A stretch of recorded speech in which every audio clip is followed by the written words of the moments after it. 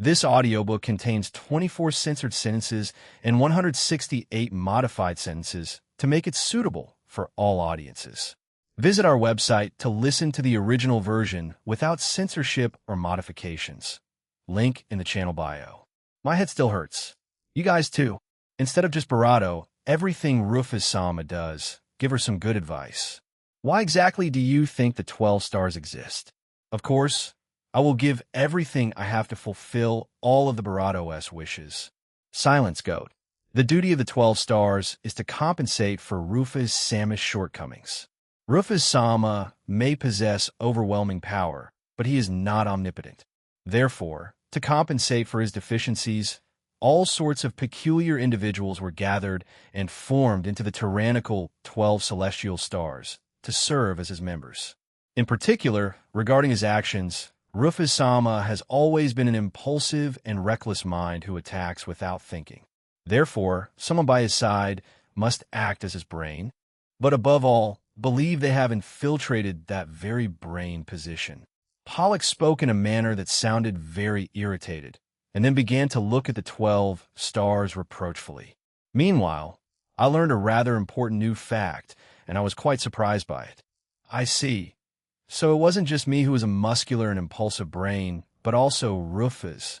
On the other hand, the 12 stars who had to endure Pollux's reproachful glances responded without feeling ashamed. But I'm not that smart. Me too. There's no way this lady can oppose what Rufus-sama is doing, is there? Me's not good at thinking things through either. Well, yes, it's not my job to think things through intelligently either, so I'm not good at that kind of thing either. After listening to the answers from Aries, Aegokeros, Scorpio, Carcinos, Castor, and Sagittarius, Pollux put his hand to his head in anguish and muttered, "All these muscle brains." When he did this time, Virgo shrank back in a pitiful state. Seeing this, Pollux became flustered and quickly added, "Oh, it's not your fault, okay?" I can see that Pollux was indeed one to worry. After this, Pollux proceeded to stare intently at Libra, but Libra turned her head 180 degrees and avoided his gaze. "Libra, you were the only person who could have advised me during my absence, weren't you? Why did you let Rufus-sama go astray? There's a problem with my hearing. I can't hear what you're saying. What practical system you've got there, huh? You piece of metal garbage." Pollux gestured loudly as if he had passed the point of exasperation, then turned towards me and stared at me. "Mr. Rufus, Igriegagis, now that I'm back, from now on, you'll be in charge of your actions. So, when you plan to do something, you must talk to me first. Have I made myself clear? Huh? No, but do I express myself clearly? Yeah. In terms of simple combat prowess, Pollux was no match for me. However, for some reason, I couldn't raise my head in front of her. In all likelihood, even 200 years ago, she scolded me for countless things, and she was the one in charge. Ah, so this is a real advisor, huh? Now that I understood it clearly, I realized how much Dina had been neglecting her role as advisor. That said, this is a point we should reflect on a bit. Among other things, considering that she was the one who sealed Rufus-sama. This lady didn't even realize it, and was playing cards with her. Ha ha ha. I didn't realize it, and I was arguing with her about the correct way to make black tea. You are too carefree. Scorpio and Aegokeros' fists trembled as their anger overflowed. However, the content of what they were saying was actually quite stupid.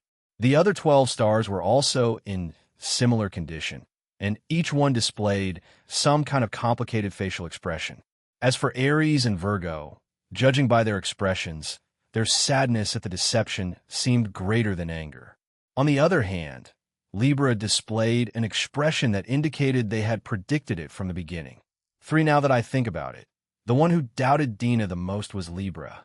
In that case, if we manage to catch her and get the information out of her, we can corner the goddess once and for all. We hadn't known each other for very long, but she didn't seem like such a bad girl to me. Be careful, older brother. Women are monsters. They can easily fake all kinds of appearances. Against Castor, Pollux presented the reality of the world. Yes, you may be right. Women are very scary. Although, in terms of what they are, Scorpios and the like are actually monsters. It's you after all.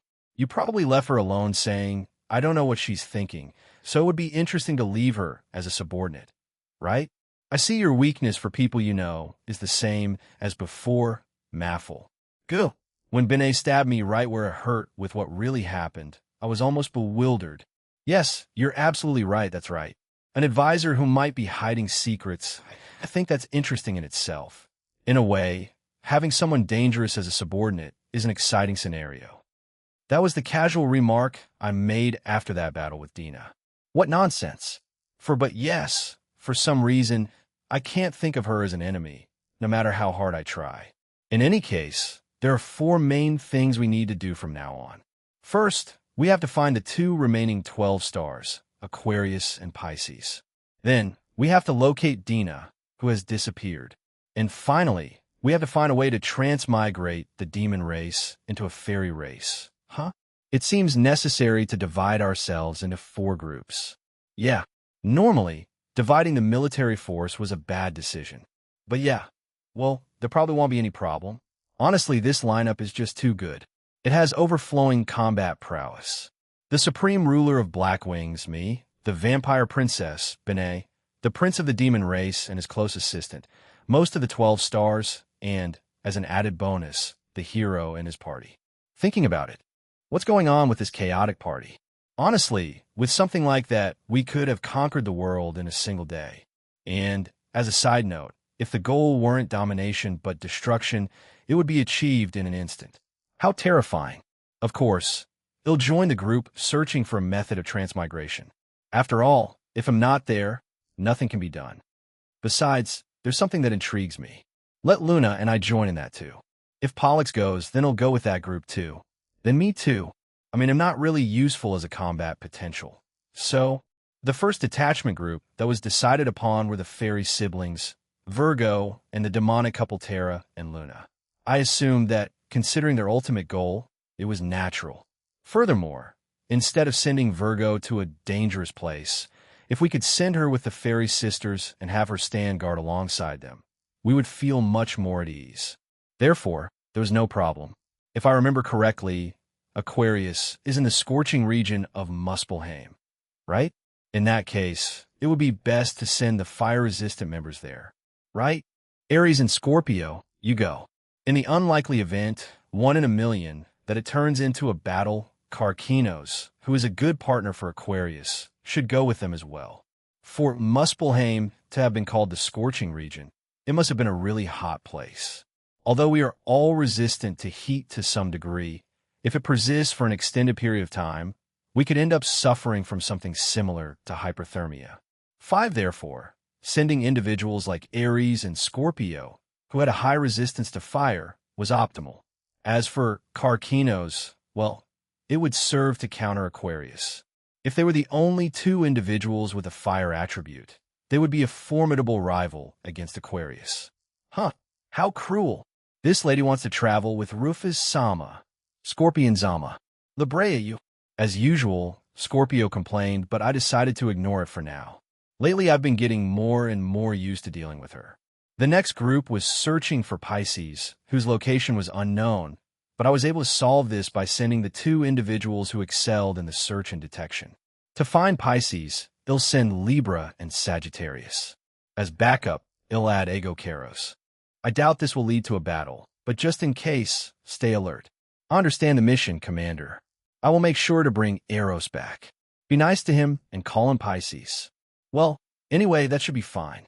With Libra and Sagittarius there, they should be able to find it. As for the hero and his group, please act according to your own judgment. That is to say, you're not actually my subordinates. So it's fine for you to take whatever action you deem most appropriate. Igriagis. Incidentally, I didn't specify young Cease actions. I thought it would turn out better that way. How to put it? He acted in a way that exceeded expectations. The idea of wanting to reconcile and reach an amicable agreement with me was a clear example of this. It was something that probably wouldn't have even occurred to other people. He wanted to take advantage of her mischievousness, derived from her otherworldly condition and her ideas that were not limited by common sense.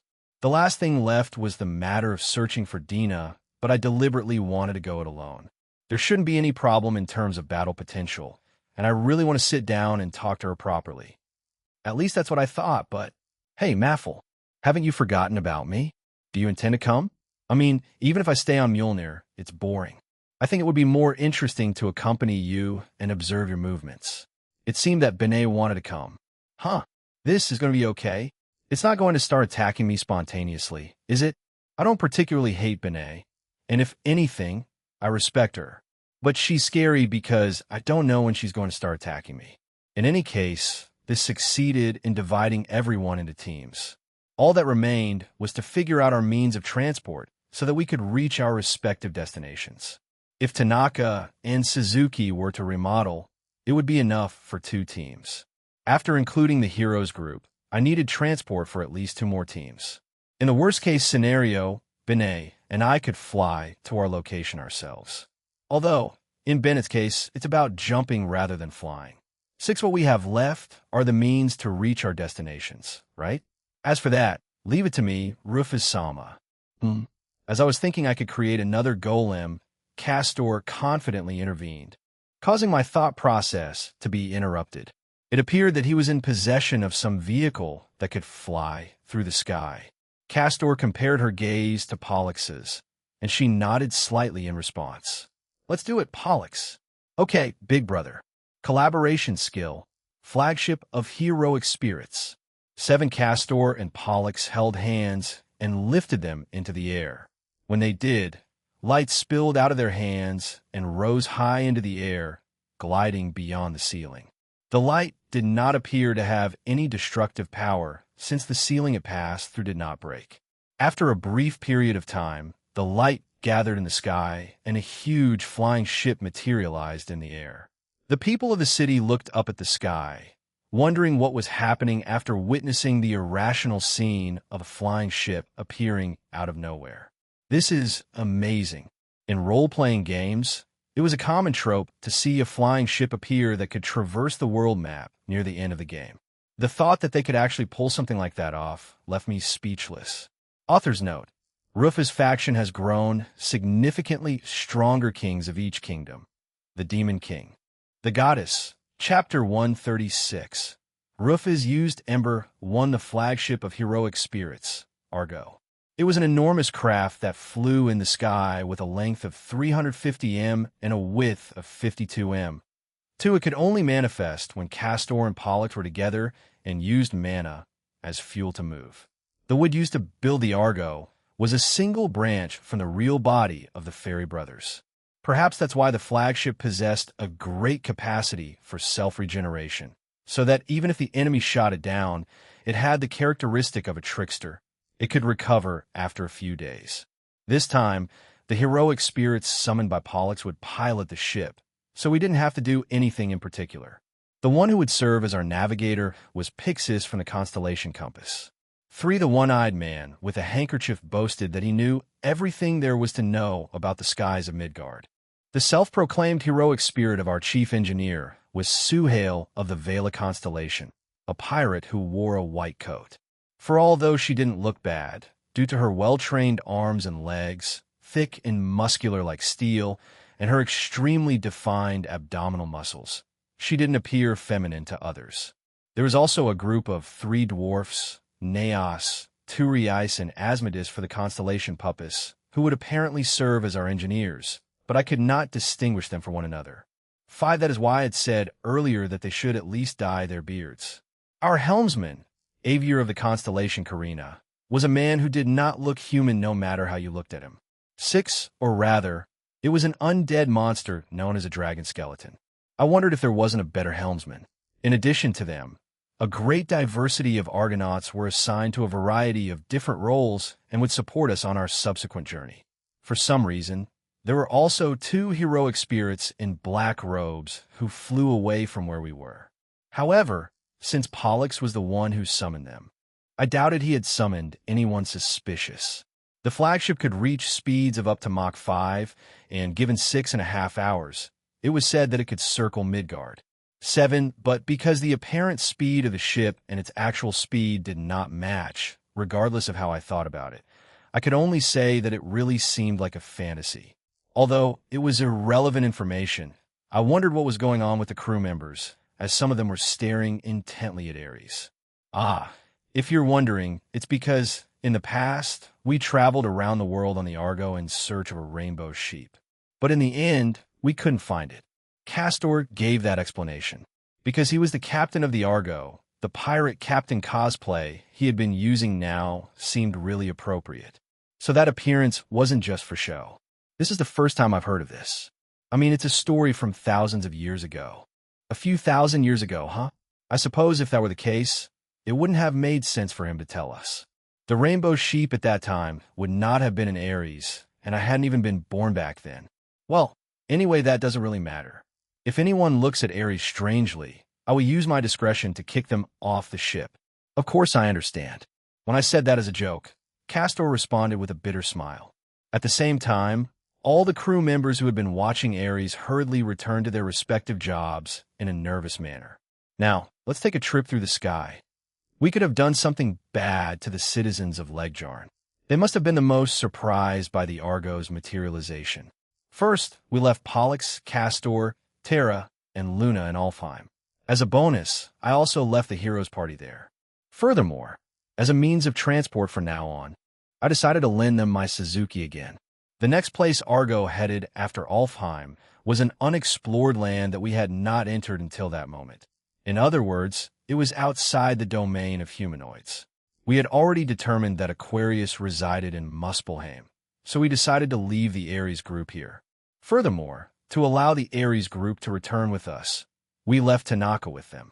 As previously agreed, some heroic spirits were also left behind to guard the Ouroboros seal in Aquarius' place. It was decided that the two individuals who would fill Aquarius' shoes would be the water serpent Hydrus and the immortal bird Phoenix. 8 Hydrus was a level 800 water Barado, a Barado species.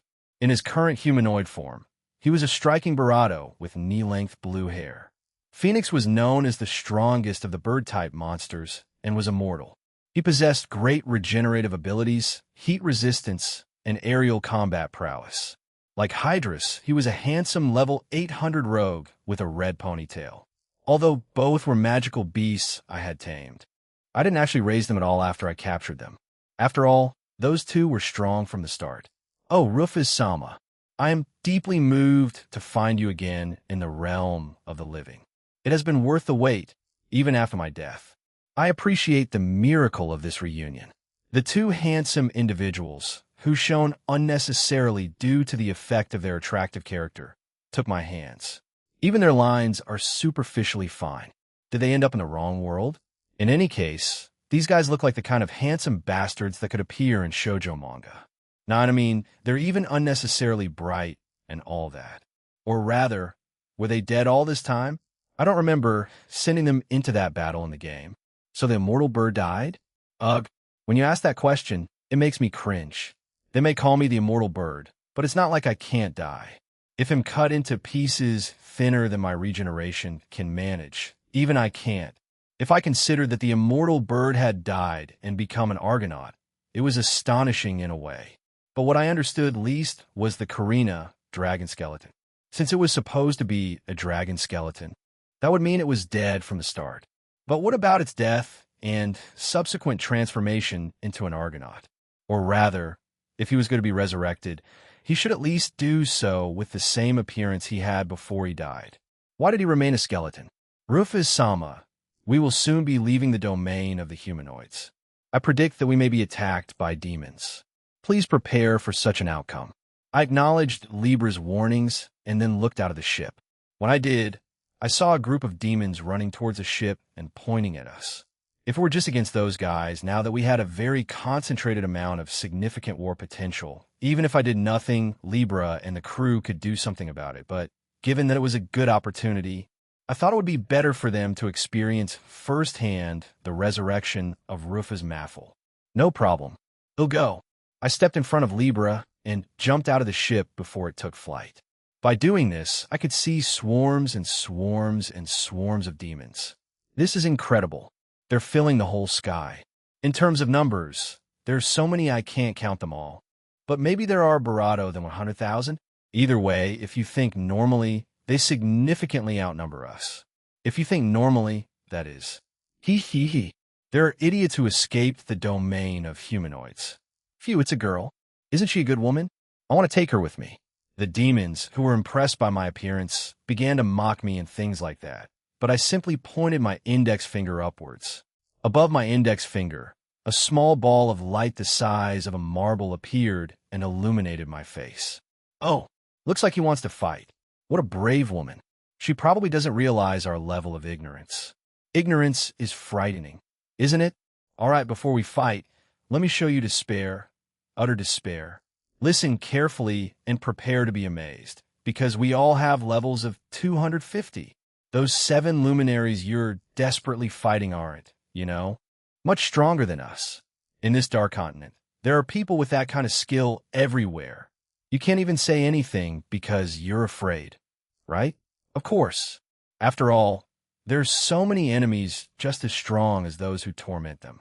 You must be so terrified you can't even scream, and you've completely lost your composure, haven't you?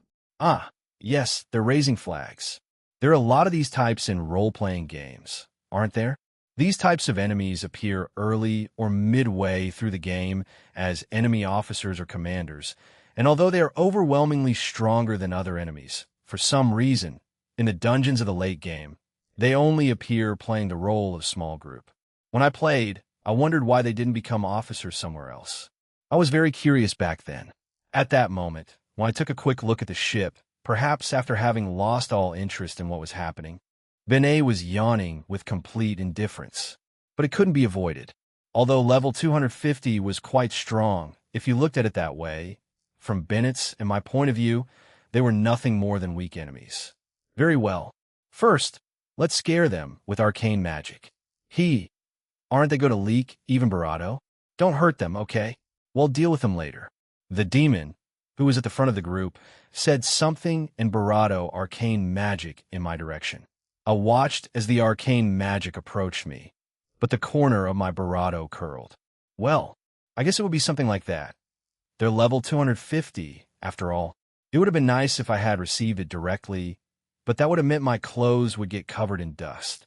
As such, I poured mana into the ball of light that was at the tip of my finger, expanding it all at once. The ball of light, which grew gigantic in an instant, swallowed all the arcane magic that was flying towards me, but still continued to expand in size. In front of the demons who were in a state of shock, it continued to expand until it became a miniature sun with a diameter of 50 meters before the expansion calmed down. In truth, it could make it even bigger. However, Midgard would become a burnt-out planet if it went too far. So I decided that was enough. The demons, who until a moment ago were howling, were petrified and their pupils contracted to a certain extent. They were visibly shaking all over, overcome with terror. Well, they made a mistake in choosing who they fought. I couldn't blame them for not knowing who I was since I had my wings hidden, wore glasses, and was in disguise, but next time, they should pay attention to who their enemy was. Next, I flicked my fingertip and lightly fired the solar flare I had completed in the direction of the demons. They couldn't avoid it. This was because the small sun possessed a strong gravitational pull. One after another, the demons were swallowed by the sun as their screams turned into a chorus of agony filled with despair that pounded in my eardrums. At that moment, an explosion. A firework was launched to commemorate the first step outside the dominion of the humanoids, and a mushroom-shaped cloud rose into the air. It had limited the area of effect quite a bit, but even so, it was still quite striking. Well, I suppose the demons would have learned a lesson from this and wouldn't carelessly pick fights with others in the future. Due to the effect of Blunt Blade Strike, the demons still had 1 HP left. Now they writhed on the ground in tears, rejoicing at still being alive. I would love to be able to defeat them, but because of that incident with Terra, I decided it would be okay to let them go just this once. If their dream goal of transmigrating the demon race could become a reality, then it would be possible that we would no longer have to fight with demons. But if I exterminated the demon race before that, I would never reach that point. So just this once. Even if it was just for once, I was willing to let them go. At this moment, I still have some naivete left, even if it's very little. As expected, Rufus Sama, that attack of yours was as grand and magnificent as the sun, truly splendid. Just as I thought, the brilliance of a flame that burns away all of creation is the ultimate. Something like water is worthless, absolutely nothing. That was incredible, Rufus Sama. A brilliant demonstration of the use of arcane magic of the sun attribute. The Yakitori seems confused and thinks it's the same attribute as him, but the fire attribute doesn't even compare to this. After all, fire is nothing more than a degraded version of sun. Tenhei. NNN. When I returned, Hydrus and Phoenix were openly butting heads. However, somewhere in their words there was toxicity towards each other's elemental attribute. Perhaps they sensed that toxicity directed at them. Both shed their bright nature personas and suddenly resembled scowling ruffians, staring at each other. What did you say, you rascal? Don't act tough, huh? You're just a water snake. Are you picking a fight with me, huh? Huh? You're just a Yakitori. Stop clucking and chirping already. Okay, do you want me to finish you? In. Hey, the sight of them grabbing each other and trying to poke each other was just what one would expect from little vandals. Phoenix versus Hydrus. Illustration from the light novel AWLBA. They may look like handsome boys, but in the end, they're still magical beasts. Huh? Their true nature is still quite violent, after all. I ignored the two individuals who started hitting each other without warning and leaned my back against an armrest.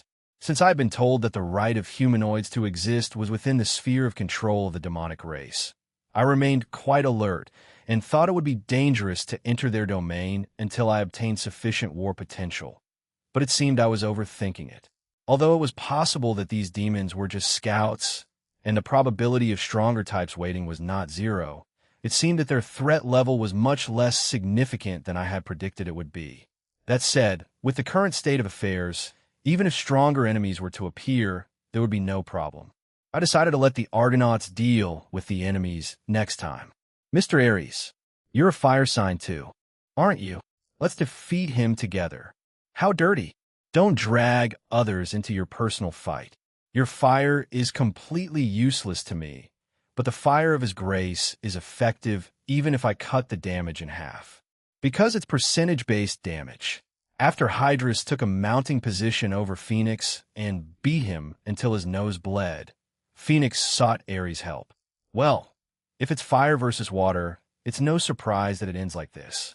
Ares, who was called for help, seemed a little nervous, but Scorpio gently tapped him on the head. You can ignore him, Ares. You can let a bunch of idiots like that sort themselves out. That's right. Fights are supposed to be one-on-one. Sagittarius, go and put on some pants. Although what Sagittarius said was very accurate. Centurato looked at Sagittarius as if he were looking at something filthy and was cracking his knuckles. I had been told that 200 years ago, Sagittarius almost never appeared even in front of his allies, and whenever he did appear in front of people, he did so under some kind of disguise. At first, I thought it was because of his specialization in assassinations. But unexpectedly, the real reason might have been his awkwardness in social situations, which made him unpleasant to introduce himself to others. Therefore, it was likely that Rufus had ordered him not to introduce himself to anyone. Hey, Maffle, can I take that guy out? If it's only halfway to defeat, I allow it. All right, Mr. Rufus. Sagittarius looked at me with pleading eyes, but I don't see him.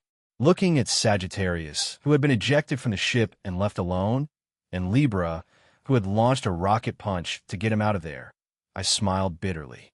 What a rowdy group we were. But it seemed we were sure to have a trip that wouldn't be boring. Author's note, Rufus. From today onward, you will specialize solely in long-range shooting. Also, if you need to appear before people, be sure to wear trousers and disguise yourself. Sagittarius, WY. Rufus, because you always carry it around, and it's ugly.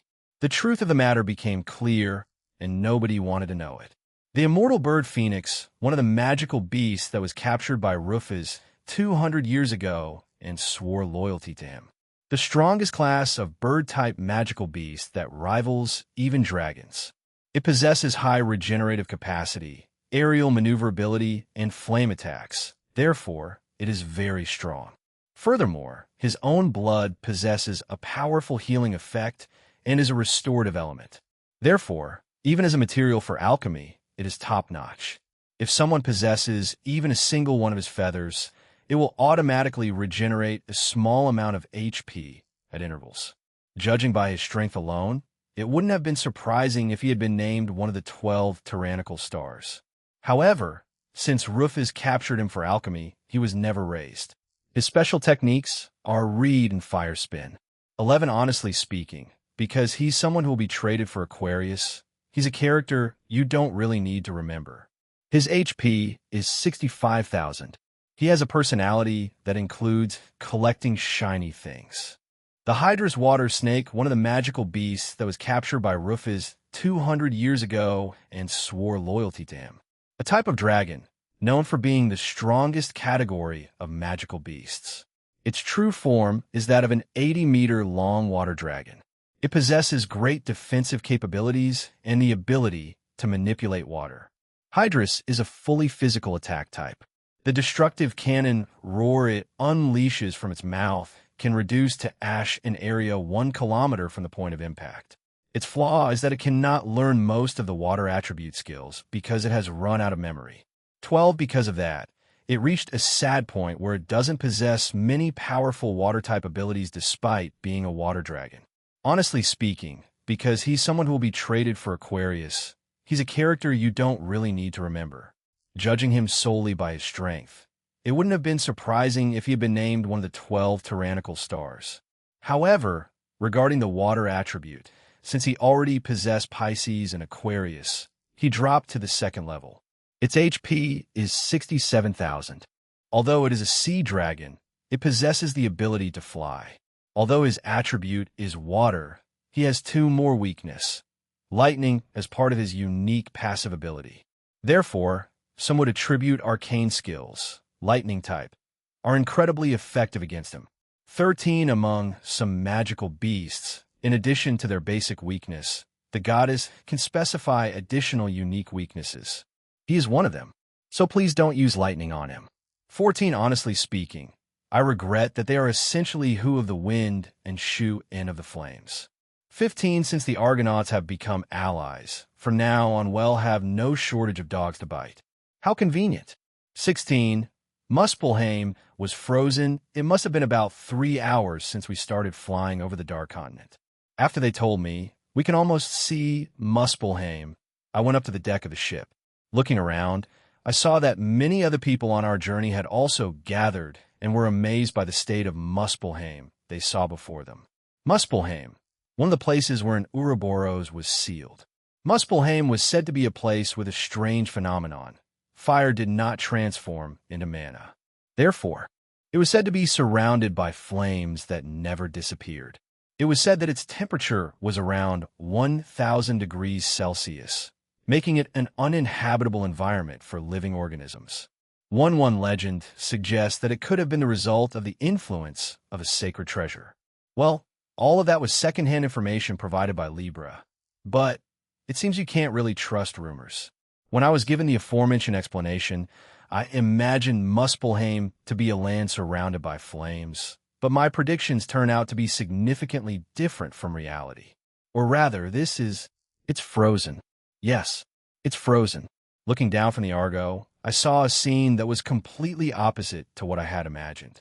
Although it was called a scorching land, it was actually an extremely cold land surrounded by ice. In the middle of all this, there was an ice palace. Furthermore, ice houses lined up around the palace, giving it the appearance of a fortified city. The ground was covered in snow, and just looking at the place, one could feel chills running through their body. Looking at it from afar, it seemed mystical. However, it was a place where one would not have personally wanted to live. It's probably the work of Aquarius. My guess is that, using his own mana, Aquarius must have altered the climate of this land. Is that so? All of Muspelheim? If it's her, it's not impossible. Out of curiosity, Libra, do you know the area of Muspelheim? It's 83,500 square kilometers. 83,500 square kilometers. So, It had approximately the same area as the island of Hokkaido. Huh? 3. Considering the large area and the fact that it was originally a land where the average temperature was over 1,000 degrees Celsius. For her to be able to freeze the entire area, she must have possessed tremendous power. When it came to users of the water attribute, the first one that came to mind was Dina, but even though they both used the same element, the way they used it was substantially different. In any case, rather than water, it is an attribute more similar to ice. However, since the ice attribute does not exist in this world, it would be categorized as the water attribute. Then, Rufus-sama will leave now.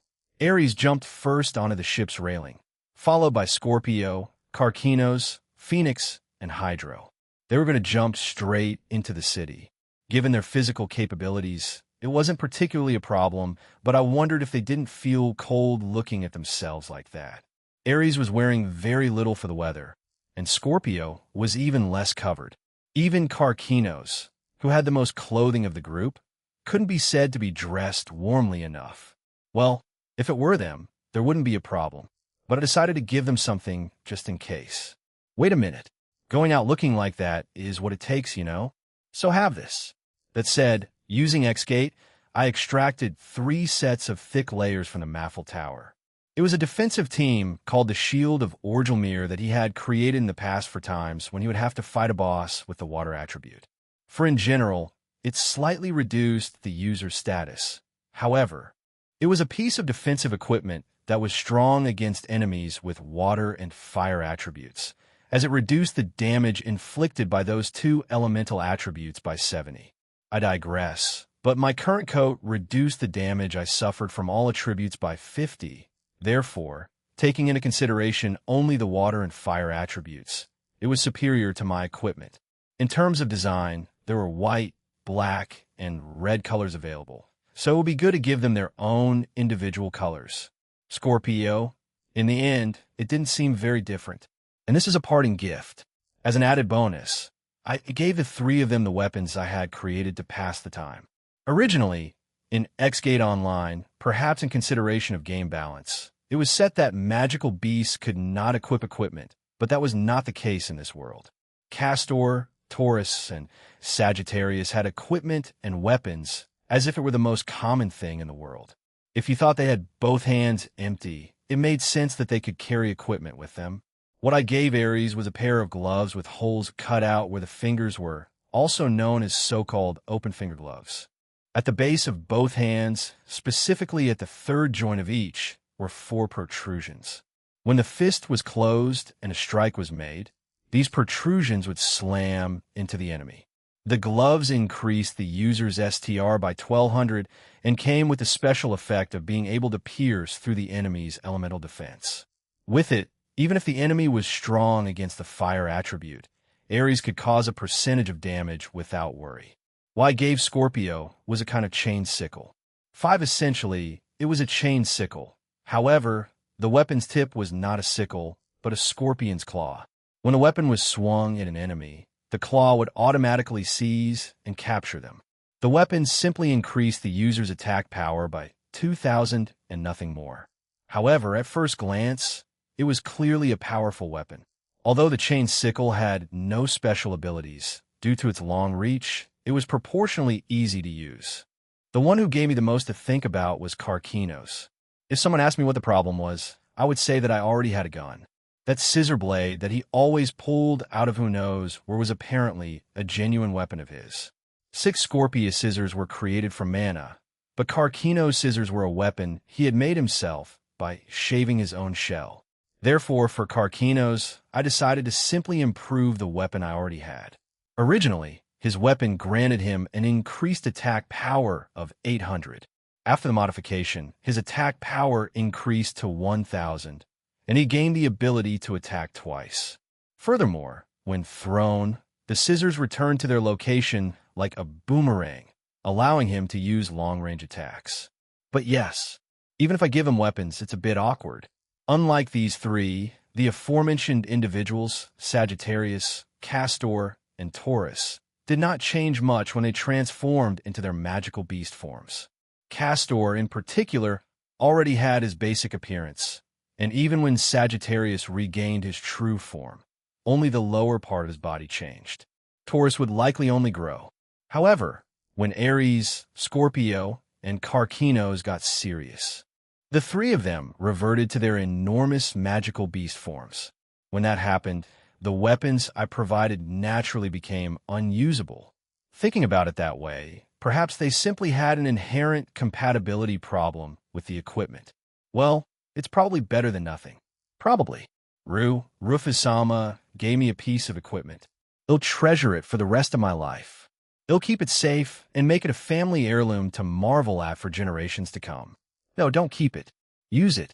What do you think the equipment is for? In any case, I managed to increase their base stats. Even if something were to happen, as long as it wasn't anything extraordinary, they should be able to deal with it somehow. Due to lack of time, I hadn't finished making equipment for the other members, but I plan to make some for them in due course. Thank you very much, Rufus-sama. I'll leave Aquarius to you. Understood. I patted Aries gently on the head and sent them off. What happened from now on depended on them. Needless to say, I believed in them. If all three of them were there, they'd be able to bring Aquarius back without hesitation. Upon hearing my words, Aries seemed to become energized and, this time, with certainty, jumped out of the Argo. Following him, Carcinos, Phoenix, and Hydrus also jumped. At that moment, the Argo was at an altitude of 10,000 meters, but if it was Aries and the rest, it was not a height at which there would be any problem. Something like a parachute wasn't necessary either. As I watched their figures walk away, I noticed that Scorpius had not yet jumped. Looking at Scorpio's face, which seemed to be waiting for something, I also patted him on the head. When I did, Scorpio's enthusiasm immediately increased, and he jumped up while shouting "Hi-ya." Today was operating normally, as usual.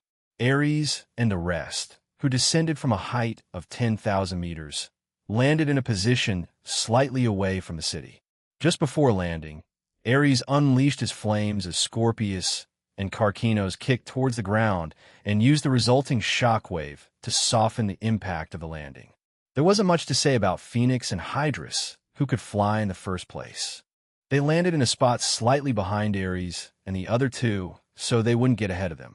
In this way, the five who landed in the extremely cold region of Muspelheim were able to experience once again how different the place was from the Muspelheim they remembered in their memories. No matter how closely I look at it, it doesn't look like Muspelheim. As things stand, it looks more like the North Pole. You can say that again. It used to be such a nice place with good heating. What a waste. Indeed, I don't mean to blame Aquarius-sama, but honestly, seeing Muspelheim, which is supposed to be a paradise of flames, frozen in such a magnificent way, leaves me feeling a little confused. For the three individuals of the fire attribute, Aries, Scorpio, and Phoenix, the original Muspelheim was the place where they felt most comfortable. And in fact, even Rufus decided on the current members after taking into consideration the extreme heat of Muspelheim. Therefore, it could be said that the current situation was out of calculation. However, if one were to ask whether members could change at this time or not, the answer would be no. Even if they included Ego-Keros in this group, there would be no members they could eliminate. If Aries were removed, a problematic double combination would remain, Ego-Keros and Scorpio. If Scorpio were removed, it would mean that Scorpio and Libra would be in the same group, which would generate internal conflicts within that group. However, Carcinos could not be eliminated in any way because he was there to be the countermeasure against Aquarius in case there was a 1 in a million chance that they would enter in a battle with her. In other words, although the situation was different from what had been originally planned, the current staff could not be replaced. For now, let's enter the city. First, we must try to understand what kind of city this is. It's just as Carcinos-sama says. There's nothing we can accomplish even if we stay here. Carcinos suggested that they enter the city, and Hydrus agreed. In practice, what he said was very accurate. Even if they remained still, the situation wouldn't change. The others did not object to this suggestion and silently nodded in agreement. Step by step, they left their footprints in the snow and then set foot in the city. When they did, what filled their vision was a world of silver. All the buildings, which were aligned, were made of ice and snow and were shaped like hemispheres. The houses were adorned with their own decorations and were all fantastically aligned. Even the trees that decorated the side of the road were made of ice, which made them wonder how such a thing was possible. The various tree-shaped chunks of ice jutted out of the ground in a straight line. From them, snow sprouted like leaves. Phoenix casually broke off a branch from one of the trees and watched it rubbing and scraping it with the tip of his finger. Finally, he warmed the palm of his hand and tried to see how she would react, but she only ended up squinting. It's a strange kind of ice. It doesn't melt even when heated. Are all the buildings in this city made of the same kind of ice? How beautiful. Instead of ice, we could call them crystals. Is this a city of crystals? Unlike Phoenix, who had a conflicted expression, Hydrus looked distractedly around the Silver City. The brilliance of this silver world. What a beautiful thing it is. Hydrus inappropriately wondered in his heart whether this entire city was a great work of art or not. Stop hypnotizing yourself, octopus. What city of crystals? You're a show-off. You're noisy, Yakitori. Looking at this city and feeling nothing. Aren't your senses rotting? Hey, ignoring Phoenix and Hydrus, who became disharmonious and clashed with each other. Ares and the rest proceeded to move forward. Since those two had always been like this with each other, even 200 years ago, this was just their normal state, therefore, it wasn't something they had to pay attention to so late in time. Although it seemed they had a bad relationship, those two could be called comrades in arms and were actually good friends. In that sense, even if they launched a cross-counterattack right in each other's faces, the others had nothing to worry about. If they were left alone, they would eventually catch up with Ares and the rest inside the city. So what do we do first? I suppose the first place to visit and get information is always the tavern. Let's look for a building similar to that first. If one wanted to gather information, one needed to go to a place where many people gathered. That was a conclusion that anyone with any kind of experience as an adventurer could immediately reach. In the past, Rufus herself gathered information in taverns for a time. Karkinos also opened taverns for that purpose. Where people gathered, information was consolidated. Even if it was just a small rumor, there was a good chance that the shopkeeper or regular customers had already heard it before. How troublesome. It would be the end of it if we went straight to the palace to pick up Aquarius. It's not like we don't know each other. That's true. Is there any reason why we shouldn't? That's what we're going to find out. What exactly is this city like? Why did Aquarius create a city like this when he should have sealed the Ouroboros? Without knowing it, if we attack without warning, we could cause unnecessary problems. Aren't you being prudent? After all, this is a mission where failure is not an option. Even Scorpio, who seemed worried, could do nothing but agree with Karkanos' words that failure cannot be allowed and swallow his objections. Exactly. Failure was absolutely forbidden. It was an order their master had entrusted to them. If they did something unnecessary that made Aquarius feel so overwhelmed that he could no longer leave, they would no longer be able to show their faces in front of Rufus. All right, but we can't waste much time. This lady wants to finish the job quickly and get back to spending time with Rufus-sama. In that way, Scorpio reluctantly agreed to Karkinos' suggestion. Interesting and useful but long author's note. Next, I will explain the standard for the skill levels in this world. Without the effects of doping, I don't have much to write right now. So it'll go over the approximate benchmarks for each skill group. Keep in mind that this isn't an absolute ranking of each category, but more like, well, they're probably this strong, so bear that in mind. An ordinary person. In Earth terms, level 1 is a child, level 2 is an average adult male, and level 3 has the strength of a professional athlete. In other words, even if you brought a professional baseball player or someone similar into this world, they would only possess abilities as strong as those of a level 3 person. People at this level would be considered capable of fighting, even in Midgard. A novice adventurer would fit into this rank. As a side note, for Earthlings, level 4 would be equivalent to that of a professional martial artist. The strongest could become a world champion. However, there would be little difference in their status. An Earthling who could reach level 5 would likely be the rarest of the rare. They are good enough to be considered full-fledged adventurers. As long as they aren't overly enthusiastic, they could survive and live a stable life. Even among the Order of Knights, they would be a low-ranking squire. They possess a skill level sufficient to be considered true adventurers. As adventurers, they could be considered first-rate. Even among the knightly orders, they are strong enough and, depending on the situation, can even lead subordinates. The lowest point at which a person can be considered strong.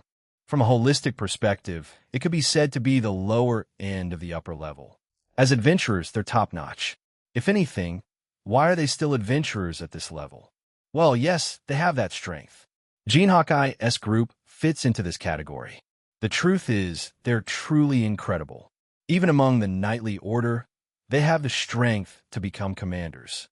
Upon reaching level 50, it wouldn't be surprising if they rose to a position in the Royal Guard. In practice, in some smaller kingdoms, warriors of this level are referred to as the strongest in a kingdom. A strong and charismatic individual known throughout the continent. Once someone reaches this stage, when people address him, they will undoubtedly refer to him with the strongest of somewhere in their titles. In an adventurer's guild setting, which is often seen, it could be someone assigned an S-rank class. Although, those categories don't exist in this world. Individually, they have enough strength to be able to face a small peloton and, depending on the situation, a medium-sized peloton. They are incredibly strong. It wouldn't be surprising if they were considered the strongest humanoids. In practice, at different times in civilization, this was the highest level that humanoids could reach. In traditional role-playing games, they would be max-level characters capable of incredible feats. It wouldn't be surprising if they were called legends. I created this category taking into account that the average strength of a medieval fantasy world role-playing game is at level 100. Individuals who have surpassed the limits of humanity. A living legend. While it would depend on their fighting style, it's not impossible for these people to destroy a country single-handedly. Their very existence becomes a weapon. On their own, they could be a threat to a kingdom. A walking strategic weapon. If they run, they could move faster than the speed of sound. Their arcane magic could level an entire forest. Their sword attacks could create fissures in the very earth. If these individuals weren't in a world as exaggerated as the one in this series, it wouldn't be surprising if they played the role of the final boss. With their strength, they could fight single-handedly against Earth's vast army of battalions. But not against nuclear weapons. And there's also an Earth Commando unit capable of starting a third world war as if it were a one-man army? Is that person really human? The category in which an individual would exist beyond their time and be passed down from generation to generation in myths and legends. Individually, they could easily overcome the military might of a kingdom and even change the climate. If these individuals were to get serious, they could even completely devastate a small area of land. At this point, they have transcended the limits of what a living being can do. In all likelihood, they could fight the entire Japanese defense force in a frontal assault on equal terms, provided there are no nuclear weapons. But if they exceed level 400, there is a possibility that they can withstand nuclear attacks. Walking catastrophes. These people can no longer be considered living creatures.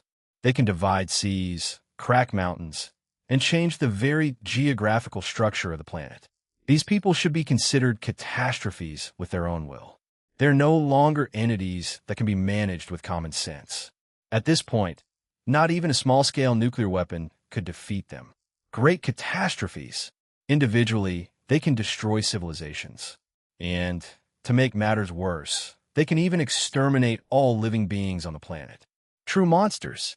At this stage, even if the most powerful nuclear weapon on Earth were to hit them directly, they would not be destroyed. If a monster of this level decides to attack you with hostile intentions, it's equivalent to a giant meteorite falling on you. The pinnacle of strength. Individually, these people have enough strength to turn a planet into a dead rock. Nothing can be done about it now. All we can do is pray that these people don't decide to direct ill intentions toward them. They are at the point where even after unleashing the full bravado of an overwhelming attack on them, they finally endured only a small amount of damage. Originally, this was a stage almost impossible to reach without the goddess' intervention. This was the realm that only a few great evils and heroes from Midgard's legends had managed to reach. Their very existence is a form of deterrence. In a way, they're the system of the world itself, and it was never intended that other living beings would fight against it. The lion sand is extremely strong. People who reached level 1000, which is not normally achieved, and then further increase their stats beyond that threshold. A category of senseless people who make no sense. They can even fight on equal terms against the previous group of deterrent-class magical beasts. The goddess, what is this? The level 1000 limit is for individuals who broke the limit even further so that they finally managed to overcome the level limit restriction, the scenario. At this point, the individual is nothing more than a glitch in the system. Having surpassed level 1000, their maximum damage limit has also increased. Therefore, from this level onward, the level of destruction becomes somewhat uncontrollable. More specifically, they can inflict more damage than a planet like Midgard could withstand, potentially destroying it. Additionally, the damage limit increases by 1 digit for every 1,000 levels they gain. At this stage, they can fight at half the speed of light. With a single leap, they can reach space, and with a single kick, they can destroy a planet. Even a simple shockwave of maximum power arcane magic will destroy countless planets and may even cause explosions on a cosmic scale. The goddess? The goddess was confused after the situation overwhelmed her. It seems that, honestly, she doesn't understand how something so strange happened. The stage where nothing makes sense anymore. If they wanted to, they could probably destroy at least one solar system. Half statement. The goddess, that's right. This is a dream, flees from reality. Look, goddess. This is desperation. The goddess. Chapter 138.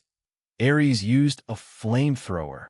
One after entering a tavern, what Ares and the rest saw was something that shouldn't have existed on the Dark Continent. A lively group of humanoids. They included, among others, humans, beastmen, elves, flugels, dwarves, and hobbits. The mere fact that humanoids lived here was astonishing. Since the 7 heroes lost to the Demon King, the humanoids had been gradually stripped of their right to exist. By then, they only had a small patch of land left. Specifically, they could only live in the small area where Ares and the others had been operating up until that point. However, to think that there was some living normally in Muspelheim, which held the highest level of danger, even within the Dark Continent. Inside the tent, enveloped in perpetual ice, people sat wearing thick clothing to keep warm and drinking alcoholic beverages while having friendly conversations. At least they didn't seem to live in fear of tomorrow, because the tavern wasn't shrouded in a dark atmosphere. That's obvious, but it doesn't look like the furniture itself is made of ice. Does it? Scorpio touched a table at random and murmured in a disinterested voice. Even taking into account that they would not disappear, as expected, the tables and chairs could not have been made of ice. That said, the surroundings were the same. The fact that it was still cold didn't change. However, considering that the entire place was surrounded by ice, one could say that this tavern was abnormally warm. If you ask me if it's a little cold, it is a little cold, but it's actually quite warm compared to the outside. Mr. Ares, it's probably because this ice is hiding a secret.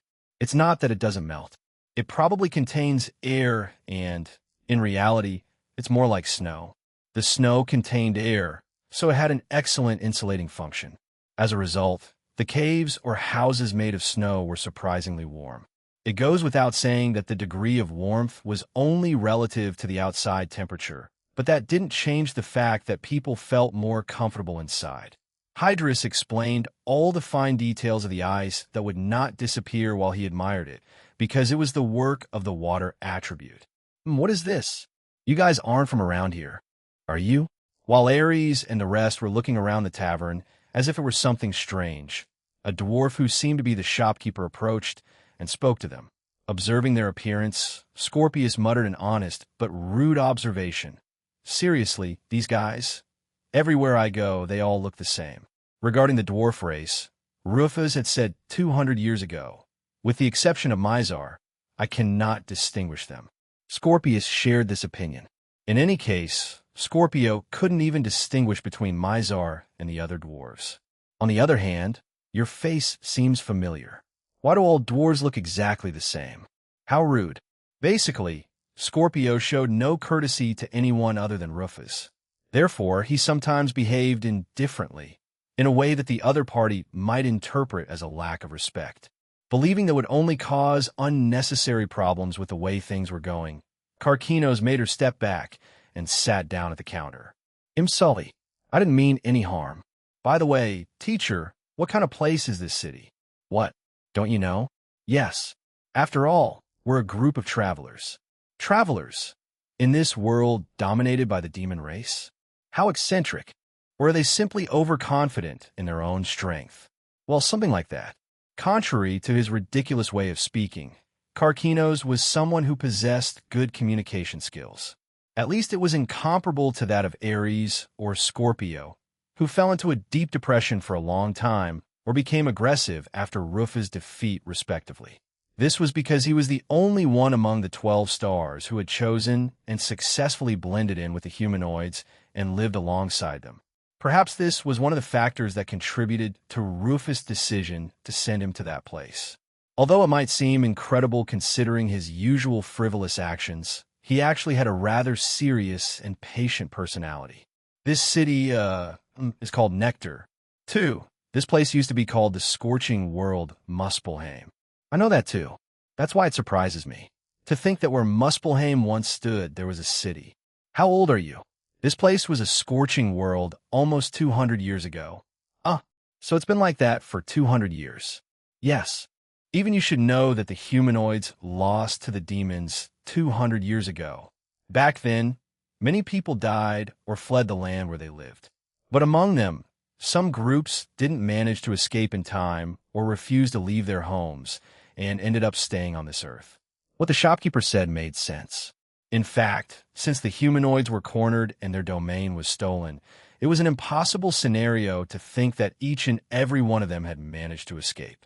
It was natural that there were those who did not manage to escape or decided to fight to the end. But the problem came after that.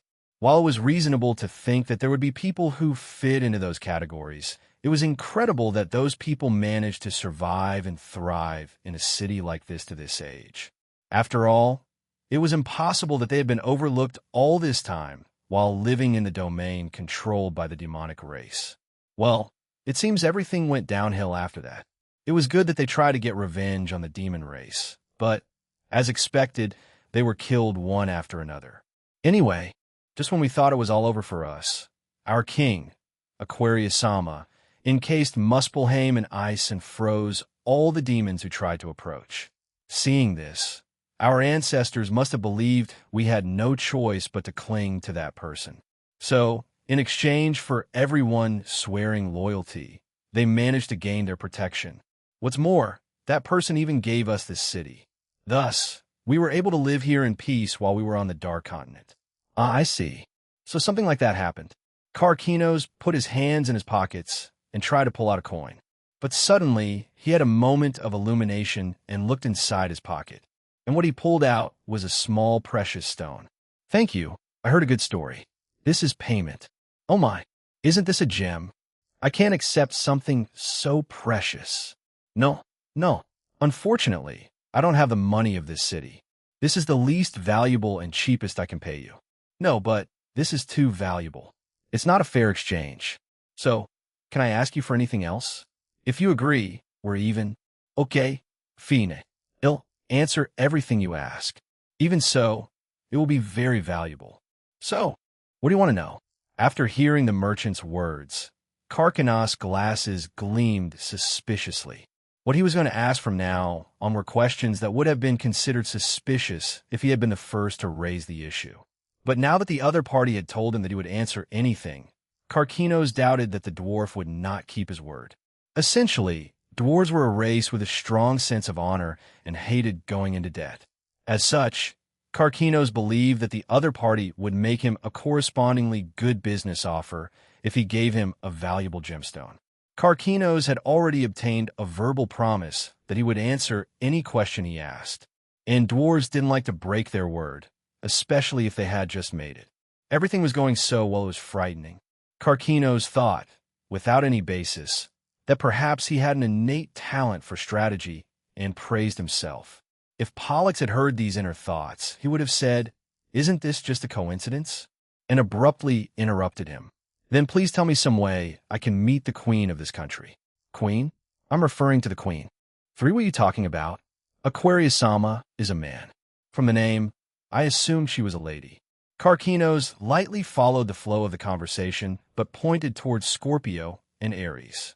When he did, they both nodded slightly. Things looked like they were going to get difficult. That's what her eyes said. Well, yes. Is seeing it directly probably impossible? Although you could get an audience if you achieve something very significant. To achieve something truly significant? Well, for example, defeating the demons that come to attack, or defeating Pluto who leads them. Well, that's probably impossible. Centuredo, this city, has suffered several times because of him. He's a real pain. Upon hearing that information, Karkinos' lips twisted into a smile. I see. So if we defeat that guy, we can face Aquarius without complicating things. Instead of dealing with this, we won't have to provoke their bad mood. It's an easy solution. That was good information. Teacher, are you leaving already? Yes. I know what I have to do now. I see. If you happen to be passing by, come and visit me. If it's you, they'll give you a free drink. He probably meant the gemstone was a form of prepayment. What an honorable dwarf. Although he was told it was payment for the information, did he consider refusing it too stubborn or simply too kind? But Karkinos did not dislike a man like him. After replying, "If there's a chance, I'd appreciate it," he left the tavern along with Scorpius and the rest. In a place about 500 kilometers from Nectar, there was a city. A city, perhaps calling it that would have been too grand. The reason was that it had more surface area than the entire domain of humanoids combined.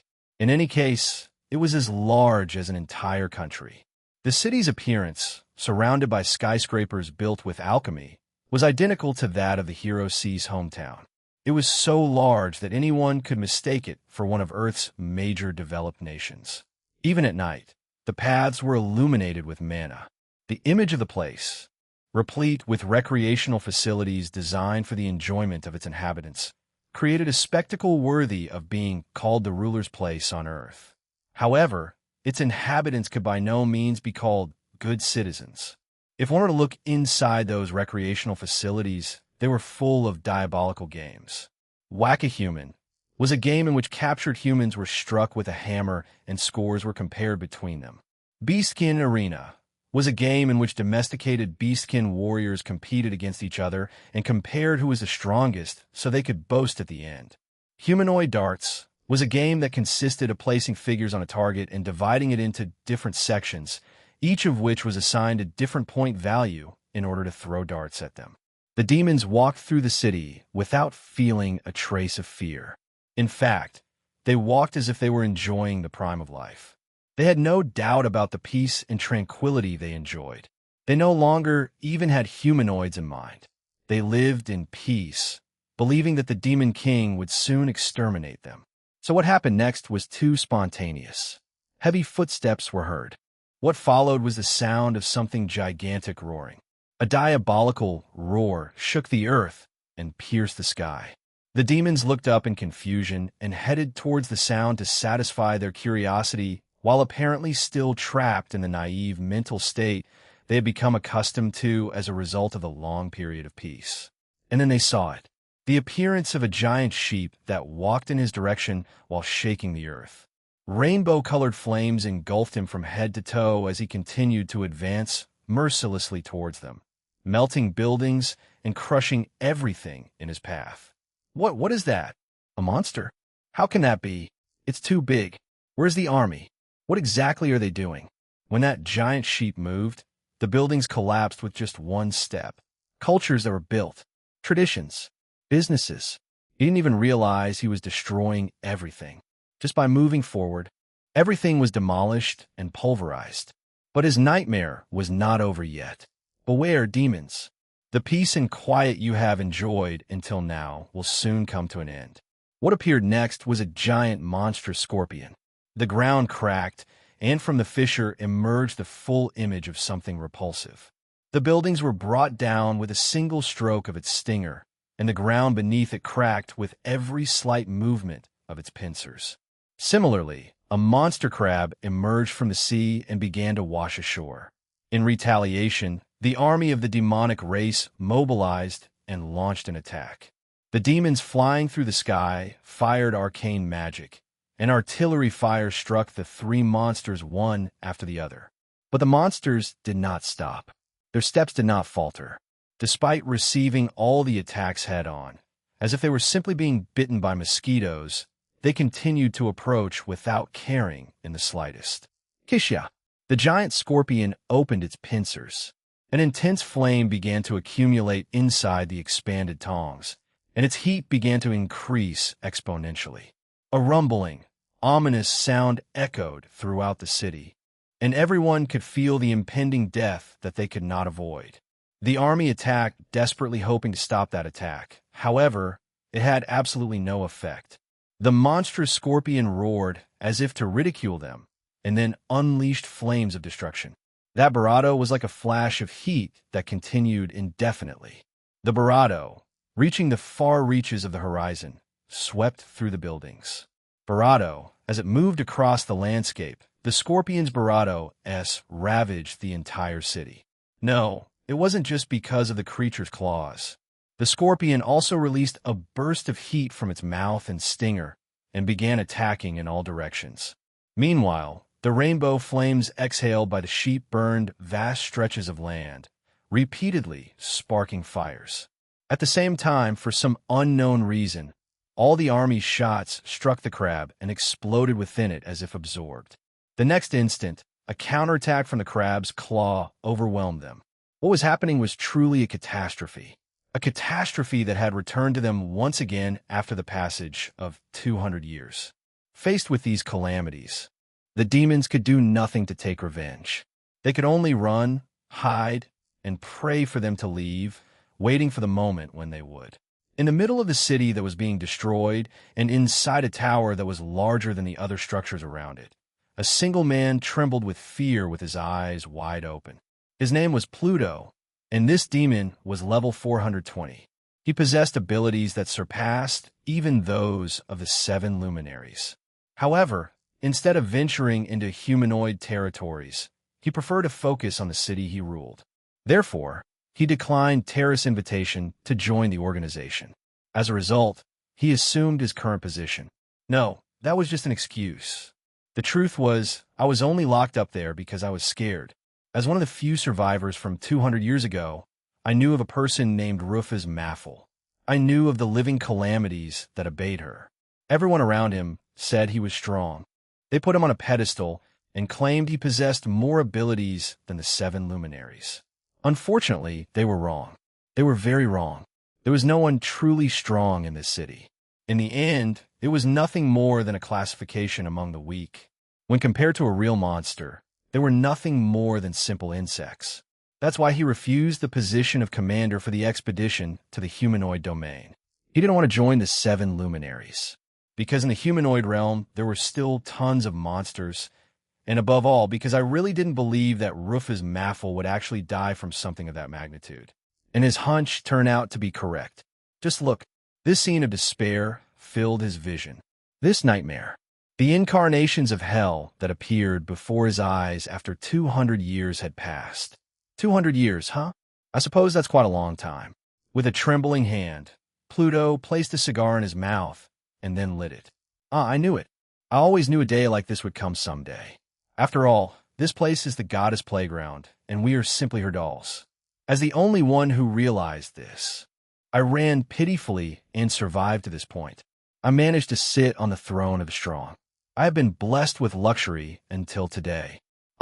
Then the man smiled mockingly to himself, and then inhaled one last time with satisfaction. Outside the tower, the giant sheep opened its mouth and seemed about to breathe a flame in their direction, but had no thoughts of fleeing at that height. An era would pass, just like when Rufus Maffel rose up, and just like when she was overthrown. This time it was their turn, no more and no less. He exhaled smoke, and looking at the flames approaching him, smiled slightly. The ending turned out to be quite abrupt and disappointing. Huh? A demon who knew the events of 200 years ago murmured in a voice tinged with resignation, and, in the next instant, was erased by rainbow-colored flames along with the building he was in. With him, the glory of the demonic race came to an end. To this day, they have persecuted and oppressed the humanoids, yet still enjoyed peace and tranquility. Today, the time has finally come to repay all those debts. Those who knew the past would understand. Those who didn't, from the younger generation, would experience fear without knowing anything. What it meant for the willful calamities, the 12 tyrannical celestial stars, to soon reunite under the black-winged supreme ruler once more. The despair that enveloped that reality.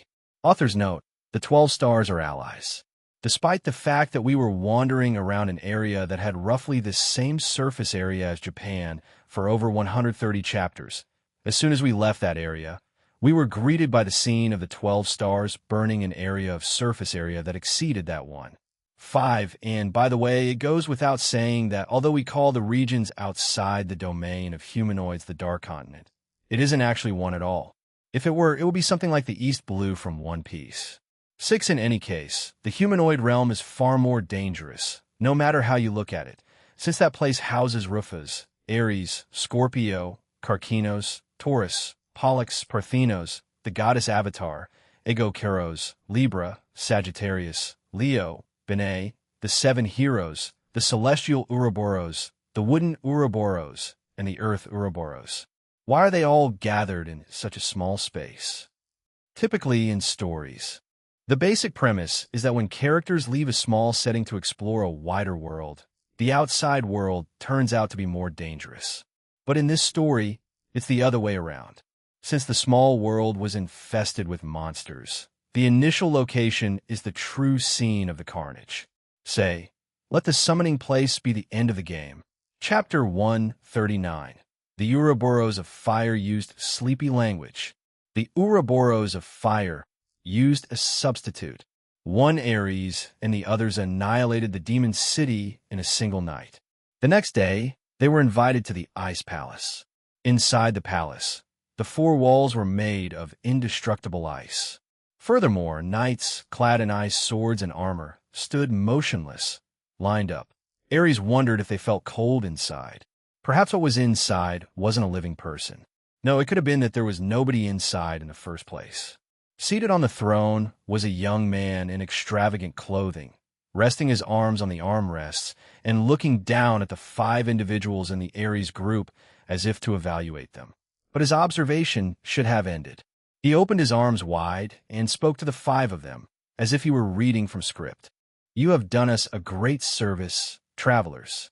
Your achievement in defeating Pluto was truly splendid. Therefore, we will reward you with whatever you desire. Property, honor, authority? Speak as you wish.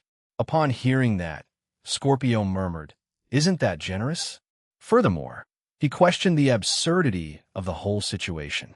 It seemed that, even after having come this far, he still didn't understand who he was talking to, even considering that 200 years had passed so that he could forget their faces. What a dishonorable man he was. Scorpio ran his fingers through his hair and looked at him with contempt. Wow, really? In that case, I'd like to meet Aquarius, Mr. Substitute. Huh?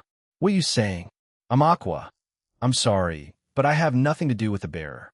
Ganymede, the one we do have to do with, is the water jug. 2. After being called by his true name, the false king who called himself Aquarius trembled.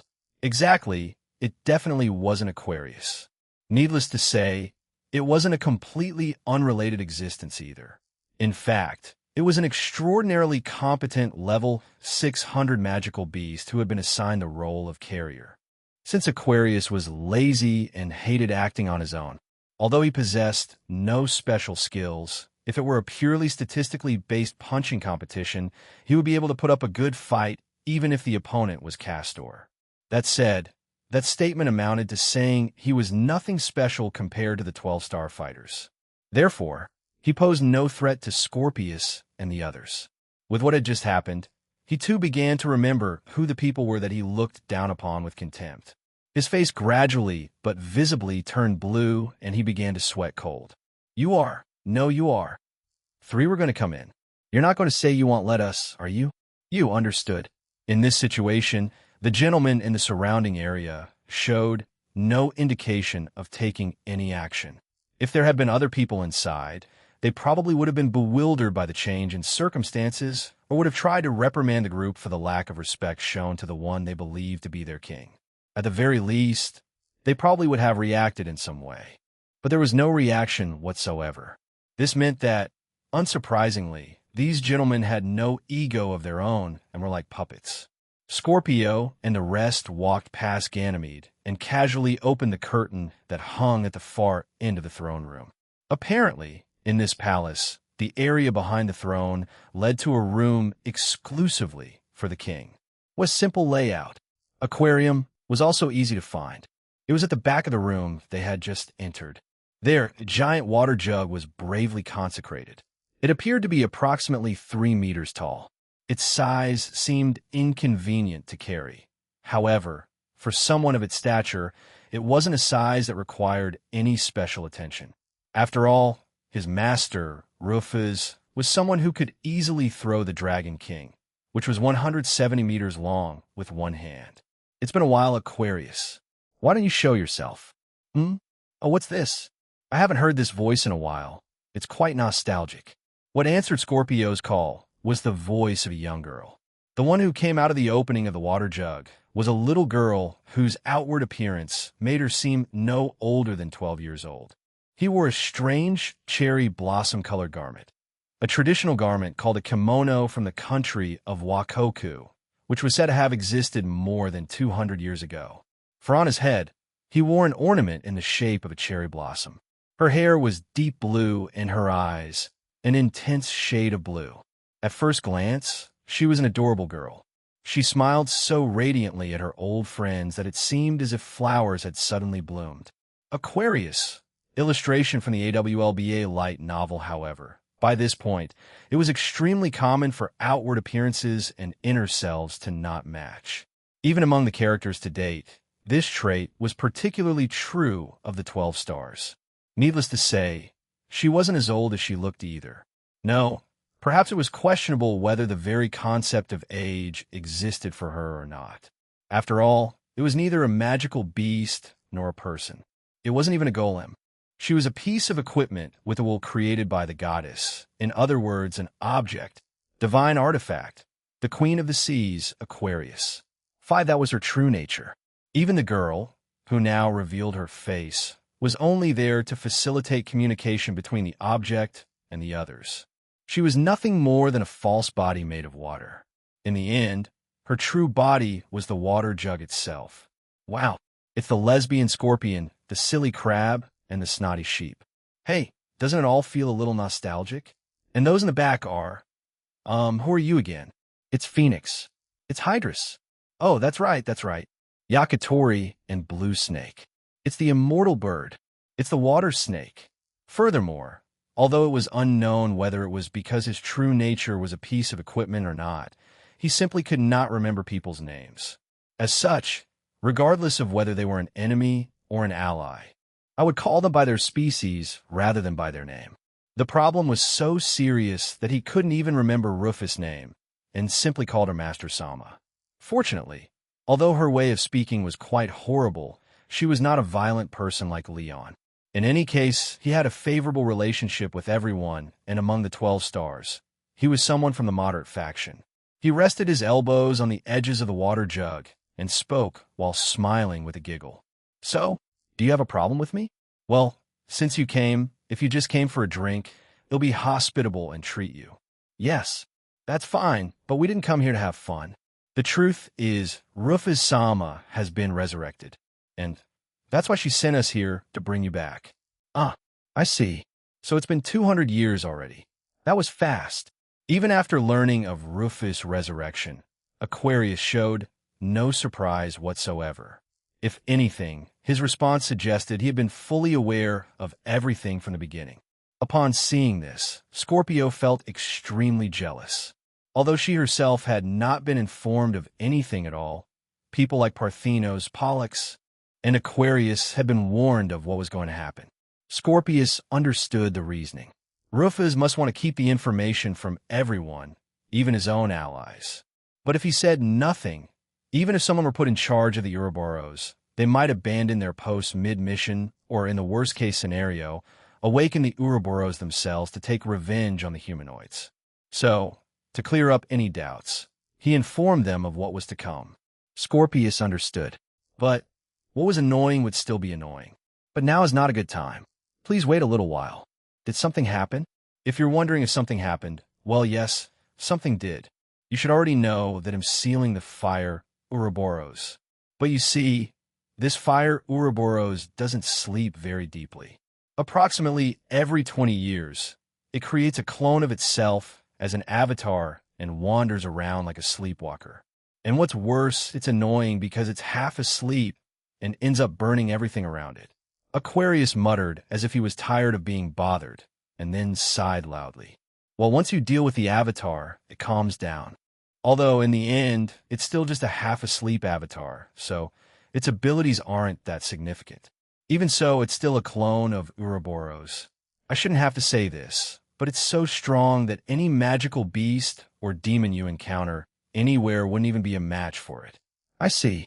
In other words, until that's defeated, you won't be able to move freely. No wonder you were having a hard time against something like Pluto.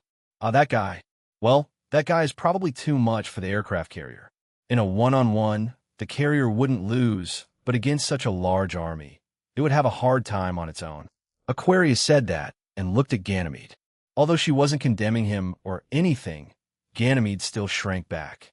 Well, he was whatever he was. He was a small fish, so even if we left him alone, there wouldn't be a problem. Hey, put that way, our work was a complete waste of effort. Haha, oh well. Anyway, getting back to the Ouroboros, it seems you brought me a substitute, but as expected, it's too much for the Yakitori and the blue snake. So until you sort out, I can't join you. Sorry. Phoenix and Hydras were not weak at all. In fact, they were quite powerful magical beasts. One was an immortal bird that possessed great regenerative ability and firepower, and was ranked as the strongest species among bird-type magical beasts. The other belonged to a subspecies of dragon-like creatures, considered the strongest race. It was a water dragon with great attack power and arcane magic. If either of them intended to do so, both would have enough power to change the geography of the planet itself. But even then, Aquarius felt that it wasn't enough. In that case, Aquarius, myself, and the rest will unite to subdue the Avatar. I'd appreciate it, but is that okay? Yes. We were all ordered to bring you back. If necessary, I will help you. Karkinos winked at him and turned to look at his companions who were behind him. In response, Ares nodded as Hydrus and Phoenix smiled back in agreement. The only one who might have had a problem was Scorpio. However, even she understood that this was the most optimal approach. Finally, although he still seemed a little reluctant, he blurted out, "Do whatever you want." "Okay, then come with me tomorrow. We'll go make the sleepy Ouroboros sleep together." Aquarius said it cheerfully, followed by Ares and the rest smiling to match the atmosphere. It seems that this time there will be no battle between the 12 stars before they can be recovered. The next day, Ares and the rest were led to the basement of the palace. No, perhaps instead of calling it the basement of the palace, it would have been more appropriate to call it the basement of the city of Nectar. Beneath the layer of ice that served as ground lay a vast ice prison. Moreover, its temperature was so extreme that an ordinary person, even wearing thick winter clothing designed for warmth, would freeze to death very quickly. It was 100 degrees Celsius below freezing. That was the temperature of that space. Despite that, aside from Hydrus and Aquarius who were resistant to the water attribute, even Ares and Scorpio walked through that space without caring about the temperature in the slightest. Although it might seem like it was repeating itself over and over again, common sense didn't work well against monsters of such a high level.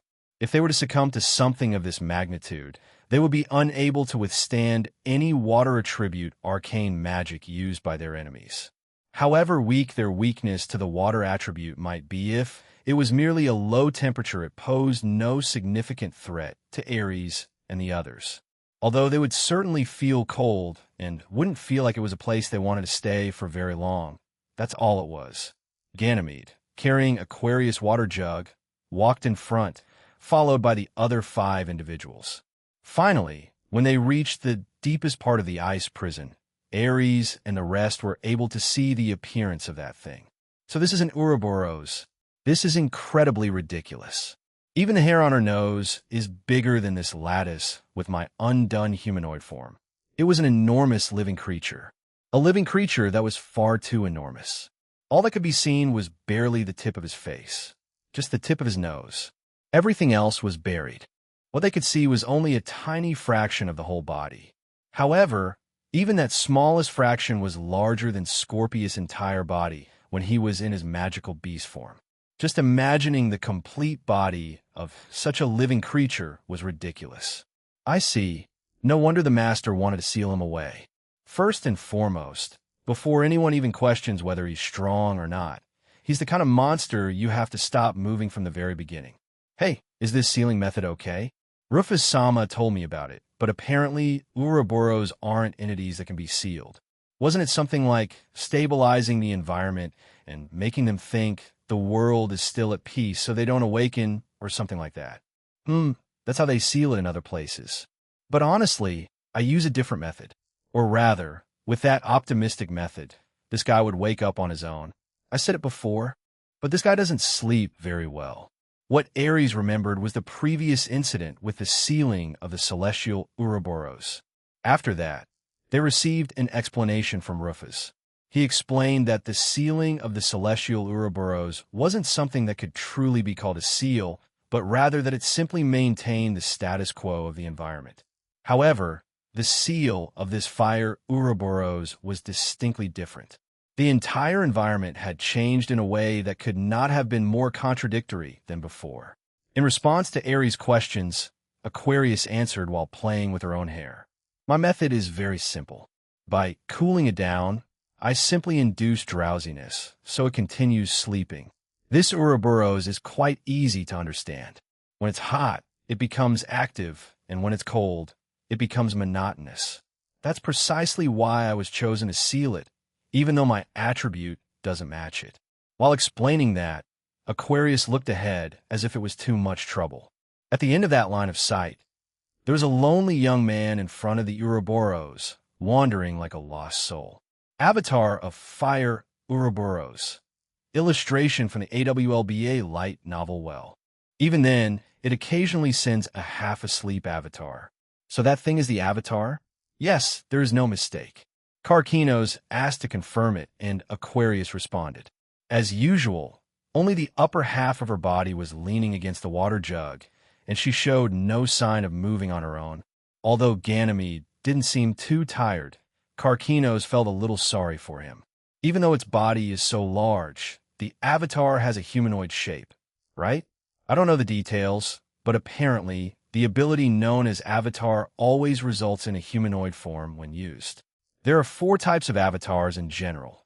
Centurado, they are indistinguishable from a normal person, and even using observing eye, their true identity cannot be seen. In response to Hydra's question, Aquarius gave an explanation. Spirits and fairies didn't need much explanation. Pollux and Castor, their comrades, fell into this category. Strictly speaking, it was difficult to consider demons as avatars. After all, they were arcane magic with their own will, not clones of anyone in particular. As for the last category, he was unable to provide any corresponding examples at the moment. Although Ares and the rest had been dealing with a 4th-rate avatar until recently. Aquarius-sama, to which category does your current appearance belong? This is part of the first category. It's a type known as a spirit. Aquarius answered Phoenix's question. Even while giving all these explanations, Aquarius' line of sight was still fixed on the avatar of the fire Ouroboros. At that precise moment, it showed no signs of movement. However, if they tried to do anything to it, it would undoubtedly move. In other words, as long as they didn't instigate anything, they had time to polish themselves a little. Aquarius activated a unique ability and applied it to everyone else. Skill Sadakbia. 7. The Secret Lucky Star. Sadakbia, its effect was to grant allies a dedicated lucky star. Once the lucky star was granted, that ally could luckily evade subsequent attacks. Therefore, it was an evasion support skill. To put it simply, it promised empowered allies absolute evasion.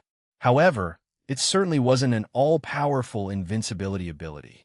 If the enemy was like Banette Nash, who used incredible speed to attack constantly, the lucky star would quickly run out. On the other hand, there were also enemies with an ability like Libra's Brachium, which ignored the effect and dealt direct damage. In addition, there was something called priority among the skills. For example, if two skills, one with absolute accuracy and the other with absolute evasion, clashed, the skill with the higher priority would take effect. And although this ability, Sadakbia, allowed the empowered individual to enjoy the effect multiple times, it ranked low on the priority scale. Consequently, it had the weakness that almost all abilities requiring absolute precision ignored its effect. However, even taking that into consideration, the support effects of this ability still could not be described as anything other than almost a trap. Now, after so long, we're fighting as a team again. I'm counting on all of you. Understood. Let's go, Phoenix. All right. Upon hearing Aquarius' words, Hydrus and Phoenix responded with great enthusiasm. The role of the subordinates was to attack first as the vanguard. The combination of blue and red magical beasts charged at the same time and began an attack against the fire Ouroboros avatar. Author's note, the Utsasimi technique is dirty. As expected, the water jug is dirty. 8. In any case, with this, Aquarius has become a deceitful character of evasion. What I use as a reference is the Utsasimi technique from FF11. She also possesses other evasion abilities, such as one that allows her to completely evade long-range attacks, or an ability she can only use once a day as her trump card, but which allows her to completely evade all abilities directed at her within a specific time period. Even though she doesn't move, she evades them. She simply evades them all. Ganymede carries the water jug with him and does everything he can to flee and evade them. But since Ganymede is also not endowed with that ability, they will attack him. And in addition to evading, it will unleash a barrage of ice attacks under the category of water attribute arcane magic on the enemy. Censuredo, it was unclear whether he deemed it unnecessary to retaliate against their attacks, or if he simply could not keep up with their speed. In any case, it was best if he didn't move. Phoenix glared at the avatar as he attacked. Among all the abilities, there were some that were exclusive to magical beasts and could not be used by humanoids. One of those abilities was called Shackle Eyes. 2. The effects of the ability reduced the target individual's defense and left them unable to move for a very short period of time. After this, Phoenix raised his arm, causing a tornado of fire to rise from beneath the avatar's feet. It was the arcane magic of the fire attribute flame tornado. 3. Although the firepower was not at all high, it continuously struck the enemy and was able to hold him off until the skill was completed. However, the damage caused by that ability was negligible. After all, the enemy was the Barado Ouroboros, a creature that could be considered the pinnacle of Barado-type creatures. Against an entity like that, no matter how strong the Barado attribute was, it would be useless. In fact, it could have had the opposite effect, since the Ouroboros could simply absorb the attacks to regenerate its HP. Therefore, this was merely a way to delay things for a moment. The real problem, in this case, was Hydra's attack. Tsunami. For among the water attribute spells, Midgard's specialty was a high-level arcane magic called Tidal Wave. Tidal Wave was a large area arcane magic that conjured a vectored tsunami, which was then used to crush enemies. The spell was one of the essential skills of water attribute arcane magic due to its exceptional impact force, scale, and cost of use. Consequently, it was no exaggeration to say that an individual's skill in using this ability determined their true worth as a specialized water attribute arcane mage. Inside the ice prison, which was not at all airtight, 50 m high, 1 kilometer long, and 800 m wide. A tsunami was unleashed that covered the entire space. Aquarius and the others deployed a barrier to completely prevent the ability from affecting them. However, the Avatar was subjected to the raging waters. Subsequently, the tsunami continued and almost impacted the actual body of the Ouroboros, a scenario that was only avoided because Aquarius deployed a barrier to prevent it. Idiot! Don't hit the real body. What if it wakes up? Sully. Their original plan was to keep the Ouroboros asleep with bad sleeping habits. If they ended up waking it up, it would backfire. After being scolded by Aquarius, Hydrus lowered his head. Seeing that appearance, Phoenix laughed to ridicule him, which caused Hydra's face to contort in indignation. But even with the two of them attacking like that, the Avatar still hadn't moved. It was still standing as upright as ever. You jerk! You're underestimating us. Are you saying that our attacks aren't even worth avoiding? Well, put an end to that complacency of yours. Seeing the Avatar's still unperturbed appearance, the two irritated individuals charged at him and kicked him at the same time. The power of his kicks was not insignificant. Just the day before, when they invaded the Demon City, this single kick had destroyed a skyscraper over 50 meters tall with a single blow. Furthermore, the wind pressure created by that single kick collectively destroyed many buildings located behind the skyscraper. The Avatar was hit by both of them at once. With perfect timing, they both smashed it directly into the Avatar's face. However, as soon as it hit, their faces contorted in astonishment. What on earth is this? It's so difficult, and it's heavy. Even though we hit it head-on, it doesn't budge an inch. How would you describe this strange, tactile bravado? Perhaps if they had been ordinary people, they would have compared it to something like, it was like kicking steel. However, for those two individuals, destroying steel was as easy as destroying a sandcastle. As a result, they were unable to find an analogy that fit the situation. The enemy was that tough, that heavy. However, it seemed that they at least managed to capture some of his attention. The Avatar, which until now had not bothered to moved calmly and seized the ankles of the two individuals. No, you jerk! So loud. Surprisingly, just from the strength of his grip, his ankles were subjected to intense pressure, causing severe injury. They both quickly assessed the situation and determined that escape was impossible. To create distance between themselves and the enemy, they acted decisively and retreated.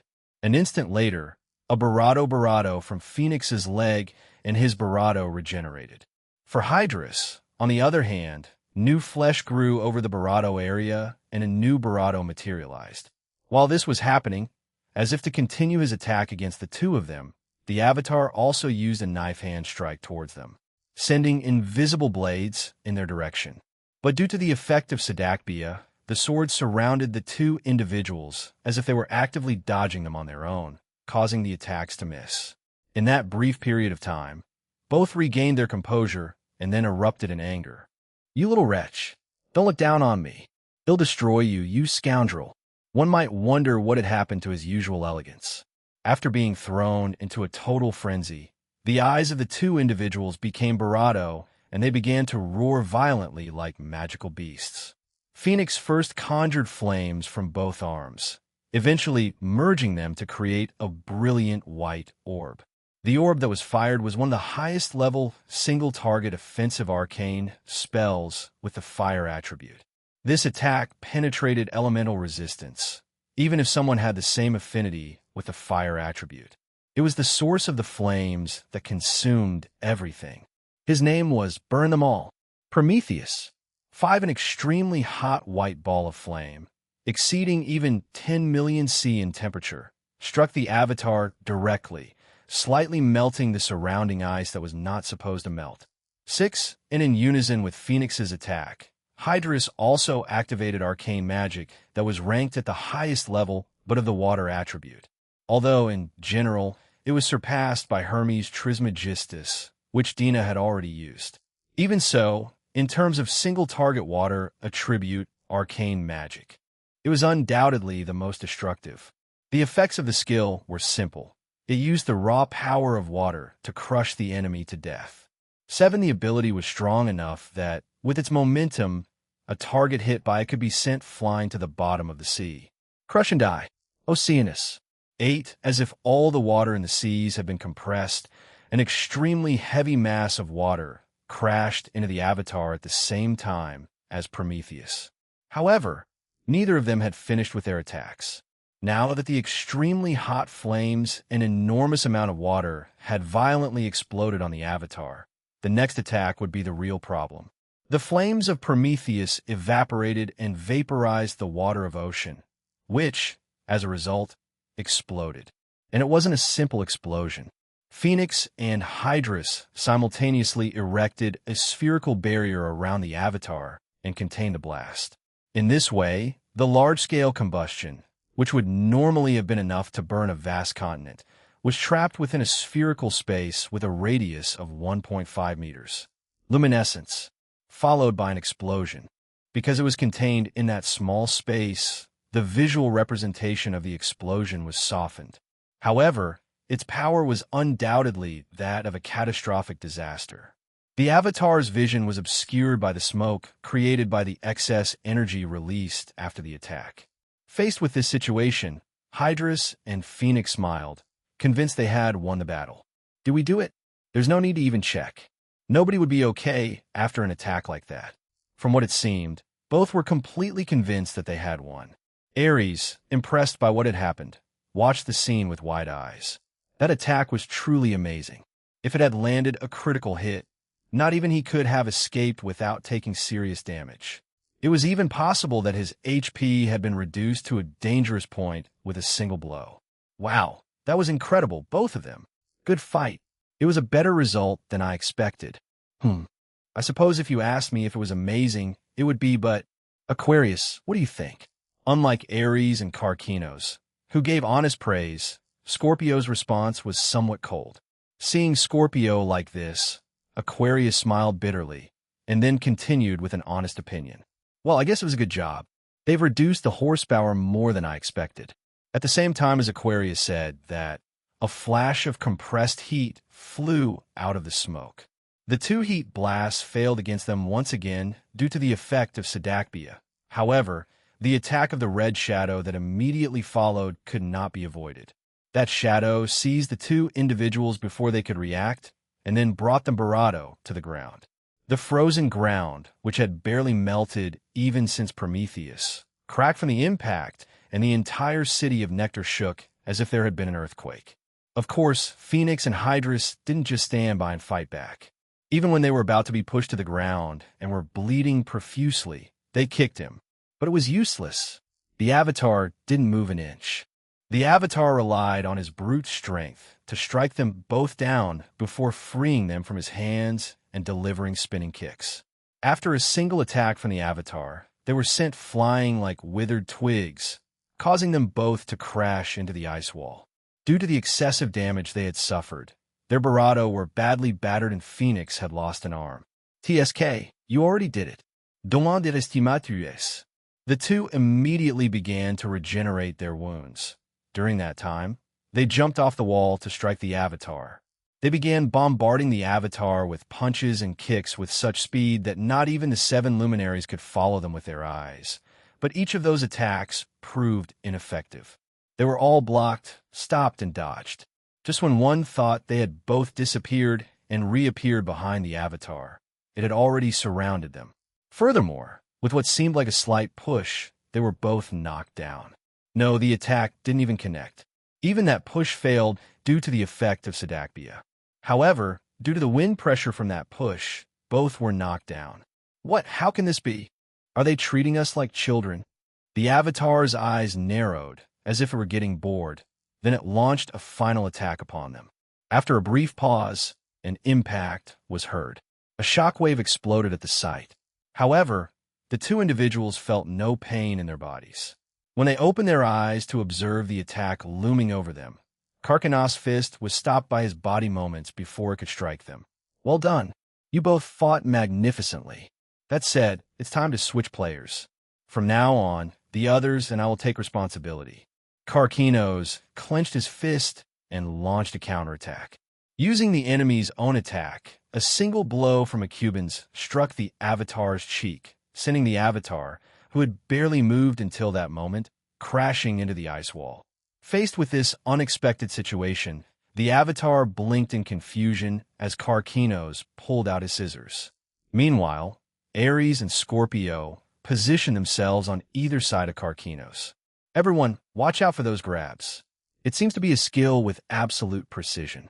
Because the absolute evasion effect that should have been cast on Phoenix and Hydrus didn't work at all. Is that what he said? Did you hear it? Can you handle it? After receiving Aquarius warnings, Scorpio goaded Ares without breaking the smile on his face. When asked that, Ares responded firmly with a confident expression. "That's fine. If I knew, I'd sort out somehow." The moment he said that, he charged straight ahead, approaching the Avatar in an instant. Since the affinities of both sides were of the fire attribute, Ares' action could only be described as imprudent. The reason was that his opponent was in existence at the peak of the fire attribute. On the other hand, when it came to a fire attribute magical beast, Ares was categorically as good as the weakest. In other words, this was a fight that should never have happened. However, Ares was no longer the weaker party at that point. Rufus had honed her skills. She also had the equipment she had provided. Therefore, he had nothing to fear.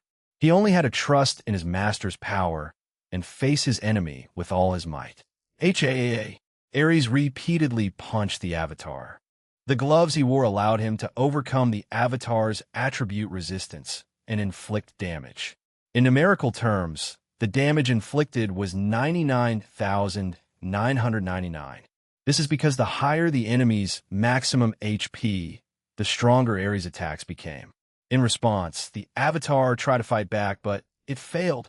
The Avatar's attacks against Ares, protected by the Lucky Star, failed as if the attacker were deliberately avoiding the enemy. He didn't even touch him. Therefore, the Avatar attempted to capture Ares. However, this attack had already been demonstrated in the battle against Phoenix and Hydrus. Ares quickly dodged backwards and, taking advantage of his falling momentum, put his hands on the ground and spun his body even further away. As Ares continuously did backflips several times, a scorpion's claw flew out and grabbed the Avatar's arm in the process. The equipment donated by Rufus was already proving its worth. Unfortunately, the specialty of grabbing the enemy is not exclusive to you. Scorpius sneered confidently, then proceeded to pull the Avatar, relying on his brute strength. After the distance between her and the Avatar became close enough, she used a claw to attack. After inflicting his poison on the Avatar, which consumed even the mana itself, he kicked him away and created some distance once again. In this situation, it was Aquarius who continued the attack. The young woman's apparition hid in the water jug. Then Ganymede directed the opening of the water jug towards the Avatar. "Frozen feather duster," Aquarius' voice echoed from inside the jar. Immediately afterward, countless ice fragments shot out. Furthermore, the speed at which the fragments flew off was truly ridiculous. Because they were ejected so quickly, all the fragments appear to be connected to each other. If it had to be compared to something, it would be like a wave of ice. If someone unable to visually follow the extreme speed of the fragments were to see this scene, they would only be able to register that a gigantic wave was erupting from the water jug. However, even while being engulfed by an ice storm, the Avatar leaped straight into Aquarius. But this time a contradictory phenomenon occurred. As if drawn in by gravity, his attack along with his body were pulled towards Karkinos. This was one of Karkinos' abilities, Asellus Borealis. The effect of this ability redirected all physical attacks toward him. In other words, it was a killing blow ability that could not be avoided under any circumstances. The Avatar's palm was forced to grab Karkinos and slam him to the ground. However, Karkinos immediately got up, grabbed the Avatar's head, and slammed it to the ground in the same way. Karkinos finished with a common, run-of-the-mill automatic attack. A kick from his long legs struck the Avatar's neck, sending him flying through the air. "Do it now, Ares. Leave it to me," Mezar theme version 3. In this situation where the avatar was thrown out of position, a furious rainbow-colored fireball was shot towards him without a moment's delay, and the avatar had no way of preventing it. Then, in the moment before impact, his mouth curved into a smile. The avatar was swallowed by flames that kill gods. Author's note: the two individuals who served as biting dogs, guinea pigs. As the role they were assigned suggests, they lost. Well, they fought bravely until the end. Although I will defend them and say that, in reality, they are not weak. In fact, they are incredibly strong. That said, now that we're having a battle in the second half of the story, they may seem like weak characters.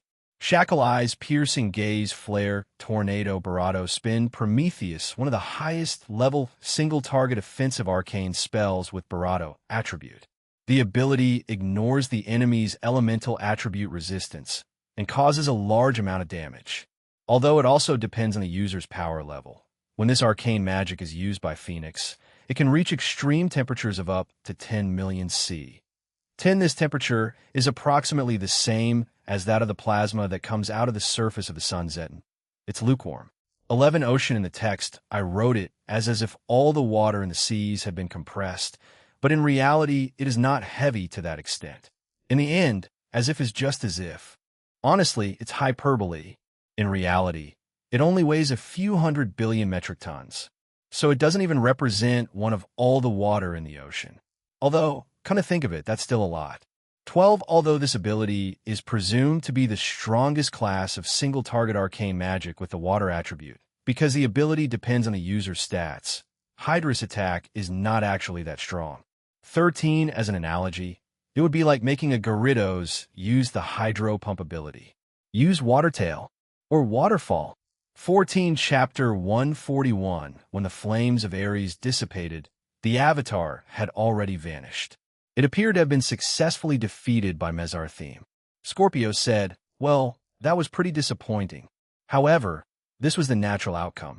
After all, up until that point, Aquarius had faced this opponent alone. This time, there were 4 members of the 12 stars, including Ares, Scorpio, and Karkinos. Furthermore, Phoenix and Hydrus, who had already fought him before, were capable on their own. Therefore, there was no reason for it to be a difficult battle. Therefore, Aquarius thought this was natural and didn't question it further. However, the change in the avatar's expression during its final moments was quite unsettling.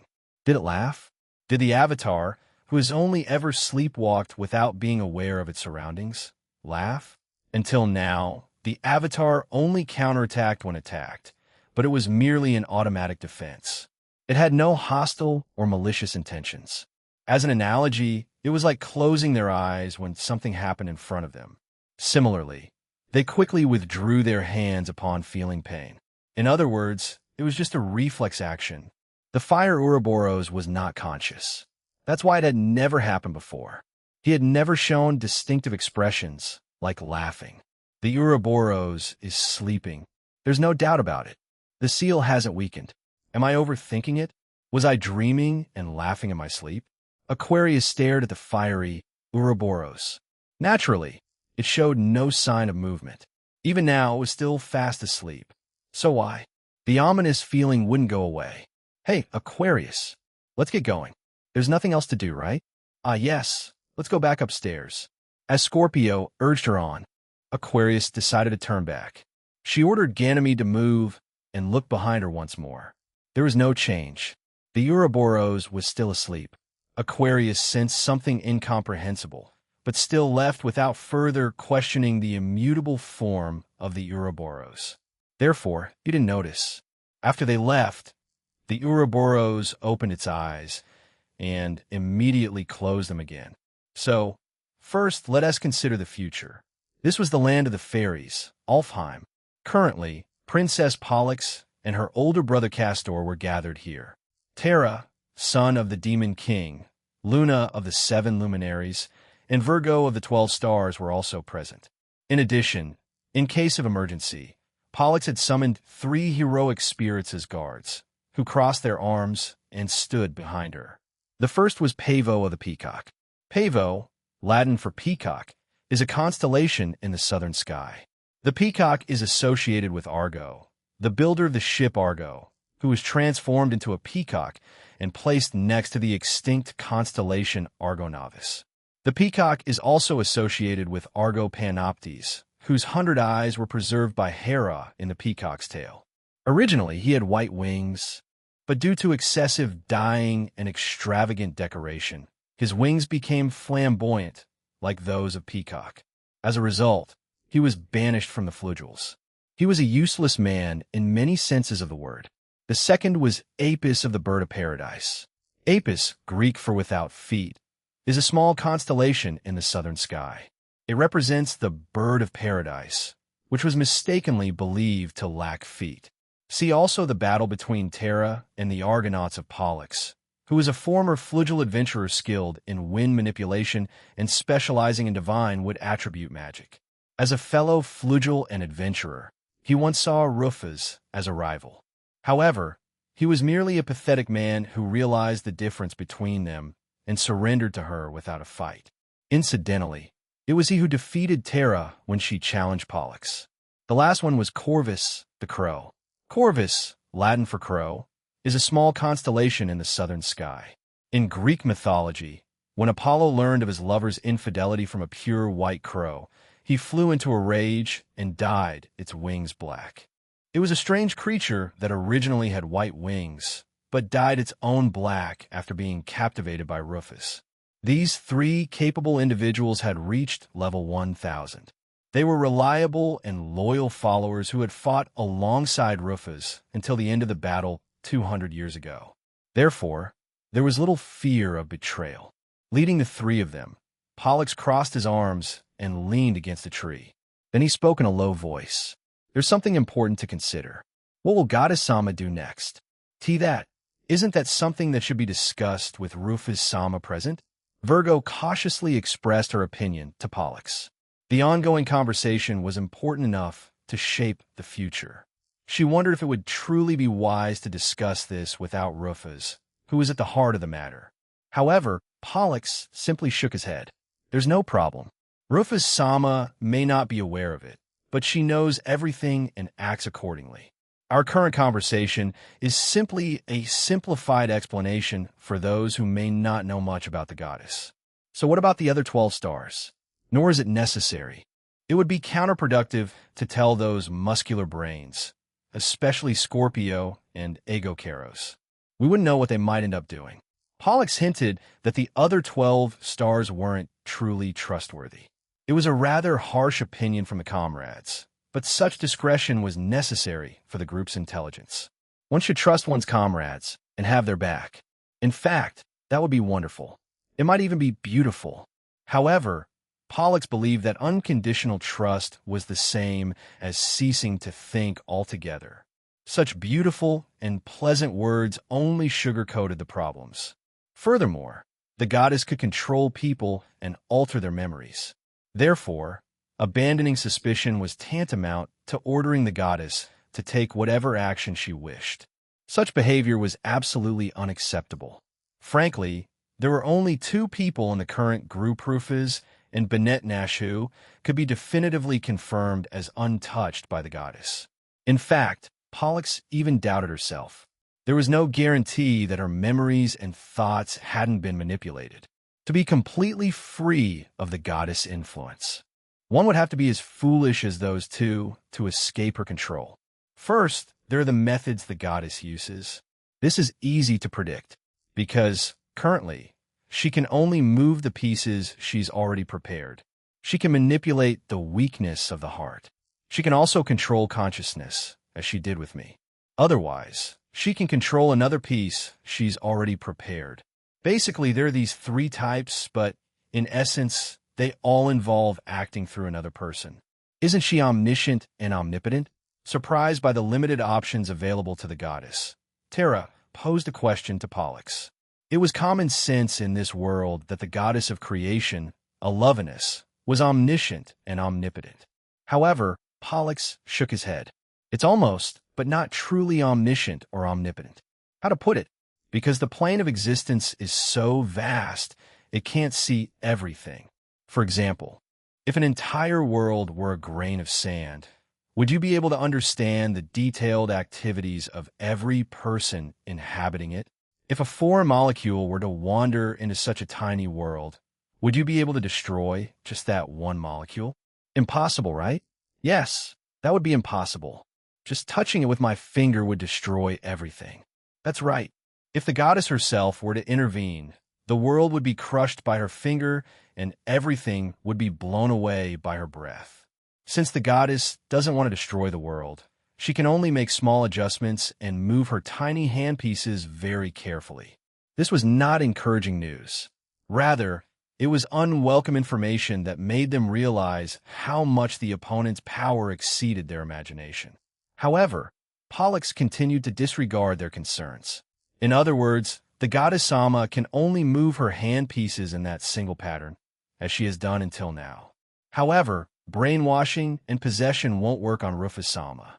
As long as Taurus is present, it will be the same no matter how hard she tries. Even if she controls me again. There's nothing we can do now that Bennett Nash and Rufus Sama have allied themselves. In other words, do you need a more powerful part? You understand quickly. Exactly. That's where the seals we've been maintaining come into play. By sealing them preemptively, we can stop Goddess Sama from playing her most powerful card, the Ouroboros. Currently, the cards available to the goddess were surprisingly scarce. Except for the lunar Ouroboros, all other Ouroboros cards have been sealed. Furthermore, the fairy sisters Parthenos and Aquarius, who were originally on the goddess side, had joined Rufus. At that moment, the goddess only had 3 cards to play: the demons, the lunar Ouroboros, and the avatar. However, one of them, the demons, was no longer reliable. Even if Luna had been brainwashed, her abilities couldn't compare to even casters. Even if they launched a massive offensive, Rufus would destroy them with a single blow. The only one who reached level 1000, Terra, wasn't the result of the goddess' arcane magic, and, therefore, couldn't be swayed. In other words, there was only the lunar Ouroboros and the avatar.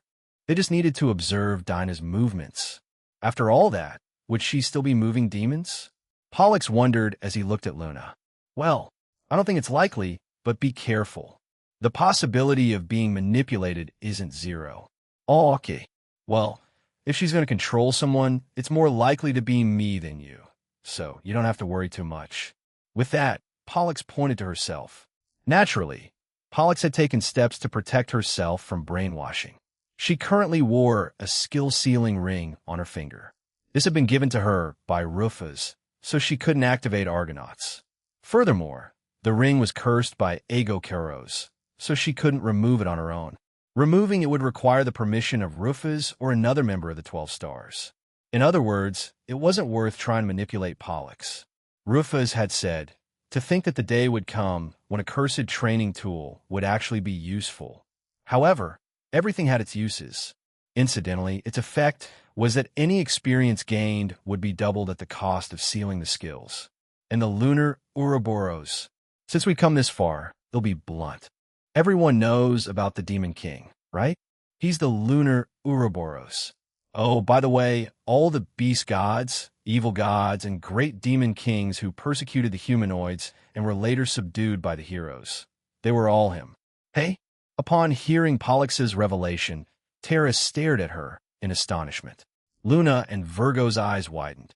Castor wore a bitter expression, as if recalling something unpleasant. His encounter with the Demon King occurred in Missing Year. As mentioned in Missing Year, ORM is the Old Norse word for snake, worm, or dragon. Although this information was irrelevant, Pollux had never revealed the Demon King's true identity to him. Furthermore, my brother and I are avatars of the wooden Ouroboros. However, since I became a fairy and acquired my own ego long ago, I am now practically a different being. Is it really okay to tell us this? It's not really something that should be hidden. That Pollux could reveal his true identity so easily left Terra stunned, and she asked that question. How could she have imagined that the being before her was the embodiment of an Ouroboros and an agent of the goddess? Luna was also visibly shaken by the truth. You're supposed to be the opposite of the demon King Sama. But if you're both the same type of existence, then that means it's just a dramatic farce by conspiratorial groups. It's an easy-to-understand heroic tale based on a goddess scenario. ORM and I have been playing the roles of enemy and ally. This had been going on for millions of years. Pollux spoke as though he could hardly bring himself to say those words. Hearing this, Luna closed her mouth, for she could say nothing. The faith in the goddess that people had believed in until then, the stories of the great figures of the past, and the symbol of light that was the greatest obstacle for the demons. None of them ever existed. It was all a comedy. Everyone faithfully played the roles they had been assigned. And the most recent hero, apparently, Porsche doesn't count. Or perhaps Pollux wasn't even aware of his existence yet. He appeared 200 years ago. The goddess Sama considered Rufa's Sama a threat, so she made her the villain of the heroic tale, in other words, the final boss, and let Alioth and the others subjugate her. So, that's the truth about what happened 200 years ago. If you uncover what's behind the scenes of the heroic story, it's nothing but a farce. Terra remembered the words Venus spoke in their confrontation before disappearing in front of him. Doll. She pointed at Luna and said that. A poor soul who didn't even know she was being used. Indeed, once this was known, it was easy to understand why he said that. The agreement between Pollux and the Demon King involved using demons and fairies as pawns to represent an opposition between darkness and light. Once this was understood, there was no other way to view it than as a puppet show. Even the 7 heroes were simply amusing actors dancing to the music. Only Rufus and Bennett Nash were not. No, wait. Back then, he had also said something more worrying. I was the same. This seemed to imply that I was different now. Wasn't that strange? Since Venus, Dina, was the avatar of the goddess, shouldn't she practically be her own doll? If that were true, why? Oh, speaking of that, is that guy ORM okay? I haven't seen him lately. That way of addressing him is quite informal. Do you have a close relationship with him? A close relationship. I suppose it's more of a relationship we can't get out of. After all, we've been together for ages. Every now and then, he'd come over for tea with me. Well, yes. The truth is, I don't hate him. The relationship between the fairy princess and the demon king, which was believed to be irreconcilable, turned out to be so. If this were told to the mentally fragile Cruz, his common sense would crumble and he would faint. As she spoke, Pollux suddenly remembered something.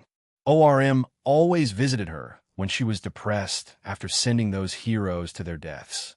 Now that she thought about it, did he really care about her in his own way? Returning to the main topic, the goddess Samus' next move. Now that Rufus Samus' combat power is nearly at its peak, it would be pointless to move a minor piece. Therefore, the goddess should be considering sending the Ouroboros. In other words, the goddess Sama will likely attempt to break the Ouroboros seals. The celestial Ouroboros is probably the least protected. Perhaps Vanaheim is her target? The Ouroboros were sealed in 4 locations. The seals of the Earth Ouroboros and the Fire Ouroboros were guarded by Taurus and Aquarius, respectively, making them difficult to break. As for the Wood Ouroboros, it was gathered here. Therefore, Vanaheim would be the least protected. Parthenos was there, but she was already dead and lacked combat power. She could try to terrify the Ouroboros like a ghost, but from another perspective, that was all she could do. Therefore, the target would be the celestial Ouroboros. At least, if she were the goddess, she would send her piece there to awaken it. Yes, that's what she thought. It's not a bad analysis, but it's a bit off the mark. The first one I'm referring to is the wooden Ouroboros. Who? Castor, Terra, and Luna reacted immediately to the sudden voice. They all turned toward the voice and readied their weapons. Under their watchful eyes, a tall, gray-haired man advanced with a calm stride. He had golden pupils with vertical slits. Furthermore, his skin was blue, a characteristic trait of the demonic race. Upon seeing him, Luna exclaimed in surprise, "Are you the sun?" He was the last member of the 7 luminaries, son of the sun. It should be level 300. But Terra somehow felt it would be a stronger opponent than she had ever faced before. She advanced silently. Let's go back in time a little. There was an arid desert where no humanoids dared approach. No, it wasn't just humanoids. Not even magical beasts or demons ventured near its territory. They understood that if they approached that place, they would be devoured without any possibility of negotiation. Any unfortunate victim who didn't know this would find their corpses exposed and worn down to the bone. A man stood in the middle of that desert with his arms crossed. He was the ruler of this territory. He was Leon, the Lion King, considered the strongest individual among the walking calamities known as the 12 tyrannical stars. He closed his eyes and wondered, recalling his defeat a few days before. What am I missing? He had reached the level 1,000 cap long ago. He wouldn't increase it at all, no matter how many others he devoured. He simply couldn't surpass the limit imposed by the goddess. Yet, it should be possible to surpass it. It had to be possible. Rufus and Bennett Nash had proven that it was possible. They had already beaten him to it. What's the difference? What's the difference between them and me? What am I missing? As for inherent qualities, Leon's were definitely superior to theirs. He won by such a wide margin that they weren't even comparable. Both Rufus and Bennett Nash were considered geniuses. They could even be considered prodigies. But even so, they were still significantly inferior to Leon, who had been born at level 1,000. Some were born stronger from the start, and some weren't. He shouldn't have lost. He shouldn't have been inferior to them. But the reality was that Rufus and Bennett Nash had surpassed him and risen above him.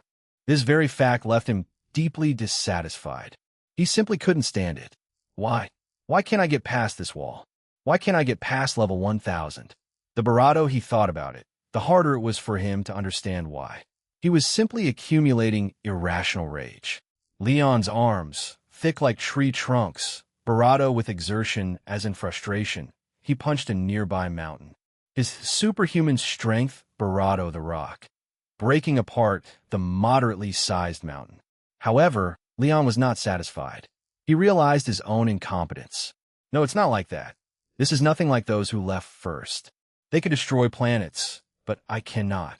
Bennett Nash can easily pierce through a planet and emerge on the other side, but I cannot. Rufus can destroy a planet with a single arcane spell, but I cannot.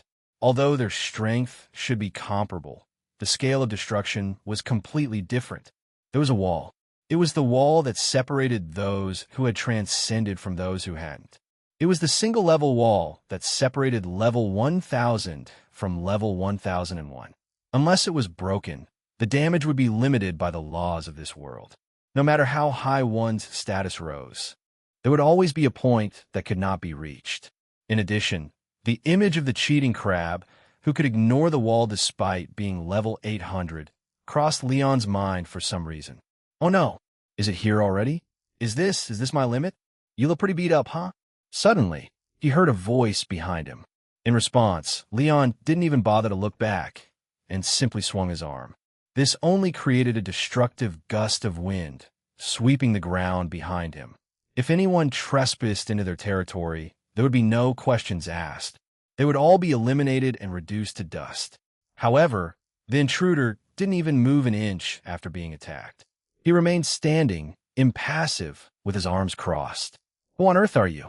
After Leon turned around to look, a man with long white hair appeared. His skin was blue, and his vertically slanted eyes were golden. He looked like a demon, but a quick glance gave him a feeling of incongruity. What's wrong with this guy? His presence seemed strange for a demon. He possessed a sense of sanctity that greatly unsettled Leon. It was incomprehensible how he could remain impassive despite receiving such an attack. Moreover, the fact that he could get so close without being noticed captivated him. Greetings, Lion King. My name is Sol, son of the sun, a demon of the 7 luminaries. By the way, I don't much like the epithet Sol. It's not pretty, and at first glance, it's easily confused with sea fire. Therefore, when referring to me, heavens, yes, I would love to be called son of the heavens. The 7 luminaries? I wonder who they were, but what a disappointment. Aren't they just a bunch of insignificant people? That's pretty harsh, but I can't deny it. A group of level 300 individuals would certainly look like a group of weak soldiers from your perspective. They're simply insignificant existences. The white-haired man, Sol, didn't seem to mind being insulted and continued speaking with a soft laugh. He seemed to take it all with utter indifference. It hardly seemed like the response a member of the Seven Luminaries should give to the Lion King. Its strange presence prevented Leon from taking immediate action. Something was wrong, and his instincts alerted him. But can you forgive their weakness? They didn't want to be weak. They were born weak. To avoid exterminating the weakened humanoids, they deliberately gathered the weak together. In a way, they're quite pathetic. As a strong person, shouldn't you tolerate them generously? It seems to imply that you are different from them. Ah, yes. In fact, I'm different. Sol laughed fearlessly and disappeared. At the same time, a powerful kick struck Lion in the midsection. The attack stunned the Lion King completely. Lion's massive frame was sent flying by the impact, crashing through the mountain behind him and traveling several kilometers in an instant. Before Leon could get up, Sol landed with her arms still crossed. Well, it's something like that. How was my kick? I'd be glad if you were satisfied. You jerk. Leon's temper reached its limit. He immediately closed the distance and swung his powerful arm. Sol blocked the attack with one arm, but was sent flying backward. He didn't fall, but the ground beneath his feet was shattered, leaving 2 footprints etched into the surface as he plummeted backward. Seeing that his arm was numb, he smiled broadly. Good attack. I haven't felt like this in a while. Are you making fun of me? Leon closed the distance again, but this time, Sol leaped forward as well. Their arms collided, their kicks and knees crashing together. Shockwaves spread 360 degrees in the area, unleashing a sudden gust of wind that enveloped them. This guy, our power is almost the same. What about speed? Sol lunged at him with rapid punches and kicks. In response, Leon unleashed a barrage of attacks, resulting in numerous exchanges of blows and defenses.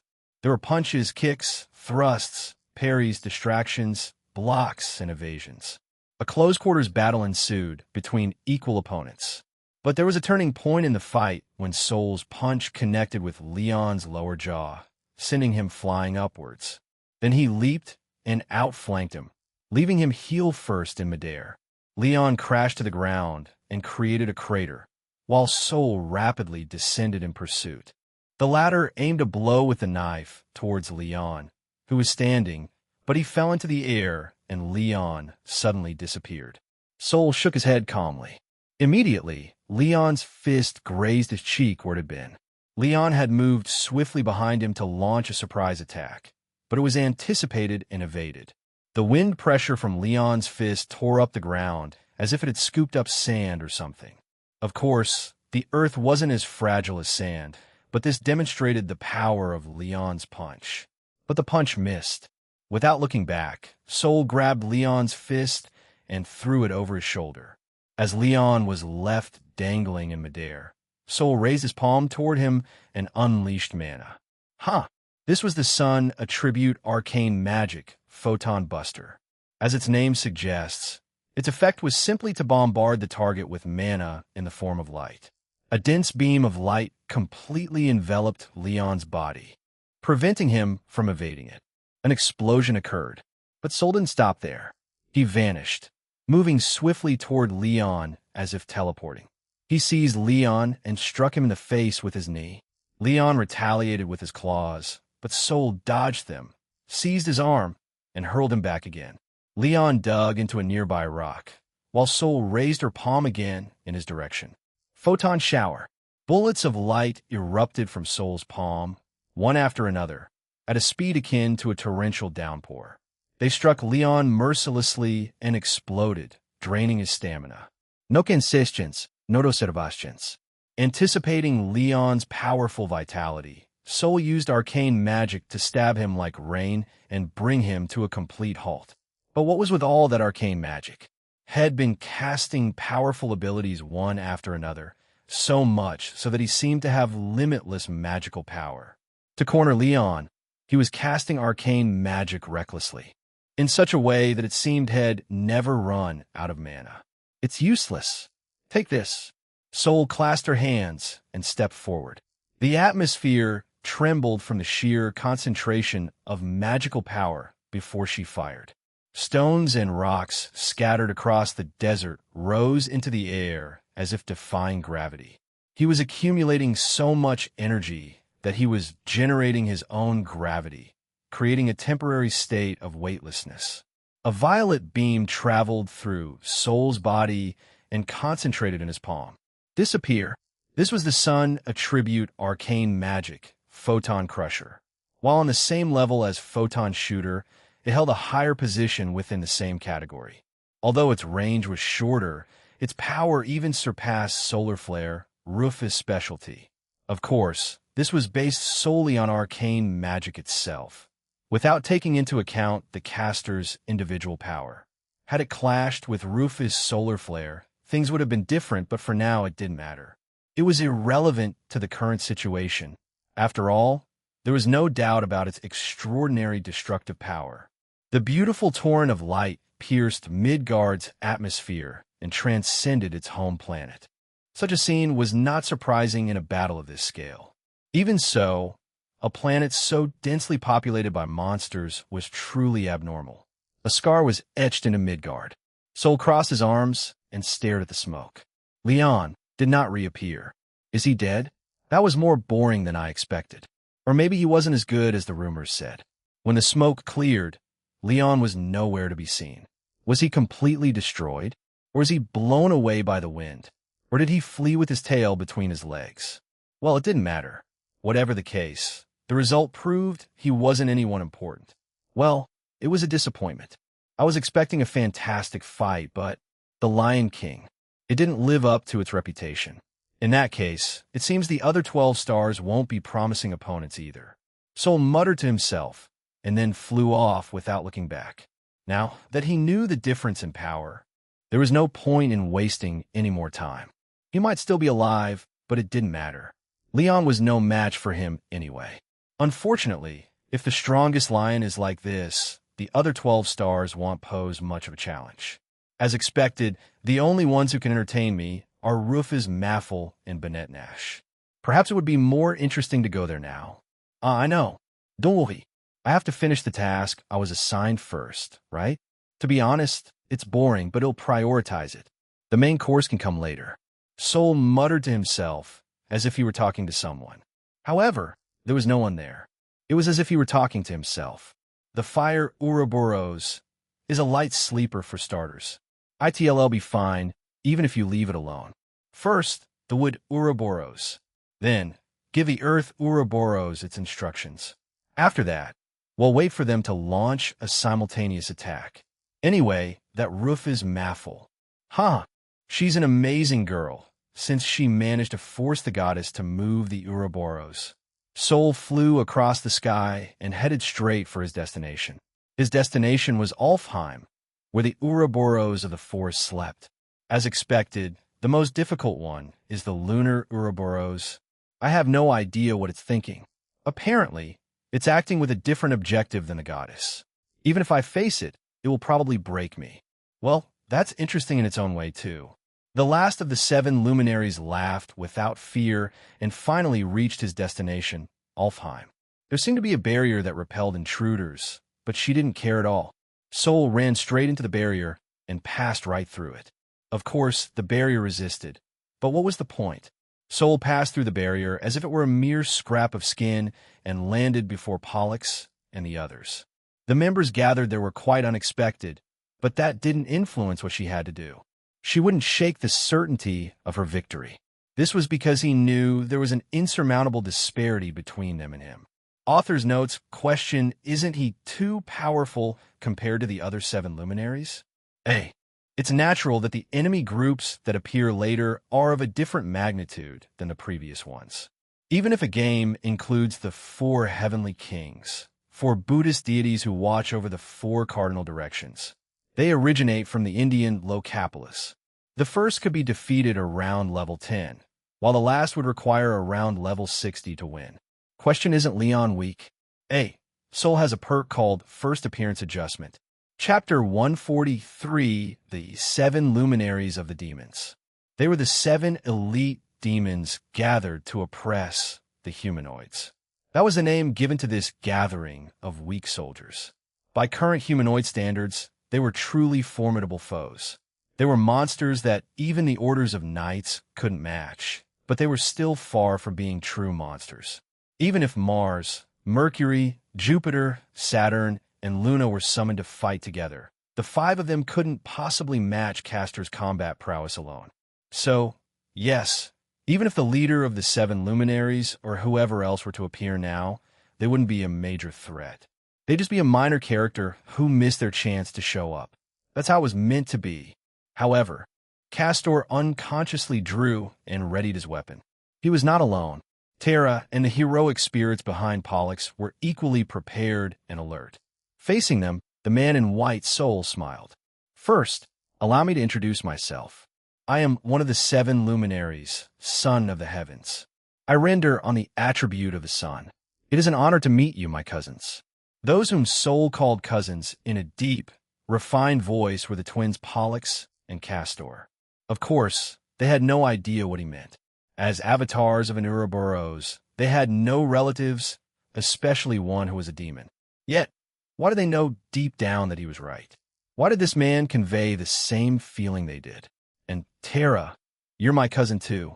You could say our lives are very similar. I don't know what you're talking about. What exactly are you doing here, Soul? From Terra's perspective, Soul was a subordinate who reported to her. In the current situation, he wasn't someone to be trusted. After all, it was Soul who brought the traitor Venus to Terra. Therefore, she had to consider the possibility that Soul was Venus. Dinas Pulpet. It could be memory alteration or mind manipulation. He had considered that Soul might have been subject to either.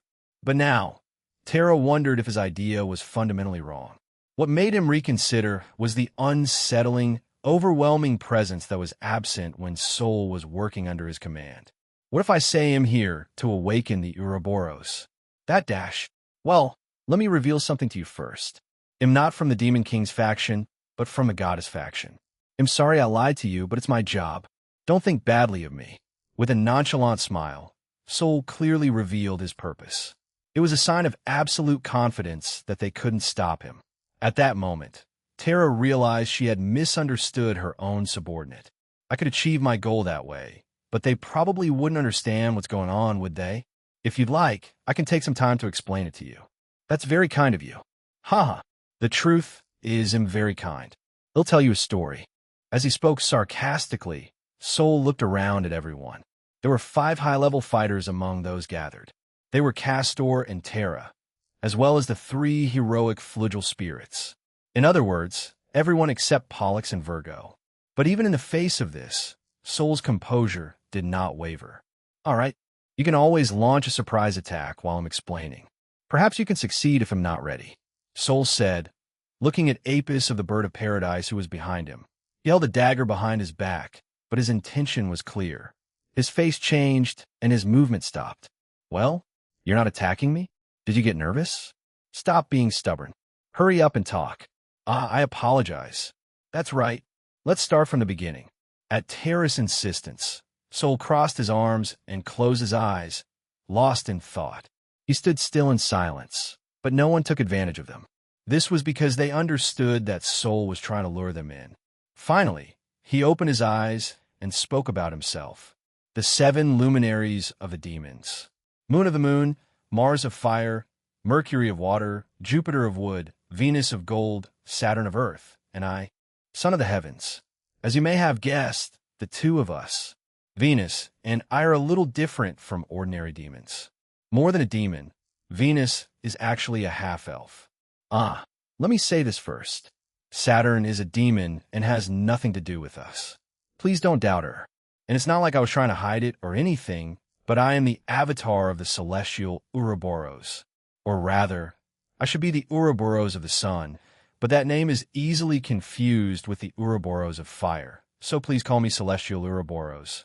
WH what? They all gasped as they understood Soul's words about their identity. The 5 divine beasts served as representatives of the goddess. One of the Ouroboros, the avatar of the celestial Ouroboros, stood before them. They couldn't help but be astonished. At the same time, they understood why he had called them cousins. Yes, he was just like Pollux and Castor. He was an avatar created by an Ouroboros and had developed an ego independent of the Ouroboros itself. The only difference was that, unlike Pollux, he followed the will of the Ouroboros, which was his true form. As an avatar who has acquired a sense of identity, it would be more appropriate to consider myself the son of an Ouroboros. In that sense, Terra, you're just like me. They've kept me in the dark all this time. I hate myself for being so useless. You don't need to be so depressed. It's admirable that you were able to doubt Venus and me despite being under Venus mental manipulation. Besides, even though I have a different creator, I am undoubtedly a demon. It will be difficult to discern my true identity. Sol spoke softly and looked at Luna. Luna, in turn, looked at him cautiously, but it had no effect. Does my father know about this? Well, it's hard to say. He's not someone to be taken lightly. Perhaps he already knew my true identity and still dared to leave me alone.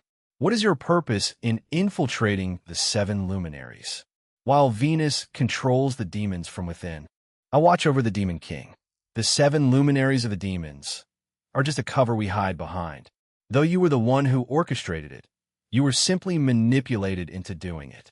Terra's face turned somber as she recalled the formation of the 7 luminaries. At that moment, yes, at that moment, I seemed dazed. It was as if I were drunk after drinking too much wine. At that moment, I was probably already under Venus' spell. I didn't even suspect that woman's soul brought from somewhere, even though she didn't even look like a demon.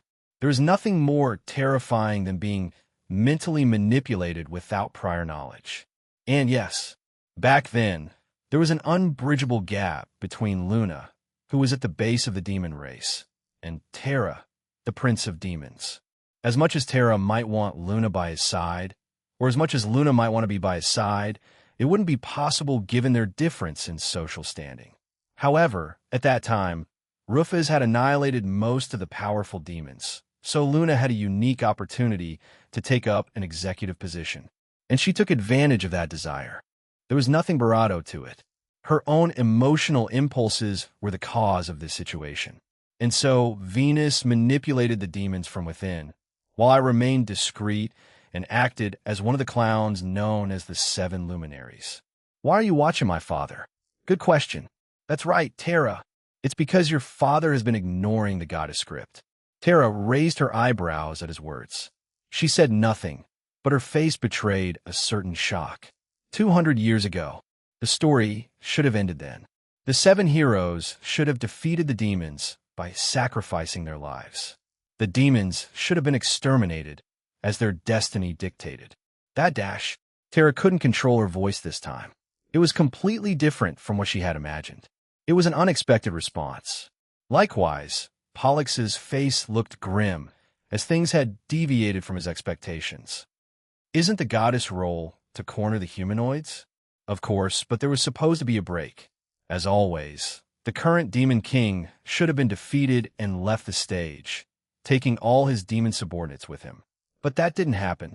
The 7 heroes, who were supposed to die, survived, and the demons didn't leave the stage.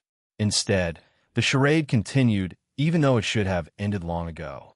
Pollux listened attentively and thought with his hand on his chin.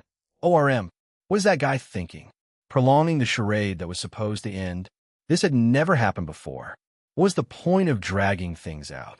What was this man trying to achieve by stirring up discontent in the goddess? What did he hope to gain? I see no merit in the Demon King doing that. Of course, the goddess asked him what was going on. He simply replied, I can no longer afford to play games with the 7 heroes and the other heroes, so I use my full power.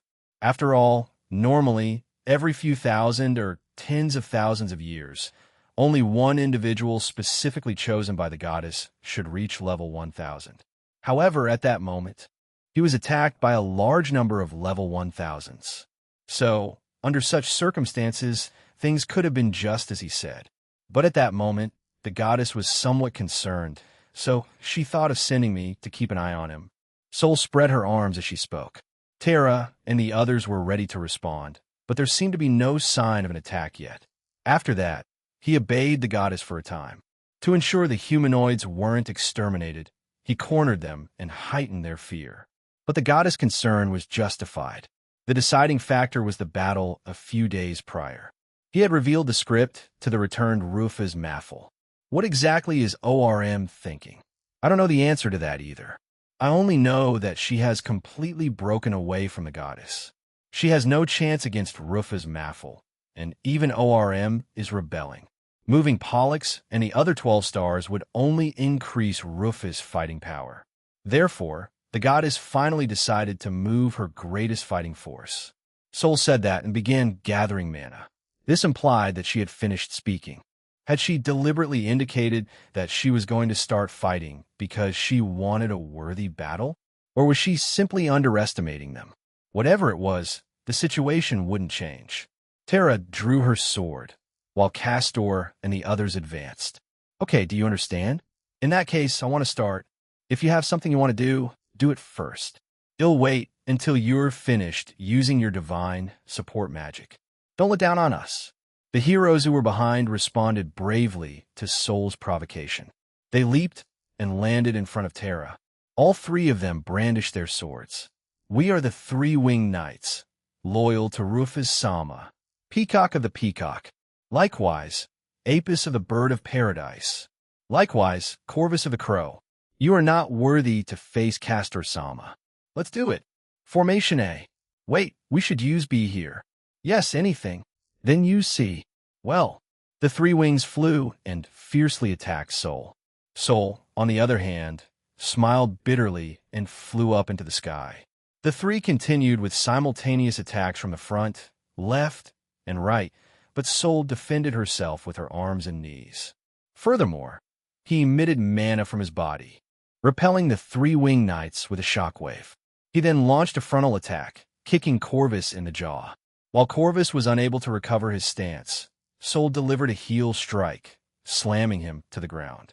The other two brandished their swords simultaneously from behind, but Sol immediately turned around and grabbed their swords with his fingers. What's wrong? I'm just holding them gently. With just the strength of his fingers, he flung them away along with their swords and moved instantly to kick Apis. He swung his palm toward Pavo in a fluid motion, and moments later an explosion erupted. The battle lasted only a few seconds. No, if you only consider the attack and defense, without counting the conversation, it lasted less than a second. From Virgo and Pollux's point of view, it was practically instantaneous. Seeing the three-winged knights defeated in an instant, Terra was hit hard by reality. This guy, it's not just talk. It's serious. Really. So who's next?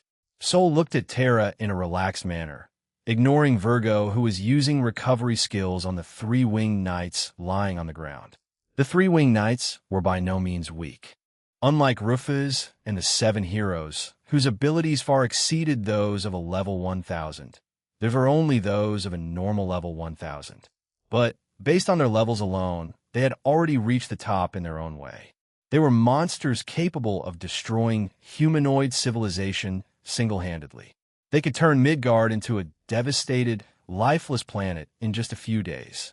Furthermore, their combat power was similar to Terra's, so it was rarely possible to face all three at once. Even if underestimated, they would still be recognized as powerful individuals comparable to Rufus and Leon in their normal states. On the other hand, Terra, the strongest fighter in the group, wasn't much different in power from any of the three-winged knights. It would be quite dangerous for him to face 2 of them at once instead of all 3. If Terra wanted to fight them on equal footing, she would need a reasonably strong enhancement or handicap. However, there was no one here capable of such abilities. The ones Virgo used weren't enough.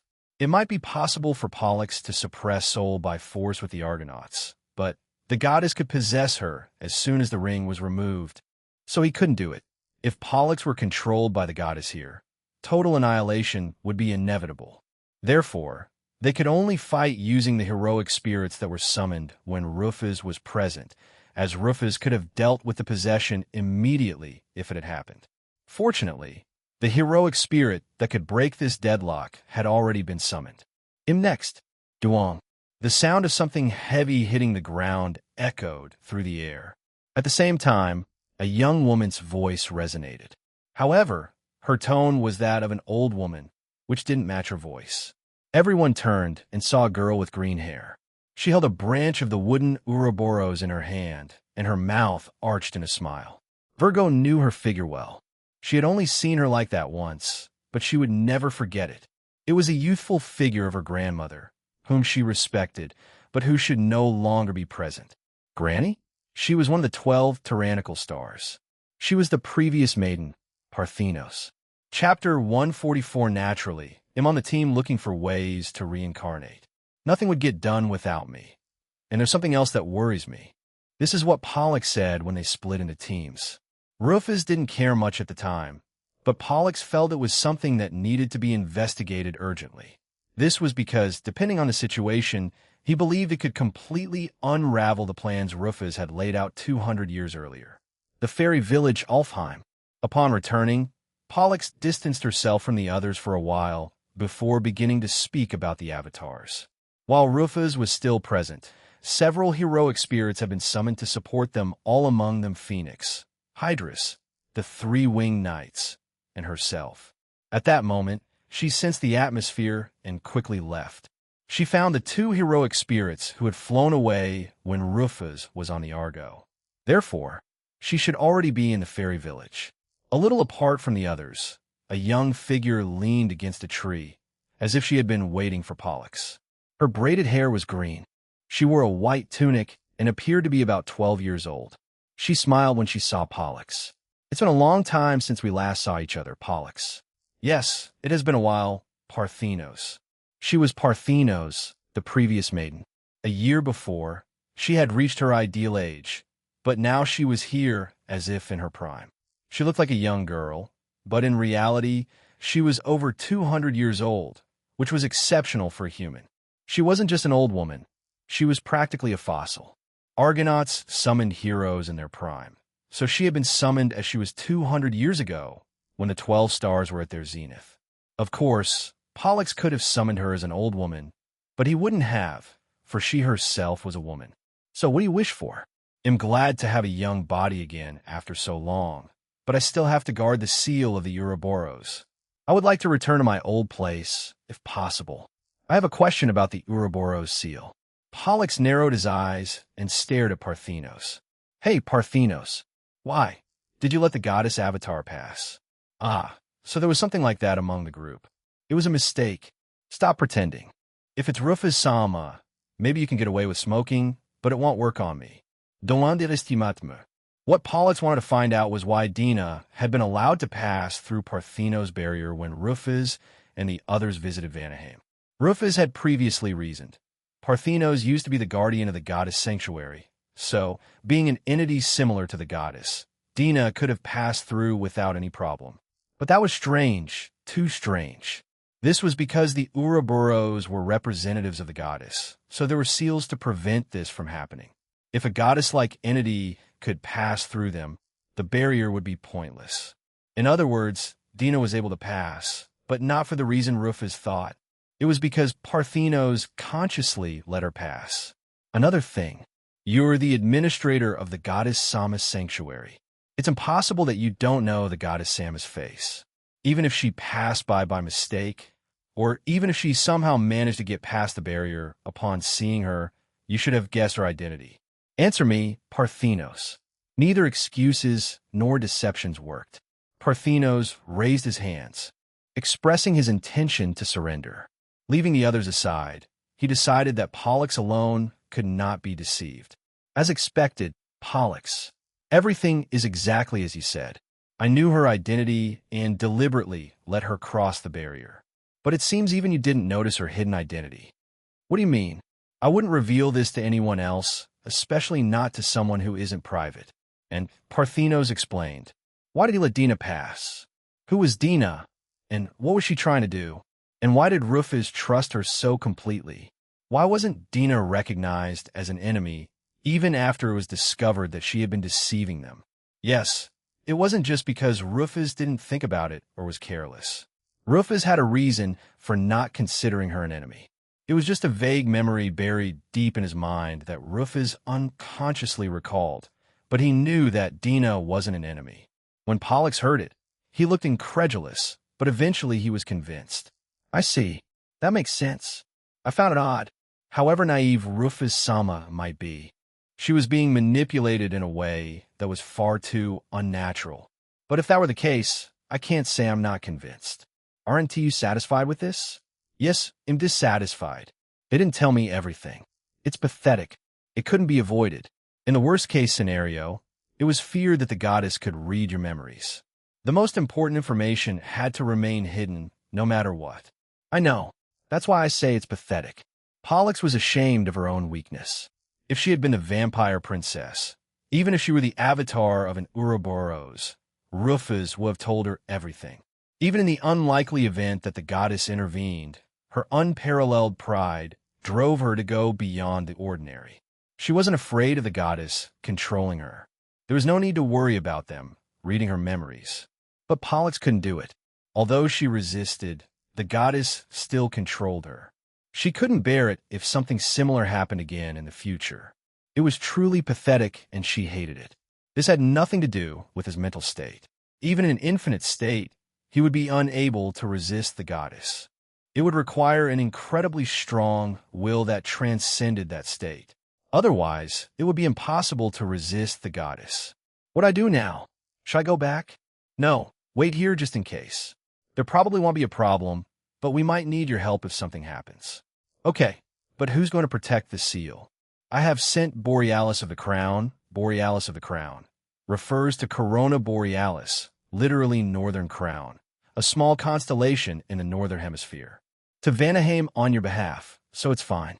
You're not missing a thing. Borealis de la Corona was a level 1000 fighter, one of Rufus' subordinates. It is said that he was originally the ruler of the largest humanoid empire before Rufus' arrival. He fell in love with her after losing a duel. When Rufus founded her own nation, he quickly became her subordinate. He was 220 centimeters tall. He was a handsome, middle-aged man who wore only a cloak over his barato, which gave off an unconventional impression. It was said that if he limited himself to hand-to-hand combat, even Rufus would have difficulty defeating him. In short, he was far superior to Parthenos in close combat. That's right. You'll come with us until we meet Rufus Sama again. Good. It's been a long time since I used my power for Rufus Sama. Yes, then I'll count on you. Oh, the 12 tyrannical stars? Before. Now the position has been given to my granddaughter. Currently, I am only Parthenos. Parthenos laughed fearlessly and activated his ability. It was the high-level priestly skill, Double Star. This skill could only be learned by a level 100 priest. Then, Quadruple Star was activated. The skill's name was literally given as Fourth Star, which seems to suggest the author is unaware of the difference between ordinal numbers, second, fourth, etc., and multiples, double, quadruple, etc. Since it is a superior version of Double Star, we will call it Quadruple Star. This skill required the user to be a level 200 priest who had already learned Double Star. It could only be used after activating Double Star. Although this skill created some opportunities, its effect was tremendous. Its effect allowed the quadruple use of mid-level divine magic for a certain period of time. Parthenos moved her fingers and 4 magic pentagram circles appear before her, benefiting all those present. The divine magic of the sun attribute, Photon Weapon, increased the attack power of allies. The divine magic of the sun attribute, Ray Block, increased the physical defense of allies. The divine magic of the sun attribute, Ray Barrier, increased the magic defense of allies. The divine magic of the sun attribute, Photon Field, created an area that would absorb the damage inflicted on allies. Oh, I'm not finished yet. Don't regret not stopping me from improving it later. Okay? With that, he activated the ability again.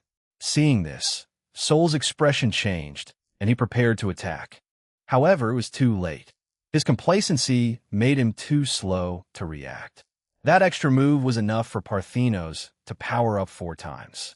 The divine magic of the sun attribute, Regenerate, automatically restores HP over a certain period of time. The divine magic of the sun attribute, mana regeneration, automatically restores SP for a certain period of time.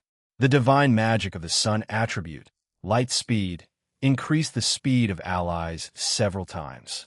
The divine sun attribute magic, aura explosion, boosted all stats of allies. It could be used in conjunction with other support skills.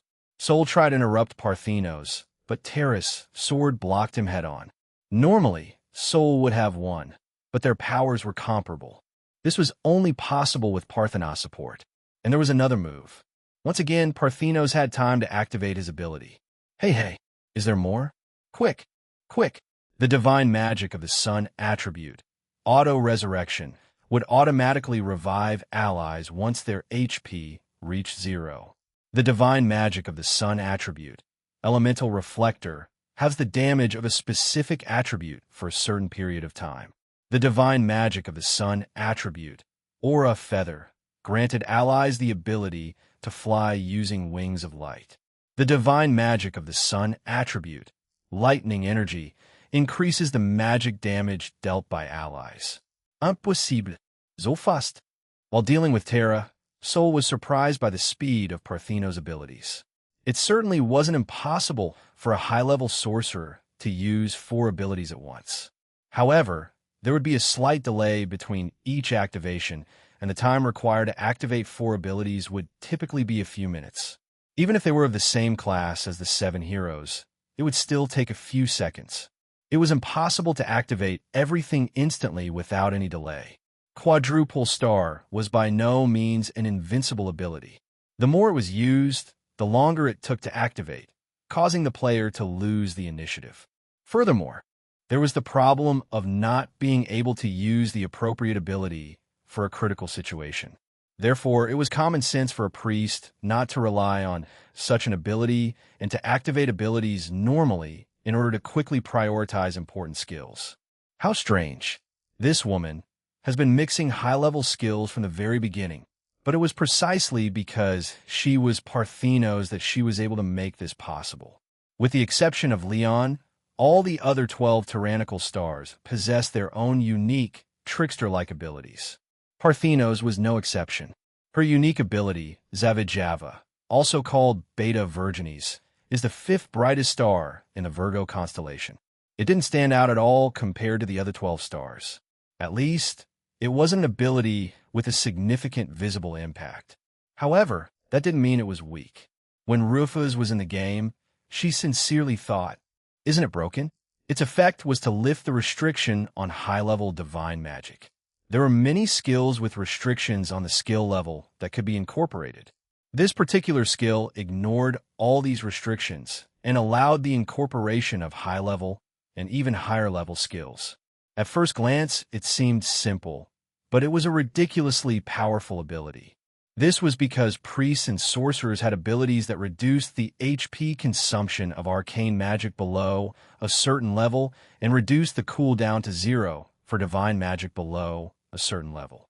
However, this usually only applied to low-level abilities, so the primary use of Quadruple Star was to activate lower-level abilities quickly and compensate with numbers. But Parthenos ignored it. Meta abilities, which could only be applied to low-level skills, could be applied by her to high-level skills. And this was the result: a nightmare in which high-level skills could be used quickly, without delay. Certainly, Parthenos was one of the weakest members of the 12 stars in terms of pure combat power. There was no question about it. Rufus confirmed her weakness, saying, "Her support is impressive."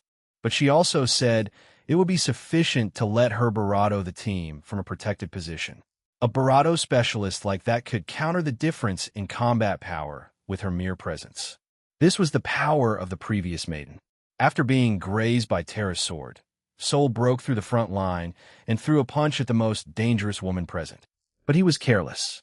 Certainly, Parthenos was one of the weakest of the 12 stars, but not as weak as Pollux, whose fighting power did not match his level. At least he still had the power of a level 800.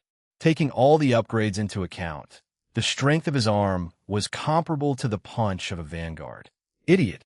Parthenos used a log to block Sol's punch, narrowed his eyes, and laughed. Then he began to spin on his right foot, giving his opponent no time to recover. Using centrifugal force, he smashed the log in his soul's face.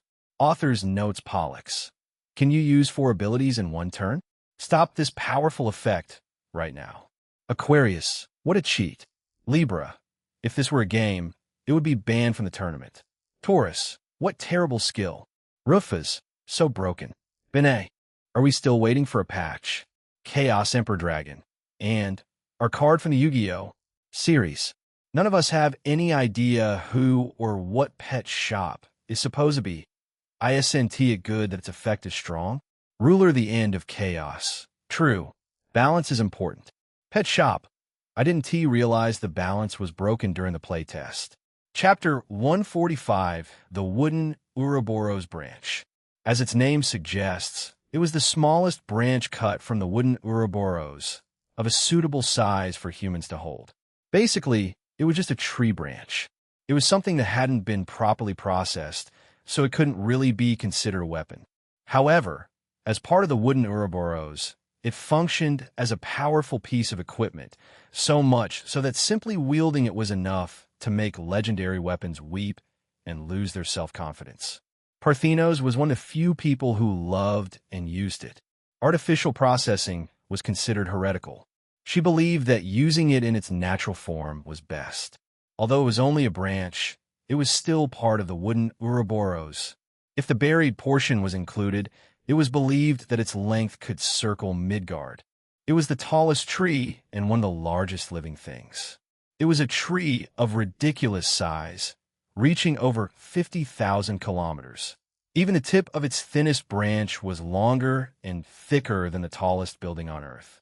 A small piece of this branch was cut off to become the trunk of Parthenos. The raw material used to build the Argo also came from this tree. Of course, cutting the branch didn't awaken the Ouroboros. In human terms, it was like having the tip of a hair cut off. Take this. Parthenos brandished a log larger than herself, sending Soul flying. She took flight in pursuit, spreading her palms to unleash a blast of light magic. The sky instantly lit up, and Soul was engulfed in a chain reaction of explosions. However, the opponent was the avatar of the celestial Ouroboros. He did not divide his abilities like Castor and Pollux, nor was he dormant. Although he did not possess a special ability similar to Pollux's, all of his special abilities had manifested as his combat strength, granting him tremendous speed and power. As Soul calmly flew out of the smoky explosion, Terra spun his cloak and attacked. Soul's hand knife strike and Terra's sword collided in midair, creating sparks. Demon Court. Terra's sword glowed blue, and the mana pooled along its length sliced through. The Barato-esque skill, Demonic Slash, was one of the few long-range attacks available to swordsmen. The attack struck Soul's arm, drawing Barato. However, Soul continued to exert force on her arm without losing her smile. The wound closed instantly, and she threw punches at Terra as if nothing had happened. After annihilating Terra, Soul descended in pursuit. However, Terra twisted in midair and landed on the ground. An instant later, he was already moving behind Soul, who reacted quickly and turned to fight. To Virgo's eyes, it seemed as if they had only attacked once, but in reality, they had attacked and defended each other with unimaginable speed. They exchanged more than 100 cuts and punches. The sounds were heard later, creating a storm around them. This was a battle between the strong at a level that Virgo could not reach, but there were 5 people present who could enter this battlefield. Castor of the 12 tyrannical stars, the 3 winged knights who had recovered, and Parthenos who had been fighting as a vanguard. Castor leaped and swung his anchor, inflicting damage that overwhelmed Soul's defenses. As Soul fell to the ground, Parthenos, who had been waiting for him, struck him with his tree trunk. Then, the 3 winged knights attacked him with their swords, but Soul vanished swiftly and evaded their attacks. What's going on? I don't understand at all. Terra-san is attacking. Huh? Is he already there? Can you see Terra? How amazing. I only see shadows flying at incredible speed. Virgo desperately shifted her gaze to follow the battle at full speed, but despite her efforts, she could only follow the afterimages. However, simply being able to keep up with the afterimages was already a great achievement. At least, Pollux couldn't. This was one of the reasons why Pollux couldn't control heroic spirits like Castor. His mental capacity and perception of movement simply couldn't keep up with the pace of battle. I can't give any directions because I can't even understand what's going on. This was the grim reality resulting from the extreme specialization of his special abilities.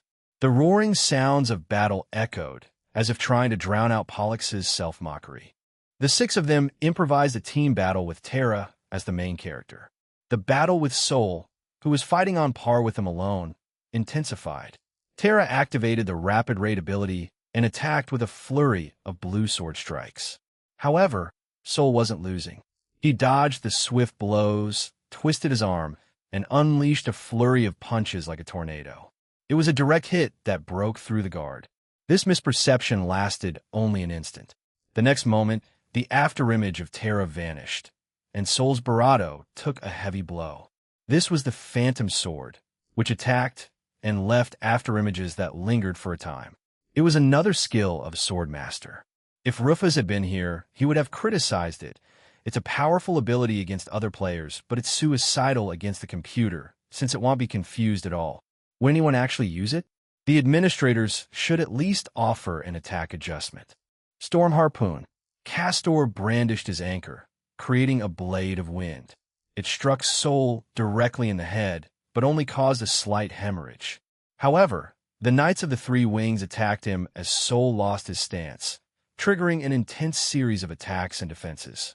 Even when facing the three swords that operated as one, Sol did not lose ground. Sword attacks against bare hands. 3 against 1. Normally, the former should be considered more advantageous. But the result was a very evenly matched battle. They hadn't been able to deliver a fatal blow to Sol. No, they weren't evenly matched. Little by little, the three-winged knights fell back. Parthenos' support was certainly working. It had reversed the situation instead of simply compensating for the power imbalance. But now, the imbalance had returned. The reason was that the sun itself had been using divine magic. This is bad. This guy is getting stronger while he fights. He's the same type as Rufus Sama. Huh? Sol laughed, as if responding to Parthenos' inner anxiety. If the opponent strengthened himself using divine magic, one had to do the same. Sol couldn't match Parthenos' speed in activating abilities, but he could activate them one by one as he fought. Each time he did this, the difference in combat power diminished and soon returned to its original state. If that happened, it would be an overwhelming disadvantage. The most effective way to deal with this situation was to deactivate or cancel the divine magic. However, this was the moon attribute specialty. The sun attribute was rich in support abilities, but possessed hardly any dispel abilities. Pollux could summon a heroic spirit with that attribute, but if he revealed his abilities now, the goddess could seize the opportunity to possess him. Taurus Aldebaran ability and Rufus Liftrazor weapon would also have been effective, but neither was there. However, support came from an unexpected source. Dispel Moon. The black radiance of arcane moon attribute magic surged forth and canceled one of the divine sun spells. It emanated from a moon, who was pointing it toward the sky. The difference in power was irrelevant when it came to dispelling the spell. As long as it made an impact, the effect would be canceled. This likely happened because Luna wasn't even considered a match for Sol. As a result, Sol was caught off guard by Luna's unexpected attack and lost a buff. However, it was only one ability. Sol easily evaded Luna's subsequent abilities and landed right in front of her. Without a word, he swung a knife-like hand strike, but Parthenos intercepted it. However, Sol had targeted Parthenos from the start. Censuredo as the fading arm dissolved into faint particles of light. Virgo's face paled. "Granny, don't be alarmed. This form is just an illusion. I'm already dead. There's no need to worry about losing an arm from my temporary form." Despite speaking with such conviction, Parthenos calmly analyzed his own disadvantages. If the battle continued like this, the situation would become even more complicated for his side. There was a difference in the speed of the support force, but but as the battle dragged on, it would eventually catch up and even turn the tide. If the dissipation of the moon had been successful, they could have continued, but it would have been difficult considering the difference in altitude. For starters, it probably wouldn't have had any impact going forward. As a result of his own carelessness, the loss of his arm was a great loss to him. Arms were the conduit for arcane and divine magic. Losing an arm was like crushing a gunner's cannon. Pollux was already looking at the sky with a determined gaze. They could take a risk. If she could get Castor to take the ring from her, she could decipher the ability and then overwhelm Sol with numbers using Argonauts. Certainly, if it worked, Sol would be eliminated. But if the goddess possessed her at that moment, it would all be over. Is this all there is to it then? Level 800 versus level 1000. The difference was enormous. Even though she was dead, she was still a member of the 12 tyrannical stars, captured by Rufus. Even if she became an Argonaut, the restriction would still apply, limiting her to level 800. This weakness wasn't unique to her. Phoenix and Hydrus shared it as well. In that case, they needed a rear guard that hadn't been captured by Rufus, a level 1000 star who would be the maiden of the next generation. The time had come to pass the torch to the next generation, as she should have done before she died. Virgo, come to me. If that were the case, she would lose her fighting ability. Even though she was an Argonaut, she couldn't do anything. Even Aeneas was like that, so there was no reason for her not to follow his example. But there was nothing to worry about. Her granddaughter was different from her and had been born with an innate talent. Her granddaughter, unlike her, knew nothing before meeting Rufus. She must have gained some insight from seeing the world. Therefore, I can entrust her with this task. My dear adopted granddaughter, you officially assume the name of the 12 stars. The guardian of the sanctuary passed on the power to only one person per generation. When the role was passed on to the next generation, all levels and abilities were also transferred.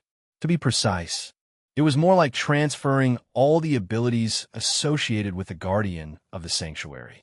Therefore, she would only retain the abilities she had acquired before assuming the position and after passing it on. This was a safety measure to prevent her from becoming too powerful through repeated inheritance. However, this showed that all the guardians of the past were not exceptional individuals without the power they had inherited along with their role. It was the guardian of the sanctuary who was truly strong. Aeneas and Parthenos were not particularly strong. It could be compared to a piece of equipment. The role of guardian of the sanctuary itself was a kind of power. Relinquishing the role would mean Parthenos would lose his combat prowess. But he thought it would be all right. The role assigned by the goddess was no longer necessary. And, without a doubt, this would be the story's final legacy. If her lord were to destroy the goddess stage, the sanctuary would no longer need guardians to protect it. Parthenos concentrated all his power at his fingertips. Then, he unleashed it upon Virgo's Barato, who still didn't understand what was happening. The emitted light was absorbed by Virgo's Barato, and her body began to glow. Huh? Grandma, what's this? I've just entrusted you with the Guardian's power. Don't make a scene. Hey, Dash. This completed the inheritance.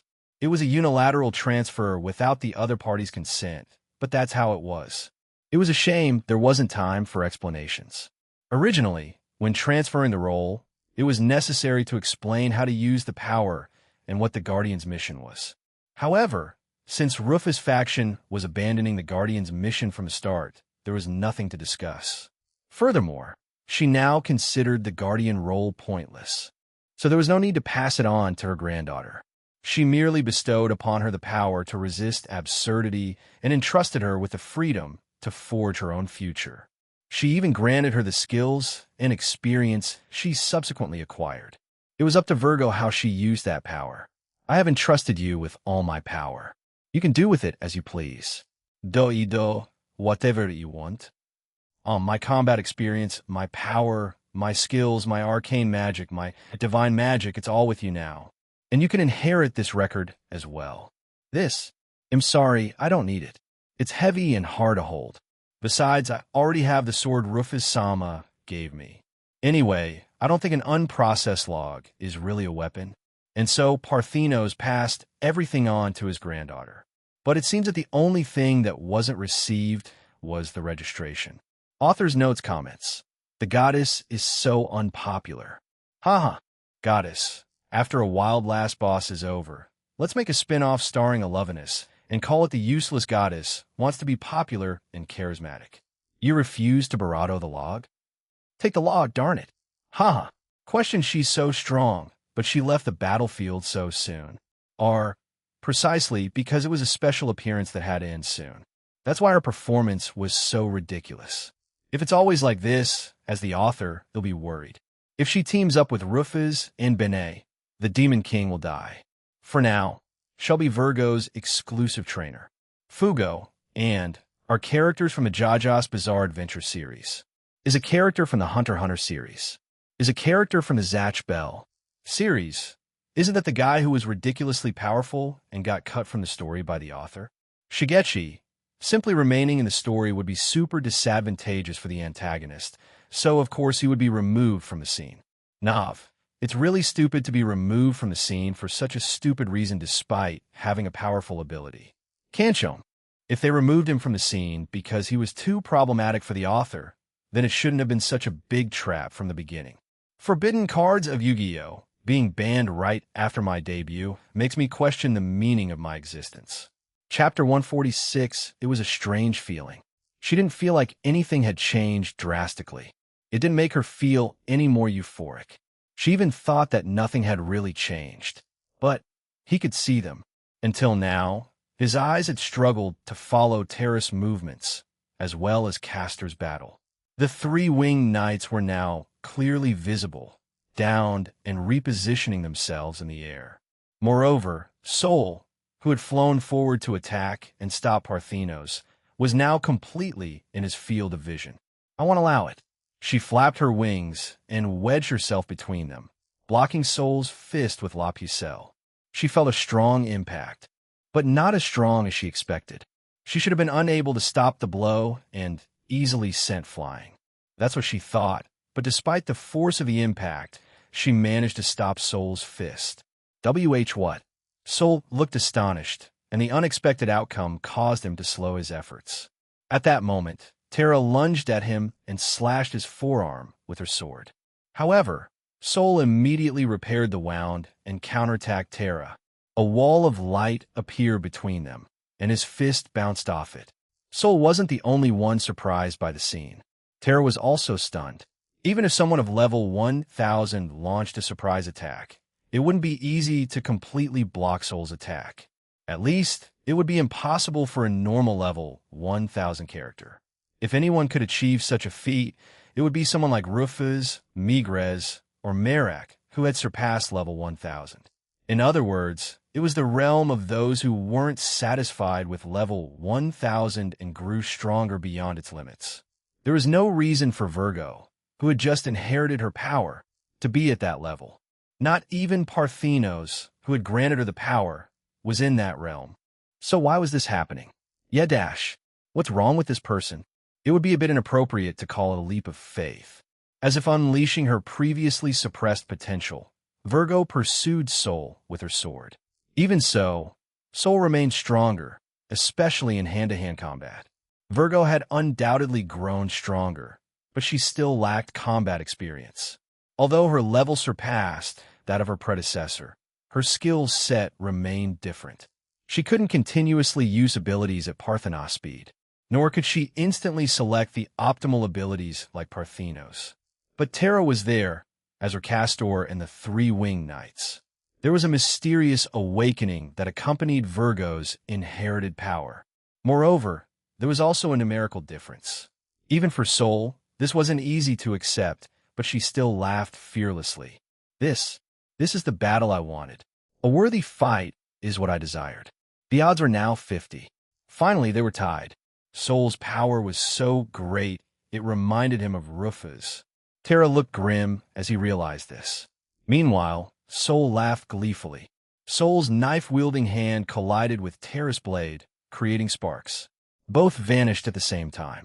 Above, when Luna shifted her line of sight, Sol and Terra had already crossed fists and swords, vanishing immediately afterward. Just when she thought they would reappear on the left, they had already appeared on the right. Trees were uprooted by the resulting shockwaves. When the dust cloud rose for a moment, she thought Terra had landed, but it was Sol who crashed into the rocks. Luna could only capture the afterimages left after the fight, while Virgo could barely follow the battle. Naturally, the three-winged knights and Castor could as well. Demon Court, Terra unleashed the advanced skill Demonic Slash, and a blue sword pressure flew towards Sol. Faced with an attack that could slice through a mountain, Sol clenched his fist. The fighter's ability, Crush, was simple yet powerful, and it always landed a critical hit. His fist was slightly torn by the pressure of the sword, but it had negated the blue slash. In that instant, Terra gripped his sword with both hands and swung it down from above with all his might.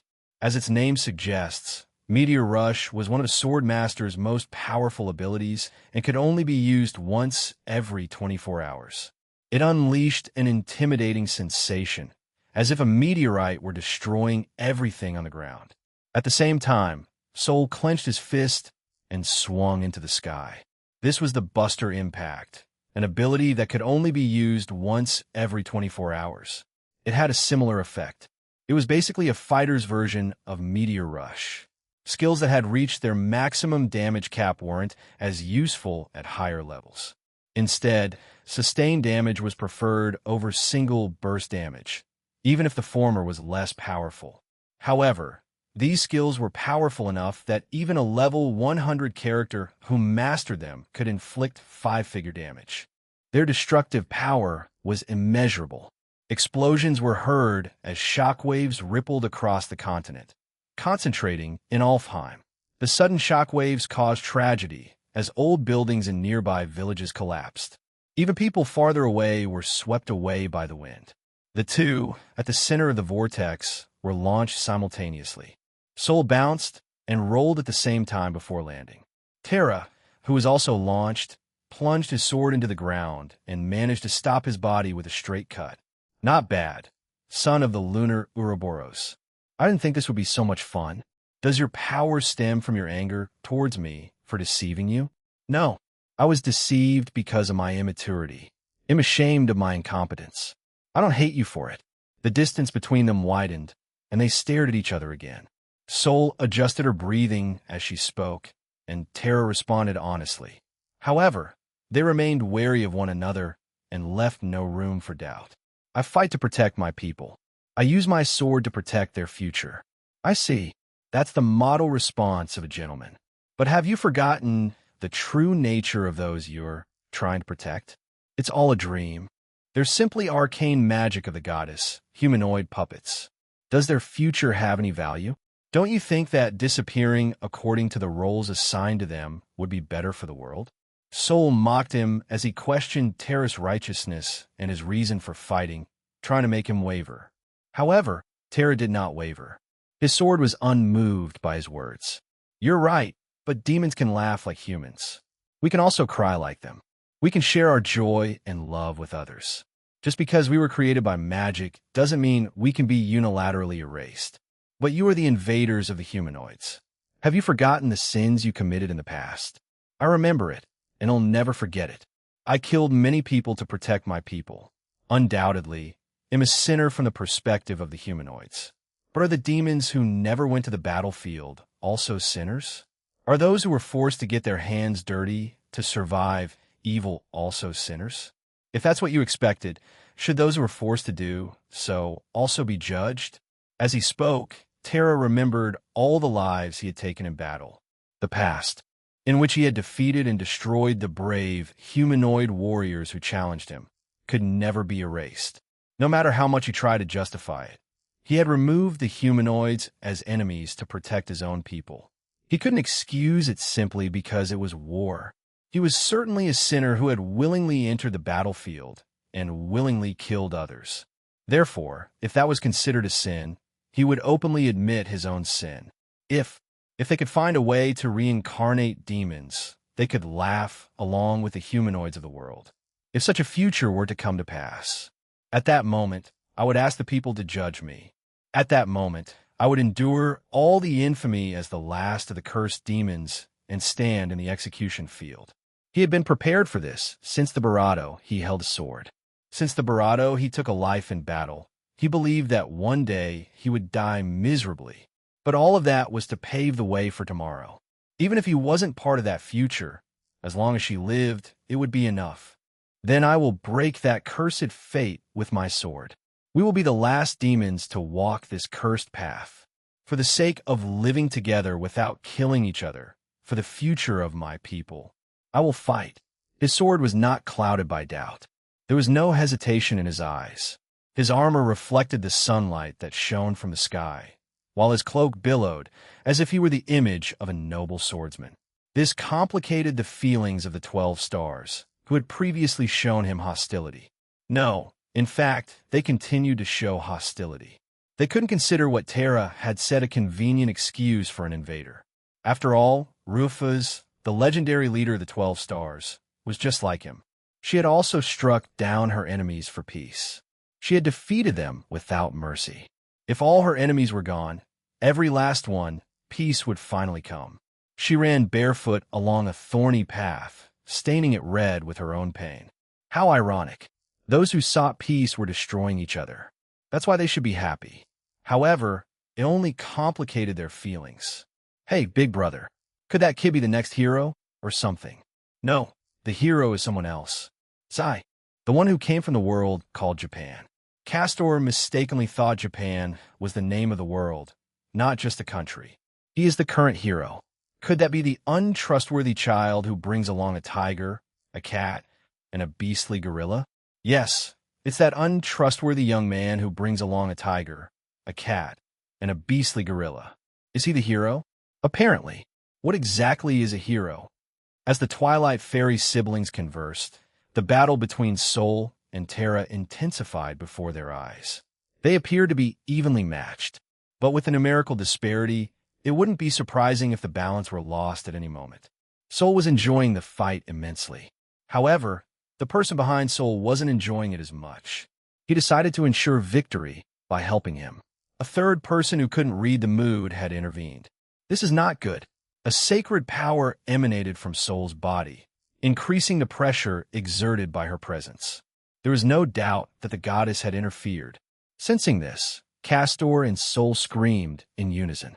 Bad. This is really bad. Castor simply felt threatened by Sol's growing power. It was Sol himself who felt more threatened than anyone else.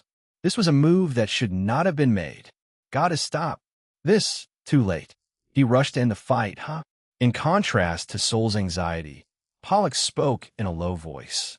At the same time, Parthenos removed the sealing ring from his finger. The goddess' help was truly invaluable, but also meant that her consciousness had shifted to Sol. In other words, she was revealing that she could no longer possess Pollux for now, which was what worried them. It was a truly foolish decision. Gather together, my beloved children. Come, return of the heroic spirits, Argonauts. A column of light erupted from Pollux's body and pierced the sky. The heavens tore open, and the light shone forth. And the heroes who had slain began to descend from the clouds. In response to the fairy prince's call, they readied their weapons one after another. Victory was assured. Even if the fairy brothers summoned all the heroes at once, only a few in Midgard could defeat them. Sol clicked her tongue, realizing her fun was over. Even if she stayed there, only death awaited her. It seems I can't go any further. If all the ancient heroes gather like this, not even I will be able to win. Oh well, it doesn't matter. In that case, they'll deal with the heroes of the current generation first. Besides, the objective has already been achieved. Sol left behind a disturbing statement and prepared to leave. Castor quickly ordered some heroes to pursue him, but they would have a hard time catching him if Sol was serious about escaping.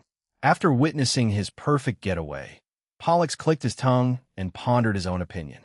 He wasn't just strong, he also had good judgment. He was quite a troublesome opponent. When he saw he couldn't win, he quickly withdrew before they blocked his exits. It's pretty tough, isn't it? A shrewd opponent is the most worrying thing. An annoying person has appeared. Pollux and Parthenos readily acknowledged how annoying Sol was and praised him for it. Their victory this time was due to the goddess. who had allowed an opening in her desperation to win. Otherwise, there would surely have been casualties, regardless of whether they achieved victory or defeat. Even so, Sol's last words were quite unsettling. Was it a deception? The Ouroboros showed no signs of movement. It seemed to remain asleep. Furthermore, the current heroes he mentioned should refer to the 7 heroes, but it was likely a trap. The goal was to scatter their forces while they rushed to protect the 7 heroes. Pollux didn't notice. The Ouroboros of the earth, which slept underground, opened its eyelids once and immediately closed them. The ocean. It was the mother who gave rise to life and also to a world of mysteries. There were civilizations in the ocean different from those of the terrestrial humanoids. Tritons, also called fishmen, were sea creatures with great intelligence and fighting prowess. The females had the upper body of a human and the lower body of a fish. The males had the opposite appearance and were classified as semi-human in the modern world. Furthermore, the merfolk were divided into 2 types: those who wished to be treated as humanoids by the people of the land, and those who separated themselves from the people of the land to live in the paradise of the sea. The former were those who followed Leo, while the latter lived in Skplenir. Skplenir, Old Norse, assembled from fine pieces of wood, is the most elegant ship in Norse mythology. It belonged to Freyr and could be folded like a cloth and stored in a pocket. In this underwater kingdom, beautiful mermaids swam in crystal-clear waters, while mermen with harpoons went out to hunt. Approximately half of the buildings were towers. The windows were almost always open, and the Tritons went in and out through them. Although they were towers, they had no staircases. The Tritons could move freely up, down, left, and right, so it was enough to have holes connecting the spaces. They were built assuming that 3-dimensional movement was possible. Humans couldn't do that on land. Instead of using vehicles for transportation, the merfolk used orvars. At 30 meters long, an orvar would be roughly the size of a blue whale. On the other hand, an orca, also called a killer whale, measures only between 5 and 8 meters long. It is a kind of magical beast that had mutated from Orcus. Even calves could reach a length of 10 meters. If it was an enormous specimen, it could grow up to 30 meters. These magical beasts possessed great fighting power and intelligence, but they were also known for being friendly with people and easy to tame. In addition, there were also small creatures called dolphins that lived alongside the orvars. These were originally dolphins that had been domesticated and lived with the newts for many years. Over time, they developed dwarfism and became pets. Careful selection resulted in numerous types of dolphins. On the other hand, abandoned dolphins, discarded by owners tired of raising them, had also become a social problem. In this sea city, there was a particularly large building. It was an enormous palace built of pure gold and crystals, from which the king of the mermen ruled the city. Only beautiful mermaids worked in the palace. No mermen worked there. Moreover, all the mermaids had blonde or vermilion hair, uniformly long. Deep within the palace, there was a room that gleamed with the most tasteless fashion, decorated with crystal accessories and surrounded by beautiful mermaids. The only man in the palace sat on a throne that, at first glance, resembled a large seashell. Incredibly, he was the only man in this sea city who differed from the other mermen, for he possessed a completely human body. Both his upper and lower body were entirely human and were covered by a flowing, Hagoromo-like costume. His blonde hair was slicked back, while his piercing blue eyes hinted at an arrogant personality. He had a mole on his forehead, which could be considered an exquisite feature. He looked to be in his early 20s. He was dressed lightly, showing his slender, toned physique as the people around him tended to his needs. He was the king of the sea. In a sense, his dominion over the vast ocean meant he ruled the largest territory in Midgard. At that moment, a young mermaid, who was probably a messenger, approached and bowed. "Your Majesty, I wish to inform you. The descendants of those who landed have disappeared." "Ah, those idiots who decided to follow Leon, huh? What idiots? They should have lived under my protection." Why did they want to be treated as equals by those content with the narrow world of Earth? Why should anyone care what inferior life forms think? Without concealing his contempt, the king mocked them. In his eyes, the 7 humanoid races were inferior species. No, not just the humanoids. Everything that lived in this world was an inferior life form to him. They were merely a pale imitation of the goddess. There were only 2 truly valuable beings in this world. Needless to say, one was himself, the perfect being, the pinnacle of beauty, son of the goddess. The other was an enchanting woman who, though born of a lesser species, had overcome everything to become a unique creature in this world. One rank below, the Ouroboros, the fairy princess, and the demon king would barely qualify for admission. Centuredo, I've never seen them before. There's a female golem and an old human with a monocle. A female golem and an elderly human who wears a monocle. Upon hearing the girl's report, 2 figures that made a very unpleasant impression on the king flashed through his mind. One was a dangerous golem maiden who, though decent-looking, was at heart nothing more than a beautiful object. The other was a crazed, demonic goat. He would never forget them. They made a very unpleasant impression on him because, whenever they spoke to him, they used that abominable name. I see. By the way, don't you look unfamiliar? I am Swearat Tigas, an apprentice who started working here a few days ago. This time, I am portraying the messenger who is ill. It wasn't unusual for him to be unaware of a newcomer. To put it bluntly, she was just someone of lower rank. It would be disrespectful to burden the king with reports on every apprentice. One would only be presented after completing their training and being able to serve properly on their own. Even so, there was a separate training facility, so access was only granted to those deemed capable. However, the king did not press the matter. Her face looks a little young, but her hair color is the same. The girl's hair was blonde, turning vermilion at the tips. It was the same color as that of the woman she recognized as her equal and with whom she had fallen in love. In fact, all the women who served in the palace had something in common with her. It wasn't a big deal. Centuredo, the king, smiled at his unexpected companion. The young girl, who had been brought to him, blushed and lowered her head. What an original reaction. So far, I've only dealt with worldly individuals, but it might be refreshing to meet someone so innocent once in a while. However, the king's despicable thoughts vanished the next moment. The ticket flew out, and the door hit him directly. I've come to step in with great bravado. Is the self-absorbed troublemaker Eros home? Acting like a tyrant in a palace surrounded by followers? He still has terrible judgment, as he said that a steel golem entered along with an intellectual-looking old knight who was actually from the radical faction. The mermaids surrounding them were astonished by his rude and disrespectful entrance. It was only natural. After all, he was the king. It was unheard of to be slammed in his face. It's not Eros. It's Pisces, idiots. The king shouted at them both. The tyrant of the 12 stars, Pisces of the fish's real name, was Eros, threw open the broken door and jumped out, making no attempt to hide his anger. Author's notes: Terra. I fight to pave the way to tomorrow. Say, what a heroic aura. Is the real hero. The goddess soul. Useless trash. Dina, my true form really can't do it. I need to do something soon. Who is the real mastermind? Chapter 147. I just detected a reaction similar to a Ross Mana. It seems to be down here. They had been flying through the sky in the Argo for some time, but Libra's words caused the ship to stop. Upon hearing this, Rufus peered out from the ship, but the vast sea stretched as far as the eye could see. He squinted and concentrated to see if he was anywhere among the scattered islands, but he couldn't find anyone.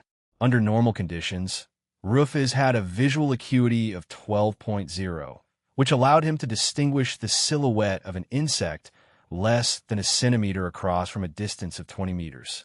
If you used arcane power to create a lens of light in front of your eyes, you could see even farther. 2 lenses would be created. Mana would be used to create an object lens, also called an objective lens, and an eyepiece, also called an eyepiece lens, a type of lens attached to various optical devices, such as telescopes and microscopes. The perimeter would then be surrounded by mana to prevent light from escaping. By creating a makeshift refracting telescope, it would be possible to see distant landscapes. This was called reaching light, a support-type arcane magic. The game's effect was simply a zoom. If you zoomed in too far on a character, the player could see through the polygons and behind them. The administrators should fix this. However, no human being was seen even after using it. Is it under the sea? Yes, most likely. That wasn't surprising, as his name, Pisces the fish, indicated he was different from the other 12 stars, whose activities were primarily on land. He was one of those who only demonstrated his true worth at sea. His combat power reached its full potential in underwater combat. Therefore, it was natural to expect it to be underwater, but that's also why it was so problematic. After all, the sea was much wider and deeper than the land. In other words, the place they needed to search was much larger than if it were on land. Furthermore, none of Rufus' companions were particularly adept at underwater movement. Naturally, this was also the case for Libra, Sagittarius, and Aegokeros, who were in charge of the search for Pisces this time. In other words, they needed to make some preparations before diving into the sea. How long can each of you hold your breath? I don't need to breathe, so I can do it for any period of time. I haven't tried it, but it should be possible for a few hours. My best record is 45 minutes. The three answered Rufus' question, and the difference between biological creatures and non-living creatures became clear. As an inanimate creature, Libra had no time limit. However, despite its appearance, it weighed 300 kilograms, so it would undoubtedly sink if thrown into the sea. Rufus wasn't sure exactly what Aegokeros was, but it could probably be considered a half-mana life form. It was a hybrid of a biological creature and a demon, but it didn't seem to have completely lost the functions of a biological being. Since Sagittarius was a centaur, a completely biological creature, his limit was less than an hour. Even if it was only 45 minutes, it was still an astonishing feat considering his race. It was like a human being able to hold their breath underwater for more than 10 minutes. We need countermeasures. Sagittarius, can you do it? Leave it to me. Oxygen suction. The effect of Sagittarius' divine magic, oxygen suction, simply consisted of oxygen collection. This increased the oxygen absorption capacity of living beings, allowing them to absorb dissolved oxygen in the water as if they were on land. In short, it could be considered simply an ability that allowed one to breathe underwater. Incidentally, the game had a penalty if you entered underwater fields without using similar abilities. Your HP would automatically decrease. However, Rufus would simply charge in without hesitation and fight his way through, relying on his HP regeneration. One wouldn't need oxygen if one possessed overwhelming vitality. Therefore, Rufus had likely transcended the realm of biological creatures. However, there was no reason to do the same in this world. Next up is Libra. If I make optional parts for the underwater movement, it should be manageable. Rufus said that, and then went into the cabin to work on it. Then, after a while, there was the sound of iron hitting iron, the sound of something breaking, and the sound of explosions. It didn't sound like the process of manufacturing anything, but no one present seemed to mind. If Youngsei had been there, he would have answered seriously, but unfortunately, there was no one to play that role. Then, after waiting a few minutes, Rufus returned with something bearing several blue wings. It closely resembled Libra's support golem, Astrea. A closer look revealed 4 pairs of wings. Additionally, 2 cannons extended from its waist when it was docked. However, it lacked Astrea's shoulder cannons. Okay, this is a golem for underwater movement. It's called Astrea Type M. It has a small screw at the end of each wing, which can be moved to change direction. The waist cannons can fire harpoons that pierce the opponent and unleash vibrations and ultrasonic attacks to destroy them from the inside. If you equip it, you can move freely underwater without sinking. Rufus attached the Astrea M to Libra while explaining its functions. Libra immediately tested it, firing a harpoon from its waist cannon. The harpoon was attached to a long cable that extended a considerable distance. Finally, the harpoon fell into the sea and pierced a magical, shark-like beast that was there. This was a dangerous magical beast known as the deep blue shark, which enjoyed consuming human flesh. Since you don't know, please bring him back normally instead of massacring him.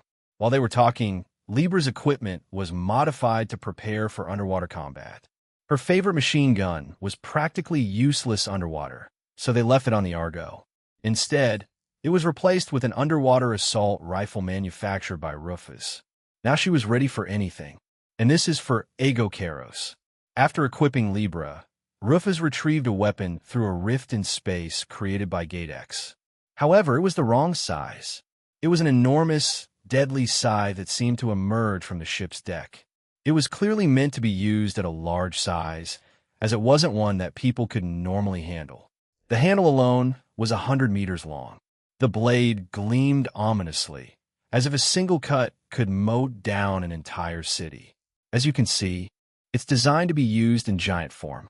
You can store the weapon in your shadow when you're not using it.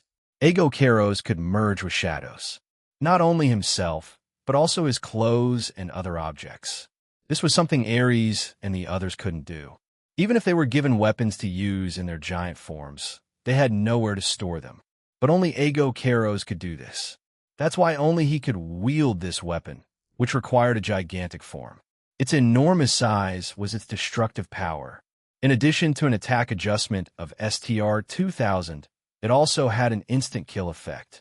Of course, most boss-class monsters were immune to instant defeat attacks, but weaker opponents would certainly fall. Thank you very much. With this, I can definitely take down Eros. Like I said, don't finish him off. Just bring him back. Rufus handed the weapon to Ego Karos, who put it away in his shadow. The image of handing over a 100-meter-long weapon with one hand was quite surreal, but there was no one around who could seriously challenge it. After all, this was quite normal for them. Then Sagittarius looked at Rufus expectantly, but she didn't give him anything. You already have a gun, right? I don't have anything for you. In fact, Sagittarius already had a weapon crafted by Rufus. Therefore, he was the only one who received nothing. Sagittarius hunched his shoulders and sat on the floor, hugging his knees. But this grim man, poorly dressed, ended up being thrown off the ship by Bennett Nash. When he debuted, he was very serious. This was simply terrible. Then we're leaving. Please wait for a good news.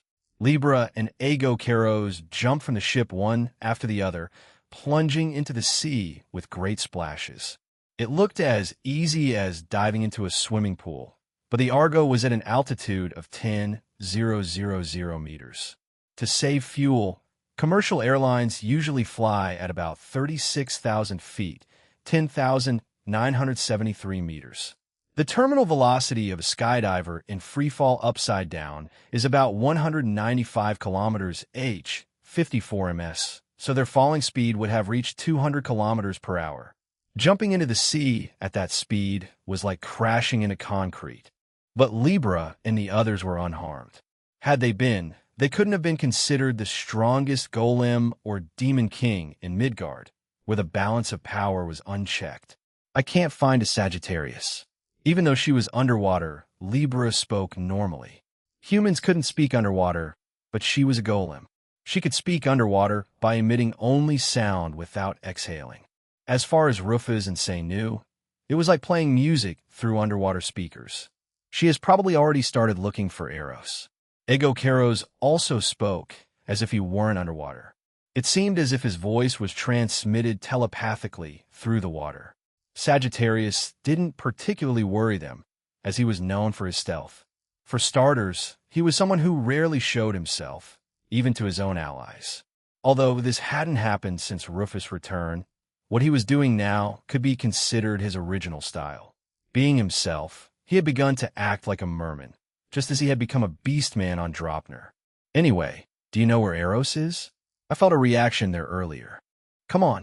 Libra indicated the destination and flew across the water, using the wings on her back. Ego Karos followed her, as if he were flying.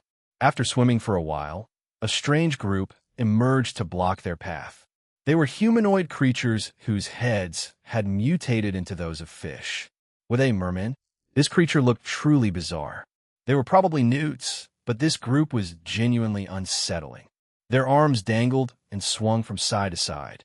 They dragged their tails along the seabed and moved about hopping like frogs.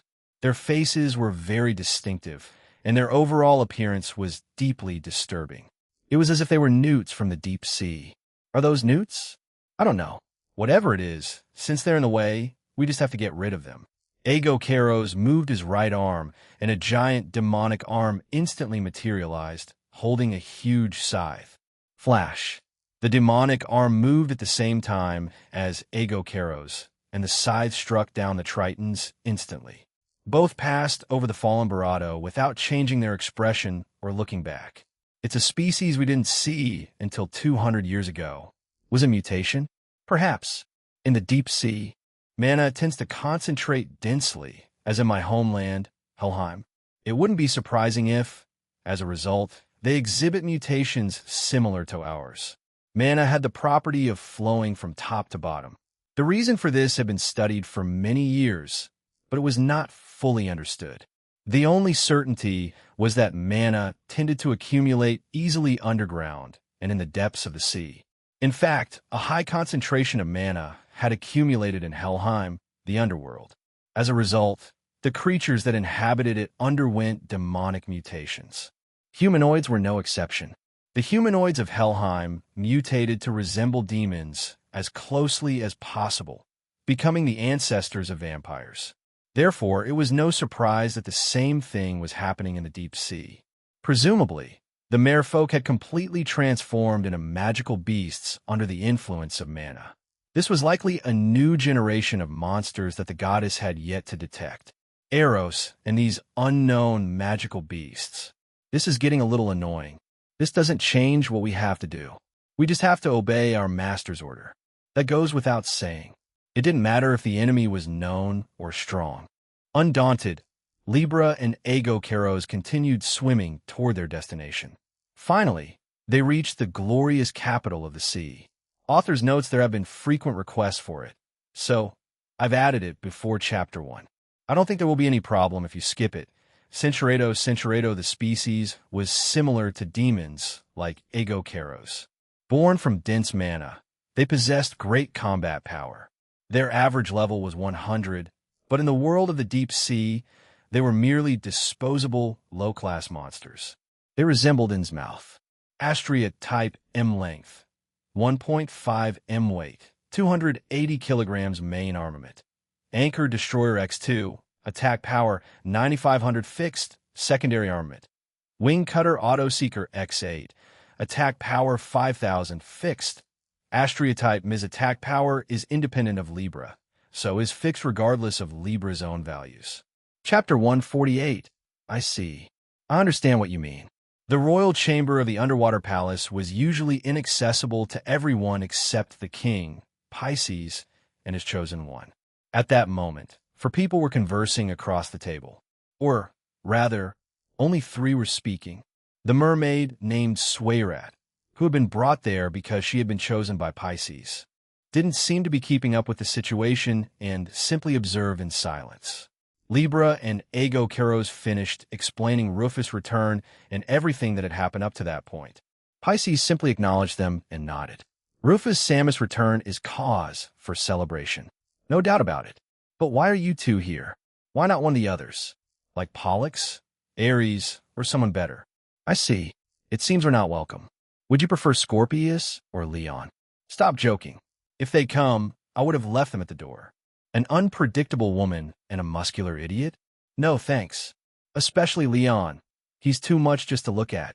Pisces judge people primarily by their physical beauty. Was this to be expected from the son of Alavinos, also known as the goddess of beauty? Essentially, he hated ugly and excessive people. Libra, who was simply a beautiful object, and Aegokeros, who embodied the negative aspects of the world, were not welcome. If one of the 12 stars were to visit him, he would prefer it to be someone comforting like Pollux or Ares. Of course, this assumes Ares retains his humanoid form. Incidentally, The person he disliked most was a strange horse who behaved oddly in public. He didn't have fond memories of that horse. Once, he met a girl in town and liked her, but she turned out to be that same horse in disguise. Even now, that experience remains an unpleasant memory for him. And stop calling me Eros. Don't you already have Taurus to fool yourself by confusing his name? What are you saying? It's completely different. The name Taurus is so confusing that it's natural to make mistakes without meaning to. In your case, we got the name wrong on purpose.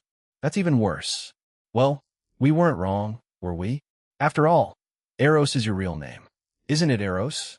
That S right, Eros. Bastards. Pisces grumbled, resting his cheek on his hand. He thought, that's why I hate these people. The sensible Pollux and the kind-hearted Ares wouldn't have deliberately called him by his real name. Ares sometimes did it accidentally, but at least there was no ill intent.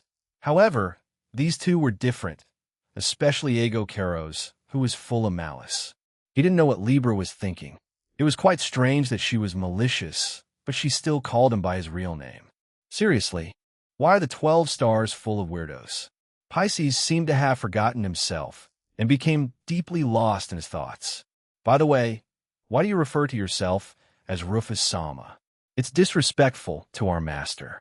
Ugh. Pisces grunted at Ego Keros' rebuke. As Ego Keros said, Pisces' use of the first-person pronoun was an imitation of Rufus. At least, Ego Keros and the others knew that, before Pisces met Rufus, he had been referring to himself as Orsama. This part is difficult to translate into English, as there is only one singular first-person pronoun in English, but that is not the case in Japanese. Basically, Pisces originally used the first-person pronoun or, but switched to the archaic first-person pronoun yo to imitate Rufus. See the list of Japanese personal pronouns for more details.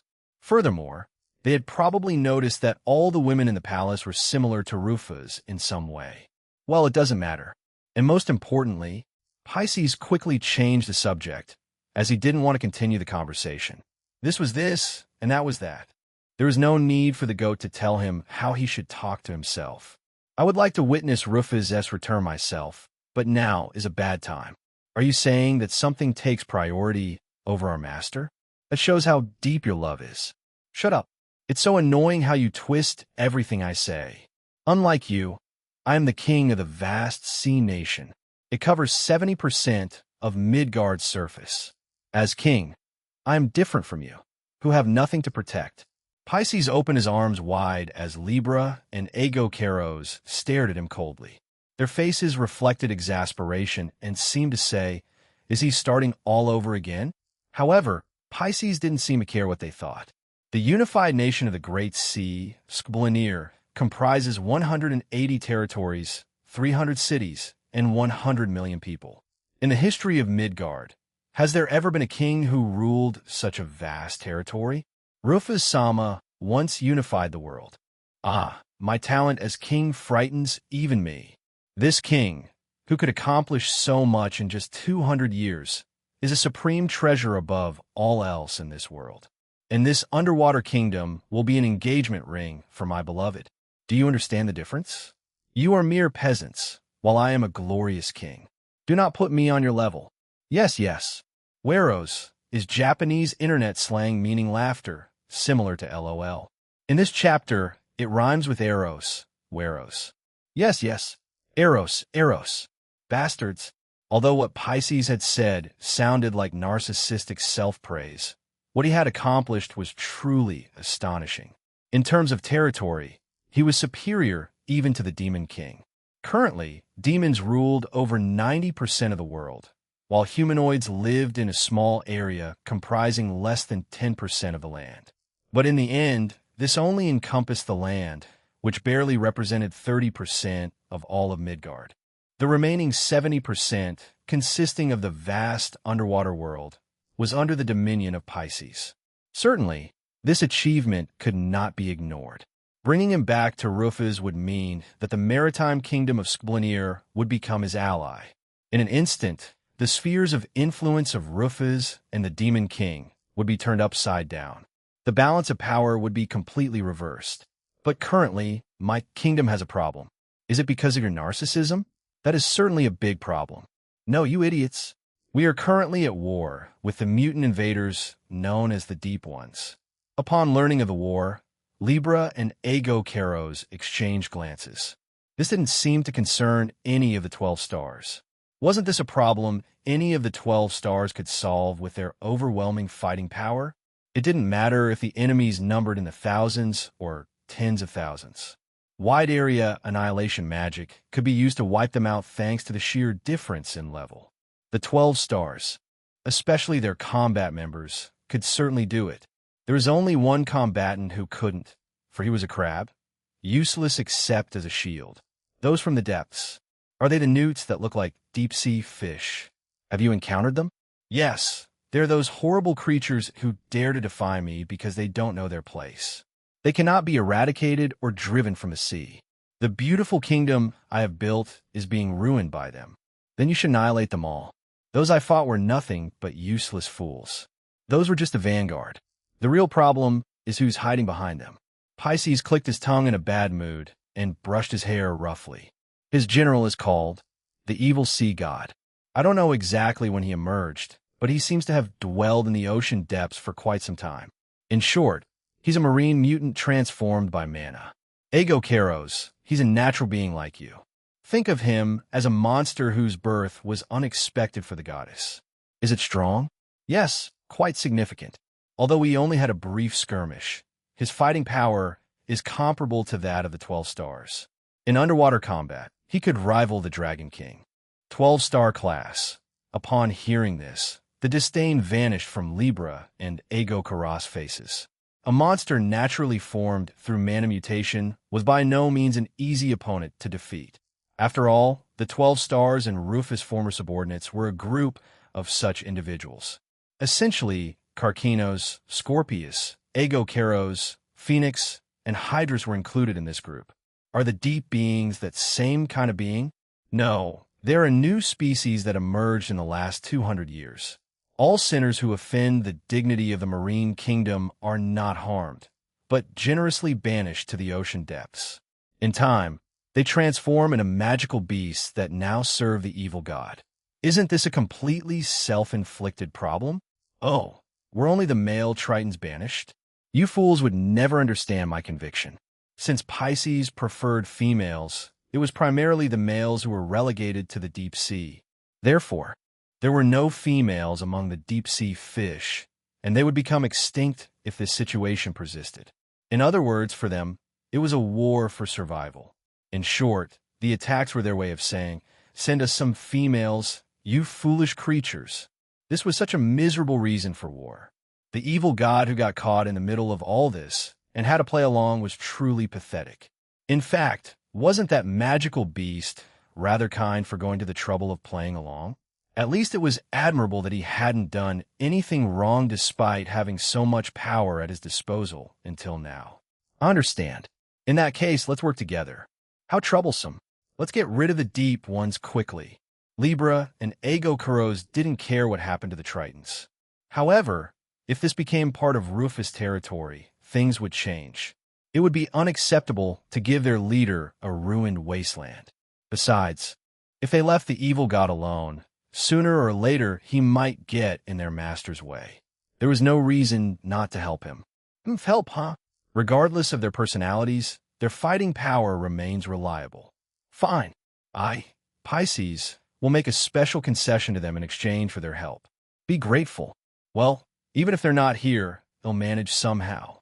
Okay, let us go back, Ago Keros. We will simply say that Eros is dead. Hey, wait, don't go. I understand. I appreciate it. They'll be grateful. So please help me.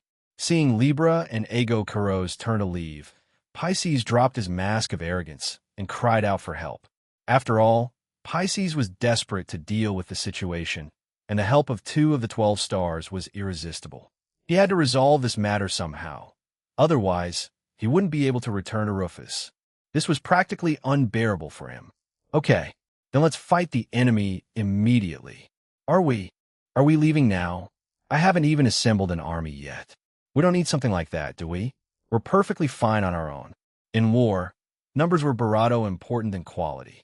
This was an absolute truth that hadn't changed since ancient times and would continue to hold true in the future. The side with the most troops would be the victor. That was essentially how war worked.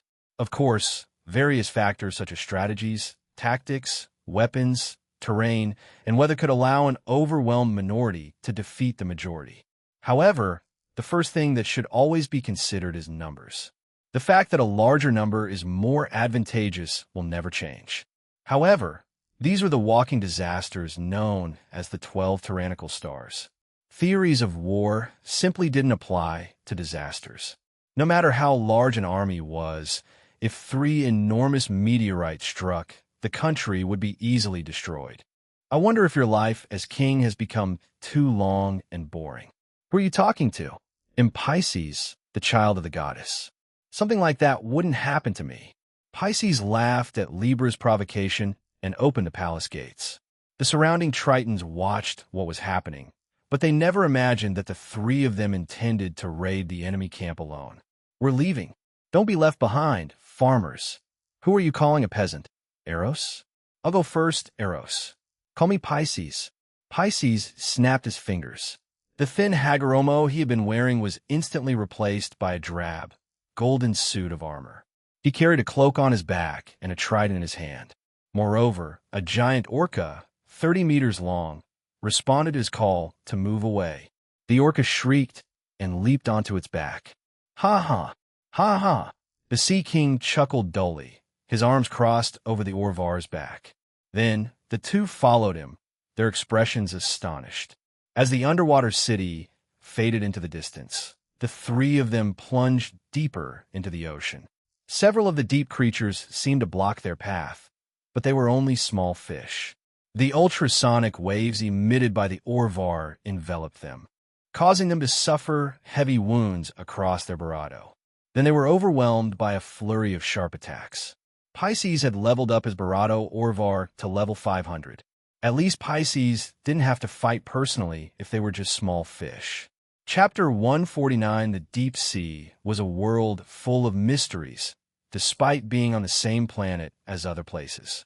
Not only in Midgard, but even on C's home world, where science had advanced far further, the full picture had not yet been revealed. The creatures of the deep sea used to be different from the fish humans are used to seeing.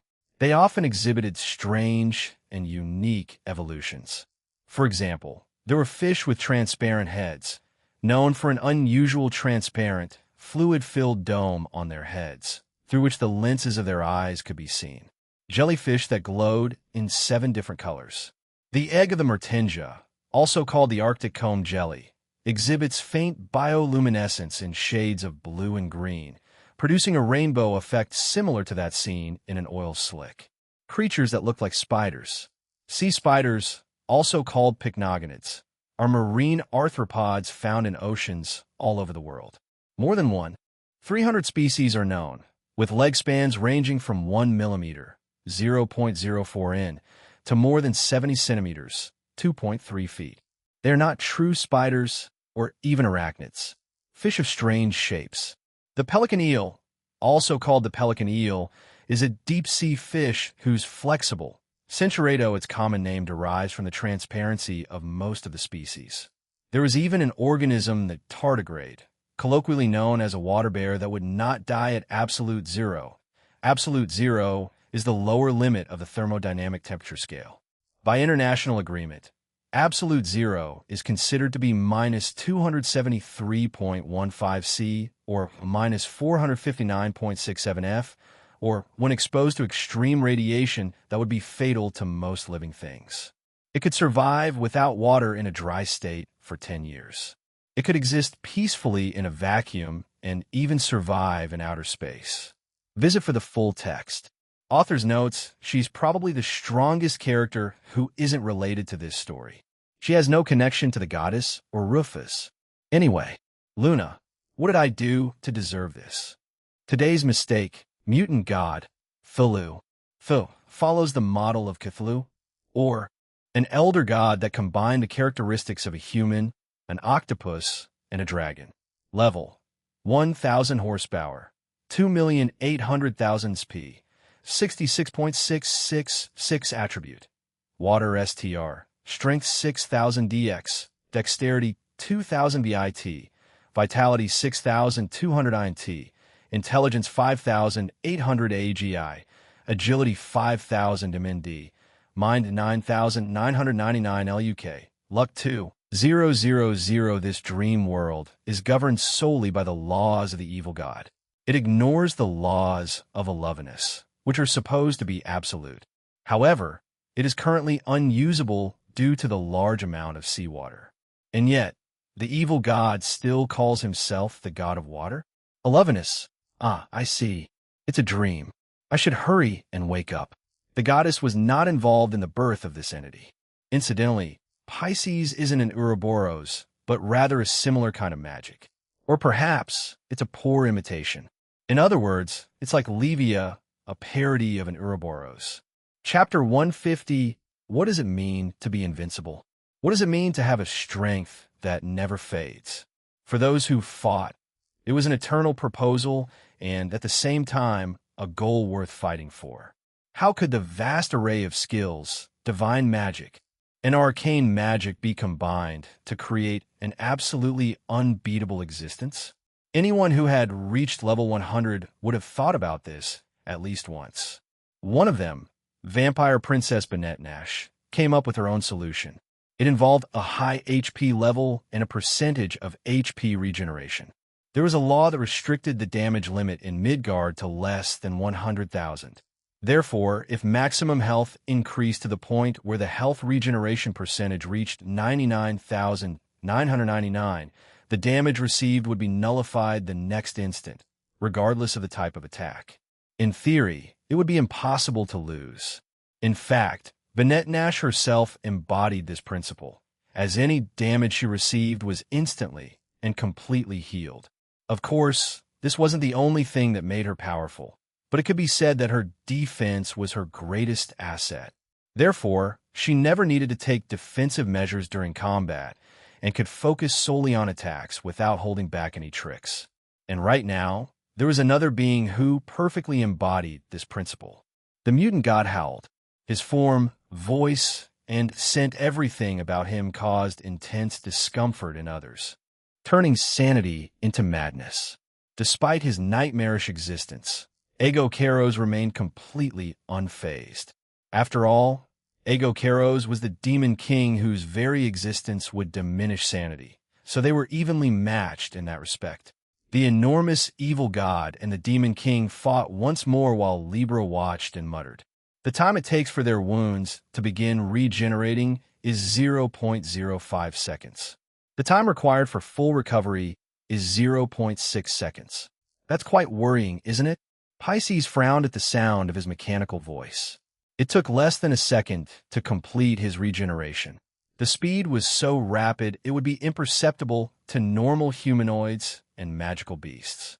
It was no exaggeration to say he healed almost completely at the same time he sustained the damage. Of course, they could attack before he fully recovered. It was possible to launch an attack in 1/100th of a second and damage him before he even began to regenerate. However fast his regeneration was, it could be overwhelmed by an even faster barrage of attacks. In other words, they could hit him faster than he could regenerate. For example, if Banette Nash were here, he could strike the mutant god with dozens of light attacks in the time it takes him to regenerate. He would be practically dead in an instant. Ironically, the most effective way to overcome Banette Nash's invincibility was his own fighting style. Although he would be slightly slower, Rufus could also overwhelm an opponent with a similar barrage of attacks. However, neither the Vampire Princess nor the Black-Winged Overlord were there. Instead, there were Ego Keros, Libra, and Pisces. We just need to damage it faster than it can regenerate. That's all. That's unrealistic, considering their skill level is higher than ours. They're not a punching bag that can be defeated without a fight. A unilateral attack is impossible. Pisces made a suggestion while dodging the attacking tentacles, but Libra immediately knocked her down. As mentioned before, attacking faster than her regeneration was definitely a solution. It wasn't a mistake. However, the opponent would naturally counterattack, defend, and evade. They might even use abilities to heal themselves further. In other words, there must be an overwhelming speed difference to implement this tactic. So one must move on a shorter time scale and leave the opponent behind. But the speed of the mutant god, Libra, and the others was practically the same. Naturally, this was an ultra-fast battle unfolding on a different timescale, one that ordinary fighters couldn't follow. The aforementioned tactic wouldn't be easy to implement when they were fighting on the same stage. Fortunately, we have someone who is the natural enemy of regeneration specialists. Just watch. Libra pointed to the side of the evil god. This was the spot where Ego Keros had previously wounded him, but it had not yet regenerated. The head, pierced by Libra's harpoons, and the body, burned by Pisces' roar, had regenerated almost completely. Only that wound remained unhealed. Ego Keros' attacks inflicted an irreversible curse. Once wounded, the damage could not be healed until the curse expired after a certain time. Divine magic and the use of items were ineffective. Even amputating the damaged limb would do no good. Furthermore, neither elixirs nor Amrita were effective against this ability. In other words, Ego Keros was the natural enemy of the mutant god. Is your plan to rely solely on him? I'm not interested. In that case, would you like to be the main attacker? Your unique ability is called Auresca. Auresca, also called Alpha Piscium, is a binary star in the constellation Pisces. Its name comes from Arabic and means the rope. There are a few variations in its spelling, like Auresca, Aurisca, and Aurisha, right? But, well, you can't use it, can you? Stop joking.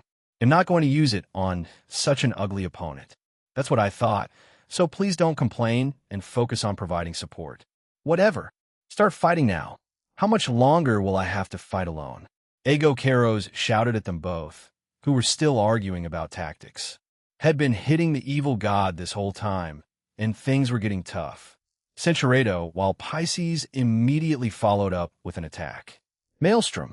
This high-level arcane magic, with a water attribute, created a whirlpool to attack the enemy, striking the evil god and sealing his movements. However, Ego Keros did not take advantage of the opportunity to escape, as if he had been expecting this. He fired a black beam that pierced the evil god's chest. But the evil god's vitality could not be underestimated. After a brief shudder, he moved all his tentacles as if he hadn't been harmed. They attacked the three of them in all directions. Dash. Full text in Chapter 151. Ego Keros used hidden power. From the bodies of Ego Keros, Pisces, and Sagittarius, power erupted explosively. As their master, Rufus, pushed beyond the limits, their levels also increased in the process, allowing them to reach the height of level 1000 after breaking through the level 800 wall. The difference in level was not something that could be ignored. In fact, the higher the number associated with the level, the more important it became. For example, even if one individual's level were double that of another person, if they were level 1 and level 2, then there would not be a monumental difference between them. Needless to say, even a one-level difference couldn't be taken lightly.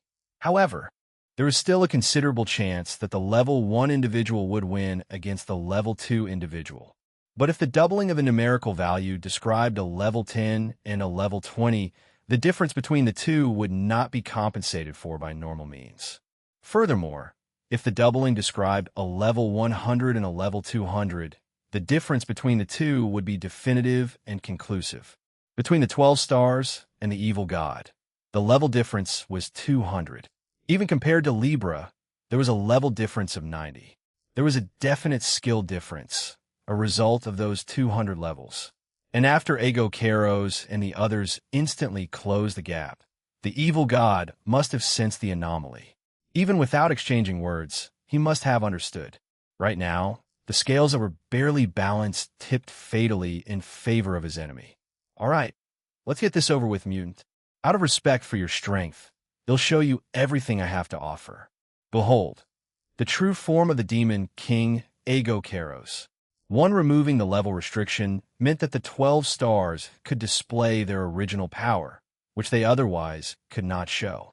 In the past, Aegokeros was known as the Demon King of Helheim and was feared by others. Lifting his level restriction meant he would be freed from the bonds that imprisoned him. The goat's eyes glowed red as its wings flapped around it.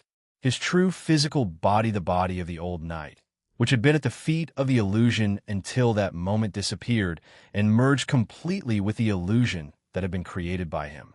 That wasn't all. All the surrounding mana was concentrated in a single point, with him as its center. It was the same thing that Mercurius had done on Draupnir. Return to me, power of darkness. The black mana that was being absorbed by Aegokeros caused the illusory body to materialize into a tangible one. The lower part of the body, which until then had resembled a fish, transformed into hairy legs. At the same time, the giant body, which had previously measured approximately 100 meters, grew ever larger, eventually exceeding 1 kilometer. But even then, it continued to grow. All of Midgard was covered in darkness, and lightning flashed everywhere as the entire world trembled in fear due to the materialization of the Demon King. The evil god was grabbed by the Devil King's hand as the goat's head pierced the clouds and reached the stratosphere. If someone had looked at Midgard from space at that moment, they would have doubted what they were seeing. That was because they would have seen something sprouting from Midgard, a gigantic demonic goat the size of a planet. Illustration from Volume 7 of the light novel, The True Power of Aegokeros. Goodbye, mutant. If it's you, perhaps you'll survive my next attack, but you'll never return to this planet. This world belongs to my master. That said, you also have the makings of king. As a demon, this Aegokeros will recognize and admit it better than anyone. Aegokeros never disliked the mutant god. In any case, Aegokeros felt that the evil god was his only comrade in this world. The evil god wasn't something fake or counterfeit like the demon race. He was a real demon. How could Aegokeros hate something or someone like that? If Rufus Maffel had not existed, he would not have minded dividing the world and sharing half of it with him. Honestly, he had considered and acknowledged his enemy as such. However, this world already had a Blackwing king. The rightful king who would rule the world already existed. As expected, there was no longer room for this mutant god to lurk. There was no longer room for Aegokeros to allow him to continue existing. After all, there could only be one legitimate king, and there could only be one demon who served that rightful king. That was himself, Aegokeros. If you managed to stay alive, your attempt at supreme rule should take place in some otherworldly land. Aegokeros waved his arm, throwing the evil god into empty space. At the same time, as a last resort, the evil god also activated a special ability.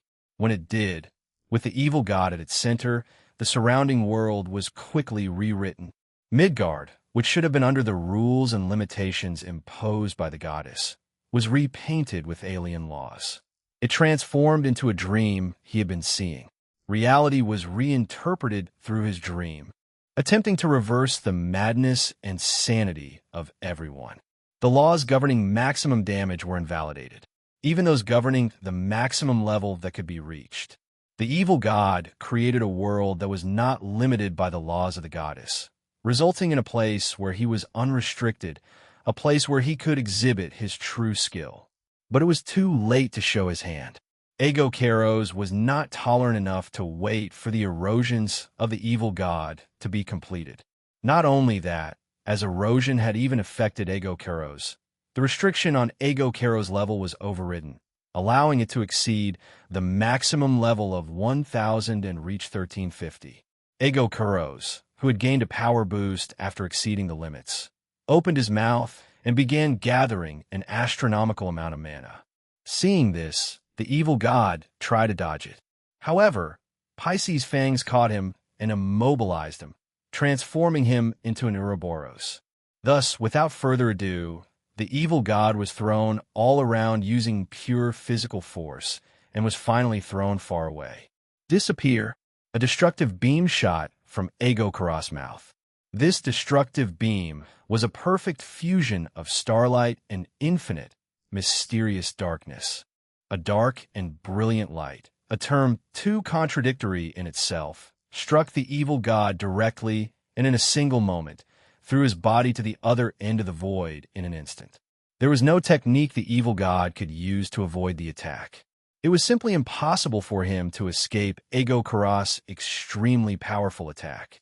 To finish it off, an arrow imbued with the Alnisil ability was added, which ignored the distance between the user and the target to strike with precision. As a result, the two beams spiraled outwards, creating a helix that strengthened each other, sending the evil god flying far, far away. And although this was a story from the future, from a few years later, or perhaps a few dozen years, or even a few hundred years in the future, this beam of light continued to carry the evil god without disappearing across a few light years away, or perhaps a few dozen light years away, or even a few hundred light years away. Beyond the star system, beyond the galaxy, and finally, even beyond the galactic group. As literally as it was written, the evil god was being expelled from the world they inhabited. As for where he might end up in the end, or what might happen to the evil god, Ego Karos didn't know. Perhaps in the end, the evil god could reach a place where he could be worshipped as an outer god. Perhaps he would end up on a planet devoid of living creatures and gain peace on that land. Whatever the outcome, Ego Karos and the others were only sure of one thing. And it wasn't an entity that would die from something of this magnitude. That's all. Even going into the future, the evil god would continue to live and survive somewhere in space, just like them. And that they would never cross paths again. With that conviction in mind, Ego Karos considered it a great misfortune. Finally, Ego Karos dispersed the mana and returned to his usual size. At that moment, Pisces approached Ego Karos, sweating profusely, and spoke to him. I suppose that's to be expected from the Demon King of Helheim. The only one among the 12 stars considered dangerous by Rufus-sama and tamed to seal you away. Ego Karos was different from the other 12 stars, although it had already been stated that, due to his cruelty, he alone was considered dangerous by Rufus. For this reason, Rufus tamed him to place him under his supervision.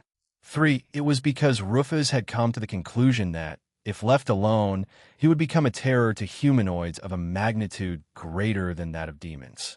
Furthermore, having him at his service meant that the great demon known as Ego Karos would be chained to such a level restriction that his true abilities would be sealed. Not even the Lion King, Lion, could create such a sense of danger in Rufus. The strongest individual among the 12 stars was Leo. No one would dispute that statement. However, the most sinister and atrocious of the 12 stars was, without a doubt, the Demon King Ego Karos. Furthermore, the birth of the great demon was something not even the goddess foretold. It was a monster that was born naturally outside the goddess sphere of influence. That is why Ego Karos considered himself a true demon.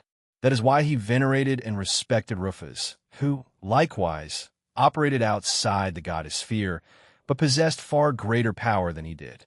Had this not been the case, it was possible that by now this great demon would have shrouded Midgard in darkness and deprivation.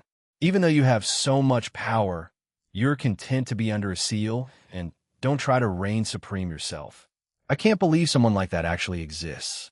There's only one true king, our supreme black-winged sovereign, and she alone.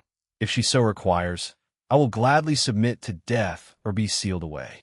That is my loyalty. How humble. Pisces scoffed, and then noticed a feeling of relief within himself. At this point, he felt fortunate that this demon wasn't egocentric like Leon. The mere fact that this demon had been bewitched by Rufus was perhaps the greatest stroke of luck Midgard had ever encountered. He usually acted like a man who was a few screws loose. However, the occasional manifestation of his true demonic nature made Pisces shudder. Either way, this time the problem is solved. Eros, I suppose you'll come with us, won't you? Well, first I need to give up my seat. Then I'll join you. And don't call me Eros. Okay, I'm sending you my best wishes from now on, Eros. I said don't call me Eros. We'll be counting on you, Pisces. Shut up. Transforming horse. D. For on the way back to the palace, Pisces loosened his lips while making sure that Libra and the rest couldn't see him smile. Even after 200 years, they were still the same oddballs he remembered. Yet that made him strangely happy. Although I would never tell them this, I actually really enjoyed those back-and-forth exchanges. Despite this, his sincere wish was to be called Pisces. It seems that Libra and the others managed to meet with Pisces without any problems. After opening the letter, I leaned my back against the ship's pillar. There were 2 messages. One of them had arrived just a few dozen seconds ago with a request to activate Alcade. Apparently, there was a troublesome enemy that even they were fighting against. Therefore, they requested Alcade's activation to remove their limiters. Honestly, this request surprised me. After all, I never expected for a second that a monster of this caliber existed. One that even the combination of Libra, Egokeros, Sagittarius, and Pisces would struggle to defeat. The second letter was there to let me know that the monster had been expelled into space and that Pisces had been recovered. Although I already knew that even without receiving the letter.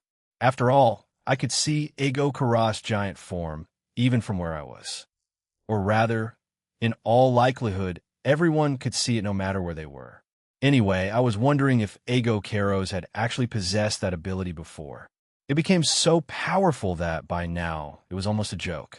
Perhaps it could destroy a planet without even exceeding the level restriction? That was pretty impressive, huh? I used to call him a pet and make him look like a fool, but if it's that guy, even I could be in danger. Stop being modest, Benet. If it's a direct confrontation, you'll almost certainly win. I mocked Benet in response, saying that she might end up losing to him, even though she didn't really think that in her heart. In fact, Egokeros in that state could even make me feel a sense of threat. However, Benet was still superior to him. If it were a fist fight, Egokeros' enormous bravado would only work against him, as Benet could strike him quickly and continuously at will. Ultimately, the maiden who shoots the silver arrow would defeat him decisively. Or rather, Benet was so strong that he wasn't even funny. But in reality, what happened was a complete waste. Although I only saw it for a moment, the strange and grotesque monster that Egokeros sent flying was level 1000. It had 2.8 million hit points, which meant it was more than Leon's. Although it would weaken if I tamed it, given how strong it was, I wanted to have it under my control. It would have served as a good, durable wall. Oh, I suppose in that case, Karkinos would lose his position. By the way, where are you planning to go next? Following Bennett's advice, I closed my eyes and thought for a moment about what to do. At that time, we were looking for Dina, who had disappeared. However, we had not yet determined her whereabouts. We had tried to check places he might have gone, such as Maffel Tower, but we couldn't find a single clue. As things stood, our only option was to go to a somewhat dangerous place. For example, like the Demon King's place. I opened my eyes, made my decision, and then said it out loud. Let's go to the castle of the demon race. Benet reacted to my words by smiling and showing his sharp bravado. Most likely, the person who knew Dina best was the Demon King. The reason was because she was aware of Dinah's espionage activities. In other words, she had accepted her identity as Venus. Of course, it was quite possible that he simply hadn't noticed anything. However, given his position as ruler of the demon race, that would have been far too negligent of him. Furthermore, I felt that he possessed information that I was still unaware of. We didn't think it was a bad idea to talk frankly among ourselves for a moment.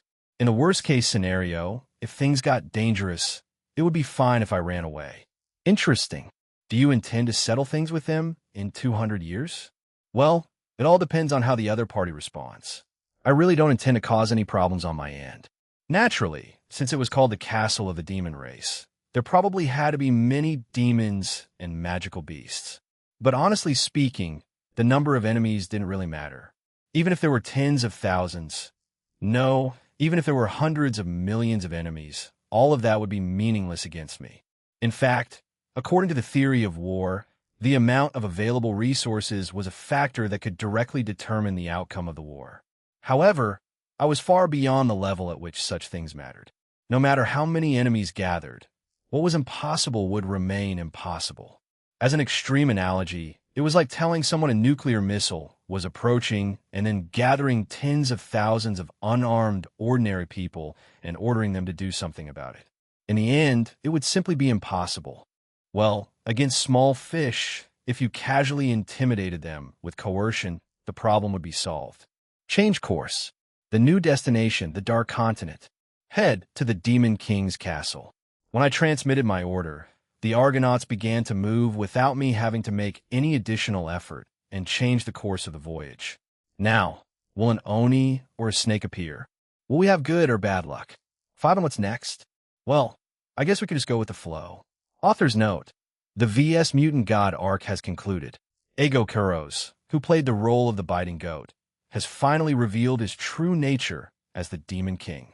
The Cabra-san, in his serious state, can grow as large as a planet. He is strong, convinced.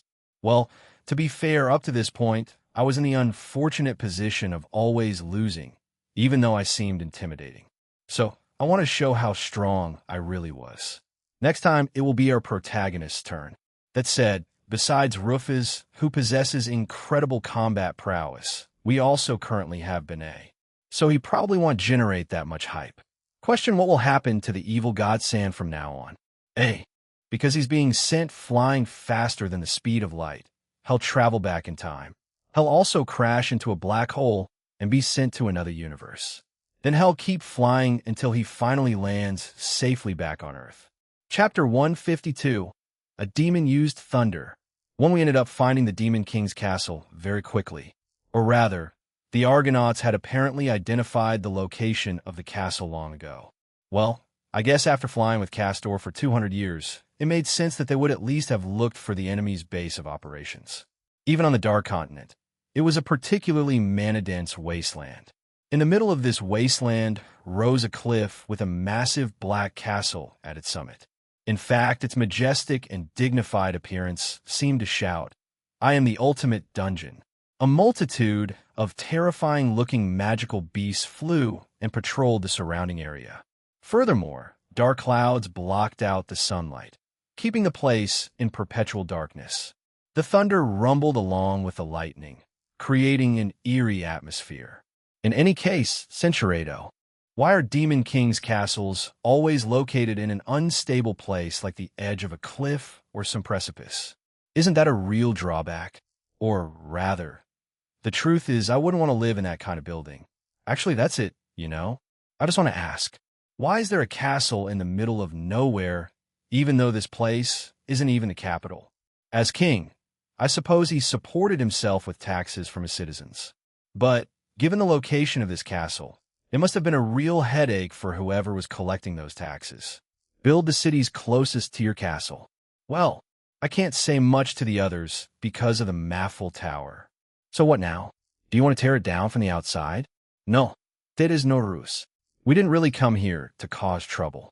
As long as they don't attack us, we shouldn't need to do anything to them. That said, I don't like this dark and dreary atmosphere. I looked up at the sky and casually fired arcane magic at it. However, it was only low-level arcane magic, and considering it was only to disperse the clouds, it was more than enough. As a result of my single attack, the cowardly clouds flew away swiftly and the blue sky expanded in all directions, allowing the sunlight to shine through. Well, now it's shiny. I'm sorry they went to so much trouble to make it look like the last dungeon, but I like it better when it's bright. While I was thinking that, Benet looked at me as if he had something to say. Oh no, I forgot he didn't like the day. He snapped his finger, turning day into night in an instant and plunging the entire place into darkness once more. Lunar Attribute Arcane Magic Moon Knight. Huh? He actually used high-level arcane magic without any additional moves, as if it were the most normal thing in the world. Hello, Benet. Stop babbling. Let's go. Although the weather started to improve, in an instant it was back to how it was before. Just when I thought I was going to complain a little, Benet started moving forward without caring in the slightest. It seemed as if she simply wanted to bravely enter from the front. I figured it would be unnecessary and look bad if we both tried to sneak in through a back door. So, I was also in favor of boldly entering through the front. As we approached the castle, The magical beasts in the surrounding area rushed towards us. However, as soon as Benet turned to look at them, they instantly paled and fled. Benet possessed no intimidation skills, but they must have instinctively felt that they were going to die. In fact, it was an excellent decision on their part. If they had advanced 1 more meter, no, even if they had advanced half that distance, they would undoubtedly have been torn to pieces. Once we reached the front of the castle, what stood in our way was a giant steel door. For some reason, its height was over 10 m. It was large enough for even a giant to use the door. Normally, this was the part where we had to present some object or find some way to open the door. But all of that was irrelevant to us. Benet simply placed his hand on the door and forcefully opened it using only the strength of his arm. A lock. Ah, if that's what you mean, he twisted and crushed it in an instant. Maybe it was made of tofu or something. For what? How is that possible? To open that door with your bare hand? That door was made of steel, you know that. That door must weigh 50 tons. Is it a monster? Well, thank you for that presentation. I used his subtle, supernatural influence on the group of pale-looking people on the other side of the door, causing them to fall to the ground. Stay right there, okay? If you move at all, Benet will stop you. When we crossed the threshold, as expected, the demons guarding the place began to emerge en masse. But no matter how many there were, nothing made sense. You're in my way. Get lost. There I increased the pressure of my coercion. The warriors wearing heavy-looking armor fell to the ground, as if they were being pushed, and became unable to move. We both walked past them and looked inside the castle, which was unnecessarily spacious. At that moment, we were in a reception room, but unfortunately, there were too many routes we could take. There were 3 routes on each side of us that led to who knows where, 6 in total. Right in front of us were some stairs, but there were additional doors on either side of them. If one would go a little way up the stairs, one would see a portrait of the Demon King as the stairs split to the left and right, and both split again into 4 paths each, for a total of 8 paths. At that point, there were already 16 possible routes. Furthermore, if we took any of them, they would almost certainly branch off into paths leading to the guards' quarters, the kitchens, the training room, and so on. The whole place was built similarly to the final dungeon of a typical RPG. But honestly, the heroes must have a lot of patience to bother finding the boss in such a troublesome castle while fighting off enemies. There's an unnecessarily high number of paths, huh? Benet murmured as if all this bothered her. In fact, searching for all the paths one by one was too tedious. Was the construction of the castle in that way, perhaps due to a surveillance measure or precaution against enemy infiltration? I had previously heard somewhere that facilities like this were deliberately built that way, so that even if enemies infiltrated them, they wouldn't be able to immediately reach their intended location. It looks like it's going to be a bit complicated to register ourselves. I guess we'll just let this guy guide us. Benet randomly selected a single demon from among those sitting on the floor and grabbed him by the neck. The pitiful demon with the mohawk haircut who was selected trembled violently with fear and sobbed inconsolably. Although he was my enemy, I felt a little sympathy for him. That said, I also supported the idea of using a guide. I assume you know where the Demon King is.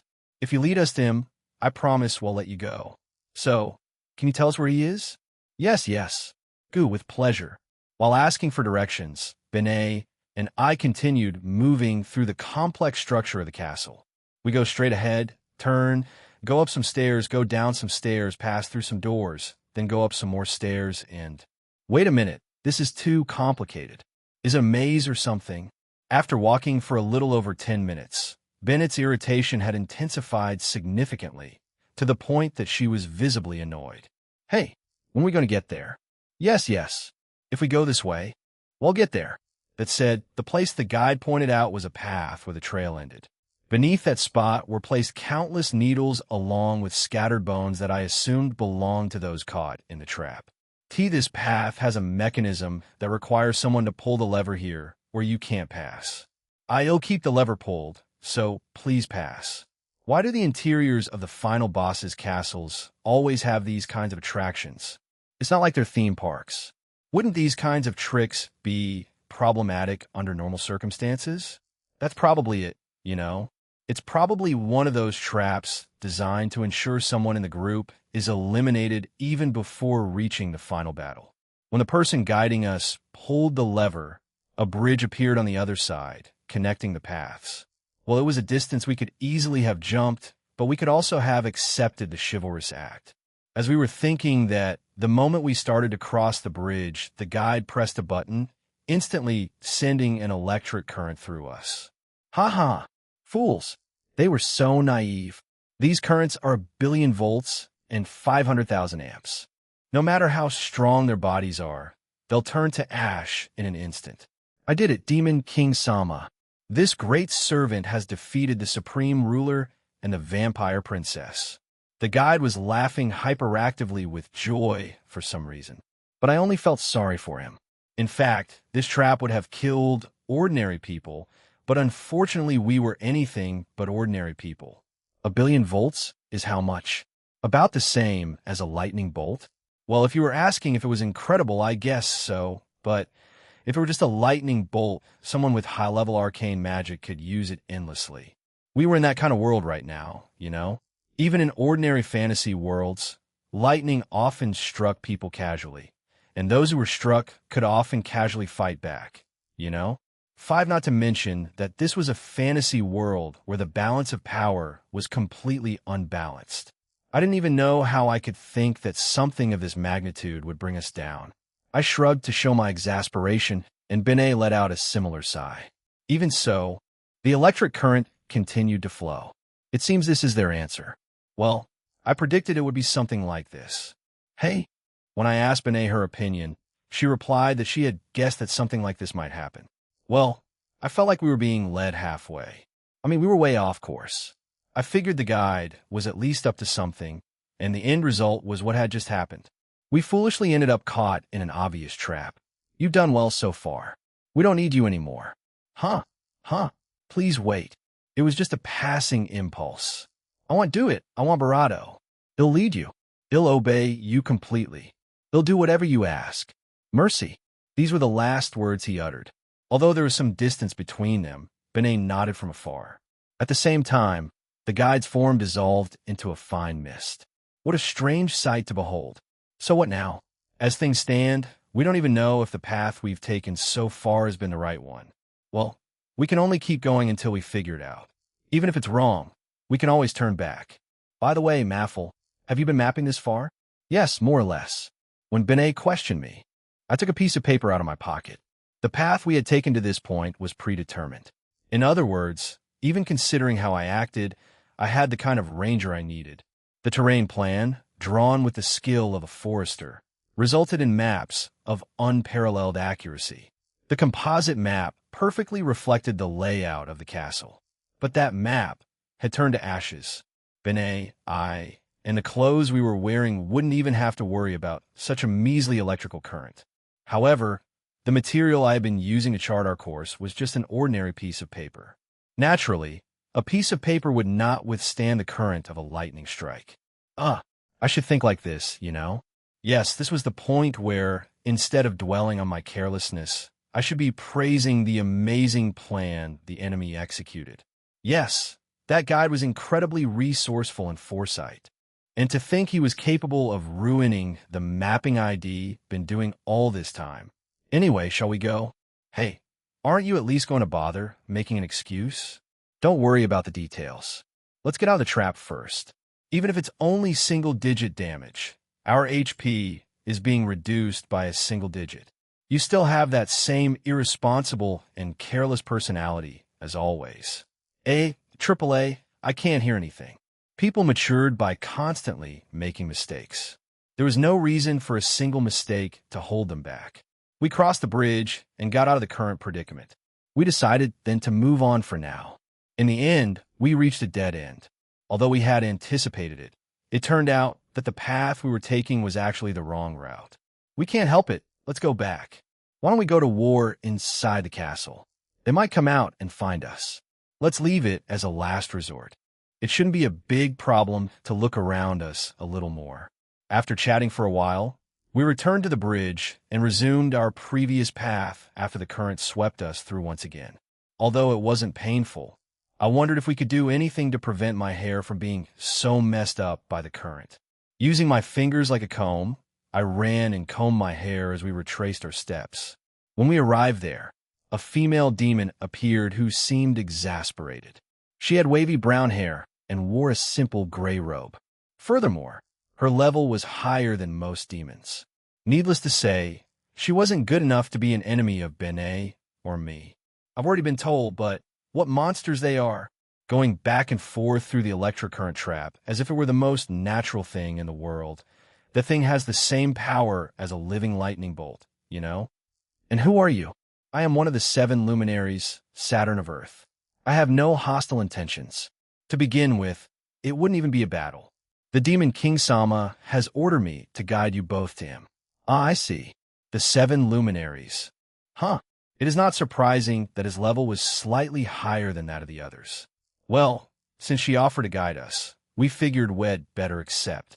I decided to let her guide us without objection. When I turned to look at Benet and see what she thought, she nodded, suggesting that she thought the same. Thank you. We will trust you. Aren't you going to doubt me? It could be a trap, you know? If it turns out to be a trap, at that moment, it will lead you nowhere but to your death. Benet answered me that way, but in reality, it wasn't that I was completely naive. Even at that very moment, he had one of the Ranger class skills, Activated Trap, Search Level 1. 6 activating this ability at set intervals consumed the user's HP. In return, the ability detected traps. It could reach level 5, and naturally, the higher the level, the more complex the trap it detected and the greater the HP consumption. The ability he had activated, Trap Search Level 1, only detected traps that caused instant death. As a result, the user was attacked by other traps one after another. In games, as long as the player didn't die, everything else was practically irrelevant. After all, if a player didn't die, they could recover one way or another and everything would be fine. Therefore, the ability was only activated up to level 1 to reduce resource consumption, allowing them to advance with complete ease, regardless of how many traps were triggered. This was the basic strategy of high-level players for conquering dungeons. In truth, when players reached a high level, it would be much faster and more efficient to deliberately activate traps instead of bothering to disarm every trap they found. The higher the individual's level, the greater the search level they could use. However, as their level increased, they needed the ability less. It was an unbalanced scenario. After walking around the castle for a while, we came to a steel door that gave off an enormous presence. Correction, more than the door. It was the individual who was on the other side of the door. Now please come in. Saturn said this, and then slowly opened the door. Chapter 153. The Laws of Physics Store Energy. One after being guided by the one who represented Earth within the 7 luminaries, we arrived at a room spacious enough to accommodate around 100 people. Looking around from the entrance, there was a throne. The Demon King was sitting on it, looking exactly the same as the last time I saw him. After noticing our intrusion into the room, she raised her head to look at us and then spoke to Saturn. You did well. You can go back. Understood. After the Demon King ordered him to do so, Saturnus quickly left the room. How confident he was not having any guards with him. Although, I assumed it was possible he knew there was no point in having guards. However, even if that were the case, given that he'd have to deal with the 2 of us alone, it wouldn't be wrong to conclude that he was quite confident. Once the Demon King saw us, he smiled slightly and then slowly stood up. Then she moved the table that was in the corner of the room to the center and sat down in the chair next to it. Aren't you going to sit on the throne? That's only there to maintain my majesty when my subordinates enter the room. I mean, there's no way I'm sitting there all the time when it's my own room. And he's right about that.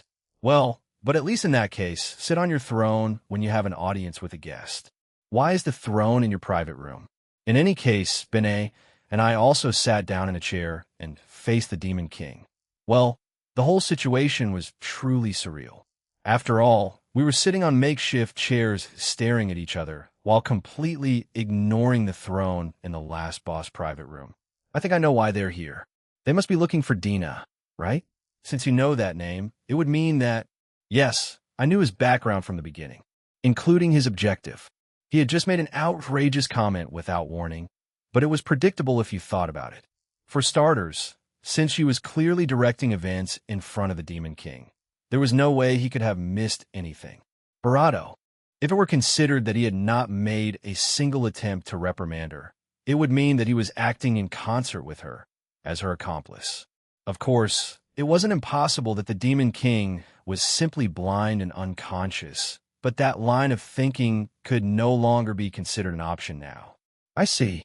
In that case, would that mean you also knew she was the avatar of the goddess? That's how it is. Does that mean you're on the side of the goddess? The farces that were heroic tales had occurred countless times in this world in the past. And the main characters who animated all this were, it was said, Pollux and this guy. Pollux played the role of the righteous one and guided the heroes. This character played the role of the villain and fought alongside the heroes. He would feign defeat and deliver a fatal blow to the hero, creating a scene where the world seemed saved by the hero's beautiful and noble sacrifice. Then, once everyone had forgotten what had happened, he would reappear as if he knew nothing of history and terrorize the world, adopting a different name. I see, a complete farce. It was nothing more than a poorly written play, written by a child. However, one of the actors who was performing the scene felt disgust for this farce from the bottom of his heart and stepped away from the goddess' side. And what about this fellow? Was he still on the goddess' side? Or did he feel the same disgust for the work as Pollux? Well, the answer didn't even force me to ask. Is that what you think? No, not at all. In response to the Demon King's sarcastic comment, I answered honestly. Exactly, I was aware that she had distanced herself from the goddess a long time ago. If that were not the case, she would never have revealed such disadvantageous information about the goddess to me. What I couldn't understand was why he had left Dina, who was the avatar of the goddess, alone and to her fate.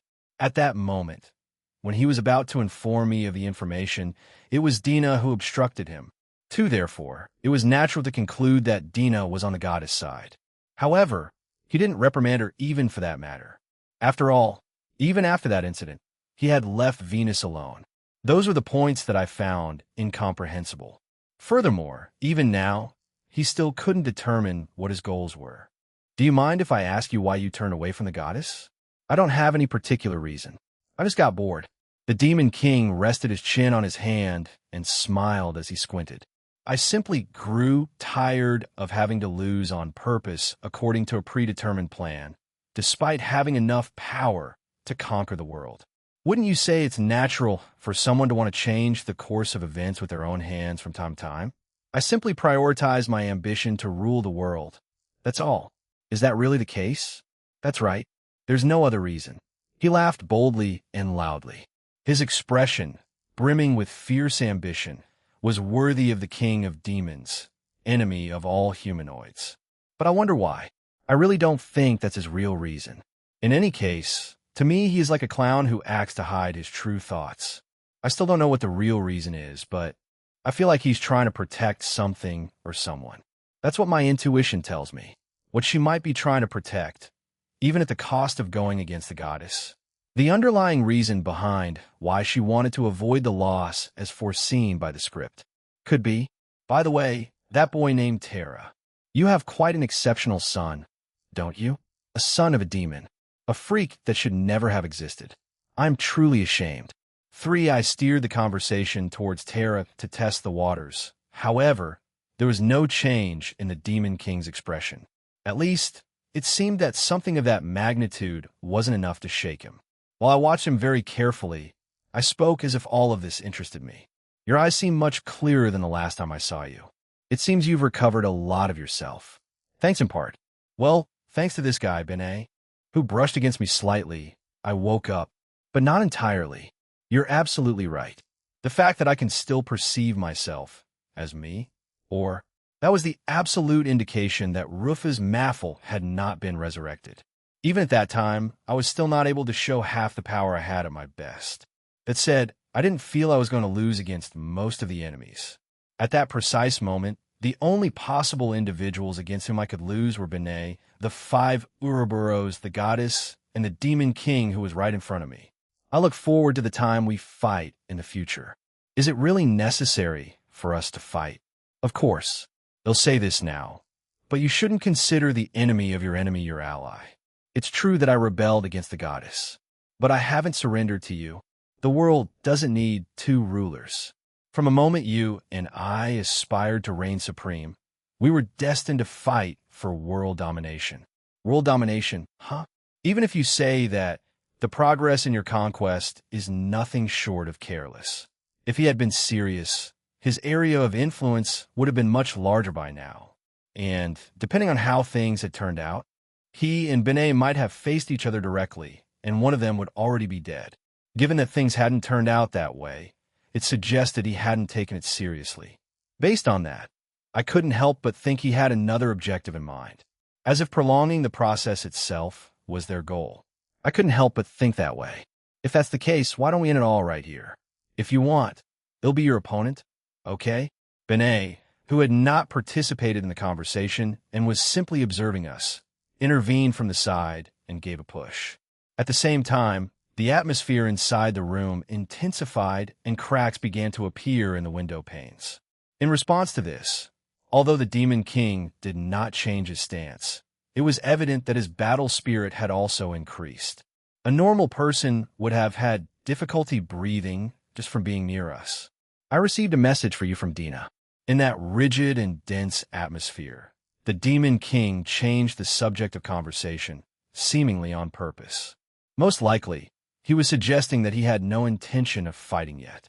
In a practical sense, if he had to go into battle right now, he would have to fight against Benet and me, so it was very unlikely that he would win. It could be said that it was wise of him to try to avoid the battle. Furthermore, he was certain that Benet wouldn't want to win with a 2-on-1 either. After the Demon King refused to play along, he backed down from his hostility with an expression of disappointment and boredom. She said, "I will wait for you in the first place where we met, which is in my latest memory." The first place where we met, you said?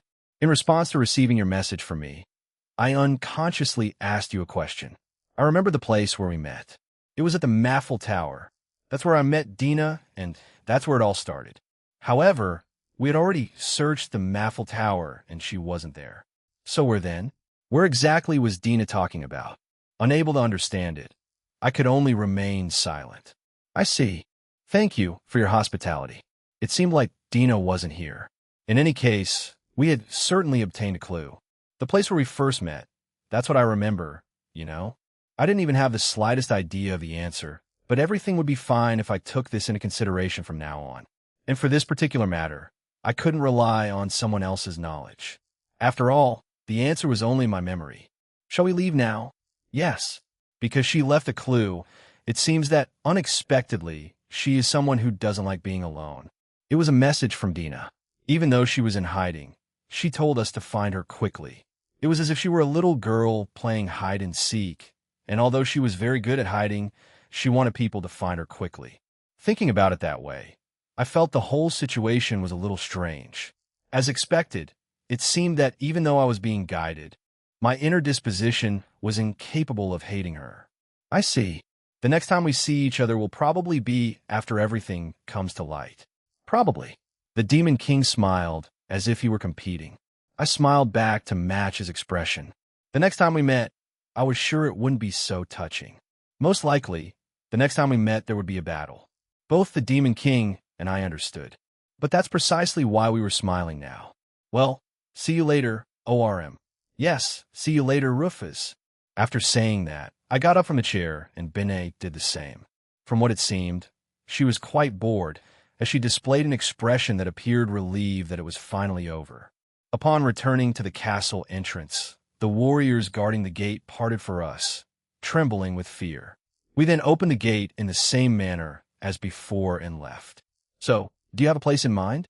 For now, let's try to get back to Maffel Tower. Perhaps we missed something there. After Benet asked me, and still thinking that we would make the wrong choice, I suggested the name of a place we had already looked for once. In practice, I simply couldn't remember any other place that could be considered the place where I first met Dina. The first thing I saw upon arriving in this world was Levitian's throne. However, Dina wasn't there. After that, I flew for the first time and went to the tower. That's where I met her. Yes, no matter how much I think about it. Our first meeting was at the Maffel Tower. There's no other place. It would be good if there was another clue out there.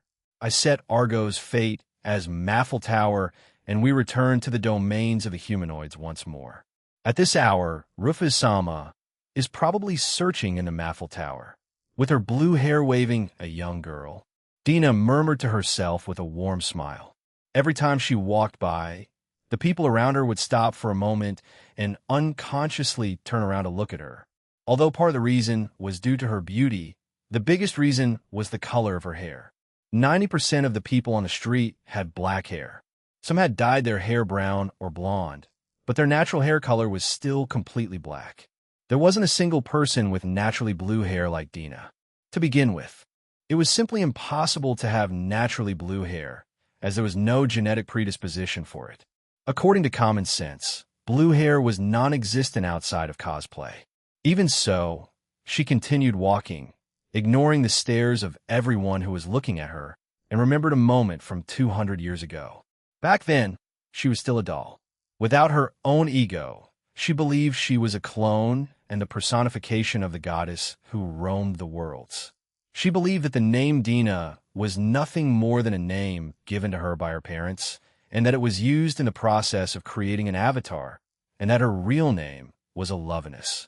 In truth, she was a true avatar of the goddess, and even inherited her memories and personality. Therefore, it wasn't wrong to think that way. Therefore, she neither perceived nor recognized herself. The moment everything collapsed was 200 years ago. To be more precise, it was 201 years ago, a year before the betrayal of the 7 heroes. That was the moment she perceived and recognized herself. That was the moment she was truly born into this world. And at that moment, without a doubt, she was moving according to her own will. She deviated from the goddess scene based on her will, but only to the point where the goddess wouldn't notice her at all. As for what exactly her objective was, or who exactly it was for, no one but her knew. Was it for Rufus? Was it for the goddess? Or perhaps for neither of them, but for his own benefit? Again, no one knew. Steel crates traveled along well-maintained roads. Shops, with various signs, were clustered together. The high-rise buildings, which reached towards the sky as if trying to reach it, were lined up side by side. A young woman walked down the middle of a street in Japan, which was crowded with students and wage earners on their way to work, making her way through the crowd until, finally, they could no longer find her. Chapter 154. Rufus used teleportation. Well, what should I do? I can't find any clues. We searched every corner of the Maffel Tower, but spectacularly, we found nothing. I thought there would at least be a note somewhere, but there really was absolutely nothing. Now that I'd gotten to this point, I really had no idea. Without a doubt, the first place I met Dina was here. So if there's nothing in this place, where am I supposed to look? Hey, Maffel, are you sure you don't have any ideas? Unfortunately, I don't know. What a problem it's become. I'm not sure about the details, but isn't this Dina supposed to be the avatar of the goddess? In that case, couldn't she have used some memory manipulation technique to transmit and leave a message that only you could understand? Otherwise, she wouldn't have specifically added it in your memory. Even if you tell me that. Benet suggested I reflect on the matter. However, I didn't really know what I didn't know. Even if they told me it was in my memory, the first place I could remember where I met Dina was, without a doubt, the same place where we were. If I went back further in time, I would no longer be Rufus but me or... First I saw the figure of Alovinus in the game on my screen, then I was taken to this world and... Oh, a voice escaped from me without my wanting it to.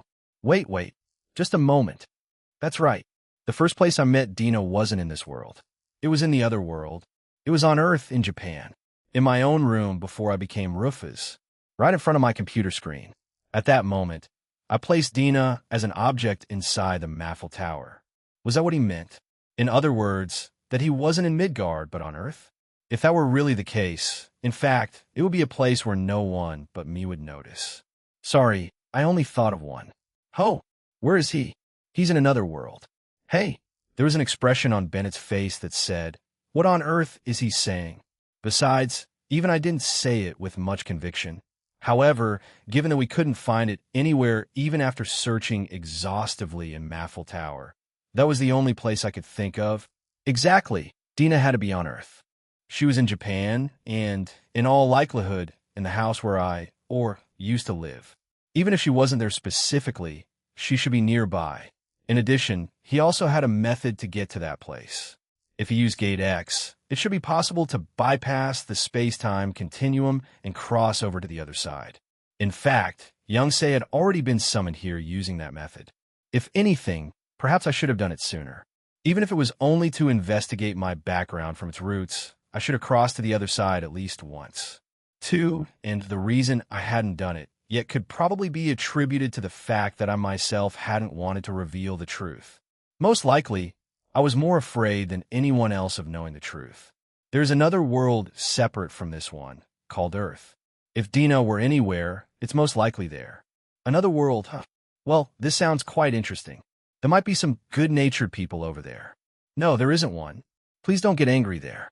Benet laughed belligerently, as if she were ready to fight, but I reprimanded her.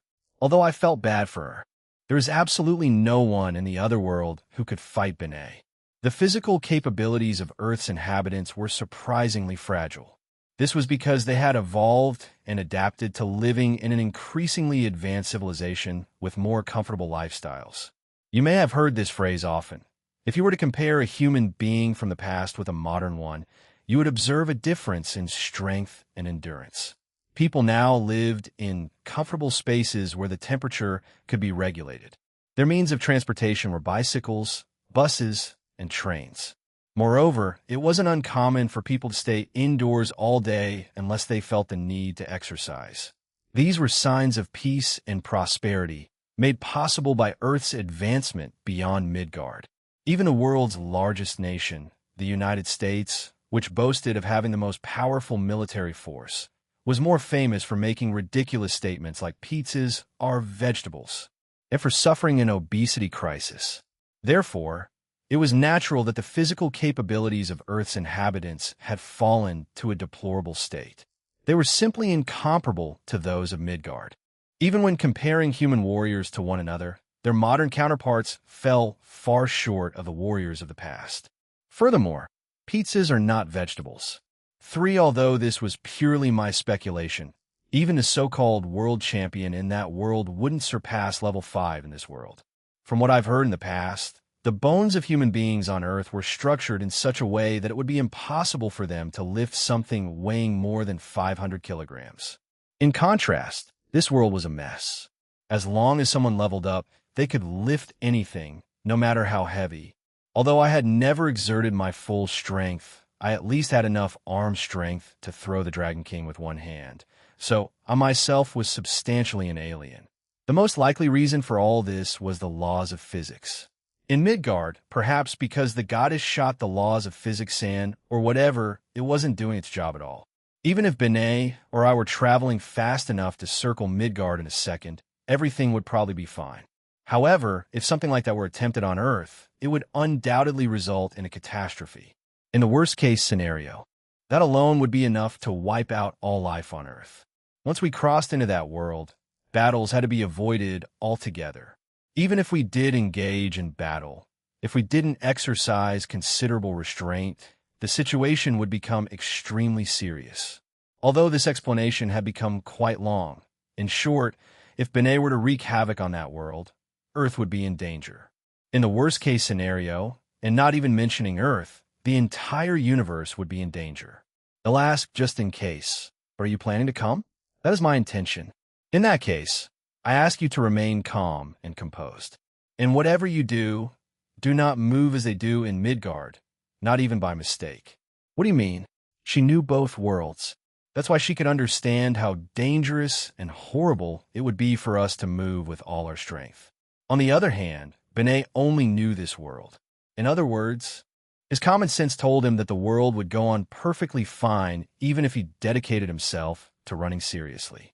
If I hadn't first checked her understanding of this, I would have been too afraid to take her to the other side. As such, I casually activated one of the fighter's abilities, Brilliant Strike, and fired it in a random direction at that moment. for this ability was one of those available with absolute precision. As its name suggested, the fist was launched at the speed of light, preventing the enemy from dodging the attack and allowing the attacker to hit them with pinpoint accuracy. Furthermore, the speed of light was not absolute but relative. For example, if he compressed time and used the ability in a world where the speed of light was approximately 10, Brilliant Strike would activate at the speed of light as he perceived it. In other words, the fist would be thrown at a speed much greater than the actual speed of light. With that random shot I took, the ground in front of me vanished to the horizon as if it had been scooped up with a spoon, but that was all. The world around us remained perfectly fine. In short, if such an attack were to occur on the other side, the world would perish. Well, if you hit the planet with all your might, I suppose it would end up like this. That's not what I'm saying. No matter where you shoot, a person, or rather, the moment something with sufficient mass exceeds the speed of light, it's all over. Sure, the shock waves created by something in motion are the same in this world, but the scale at which they occur is completely different. Not to mention the speed of light. You have to understand that simply exceeding the speed of sound could cause a major disaster. Furthermore, there's a theory that not only the planet, but the entire universe could perish if something were to travel faster than the speed of light. Although I'm not entirely sure about the details. How fragile can that world be? What happens to this world, perishing from a punch that doesn't even land? Although Bennett Nash responded in an exasperated tone, what was strange was not the other side, but the world we were in. It was only because the world we lived in was so absurd that people like me and Benet were able to fight with all our might. Otherwise, we most likely would have had to seal away our own powers that had become too powerful.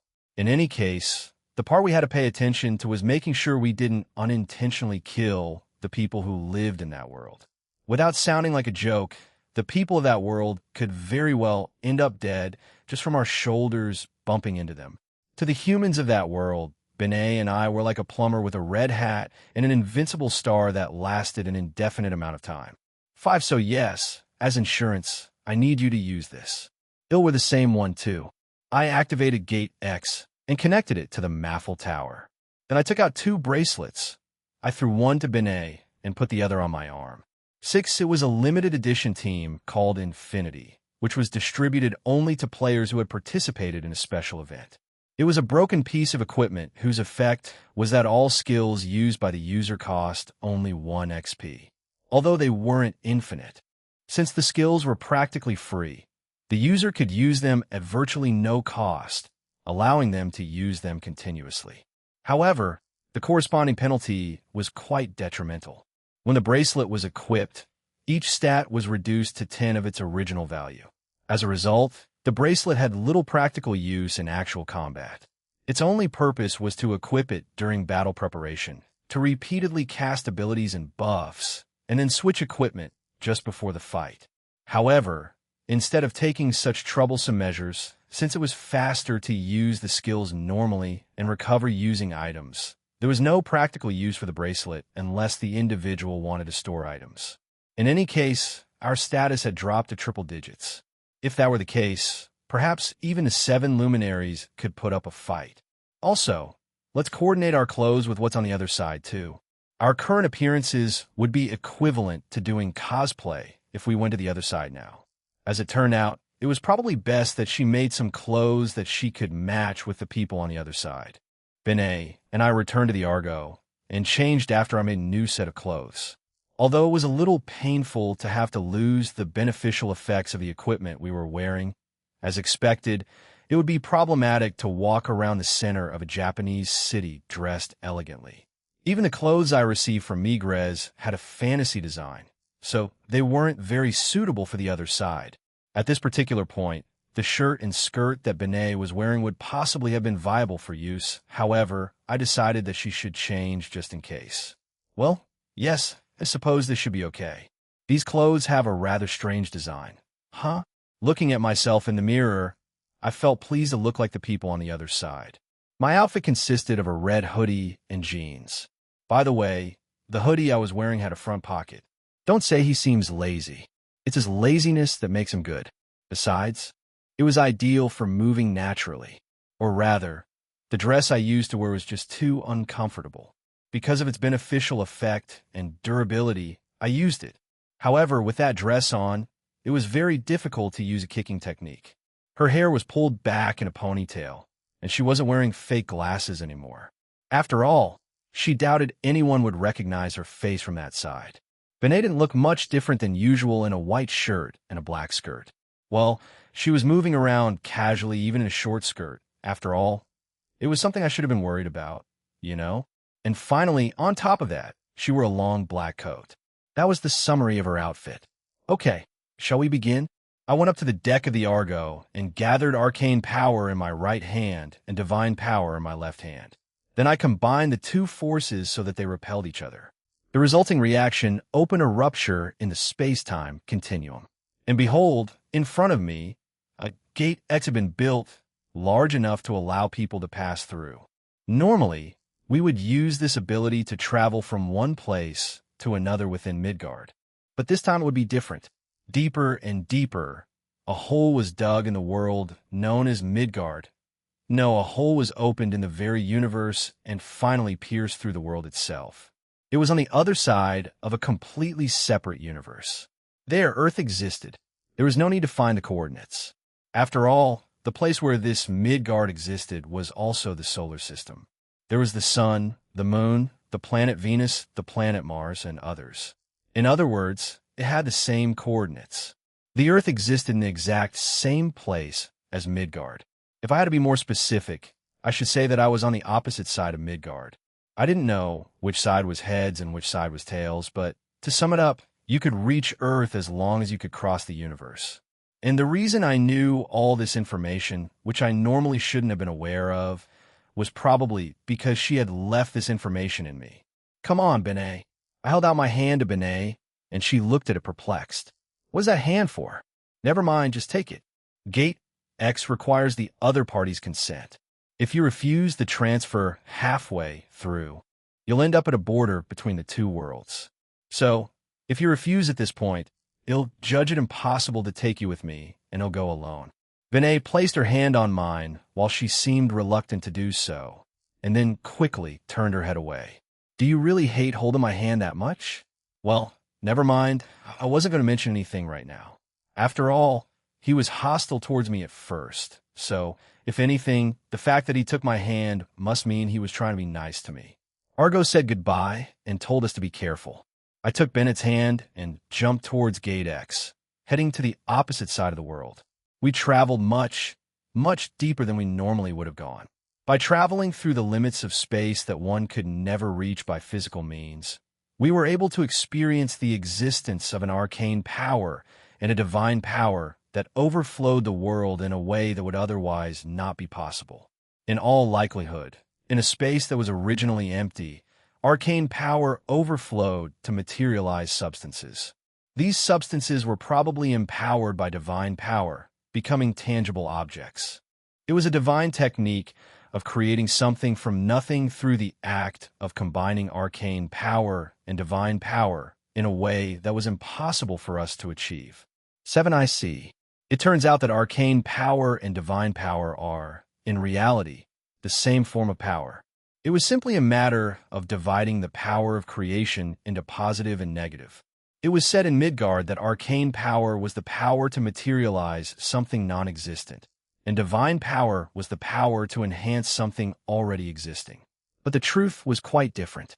It turned out that arcane power was the power to create something from nothing, and divine power was the power to strengthen that something so that it would remain as that something permanently. Midgard was composed and bound together by those two powers. Therefore, by forcibly combining divine and arcane power, it repelled the power that held the world together in that specific area, creating a chasm. In short, it was something like overriding existing data. If data already existed in that location and the exact same data was added, it was overwritten. At the moment the override occurred, the previous data was crushed by the new data and disappeared. It goes without saying that, although the new data would take root in that place, at the very moment the process took place, there was a temporary state in which nothing existed. 8 in short, Xgate was something like overwriting a part of the world and using a blank state that was generated up until the overwrite was completed to create a shortcut. In other words, the world we inhabited until now. Correction, the entire universe itself was the arcane magic of Alovinus. What I couldn't understand was why the living creatures inside him weren't created by his arcane magic either. Although the entire world was created with arcane magic, those who inhabited it were substantial. Needless to say, we weren't born from arcane magic either. After all, if that weren't the case, she would have deleted me a long time ago. Of course, I was under the influence of mana and had even mutated because of it, but we were still different from the demon race. In other words, it meant that Alovinus created a world through his arcane and divine magic and allowed real living creatures with real substance to inhabit it. And although this was only my speculation, those living creatures were brought from Earth.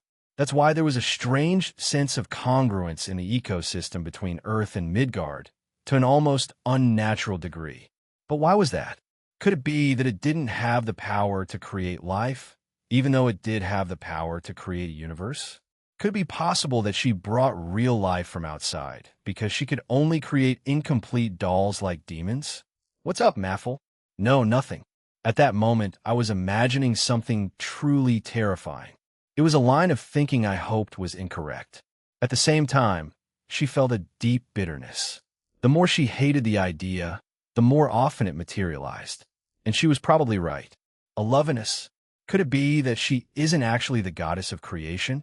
Could the truth be quite the opposite? As I was thinking this, I began to sweat cold. Author's note, by the way, it'll reveal a spoiler to answer the question of whether there's another mastermind behind Alovinus, who turns out to be the true creator deity. Rest assured, a final boss like that won't just appear out of thin air. To the very end, the highest-ranking deity in this world is Alovinus. That won't change, and there's no character stronger than her. In the truest sense, this goddess, a complete failure, is the final antagonist and the strongest character. Huh? Are you saying it lacks the majesty and threat of the final boss? So you prefer another boss with some majesty to appear, even if it came out of nowhere? Everything will be all right. Everything will be all right. Once we enter the final battle, he will show us a strength worthy of the final boss. Their personality and strength do not match. Chapter 155, Rufus unleashes full power. It looks like the end. It seems we were a little slow to realize it. At the top of the Maffle Tower, a woman sat on the throne and muttered as if she had grown tired of everything. Her eyes no longer sparkled. The light and joy that she once had when she was young and adventurous were gone from that girl's face. She had believed that if she continued to strike down her enemies, over and over, one day there would be peace. If it were for that peace, I would do whatever it took. I was already used to being called a demon, a monster, or an inhuman person. But it seemed that he had greatly underestimated the power of his own comrades. Because she was too enthusiastic and absorbed in what was in front of her, she did not notice the discontent and unhappiness of those who followed her. The goddess used that same misgiving to her advantage, so that her hatred and aversion towards the woman sitting on the throne had reached the point of no return. Perhaps the only one who remained unaffected and unchanged was the vampire princess.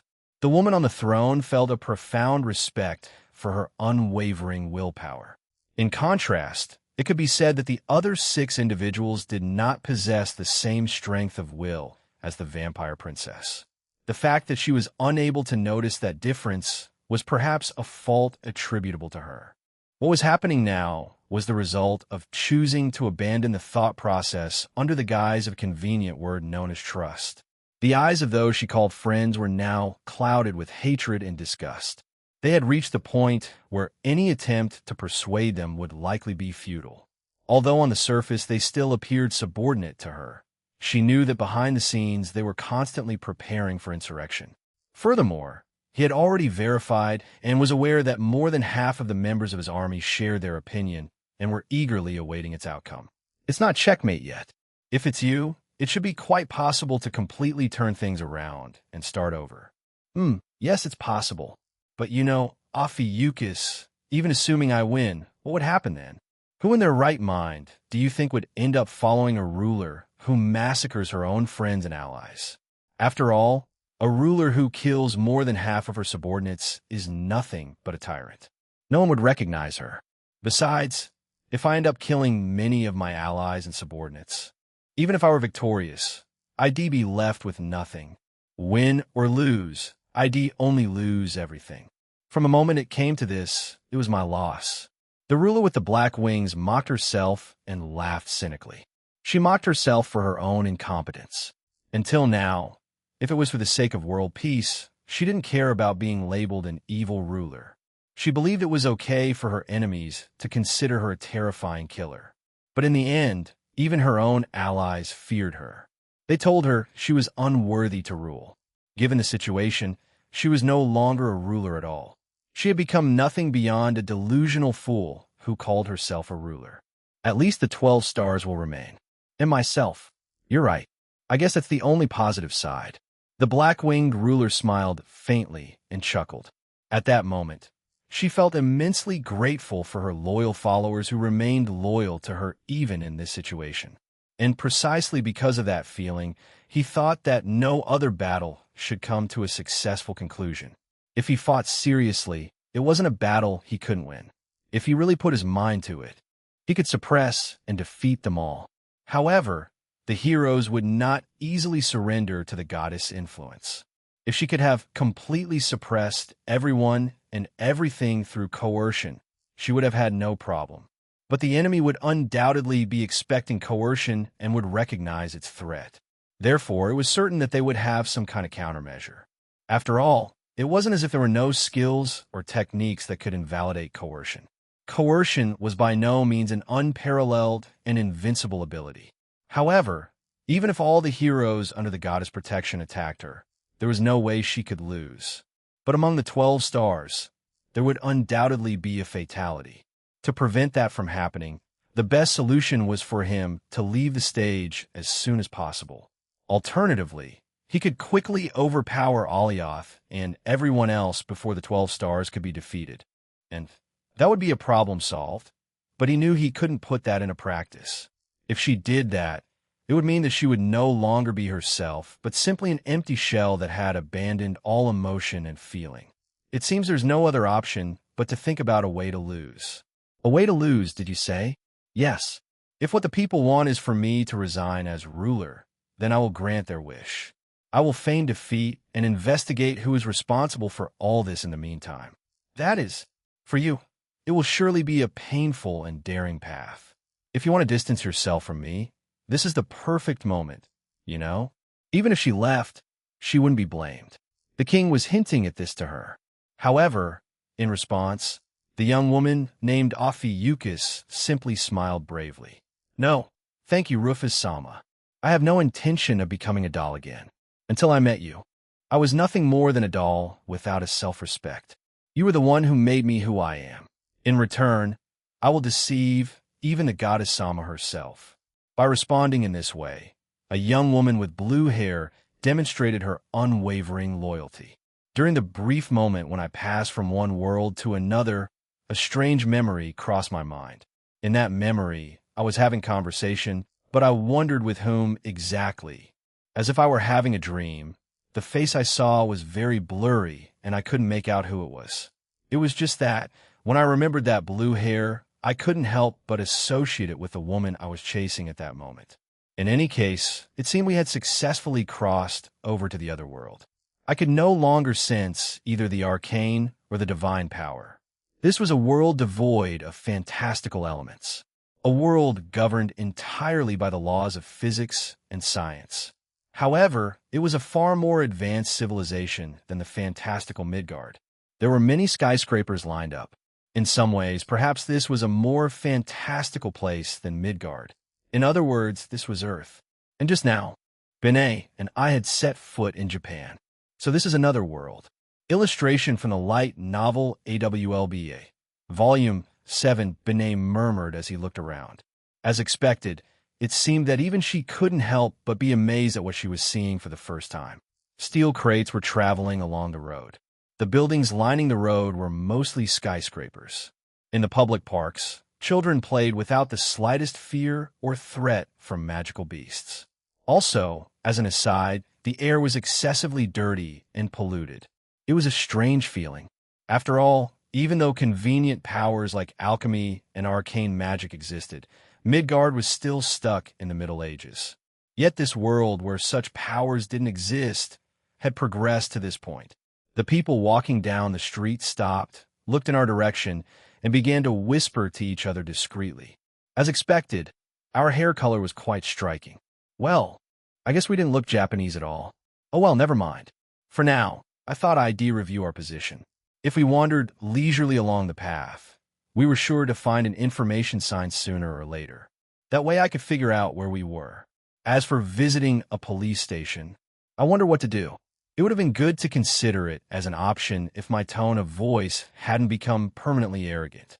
For it is true that seeing a blonde woman haughtily using the archaic first-person pronoun I, in the Japan of this world would be too strange. And to make matters worse, we couldn't obtain or verify our identity right now. Therefore, in the worst-case scenario, we could be arrested on suspicion of being illegal immigrants who have overstayed their visas. As expected, we should avoid the option of asking for directions in a police booth. For now, let's continue on our way. There should be information signs somewhere. I'm not entirely sure what's going on, but I'll leave in your hands. As I was walking down the street, I picked up a random stone and tried to crush it. There was no difference in grip strength.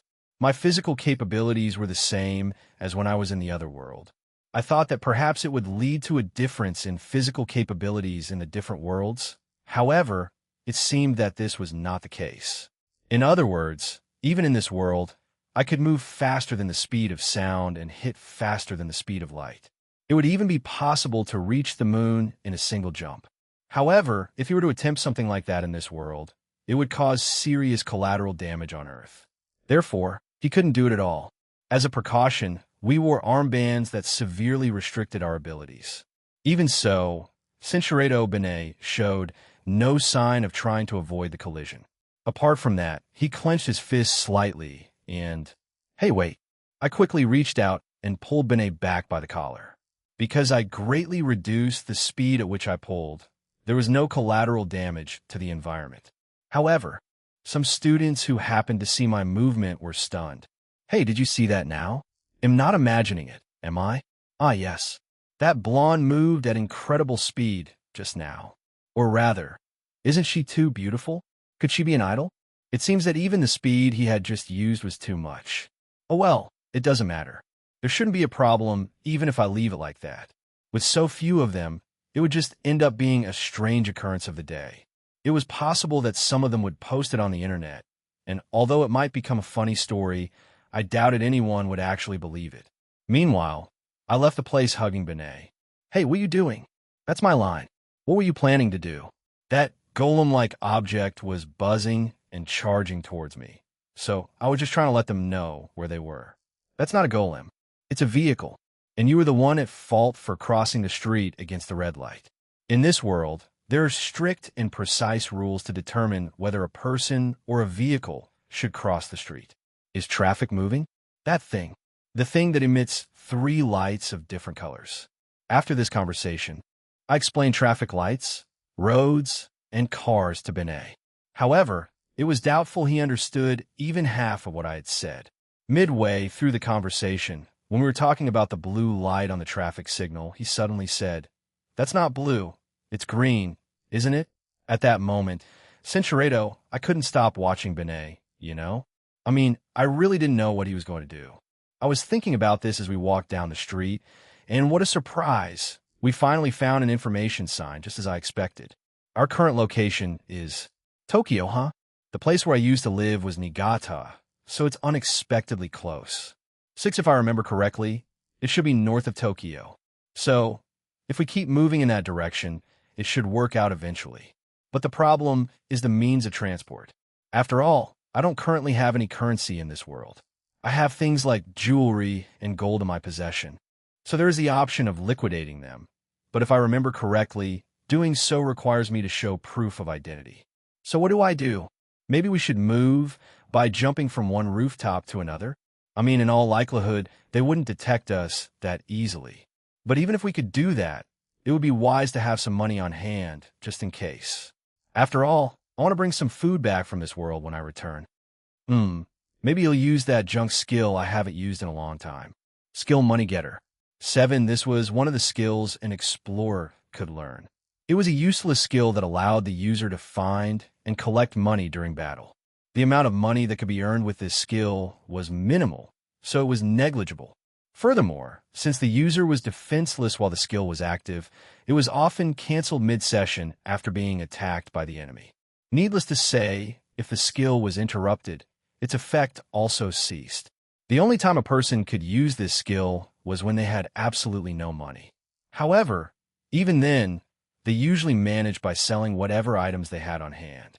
Therefore, in the end, this skill was useless. I also tried using the ability a few times right after obtaining it, but due to the lack of uses the ability had, I quickly and decisively abandoned its use. The name of this skill was always mentioned when there was a discussion about useless skills on forums and message boards. Despite all that, I figured that in the event that one had no proof of identity or any money, it might be useful. Then I used telekinesis to pick up a 500 yen coin from the ground and caught it. In a way, what I just did was misappropriation, but let's not dwell on that. I mean, if it were only this amount, I doubt most people would bother taking it to a police station. 8. Needless to say, I would spend 500 yen almost immediately. Therefore, I needed to increase what I already had somehow. Fortunately, there was a slot machine shop nearby. Now, honestly speaking, I wasn't really familiar with them, but I figured it would be okay one way or another. I would like to show the power of my 9280 luck stat, which I don't normally use. I temporarily removed my bracelet and went into the store. Bennett's face grimaced at how dirty and noisy the inside of the building was, but she showed no sign of going crazy. Well, I guess as far as noise goes, there were gambling dens in the other world too, and it wasn't that different. The result was that we had overwhelming gains. About halfway through, I also gave Benet some coins so we could take full advantage of our high luck stats to get as many jackpots as possible. After seeing the anime characters on the slot machines, there was a rather impressive and memorable situation where Benet kept making serious man responses like, "Aren't this guy's eyes too big? And isn't this guy's face too big?" But for now, we've increased our available money to over 100,000 yen. So if it's just for buying things here and there, it should be enough. As we were preparing to take off after re-equipping our wristbands, we heard a scream some distance away. When we turned around to check what was happening, there was a truck heading straight for the position of a small child at an intersection a little further on from us. The pedestrian crossing traffic light was blue-green. In other words, the truck should have been on the side that ignored the traffic light. Okay. You're in a hurry. We understand. I gently kicked the ground beneath me and reached the intersection, then struck the truck that was approaching the small child. 10. Well, I described it as if I'd hit it, but I only made it float slightly. Of course, I didn't go so far as to move the truck further away to avoid any further problems. After hovering in the air for a few seconds, the truck landed safely. Although the driver had lost consciousness, I confirmed that he was still alive. The driver was holding a smartphone in his hand. 11. That's dangerous. You drive without paying attention? How awful. I should have stepped in to help sooner.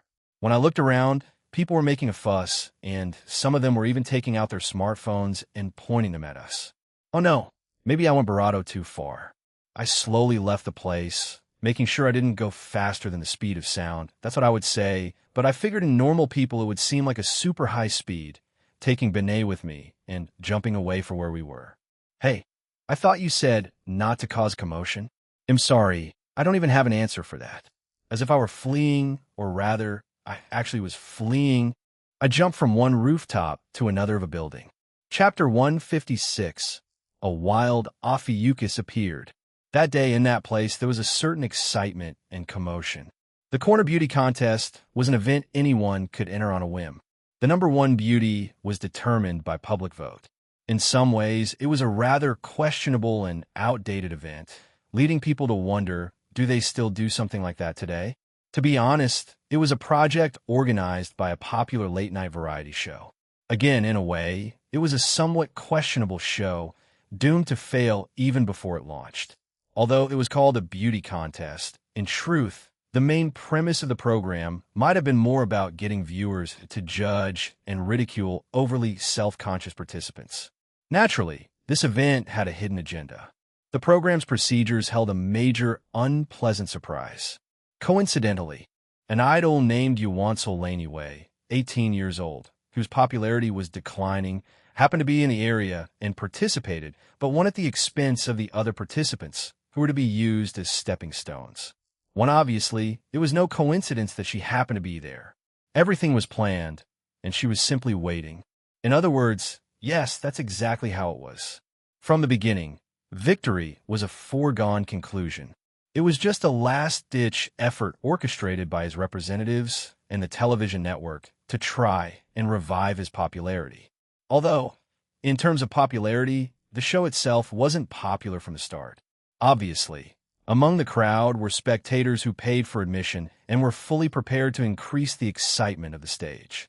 That said, in these times of such intense internet activity, such an easily decipherable act would be revealed in an instant, leaving everything in ruins or engulfed in flames. Nevertheless, the idol's representatives pressed ahead with the plan despite being fully aware of the consequences. After all, if they couldn't sell it then, they wouldn't succeed. Therefore, they didn't care about the image it would ultimately project. Or rather, perhaps there was nothing to burn in the first place. As already mentioned, it wasn't a popular television program. The possibility that no one would see the show and the idol would fade into oblivion was a more likely outcome. In any case, even being consumed by scandal might be the best alternative. The next contestant is it going to be an idol taking the stage? And finally, it was idol Yuansel's turn to take the stage. The audience's expectations rose considerably just from her appearance. But at the same time, the fact that the people's expectations only increased relatively was a tragic scene for the fading idol. Furthermore, some in the audience felt that this was all a stage performance, so they stared at the stage with cold, lifeless eyes. But at that moment, everyone's line of sight shifted away from the stage. "Hey, Benet!" They're in the middle of an event. Don't cross their path. As if I cared. There was an extremely beautiful young woman and a lady, both so beautiful that people couldn't believe they were of the same human species, casually walking past the front of the stage. The young woman walking in front had silver hair, and the nervous woman following behind had shimmering golden hair. In any case, the beauty of both was otherworldly. In this sense, even the host was lost in his thoughts and dazed, involuntarily forgetting what was happening. The most pitiful person in this situation was the idol who had just appeared on stage. Because of the two irregular individuals who had just walked past the stage, her presence was completely overshadowed. Furthermore, although she was supposed to trample the other participants, she was the one who got trampled. Later, one of the participants created a thread on a public forum for the idol event under the name Flop, claiming he hadn't been able to sleep since seeing the two passers-by, who were incredibly handsome. Because a photo of the two passers-by, taken with a smartphone, was posted in the thread, it caused quite a stir. However, neither of them was aware of it. Furthermore, after all this, another thread started titled, "I saw that blonde hitting a truck," complete with a photo to back it up.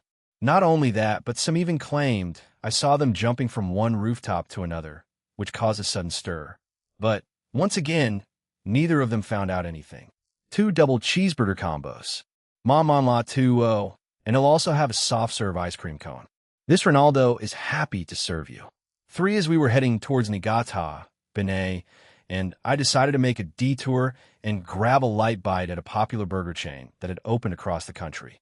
Perhaps some of you are wondering why we chose to eat hamburgers, and the answer was simple. I just wanted to taste that nostalgic junk food flavor for the first time in a long time. After receiving our order from the clerk dressed as a clown, I headed towards where Benet was sitting. Although this was an irrelevant detail, the clerk's uniform was that of Whack Ronald's mascot, Ronald the Founder. As for why he was the founder, I didn't know that either. So the food in this world has so much salt, Centuredo. So common in light novels, but thinking about it, she's technically the queen of a kingdom. So I guess she was used to Barato. ING well. It was called something like food appreciation, wasn't it? In those works, it's common for kings and gods to Barato cheap earth food and overreact. But, unfortunately, Benet didn't follow the predictable pattern of the mainstream at all. Fortunately, although Benet showed no reaction to the cheeseburger, his expression changed only for a moment when he tasted the ice cream before eating it all very quickly. Ah, I see. So he's surprised by soft-serve ice cream. Huh? In fact, soft-serve ice cream cones didn't exist in that part of the world. Frozen sweets did exist, but only the simplest ones like sorbets.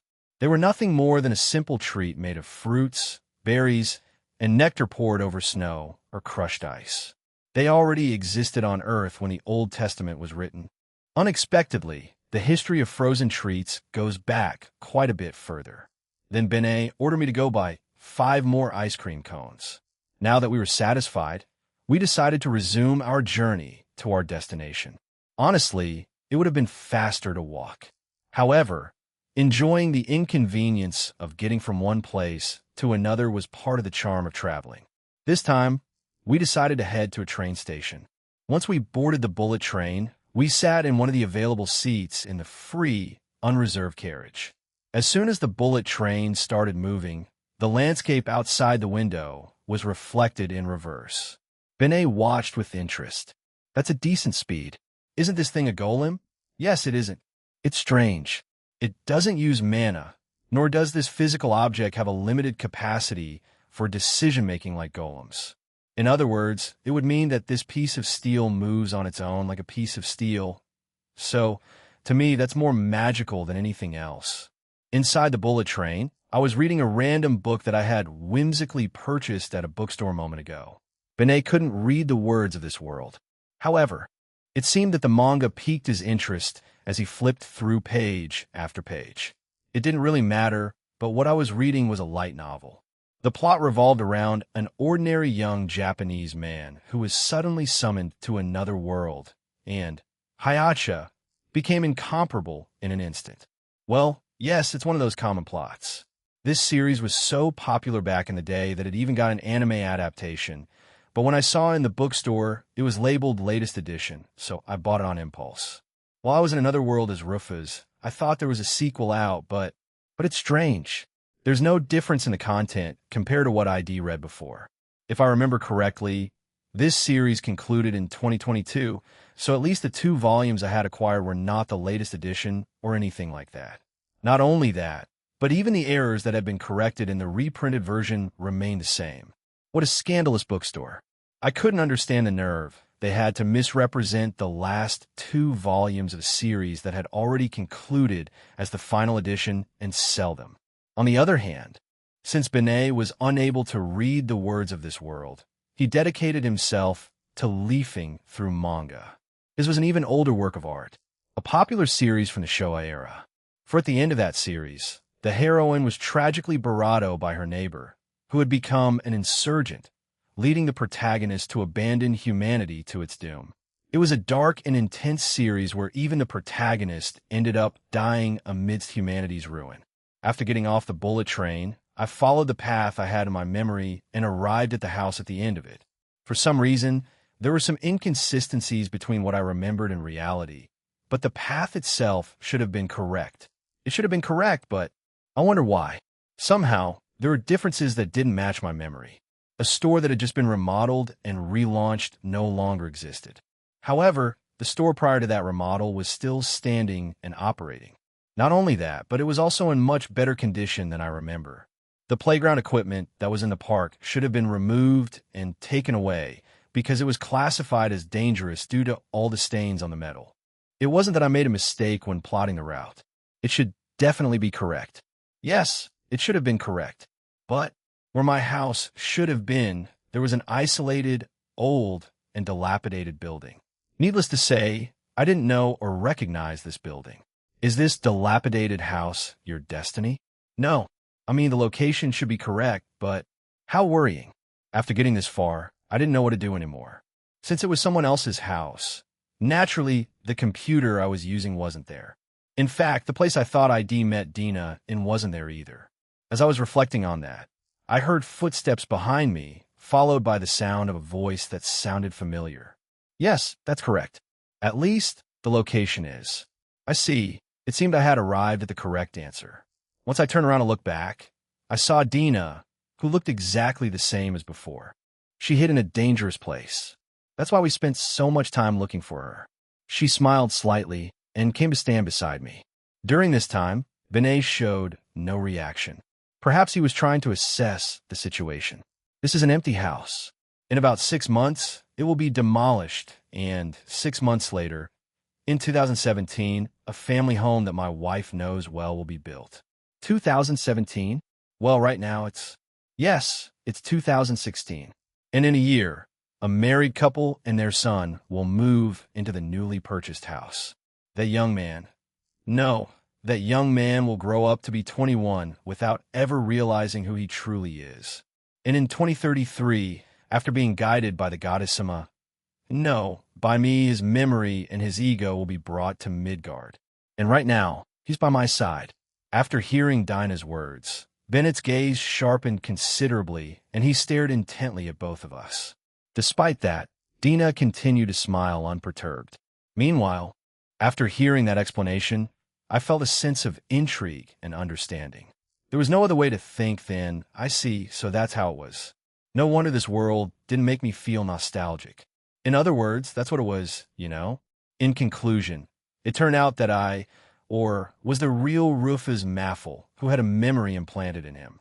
From the beginning, I never had two different egos. I had simply lost my identity and become someone else. From the beginning, I was the real Rufus playing the role of someone else.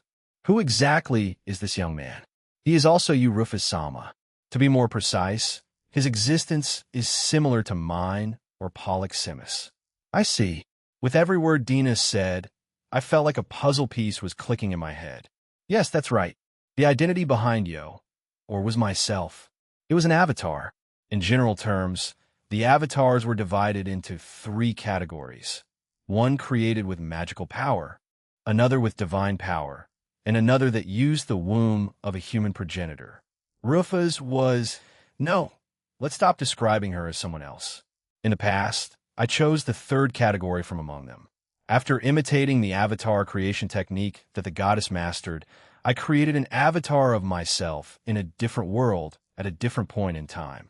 The ego and memories that the avatar possessed were then brought back to my real body by Dina, allowing me to gain an independent and objective point of view that I did not originally have, which then gave me the opportunity to look back and evaluate myself. Now that I had reached this point, I understood it clearly. I could assess and express things accurately because I had the opportunity to review my past self from someone else's perspective. Of course, it was natural for me to feel humiliated. Just by being able to see from that point of view, the implanted ego and memory had value. By the way, what happened to that young man? Es perfectly fine. Even though I copied his memories and his ego, even after that event, he'll continue to live a normal life and, in time, die of old age. However, he won't realize who he truly is until the very end. I see. Then that's fine. Also, just so you know, he will continue to cling to his parents' legs until he turns 23, at which point he will enter the labor market as a company employee and, finally, begin to live on his own. No, you don't need to tell me. With that, one of the weights I carried on my shoulders had been lifted.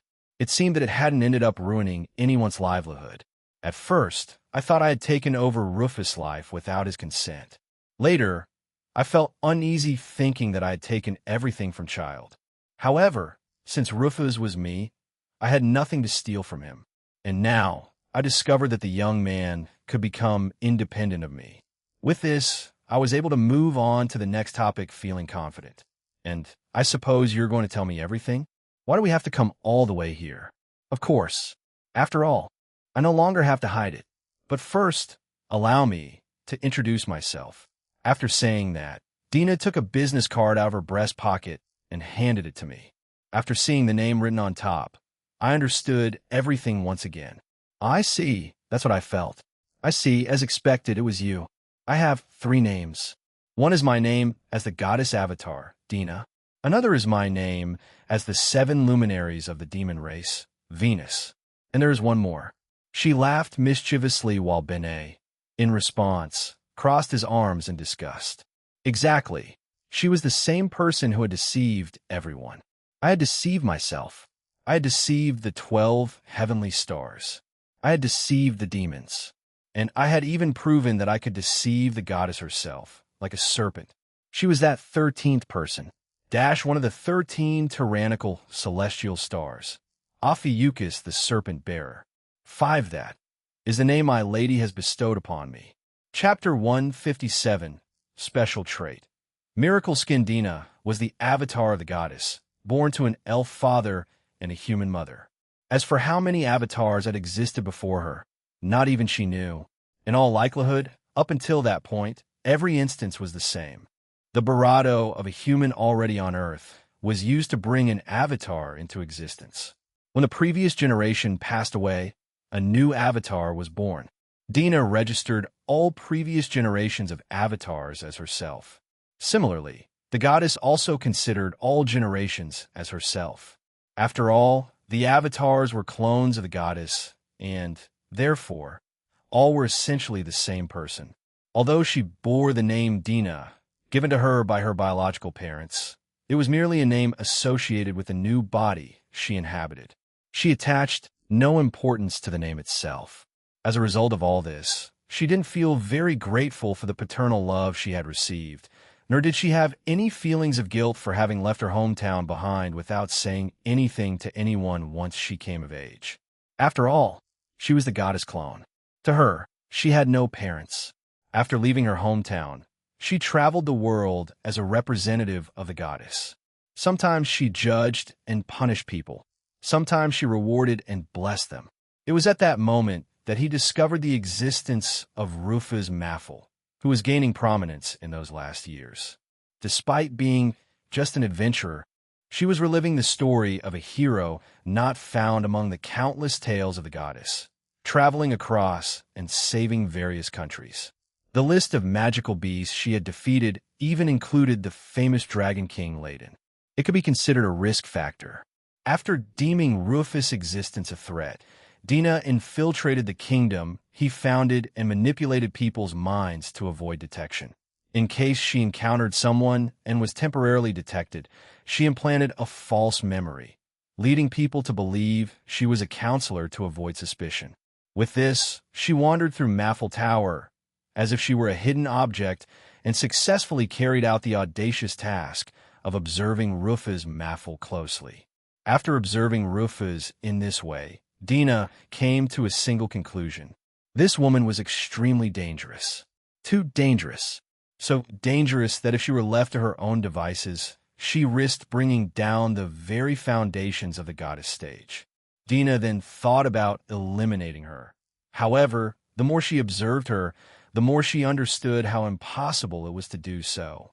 As a clone of the goddess, she had power equivalent to a level 1000. She also possessed several special abilities in her position as the goddess representative. But even then, he couldn't imagine winning against Rufus Maffel. Regardless of whether he was going to use memory manipulation, perception manipulation, arcane magic, divine magic, or even a power that went beyond the concept of time to erase the enemy's existence, he did not believe it would be effective. As the goddess representative, Dina's power should have been absolute. At the very least, even against rivals like Alioth or Midgard. Although her combat prowess was somewhat inferior, she still possessed the power of a trickster to seize victory without reservation. But in the end, all of that force was permitted and operated under the specifications of the goddess rules. She was unparalleled and invincible only because others also operated under those rules. As such, if she was going to be against Rufus, who operated ignoring those rules and restrictions, her invincibility was not invincible enough. The only way is to move the Ouroboros, but there, as a last resort, Dina gained access to the most powerful unique ability. The name of the ability was Razelhag. The effect of the ability was to activate all the Ouroboros simultaneously. Exactly, as a representative of the goddess, She had the ability to awaken the Ouroboros. Not only that, after waking them up, he had the authority to give them orders. However, doing so meant destroying Midgard. Once that was done, there was no turning back. Just by moving, the Ouroboros would cause fatal damage to Midgard. Therefore, even for the goddess, it was a last resort. If possible, he didn't want to take such a step. Therefore, he wondered if there were other options available. It happened one of those days when she was reflecting on that question. Dina overheard Rufus and Migres discussing their plans for the future. Those words caused the slightest disturbance in Dina's psyche. So, there's an epidemic outbreak in an elven settlement in the east. Perhaps we should do something about it. It was just a slight tremor. In reality, it was only a slight disturbance. It was such a mild effect that even Dina herself couldn't understand why she felt what she felt. But at that very moment, Rufus turned his gaze towards Dina and their eyes met. Is he looking at me? No, that's impossible. My manipulation of perception would have to be perfect. Even if I appear in someone's vision, they should register me as an advisor, forget about me, and move on. What's wrong, Rufus? No, it's nothing. Let's leave it at that for today. You go ahead. I'll follow right behind you. Okay, of course. After immediately shifting his line of sight away from Dina, Rufus sent Migres out of the room first, then closed the door behind him. Then he turned to look at Dina and asked her a question. How long had you been standing there? She was arrested. Upon realizing this fact, Dina's heart leaped in surprise. How is that possible? It's impossible. No, it has to be impossible. Having lost her composure, Dina unconsciously paused for a moment. Furthermore, because of this pause, she lost her chance to escape. When Dina regained consciousness, Rufus, who had already closed the distance between them, placed her hands on the wall as if to prevent her from escaping and stared intently into her eyes. You don't look like a demon, do you? You. Who exactly are you? I am. Dina was momentarily speechless. At that precise moment, the memory that flashed through her mind was of the love and smile she had received from her parents. Those who treated her not as a clone of the goddess, but as an individual known as Dina, and showered her with love. Why? Why, at that precise moment, was I remembering those memories? She should have discarded them. Along with the name Dina, she should have discarded the parents who had conceived her. Was he afraid of death at that moment? Was he afraid he would never see them again? That can't be. Death was not something to fear. After all, she was the clone of the goddess. Even if she were killed at that very moment, her next self would be born. Even if she were killed, it would only mean that another avatar would be rendered useless. For her, death did not exist. After saying that, a smile spread across her face as if it were printed on her. Allow me to introduce myself, Rufus Maffel. My name is Alovenus, the goddess of creation, Alovenus. Though this body is only an avatar. Is that so? You were right to notice me. I thought I'd hid myself quite well. Putting on a mocking mask, he feigned complacency and composure. If you want to kill me, go ahead. Kill me. If you do, the next avatar will be born immediately afterward and will begin to act. However, Rufus did nothing. He simply stared at Dina with great interest. I realized it a moment ago. For a brief instant, your emotions faltered, allowing me to see through your concealment. Is there something in this elven settlement? No, there's nothing. Really? Although I don't think it has anything to do with you being a half-elf. After Rufus answered that, he touched one of Dina's ears. Because of that sudden physical contact, Dina's shoulder trembled instinctively. On the outside, you look just like any other human, but if you touch your ears, you can feel their slightly pointed tips. Also, your cartilage has a slightly different strength. Unlike humans, elves have more pointed ears, and consequently, their joints and cartilage are stronger than human ones. It seems that even half-elves inherit this trait. Barato. Elven ears are Barato-sensitive because they have Barato nerve endings running through them. Yes, you're well informed. One of my best friends is an elf, you know? I noticed how his ears would Barato. When I pointed them out to him a couple of times, I noticed the difference in the joints and cartilage. After all this, Rufus pulled his hands away from Dina's ears. Still, Dina remained frozen in the same position. From what could be seen, Rufus had no intention of releasing her. Meanwhile, Dina looked for any favorable opportunity, but found none to escape. Your concern must have been because of the epidemic. Huh? Do you know anyone in that settlement? Want me to guess? Chances are one of your parents, if not both, are in that settlement, right? TSK. Dina tended not to show her emotions on her face, but even then, for the briefest moment, she was unable to successfully hide the turmoil in her heart. Rufus was able to detect this disturbance with his keen awareness, which allowed him to convince himself that what he had just said was correct. Your face is asking why. Well, it's really not that complicated. You called yourself Avatar, right? But you're not made of arcane or divine power, which means you must have had parents who conceived you. After knowing so much, even I can try to figure it out. Although, once Rufus reached this point, he looked at Dina with a slightly surprised expression. It's a very human reaction to be upset when you find out about your parents, isn't it?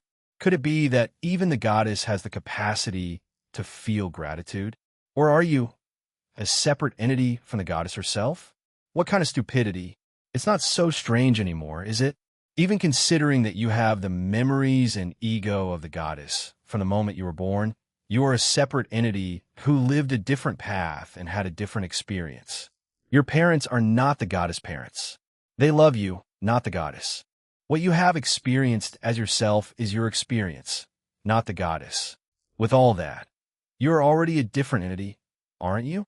What Rufus said was not incorrect. However similar they appeared, the goddess herself and her avatars were different. From the moment they began to travel different paths, they ceased to be the same entity. For example, suppose there was a body without will, and the goddess possessed it to control it remotely. In such cases, she could indeed be considered the goddess herself. But that wasn't what was happening. Because of her powerful existence, the goddess couldn't see the subtler details of the world. That's why he created avatars, so he could use the information from those avatars to observe the details of the world. That was the reason why the avatars were given free will, and sometimes they thought differently from the goddess herself. At the very least, if she were the goddess herself, she wouldn't have bothered about Dinah's parents. The goddess probably wouldn't even remember their names or faces, and would have simply registered them as one of the many elves who looked the same. What's your name? I appointed myself at that time, didn't I? No, you haven't chosen a name. After all, you're not the goddess. You do have one, right? Your real name. It's not my real name. It's just a fake name they gave to this body. You're quite stubborn, aren't you? Rufus smiled bitterly and, for some reason, took a bottle out of his pocket and gave it to Dina. What Rufus gave Dina was a medicine he had developed jointly with Midgard, known as an elixir. The elixir could not only cure any disease, but also prolong the life of the user. Since this amazing product seemed to be seeking a direct confrontation with the goddess, Dina did not look favorably upon it. Hold on to that and go wherever you most want to go right now. Are you telling me you're going to let me go? A bit accommodating, don't you think? Well, even if we continue talking like this, we won't get anywhere. I hope that next time we meet, it'll speak to your true self and not to the goddess avatar. I doubt there will be a next time. Dina gloated and then disappeared from the scene. Now that they had discovered it once, it was unlikely that the same approach would work again. She had to think of another way to observe her target. The next time they caught her, chances were they'd eliminate her. Using Gate X, Dina left the tower. Then, she looked around and was astonished. It was because the place where he had just landed was the elven settlement where he was born. She had arrived at that place unconsciously. How could I do something so stupid? Although I don't care what happens to them. She instinctively laughed at herself for what she had just done, but her feet did not take her away from the place. All I had to do was leave the place. All he had to do was use X-Gate one more time and leave the place. Even though that was all, she painfully resisted doing it. She couldn't leave. What is this? Did I catch some emotions or something? I'm just checking what's going on. I'm simply curious, that's all. After making her excuses, Dina took a step into the woods. I'm sure I'm going to get another lecture. They'll ask me what I'm doing here and why I'm finally bothering to show up so late. And that's fine. If anything, I'd prefer it that way. It was because if things developed that way, she would be able to cut ties with her persistent attachments. Right after having such thoughts, another question came to his mind. Persistent attachments? What I mean by persistent attachments? How stupid. I wouldn't have any, not even as a joke. I'm a clone of the goddess. Finally, he reached the depths of the forest, and what Dina ended up seeing was the appearance of her withered father, worn down by illness, and the grave of her mother, who had already departed from this world. Chapter 158. Dina used secret power. When Dina arrived in her hometown, it was already on the verge of destruction. His human mother had already reached the end of her life and had passed away, and his father seemed to be nothing more than skin and bones. No, it wasn't just her father. By now, Dina's hometown had become a mere prison filled with people on the verge of death. His heart would not be moved, or so it should have been. She had thought she wouldn't feel anything even if she saw what was happening. She was the avatar of the goddess, who just happened to have been born in this village. Therefore, she shouldn't have harbored any feelings toward these people. But why? Why did she feel so agitated? Why did she feel a chill run down her spine? Why were her feet trembling as if ice cubes were slipping on them? Up until that point, she had witnessed scenes like this countless times, though she didn't intervene directly due to her overwhelmingly powerful existence. She had commanded the lunar Ouroboros to create scenes like this time and again. There were times when the world's population grew too large, and she reduced their numbers. There were times when she even completely exterminated an entire species. Actually, were those things really done by her? Those were the things the goddess did. And isn't it true that I've never personally seen a scene like this before? Oh, Dina, thank you for coming back again.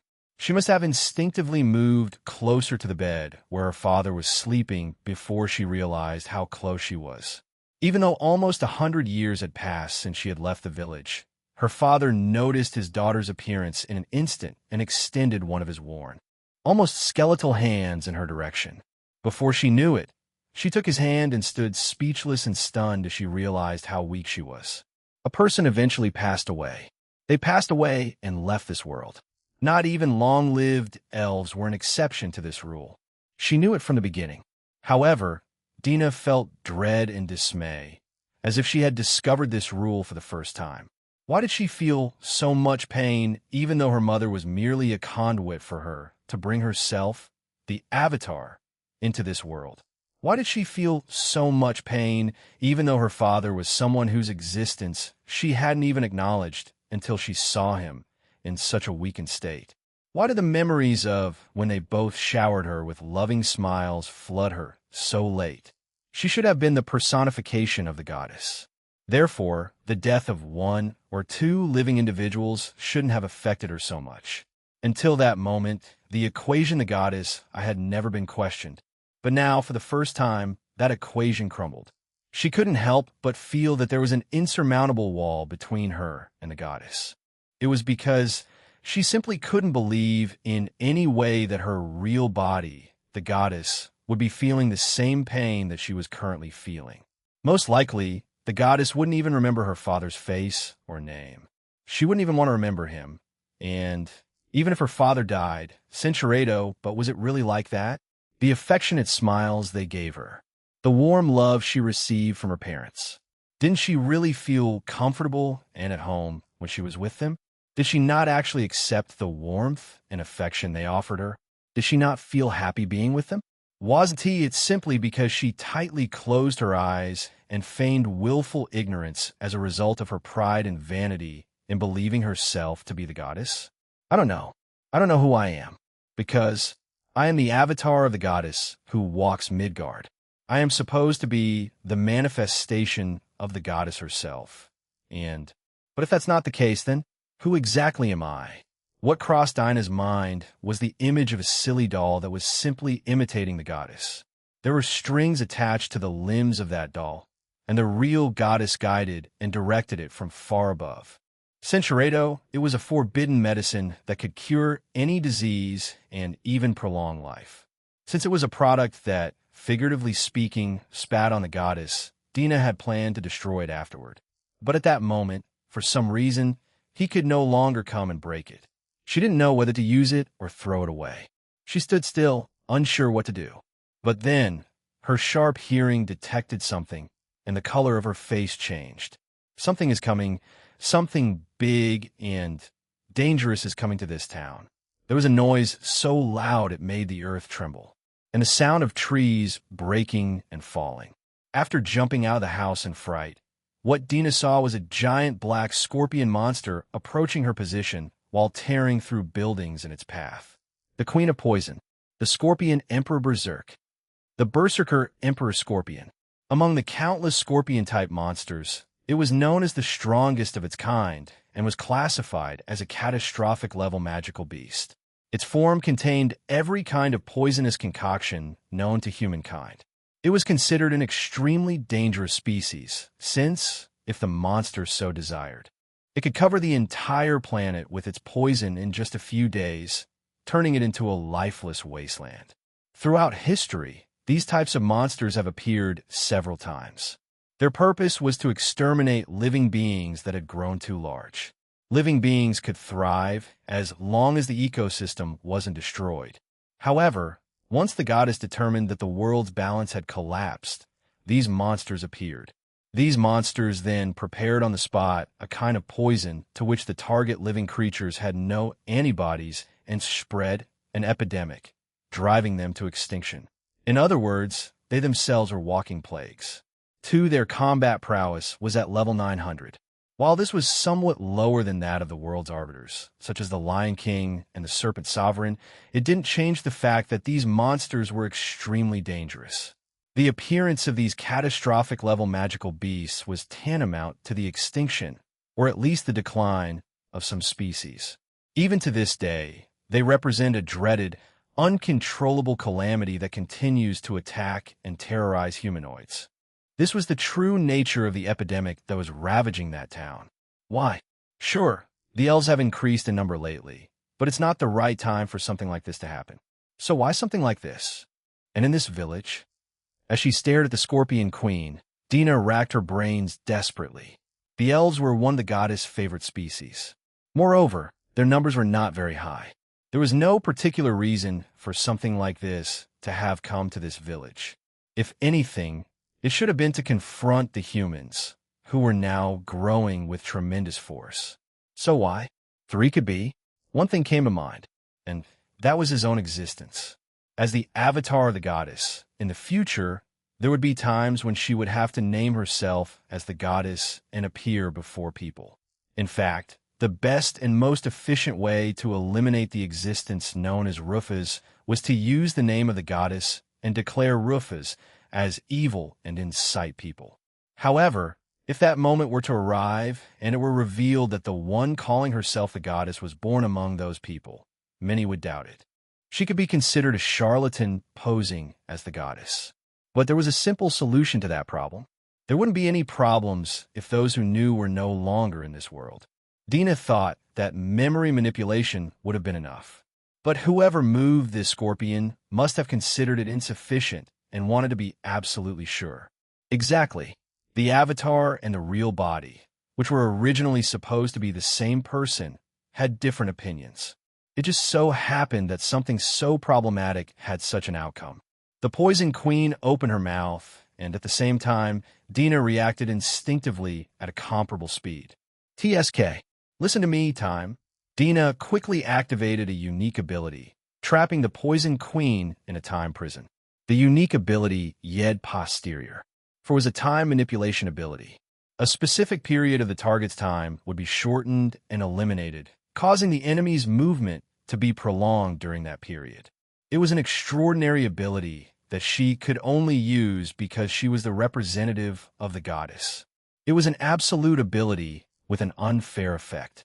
Furthermore, the effect of this ability intensified the longer the target was subjected to it. Eventually, the target's time not only stopped completely, but went even further, venturing into negative territory. The target's time itself regressed further and further into the past, so much so that Dina could even return them to the moment before their birth. Similarly, Dina possessed a unique ability that allowed her to accelerate the passage of time. The common characteristic between both abilities was that they could not be avoided. Their special and unique abilities had such an effect that, when used, they had absolute priority over all others that were in use. Although people around the world were not aware of it, there were priorities assigned to each specific skill. For example, if two skills were to face off, one with absolute accuracy and the other with absolute evasion, precedence would be given to the skill with higher priority. There are 5 priority levels. Generally, the higher the skill rank, the higher its priority. However, the priority level of the unique abilities used by the goddess agents, such as Dina and the Ouroboros, was 6. In other words, such abilities would have a successful and unconditional effect and could not be nullified or overturned by any possible means. This meant that, once the ability was used, it would be perfectly established with absolute certainty. The importance of these absolute priority abilities was proof that the user was a representative of the goddess. The movements of the Poison Queen slowed down before Dina's eyes, becoming extremely slow. However, the poisonous mist had already left his mouth. That mist, very slowly but surely, was making its way through the prison of time. Oh no! Oh no! Oh no! Oh no! Regardless of how well the movement of the Poison Queen's actual body was restricted, if the poisonous mist were to escape the prison of time, then there would be no hands left to play with. At that precise moment, the Poison Queen's speed slowed to 1/100th of its original speed. For most living beings, this deceleration was equivalent to stopping time. However, it was still moving. It hadn't stopped yet. In other words, its original dispersion speed was simply stupidly fast. Time seemed to slow down more and more. By then, the Queen of Poison was almost unable to move. However, before time could stop completely, the poisonous fog would first seep out of the prison of time. As the avatar of the goddess, Dina possessed 7 unique abilities. All of them had a priority level of 6 and took precedence over any other ability. But among those skills, none had an effect capable of solving this current problem. What should I do? What can I do? Once the poisonous mist seeped in, I could endure them for a while. However, the people of this village would die. At least his father, who was already on his deathbed, would definitely not survive. Furthermore, once the poison had been sprayed throughout the village, no matter how many times the divine resurrection magic was used, the resurrected would die again immediately afterward. At that moment, Dina had even forgotten that she was the avatar of the goddess, as she did nothing but desperately rack her brain, trying to find any possible solution to prevent what was about to happen.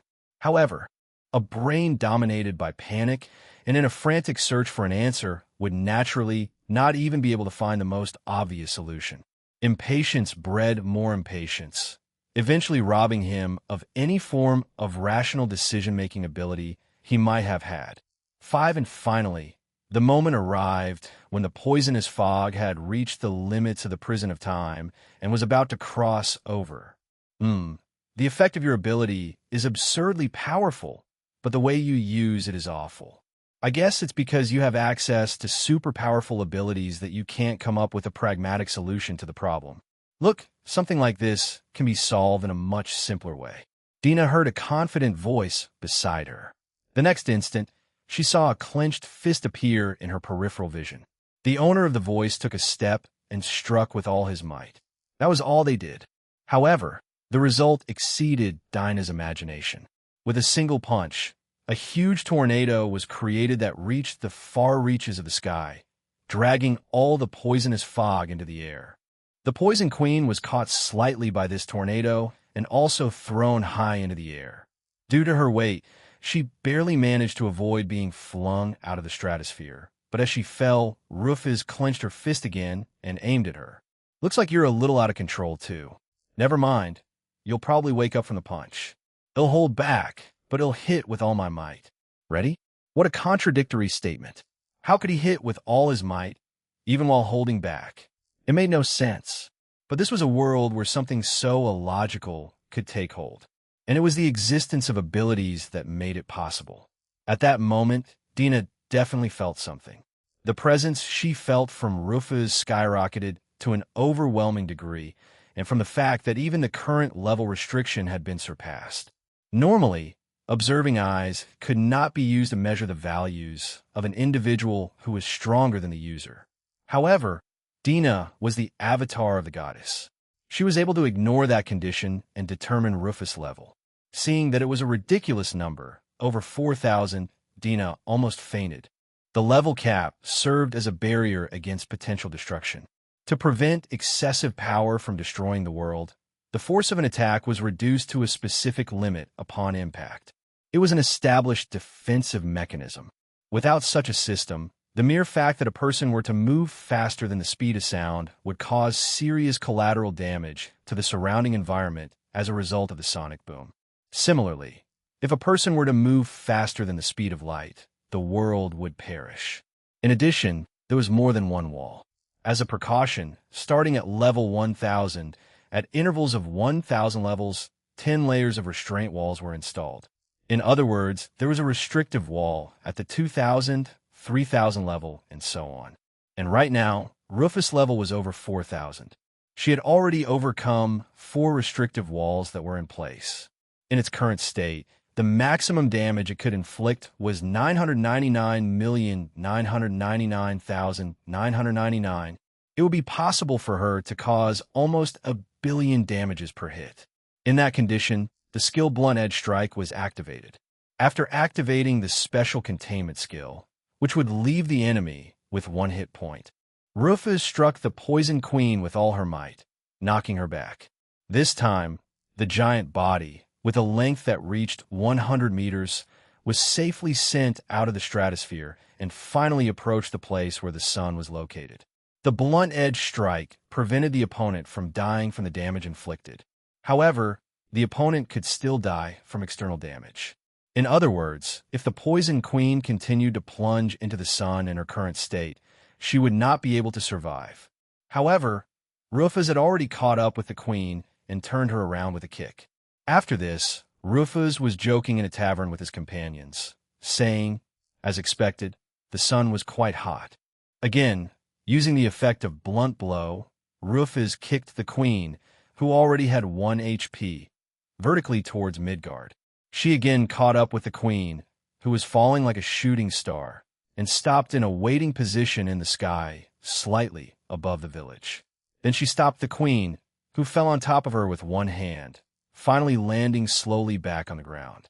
The total time that elapsed while all this was happening was barely a second. Dinah's jaw, which had fallen, did not close. Author's note: let's examine Dinah's unique skills.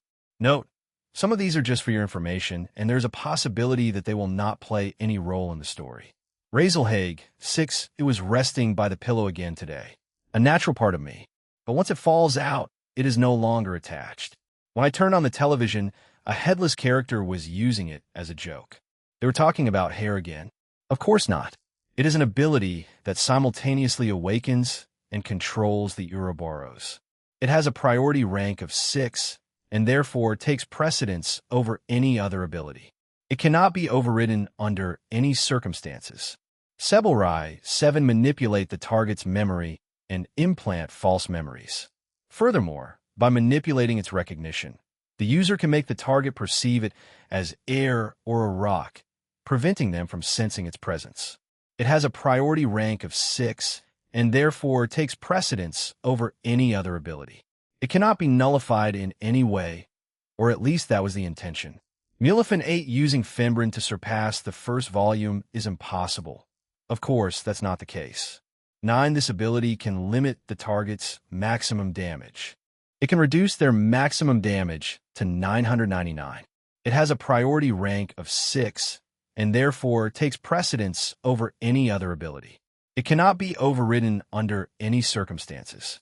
Yed Prior 10, it separates the target's time from the environment and allows it to be accelerated infinitely without an upper limit. Eventually, the effect of this ability can accelerate to such an extent that it transcends the limits and even the very concept of time. Although, that's assuming their physical body can withstand the effect. It has a priority rank of 6, and therefore takes precedence over any other ability. It cannot be overridden under any circumstances. Yet posterior 11, it separates the target's time from its environment and allows it to slow it down infinitely without limit. Eventually, the target of this ability will slow down so much that their time will stop.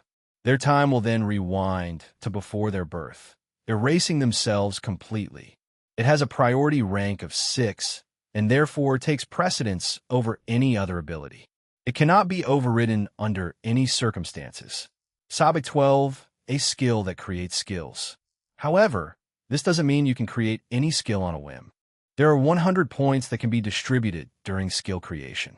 For example, if the power of skill is increased too much, it could become extremely destructive but with terrible accuracy or even no special effect at all. On the other hand, if the points are distributed evenly among those effects, fewer points will be available to allocate to the power. Furthermore, if the previously created skill is still active, Sabik cannot be used to create another skill. If Dina wants to create a new skill, she must get rid of the old one. This is nothing more than a useful multi-purpose ability to do whatever the user wants without regard for PowerPoint allocation, focusing entirely on accuracy and special effects. Or at least that's what Dina understood. Marfic 13, it allows the goddess to possess the body, increasing all stats several times.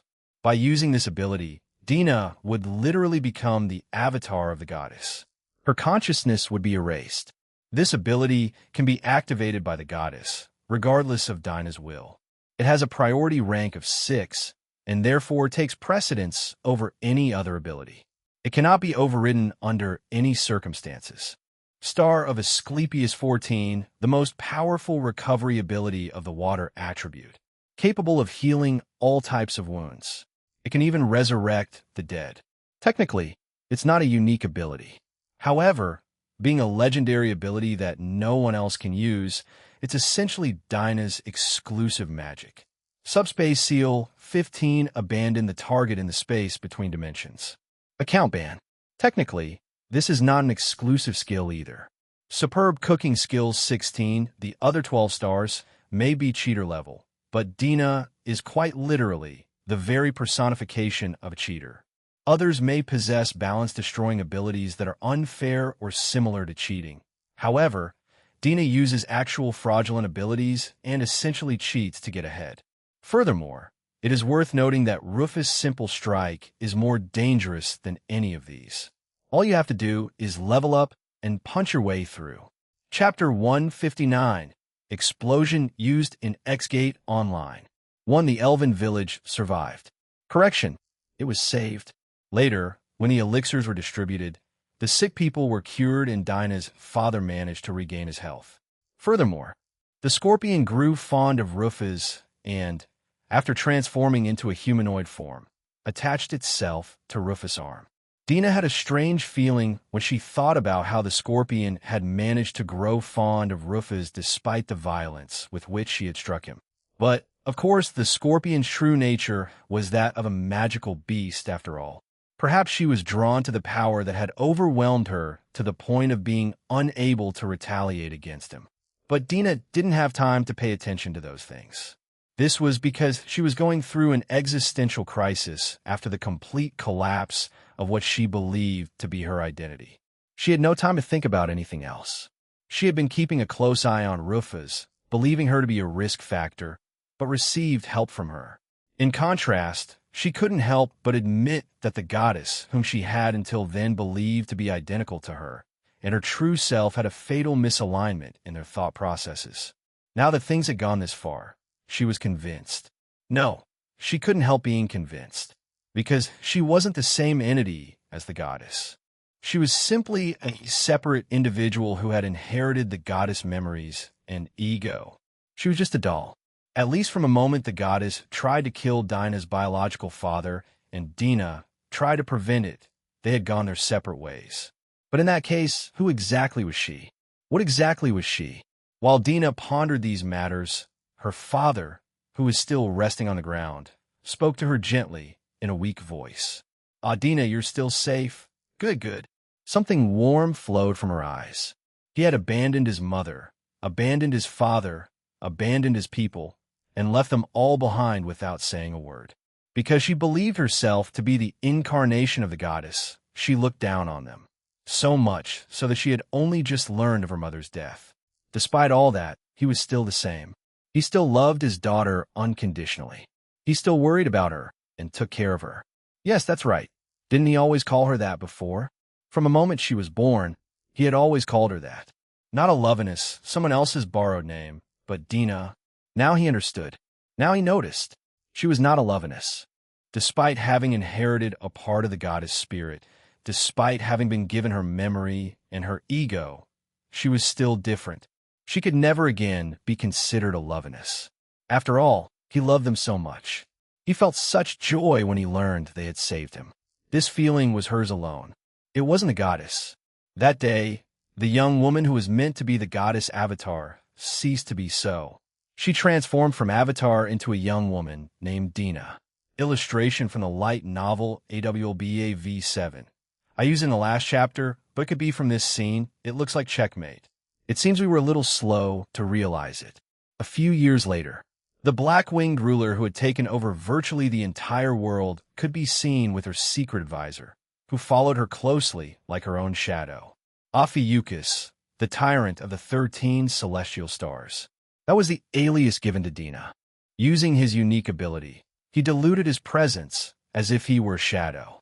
By manipulating perception, he managed to make himself undetectable even to his own allies. His very presence vanished completely from the minds of others, as if he had become indistinguishable from the surroundings. Among the 12 stars, only Taurus, Parthenos, and Aquarius knew that a 13th star existed. Even they didn't know that her name was Dina. They barely suspected the existence of an enigmatic 13th star, known as Ophiuchus, whose appearance they didn't know. It's not checkmate yet. If it's you, it should be quite possible to completely turn things around and start over. At that moment, both were cornered. It would not be wrong to say that they were facing a crisis like they had never faced before. After concluding that the Demon King would not be able to handle Rufus, the goddess manipulated Alioth and the rest by amplifying the insecurities and envy they felt towards Rufus, inducing them to feel antagonistic toward her. Moreover, even among the countless number of subordinates who followed her, more than half of them had turned against her. Those subordinates who had a strong loyalty to her, or those who possessed a strong mental strength, were still on her side. But if there was a confrontation, it was clear which side would emerge victorious, at least under normal circumstances. But Rufus was anything but normal. Even when she was alone, she could turn this unfavorable situation around. Dina had just pointed it out. However, Rufus' expression did not improve. Yes, it's possible. But Ophiuchus, even assuming I win, what would happen then? Who in their right mind do you think would end up following a ruler who betrays her own friends and allies? After all, a ruler who eliminates Barado than half of her subordinates is nothing but a tyrant. No one would recognize her. Besides, if I end up removing many of my allies and subordinates, even if I were victorious, I'd be left with nothing. Win or lose, I'd only lose everything. From the moment it came to this, it was my loss. Victory could be achieved. If only it were victory, it could be achieved. However, for that to become a reality, he would lose his friends. He would have to burn down with his own hands the country he had needed to protect, and he would have to destroy his own people. And that was not essentially different from defeat. At least the 12 stars will remain. And myself. You're right. I guess that's the only positive side. In response to Dina's words, Rufus showed a slight smile. Rufus pondered for a while. Then, once he had sorted out his thoughts, he raised his head. It seems there's no other option but to think about a way to lose. A way to lose, did you say? Yes. If the people want me to resign as ruler, then I will grant their wish. I will feign my own defeat and investigate who is responsible for all this in the meantime. That is, for you, it will surely be a painful and daring path. If you want to distance yourself from me, this is the perfect moment, Even if she left, she wouldn't be blamed. The king was hinting at this. However, in response, Dina simply smiled bravely. No, thank you, Rufus Sama. I have no intention of becoming a doll again. Until I met you, I was nothing more than a doll without a self-respect. You were the one who made me who I am. In return, I will deceive even the goddess Sama herself. Illustration from the light novel AWLBA V7. She was an expert at deceiving people. After all, from the moment he was born, he had been deceiving people. That would prove that he could do it. He would successfully deceive the demons. He would successfully deceive the 12 heavenly stars.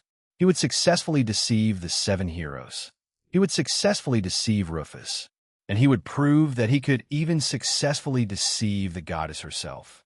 As he slithered like a snake, he would demonstrate that he could stir up every faction from within, causing disorder and chaos. If at the end of all that, even if I had to suffer the hatred and disgust of my allies, even if I had to bear the title of traitor, I would not hesitate. She would let the goddess know. It's me. This is the woman known as Dina, the serpent bearer. What a cruel irony that her master bestowed such a title upon her. In any case, her teacher, who created the forbidden fruit and overthrew all the goddess followers on earth, only to incorporate them into her own ranks, was the true serpent. In the truest sense, she was the queen of demons who appeared in legends and myths. But she was the serpent bearer. As such, she would have to lead even that very serpent by the nose and uncover the hidden truth. Okay, so in that case, what you should do is, a few weeks later, Dina was mixed up with the traitors. She sided with the 7 heroes who had rebelled against Rufus and sought a suitable target while moving like a shadow. Finally, the individual he found was a young elf. Seeing him trembling on the ground, unable to even stand up after experiencing Rufus' coercion, Dina smiled. "Excuse me for digging through your memories. I see. You have connections with the royal family, MMM. Not a bad target, I suppose."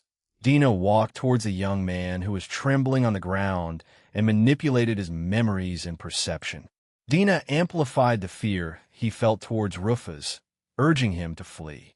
Furthermore, she instilled a command deep within his subconscious, and that order was to be fulfilled in 200 years.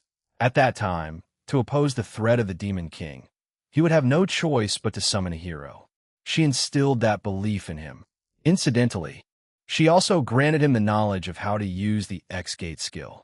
Furthermore, he imparted various skills to him and taught him how to use some arcane spells. Then he encouraged him to become an executive officer of some kingdom in the future. In the battle that was about to erupt, most of the high-ranking individuals would die. Therefore, even with his level of competence, he should eventually be able to become a fundamental pillar of the country where he settled. Furthermore, by giving him the method of how to use X-Gate, he included a fatal flaw. The moment they tried to summon a hero, instead of a person from another world, the summoning process would end one step early. The method was rigged to summon someone from the boundary between Midgard and another world. With all these steps in place, he would eventually attempt to summon a hero. And in doing so, he would mistakenly summon Rufus. The one who would assume the heavy responsibility of calling his master back to this world would be this young man who seemed to have no redeeming qualities. Not even the goddess would be on guard against someone like him. After setting a time bomb against a wretched young man, Dina headed to the battlefield. Then, she used her hand to end a battle that was already at its peak. At the same time that Midgard attempted to seal Rufus with arcane sealing magic, he activated X-Gate. He then sent Rufus into subspace. Needless to say, Rufus was sent without resistance. The requirement for Gate X was the target's consent, and since Rufus had consented from the start, there was no reason why they shouldn't send her. With this, everyone would think that the great heroes had defeated Rufus. Magnificent, truly magnificent heroes. You have done well to prove to me that you can surpass me. For your courage and strength, I will show you my admiration from the depths of my heart. But do not forget that the darkness has not yet dissipated. With such solidarity among you, you might even defeat the Demon King. However, know that if you lose that solidarity, the world will be engulfed in a darkness far greater than ever before. Whether your future is bright or grim, I will watch from the depths of hell. Despite exactly how things were unfolding, Dina felt that Rufus was getting a little too excited. Could it be that she's actually enjoying this latest boss role-playing game? Not to mention that he even warns them that solidarity is important. Because of how frank Rufus was being about all this, Dina unconsciously let out a strange laugh. However, the fact that Dina was distracted by all of this was a problem. Sensing someone's gaze upon her, she turned to look toward the fountain. As she did so, her eyes met Pollix's, who was staring intently at her. Oh no, this will undoubtedly lead to some misunderstandings. From Pollix's perspective, any woman who looked like a carbon copy of the goddess and smiled slyly after sealing Rufus was clearly suspicious. In all likelihood, even if Dina applied memory manipulation afterwards, Pollux could still say something like she suspects. Dina became nervous and quickly disappeared from the scene, escaping the battlefield. Although Dina had made a small mistake, looking at things as a whole, things are going well. After leaving the battlefield behind, Dina headed into the space between spaces and reunited with Rufus. Rufus-sama, what was that all about? Because of you, I couldn't help but laugh and ended up being seen by Pollux-sama. What are you doing? Of all of them, she saw you. Hey, it's your fault, Rufus-sama. It's because you were so enthusiastic playing the final boss. Well, no, I just felt happy to see everyone getting stronger. Alioth and the rest couldn't even imagine what was happening. Who would have thought that, behind the scenes of that fateful battle, such a silly conversation was taking place?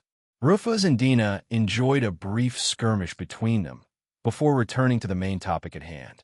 Anyway, now, it'll wait for you to create an avatar. When you're finished, it'll stop time and seal your real body in this subspace. The avatar you create will be sent to the future to try and evade Goddess Samus' supervision. It'll think of a way to provide you with information and knowledge about this world. And in 200 years, it'll coincide with the time of the summoning to bring Rufus-sama back to this world.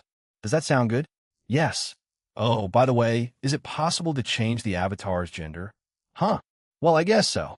I mean, you're only implanting a fragment of your memories, ego, and soul, so it's possible. But do you plan on becoming a man? No, I'm just wondering. Now that Dina has reflected on it, she thinks she should have researched that topic a little more back then. How could Dina have predicted that Rufus would actually create a male avatar? As for why Rufus had chosen a male avatar, in all likelihood, it was because Rufus wanted to evaluate himself objectively, considering that she went so far as to change the avatar's gender. Dina thought that Rufus had undoubtedly wanted to become someone else in order to accurately observe and evaluate the actions of Rufus Maffel and determine why she ended up being betrayed. Of course, Dina thought Rufus might have other reasons. For example, perhaps Rufus wanted to make it harder for the goddess to notice the avatar by changing its gender. Or perhaps it even wanted to prevent the avatar from looking too much like Rufus by placing it as far removed from its appearance as possible. Alternatively, perhaps he just wanted to use this opportunity to try to understand how the male mind worked. Whatever the reason, Rufus was a teacher she could not read. After their conversation, Dina extracted the fragment of Rufus' soul that would serve as the basis for the avatar and stop time. Dina then traveled to the future, taking the fragment with her before releasing it. As long as that fragment was freed and could wander freely, it would eventually lodge itself in some unborn fetus. Dina didn't require any more attention. After watching the fragment drift away, Dina returned to the past once more. She then dedicated herself to laying the necessary groundwork so that she could provide the baby with the information he needed when he grew up. Once Dina returned to the original time, she used memory and perception manipulation to integrate into Japanese society, establishing a company. And around the time Japan entered the Heisei era, he developed a game with similar features to the world of Midgard. At first, he began to publicly sell the prototype of the game offline X-Gate.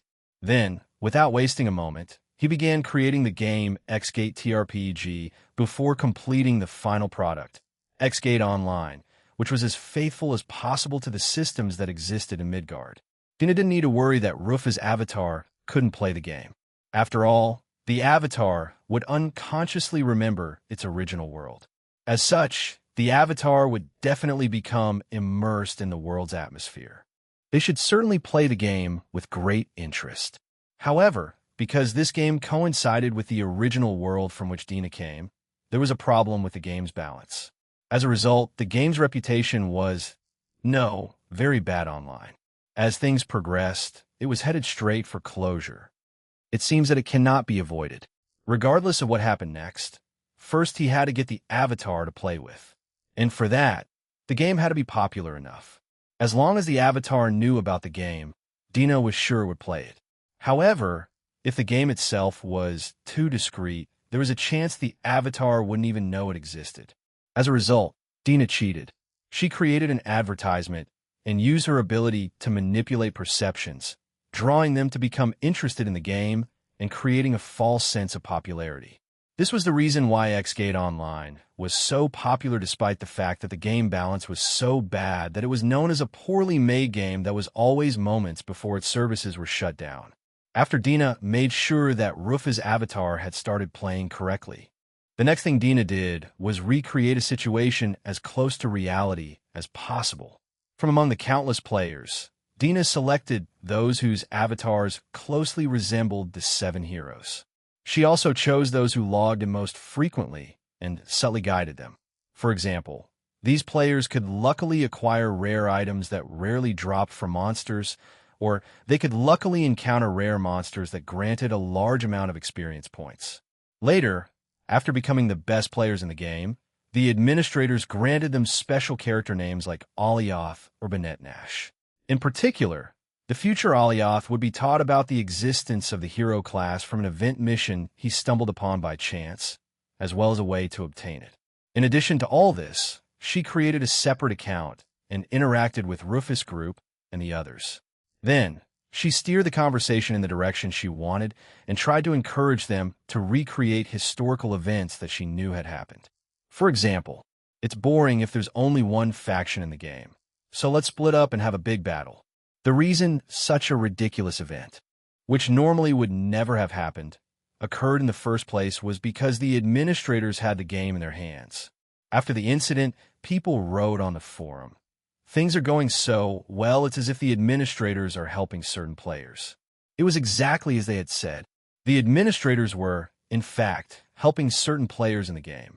After a while, Dina sensed a distortion in the space-time continuum. In other words, Gate X activated. When this happened, Dina electronically appeared before Rufus' avatar as the game's mascot, the goddess of creation Alovinus, then said a few things and teleported back to Midgard. 3 in the process, he retrieved Rufus' soul fragment from the avatar who was playing the game and then put him to sleep. At that moment, because the avatar fell forward on her face, she couldn't see what the avatar looked like. Since the avatar's clothing could be worn by either sex, it never occurred to Dina to question its gender. Consequently, Dina mistakenly believed it was an androgynous young woman. For to digress a bit, after Dina left Earth, the perception manipulation magic that had been cast over people dissipated. As a result, the game, X-Gate Online, suffered from its poor balance and rapidly deteriorated. Very soon, the game failed and its services were canceled. Author's note: summary list of Dina's jobs. The reason why Rufus was convinced that Dina was not his enemy and could not come to hate her despite his suspicion towards Dina was because, subconsciously, Rufus knew that Dina was on his side. Needless to say, this was an extremely dangerous mission for Dina, as there was always the risk that Rufus would delete her herself as a result of suspicion, and because the murderous maid's mouthpiece was always pointed at her. Chapter 160, Rufus Wakes Up, TLN. Reminder: Amimi denoted by ORE is used by the Japanese MC because or is used by a male person. The form I denoted by I is a haughty form, typically used by real Rufus in their position as supreme ruler king, but is uncommon in real life. The pronoun I, me, denoted by watashi, is commonly used by a female person and in a gender-neutral polite context. Even while Dina was publishing a game in Japan and continuing to send information to Rufus' avatar, she frequently returned to Midgard. The reason behind this was to observe the Demon King, ORM. Originally, He was supposed to leave the stage after Rufus' overthrow.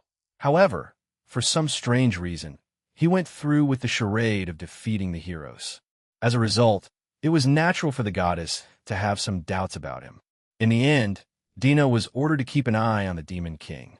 For Dina, who was carrying out activities in Japan, this order turned out to be a miscalculation that she could not feel happy about. Even more annoying was the fact that the Ouroboros' son Avatar developed an ego of its own and began to act as a subordinate of the goddess. By then, Pollux, Parthenos, Taurus, and Aquarius had already begun to seal the Ouroboros. However, it wasn't as if they could keep everything under control. There was a possibility that the Ouroboros created avatars capriciously, and there was also a possibility that those avatars had egos of their own. It was simply that the worst-case scenario had come true. In other words, on one hand, Dina had to prove that she was properly observing the Demon King, while on the other hand, she needed to hide the fact that she had betrayed the goddess. Calling her a double agent would have been an understatement. While among the demons, she had to act as a loyal servant to the goddess. At the same time, she had to travel back and forth between Japan and Midgard. However, this miscalculation also had a positive side. Thanks to it, she was able to meet with the Demon King, who was also rebelling against the goddess, and establish a cooperative relationship with him so they could use each other as a cover. Exactly. The Demon King already knew Dina's new identity. He already knew, but he still allowed her to continue playing.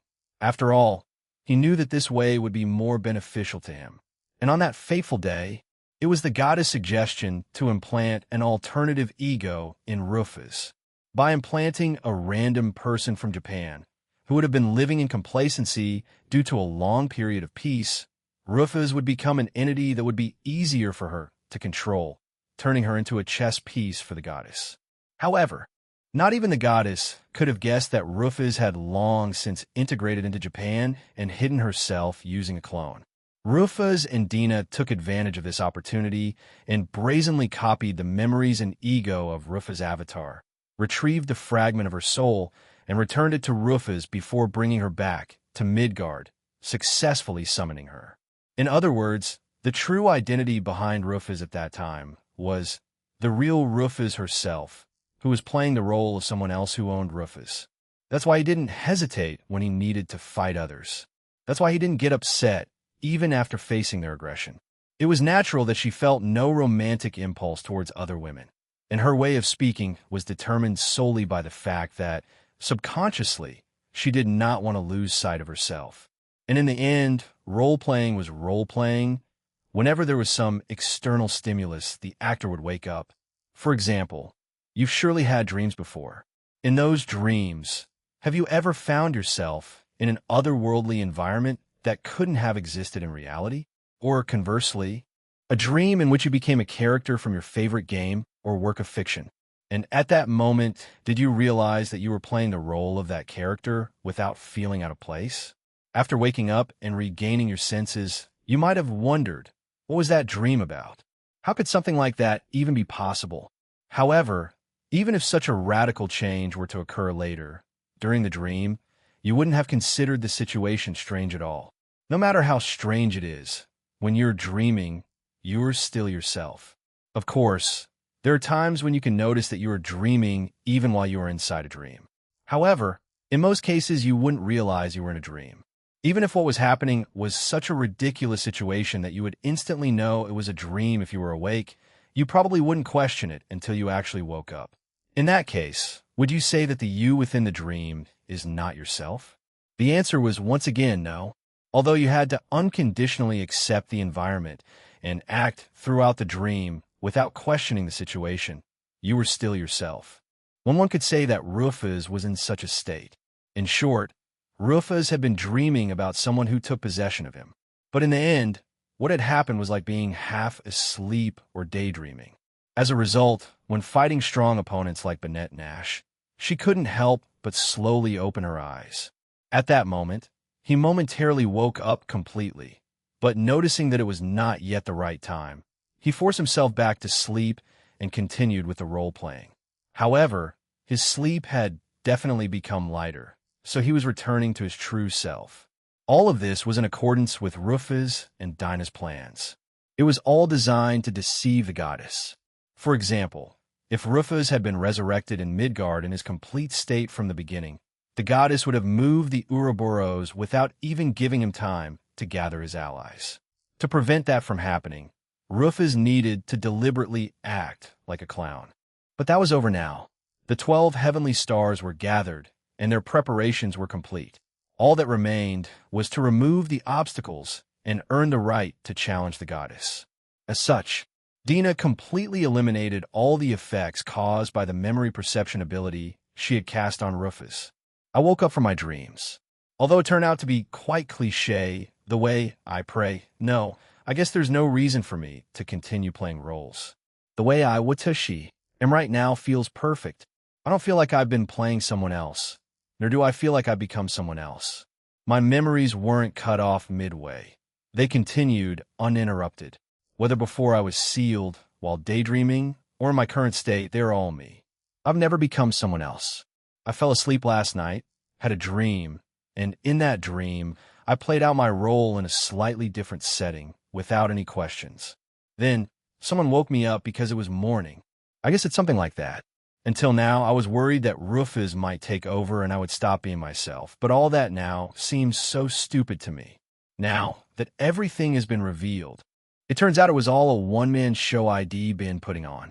I was playing myself while terrifying myself. If I may say so, that was funny. Truly comical. Ah, yes. I slept well. I don't feel so revitalized every day. I'm sure you are. After all, you were asleep for over 200 years. My way of speaking was no longer as fixed as before. Now that I had fully registered myself as myself, if it was something as insignificant as my way of speaking, I could change it at will. Furthermore, my way of speaking has been like this from the beginning. If I had to correct anything, it would be the first-person pronoun I used. Thank you for everything you've done so far, Ophiuchus. You did well to deceive everyone and complete your task perfectly. I doubt anyone else could have done what you did. Please allow me to express my gratitude. Your words are worthless to me. You did well. Those are the only 3 words I had in mind. Dinah had successfully deceived me. She had successfully deceived the world. She had successfully deceived the humanoids. She had successfully deceived the demons. And she had successfully deceived even the goddess herself.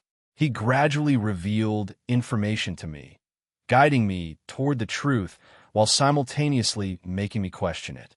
He managed to prevent the annihilation of the humanoids by manipulating the demonic race, and in the process, even evaded the Ouroboros Solar's oversight. By carefully timing her actions and moving conspicuously, she managed to arouse Terra's suspicion, allowing her to escape the demon race. It must have been to escape the watchful gaze of the solar Ouroboros. Then, she mimicked Pollux's movements and fled without anyone suspecting a thing. Pretending to go unnoticed, she moved to a world where the goddess couldn't see her. Finally, after showing me where she was going, she managed to wake me up. Illustration from the light novel AWLBA V7 for now. I think I'll check my own status once. Rufus Maffle level 40, 200 species. Flugel class level Guerrero, 200 Sword Master, 200 Archer, 200 Gunner, 200 Grappler, 200 Champion, 200 Monster Tamer, 200 Alchemist, 200 Ranger, 200 Strider, 200 Acolyte, 200 Priest, 200 Esper, 200 Psychic, 200 Wizard, 200 Sorcerer, 200 the Archenemy, 1,000 4,405,000 horsepower. 2 SP, 99, 999 STR. Strength attack power 8580 DX. Dexterity 38,025 VIT. Vitality 53,170 INT. Intelligence 65,370 AGI. Agility speed 65,034 MND. Mental power 45,045 LUC. Luck 49,194 equipment head. Right arm, left arm, body. Long sleeve shirt and jeans footwear. Fashionable leather boots other. A sweater well, there are no changes compared to before I was sealed. Although I was worried that I might have gone a little rusty, It seemed to be a good thing that I was still exercising even while I was daydreaming. Without a doubt, I was in my best condition. 3 if it were now. I felt I could destroy even the sun with just a single blow.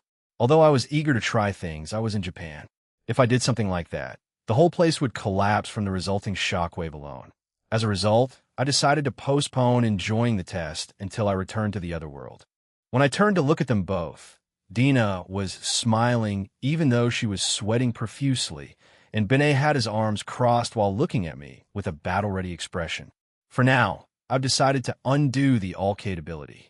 It wouldn't do me any good to unleash my power where it was. Full. Dina sighed aloud as if she felt a sense of relief. It seemed that when I unleashed my power in my serious state, those around me couldn't help but feel unnecessarily intimidated by the pressure I emitted. When I looked at my arm, the bracelet I wore to seal my abilities had cracks running through it. It seemed like it couldn't handle my strength and broke. What a waste. Well, I guess it would be fine if I fixed it later. Honestly, I don't understand the whole story, but in short, it was all in the palm of your hand. Everything that happened during that battle 200 years ago and beyond. Watashi, am sorry for deceiving you. But back then, I had no choice but to do what I did. If I had one, the goddess would have moved the Ouroboros to reset everything. 200 years ago, I broke my promise to fix everything with Benet and acted like a loser. However, by then, I had already been cornered. Even if I had won the battle, I was already in a state where nothing would have remained. Assuming she had won at that moment, the goddess would have awakened the Ouroboros and all life in Midgard would have perished. For had that happened, it would have been my defeat. A victory with nothing at hand was, in essence, no different from a defeat. Therefore, at that moment, I had no choice but to lose and leave the stage. Furthermore, I couldn't allow the powerful force known as Benet to disappear with me as collateral damage by involving her. Your first-person pronoun. Yes, I'm back to my old ways.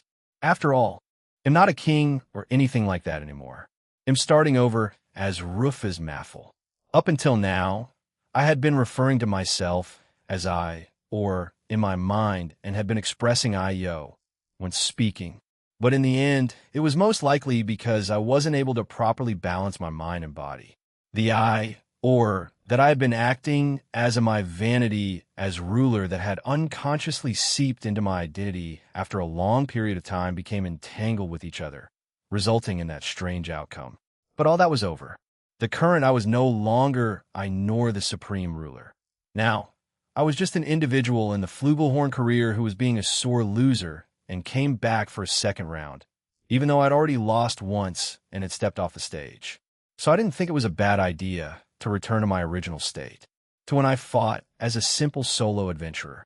Censuredo, I resorted to any form of atrocity without hesitation or remorse.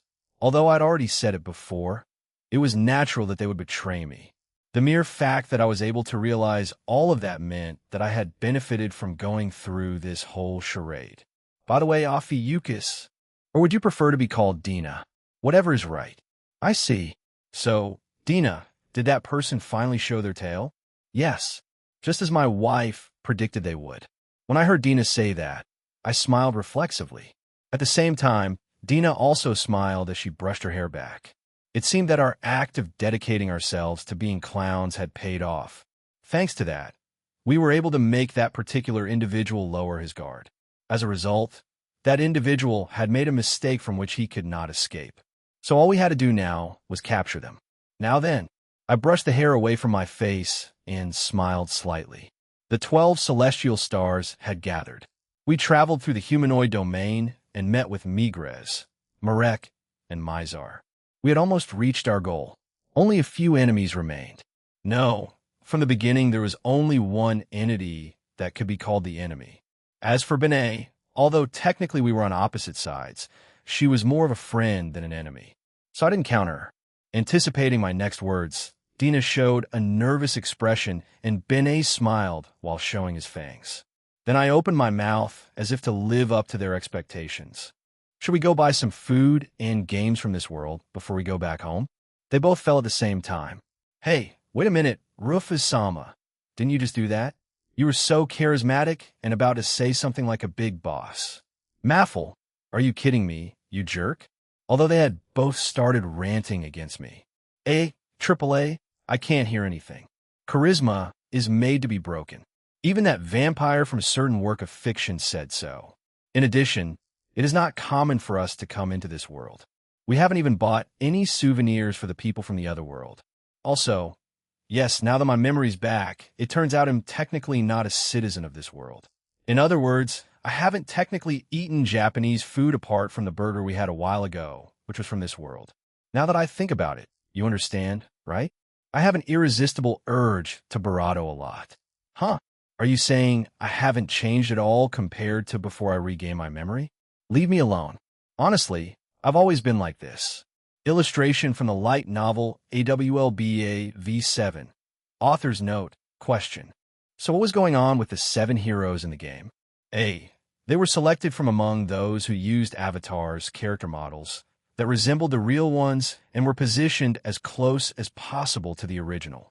They received help from the administrators, as long as it didn't raise suspicion. They were given names like Alioth and Benetnash. The players themselves decided to use those names simply because they sounded cool. So, in reality, the avatars had proper names in the game, for example, something like Alios Pasta Mask. For reference, Pasta Mask was the original name. It goes without saying that, while it was possible to manipulate things so that these players became top-level players, resembled the original, or possessed the same skills, the personalities of the players themselves were quite different from those of the original. If I had to be more specific and give an example, the player behind Benetnash was someone who would enter a group chat saying something like, B.O.D. Good Days.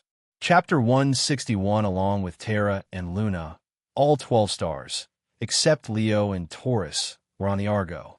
Everyone was delighted to be reunited with Aquarius and Pisces, who had just rejoined the group. Pisces wept uncontrollably when they repeatedly called him Eros, but he was relieved to discover that things hadn't changed even after 200 years. Furthermore, he was surprised to learn that Parthenos, who had already passed away, had manifested himself through Pollux' abilities. In any case, while they waited for Rufus' return, they discussed their next step, with Pollux at the center of the discussion. Specifically, it was about how to deal with a man called the Sun. That guy said his target is the current hero. Therefore, his next target will be Midgard, Merak, or Benetnash. There should be no problem in excluding Benetnash. She is currently with our Lord. Besides, even if Sol were to challenge her while alone, she would simply be countered and subdued. If what Sol said was true, her next target should be one of the remaining 7 heroes Midgard, Merak, or Benetnash. However, Libra quickly ruled Benetnash out. After all, Sol could barely hold her own against the 3 winged knights, Terra and Castor, despite her upgrades. She probably wouldn't be enough to challenge Benetnash. Therefore, even if Benetnash was eliminated, it was unlikely she would be defeated. In that case, their possible target was limited to Midgard or Merak. Isn't it better to ignore it? I don't care what happens to them. In fact, we'd save ourselves from having to deal with them ourselves. I agree. There's no reason to worry about the 7 heroes. Let them face their fate. These harsh opinions came from the 2 extremists, Scorpio and Ego Karos. These 2 obsessive individuals still had no intention of letting the 7 heroes' betrayal go unpunished. It would be alright even if the 7 heroes died. In fact, they believed it would save time if their enemies crushed each other. This was a common sentiment among most members of the 12 stars, though they didn't voice it aloud. So, does it make sense to attack the currently weakened heroes? He's not an ally of the demons, is he? I don't understand it either. If I were the sun, I would do my utmost to awaken the Ouroboros. Aquarius pulled her upper body out of the water jug and posed her question, while Pisces agreed with her. That's right. Sol was on the goddess side. It was fine. But from her perspective, there shouldn't be any reason to attack the 7 heroes right now. By the way, since Aquarius is with us, can we make some nectar to increase our fighting power? I'm sorry, I'm missing some ingredients. Besides, your status is so high that the nectar would barely have any effect on you. Aquarius shook his hand to dismiss the possibility of Pisces' suggestion. Nectar was the name of the country she founded. Centuredo. Its effect would weaken as the drinker grew stronger and more expensive ingredients were needed. For example, when Aries was still weak, they could improve their status by consuming mass-produced nectar made with cheap ingredients. However, if the current Aries consumed the same drink, it would have no effect. For someone like Rufus, increasing his status by a single point would cost tens of billions of gold. Therefore, it was practically useless. Although the people here weren't as strong as Rufus, the cost would still be quite high, considering that tens of billions of gold were needed to increase status by a single point. Its effectiveness was truly abysmal. Unfortunately, nectar was an item meant to compensate the weak. After Aquarius explained this, the discussion returned to the sun. Then Parthenos clasped his hands and stated aloud what they had agreed upon so far. Getting back to the topic, does Sol want to get rid of them now because he considers our alliance with the heroes problematic? Or perhaps he wants to eliminate the 7 heroes and frame Rufus Sama, turning the humanoids against us? That's not impossible. But honestly, the currently weakened humanoids wouldn't be a threat to me and the others. What Parthenos said was certainly not impossible. In fact, 200 years ago, fear of Rufus had increased to the point that the situation escalated into a confrontation between humanoids and Rufus, leading to its downfall. However, the situation was different now. Ironically, back then, some heroes had been trained by Rufus herself. They were able to challenge her because the humanoids were at the peak of their power. But now, the humanoids had fallen to the point where even the Sword Saint Friedrich was considered the strongest. No, actually, they had reverted to their state before Rufus' arrival. In that case, anyone the 12 stars could drive the humanoids to extinction. That's right, they couldn't even be considered enemies. When Karkino said that, there was a moment of silence as no one could argue with it. So, in the end, we should consider it a trap to divide our forces. I think we should leave it at that and regroup with Taurus. Libra, expressionless, offered a plausible solution. It made no sense for the enemy to kill the 7 heroes, and even if it actually happened, it wouldn't pose a problem for them. The terrifying thing was that if they decided to divide their forces to protect the 7 heroes, the enemy could move freely and eliminate them one by one. Even if Midgard and Merak were to truly die, they wouldn't suffer any harm. Therefore, they should ignore it. This was Libra's conclusion. That's right. We shouldn't make the mistake of assuming they were allies of the humanoids.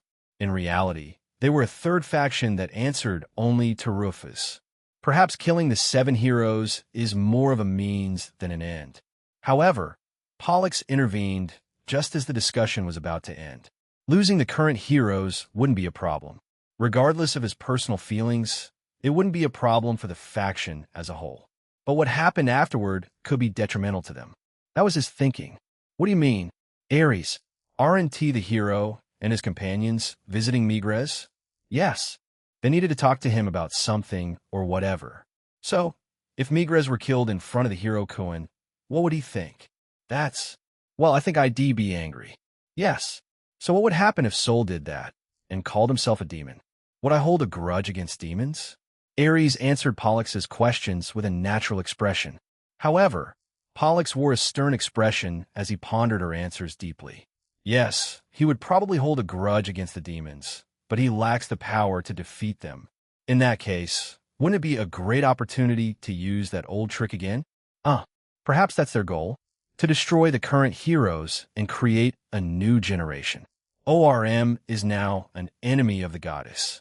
So wouldn't the goddess desire a hero who could defeat him? Furthermore, if the 7 heroes were to die, the humanoids would be enraged, gathering everyone's hatred and anger, transforming it into power. It's possible that the hero possesses such an ability. What Pollux said was pure speculation, but given the current situation, the probability was quite high. If a level 1000 hero were born and given the goddess adjustments, it was possible they could even challenge Bennett Nash. If the hero united all the humanoids, gathered their emotions, and joined forces with the Ouroboros. In the unlikely event that this happened, what occurred 200 years ago would be repeated. I understand. In that case, let's mobilize our forces to help Midgard and Merak. However, since this could be a trap, we should bring enough forces to fight our way through it. Even if it is a trap, I'll go to Taurus alone. The other members can ambush Sol.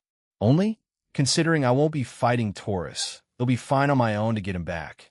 Oh, I also need an Argonaut to replace Taurus. Libra's strategy was to concentrate all their fighting power on overcoming any potential traps. It wouldn't be a problem if they simply crushed whatever Sol was planning with overwhelming force.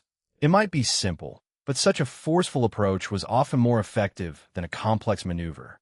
Or rather, this forceful approach was more effective against opponents who tried to predict the other side's moves.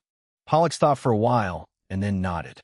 Yes, this method might be better, but there's also the possibility that he's luring us into dealing with Taurus. For starters, it was suspicious that he revealed his next destination to us. You should be on your guard. Even if it really comes, there won't be a problem. We'll simply counteract it. Pollux was speechless as he looked at Libra, who spoke with such certainty. As was to be expected of Libra, he never considered that he could lose. In fact, if Sol were truly headed for Taurus, he would end up facing both Libra and Taurus. Furthermore, any adjustments the goddess made would be insignificant against Taurus. The battle would begin with Sol on the verge of death from Brachium and end with Taurus striking him with his punch. Moreover, the Argonaut accompanying him was no weakling. There was no factor that could result in a defeat. Okay, let us begin. Rufus was probably still looking for Dina. In that case, while the master was away, they should resolve as many outstanding issues as possible on their own. With this determination, the 12 stars began to act. You're finally here. Welcome. Inside Migres's residence. The heroes group and 2 other guests were received. The other guests were so extraordinary that Cruz fainted. Seated next to Migres was a one-winged man. Beside him, a dwarf-like golem. They were the Sky King Merak, and a golem remotely controlled by the personality of the late Smith King Mizar. In other words, 3 of the 7 heroes were there. Even Say was amazed. I see. So he's the hero. He has a good eye. Really? I see nothing but a young man. Merak and Mizar's golem. It's problematic to keep saying that, so let's just call him Mizar. They both watched Say as if trying to assess his worth. That made him very uncomfortable. Say had simply come to share his conclusion after their conversation the other day. He was surprised to discover that the number of heroes had increased. Hey, Mr. Migres. It's not a big deal. I was simply inspired by your appearance. I realized that if I continued living quietly and doing nothing, future generations would laugh at me. And by Rufus too. Indeed, 200 years have passed. What have we really been doing? Migres and Merak laughed in a self-deprecating tone. What they had been doing, they knew it better than anyone. They hadn't been doing anything. For them, time had stopped 200 years ago. I wish I hadn't done that. I wish I hadn't done this. We keep regretting how stupid and wrong we were. So that's where we stay. If someone made a mistake, it was enough to correct it. If someone had been foolish, it was enough to be wiser next time. However, instead of forgetting it, they wasted 200 years obsessing over the past. They were simply injured and cursed when they fought the Demon King for a moment, then behaved as if they had received enough punishment and took no further action. But what about this young man? Having been summoned from another world, he had been wandering this world, which had nothing to do with him. Although he was weak, lacking power, and unable to shatter heaven and earth like Rufus, he still desperately tried his best. Compared to him, they felt very embarrassed. Since we last spoke, I've been thinking. You're truly powerless. Forget Rufus. You can't even compare to my current self. Yes. However, you possess something Barato important than your fighting prowess. It is the will to move forward without ever wavering. You believe in your own justice, regardless of what 100 people might say. You have the power to persevere in the search for the right answer, and the power to choose the right path. I am certain that this is the weapon that will allow you to win. Migres and the others couldn't make this decision back then. They lost to the goddess power and took the wrong path. Even now, the humanoids hadn't changed at all. They still feared Rufus and tried to repeat what had happened before. However, this young man was searching for the right path amidst all of this. He desperately sought a peaceful path, alone. And now, despite still being imperfect, he was here after forming an alliance with Rufus Group. Some people who heard this might say, anyone could have done that. Well, that's true. Anyone could have done it. You didn't need combat power to do it. Despite being summoned as a hero and hearing from his allies how terrible Rufus was, he formed his own opinion by contacting and conversing with the monster. He simply decided he could get along with her. He didn't need any combat power whatsoever. Not just anyone could destroy a planet. Only people like Rufus and Bennett Nash could do it. However, if it came to talking to someone capable of destroying a planet, anyone could. But if anyone had claimed this, Midgard would have said, in that case, you do it. Yes, anyone could have done it, but no one did. That's why the battle happened 200 years ago. No one did it, not him, not Merak, not Mizar, not even Alioth, Fekta, and Dubhi. As a result, they became enemies and tried to kill each other. That's why Midgard respected the boy named Minami Jujise. He respected this little one who hadn't even lived a tenth of his life, nor possessed a tenth of his power. And then he thought, it's time we changed. What kind of hero relies on a boy from another world? What kind of wisdom king is that? If we truly regret what happened, now is the time to support this boy with all our might. With these thoughts in mind, Midgard tried to contact the other heroes after parting ways with Say. Bennett Nash ignored him as usual, but it seemed Merak and Mizar had also met with Rufus and reached some conclusions. So, there was only one thing left to do. It was time to right the wrongs of the past. Let us help you, hero. We'll move on your direction.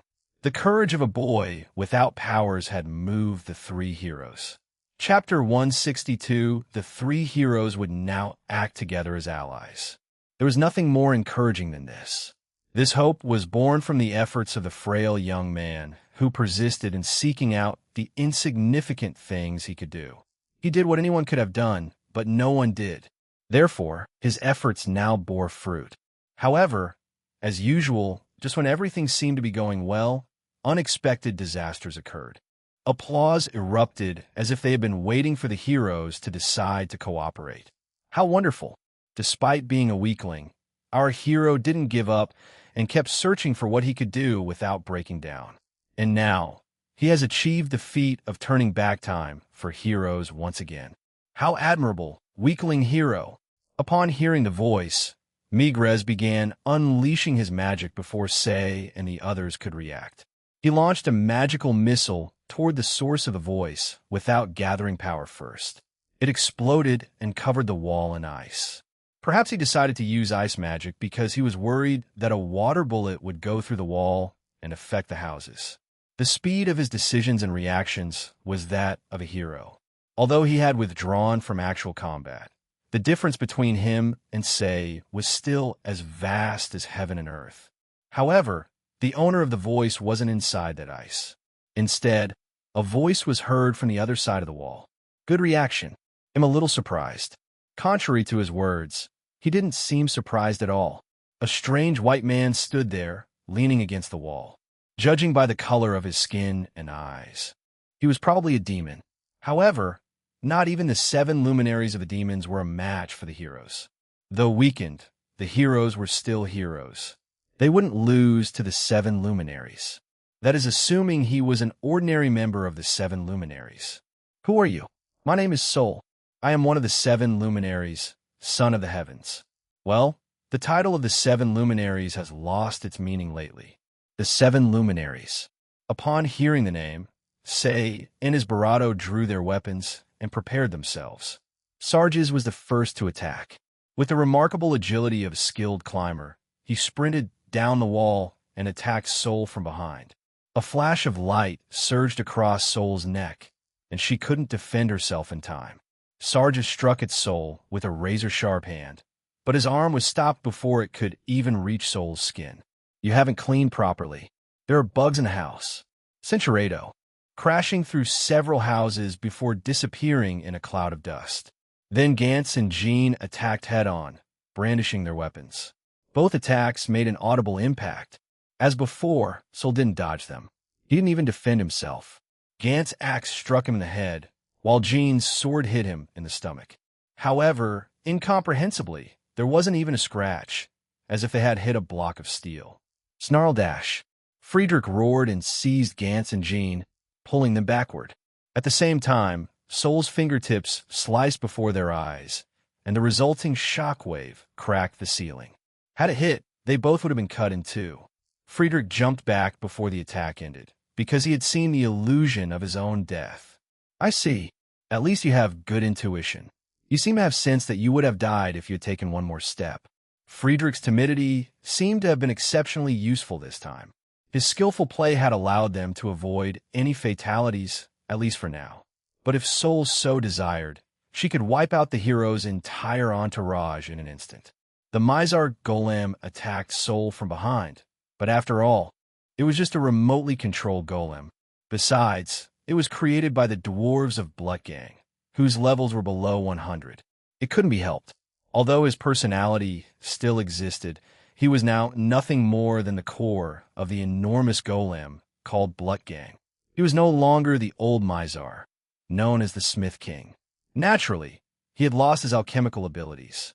Therefore, aside from the golems he created in life, he could only rely on the dwarves of the present for anything. As a result, it was inevitable that the golem's level would be low. A casual attack from Sol easily destroyed its arm. Say and his companions were surprised by its attack power, but Sol was the next to be surprised. While he was distracted by the Mizar golem, another golem suddenly appeared, bursting through the ceiling and positioning itself behind Sol. That dash, Invader detected. Eliminating. A massive iron fist struck Sol's back, sending him flying. It crashed through the wall and several houses before a distant crash was heard. Although several private homes were destroyed, no one seemed to have been hit. Apparently, the golem had factored this into its calculations before attacking. Hey, that golem! Jean was the first to react to the enormous golem that suddenly appeared. Yes, he recognized it. He had seen this golem over 10 meters tall before. A head like a knight's helmet rested on a gleaming silver body. It had only one eye. Its arms were abnormally large, with iron fists. The lower part of its body extended like a skirt where its legs should have been. Somehow, it floated in the air. His name was Gatekeeper. He was the steel guardian who once defended the Blackwing royal tomb before it was destroyed. Ha ha ha! Are you surprised? I fixed it when Rufus and I built Astria. I was wondering what you put in reserve on top of my house. And it turns out it's something like this. Mizar, the truth is you put it there hoping you could say, I told you this would happen, right? Migrez and Merak responded calmly to Mizar, who was laughing uproariously. However, regardless of what they said, their actions were appropriate. They had already taken the next step. At Migrez's command, the water of the lake surrounding Svalin gathered and transformed into a giant water dragon.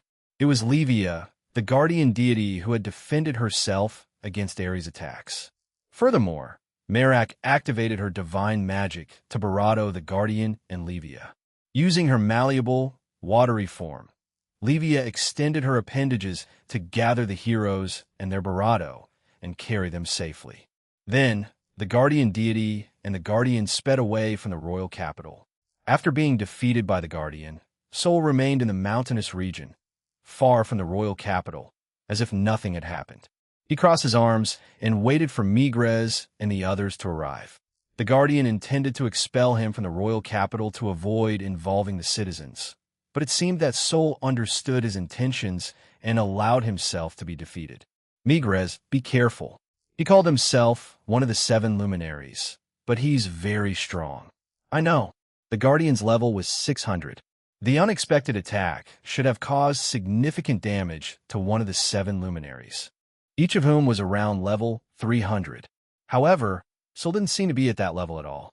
He appeared to be holding back. Sure, it could just be a ruse, but Migrez and the others, based on their long combat experience, thought otherwise. It wasn't a ruse. The attack was ineffective. I see. The 7 heroes, huh? This looks more fun than I expected. Sol maintained her fearless attitude despite the numerical disadvantage. There were 3 heroes, 8 people from Cease Group, the Gatekeeper, and Levia. This would be a battle of 13 against 1. But there wasn't a single wasp in the world that feared 13 bees. It would be natural for Sol to win this battle. But if she held back a little, she could enjoy it more. Levia was probably the strongest of them all. However, even with the attribute advantage, he was hardly a match for Ares, who was among the weakest fighters of the 12 stars. In that case, it would be impossible for him to defeat Sol, as he had no advantage in attribute compatibility. Heavy Rain. Midgard completed his arcane magic in an instant, and a massive magical formation filled the sky. Then, a storm of water bullets was unleashed, leaving no gaps between them.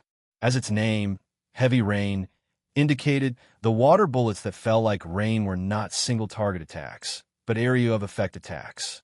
Knowing there was a speed difference between them due to their level difference, Midgard decided that single-target attacks wouldn't hit him, so he opted for area attacks that would leave no room to escape. Of course, such attacks would have affected even allies, but the bullets that should have hit them were blocked by Levia, who acted as their shield. As the guardian deity of water, Levia was immune to water attacks. Had it been actual water, Levia would have been healed instead of harmed. Sol whimpered softly as she defended herself with her arm against the constant barrage of water bullets. The guardian seized the opportunity, thrusting her arm forward, her enormous fist spinning as it flew towards Sol. Levia also modified her body accordingly, unleashing a whip-like blade of water at the same speed. The water blade advanced, guiding the iron fist and protecting it from the falling water bullets. Then the fist struck Sol, and the blade grazed his arm. It's a good attack, but Sol's arm wasn't injured. It was only slightly bruised. There was no real damage. However, Midgard didn't flinch and immediately moved on to the next attack. Meanwhile, Merak focused his attention, causing the surrounding rocks to dance in the air and shoot towards Sol simultaneously. This was psychokinesis, which Spedics could use. Mental power was normally used for support, but Spedics were one of the few classes that could use it to attack. The Flugels could not use arcane magic. A balanced configuration like Rufa's, with levels in both the Vanguard and Rearguard, could play an active role as the Vanguard. However, a specialized Rearguard like Merak wouldn't be able to do much.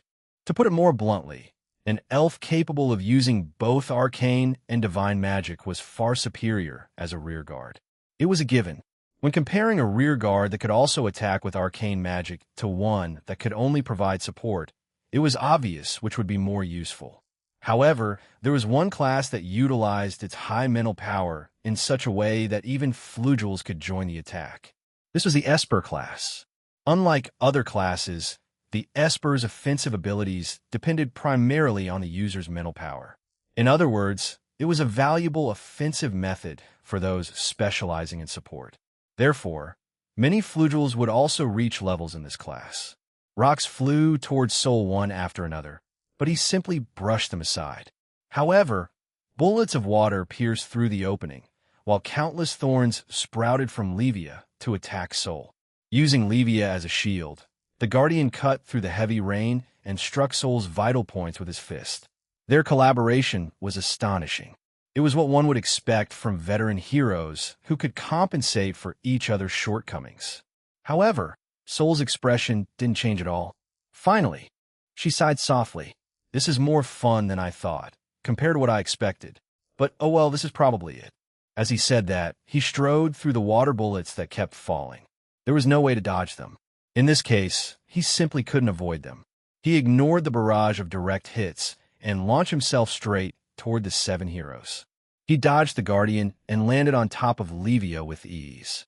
In response, Levia grew thorns to attack the enemy's head, but Sol evaded them with a swift step and rendered them useless. Merak stepped between Midgard and Sol, deploying a wind shield to defend himself. However, Sol didn't care and simply kicked him, shattering the shield that a hero had supposedly deployed in a single blow. No, considering the level difference, perhaps Merak should be praised for successfully avoiding an attack. That dash?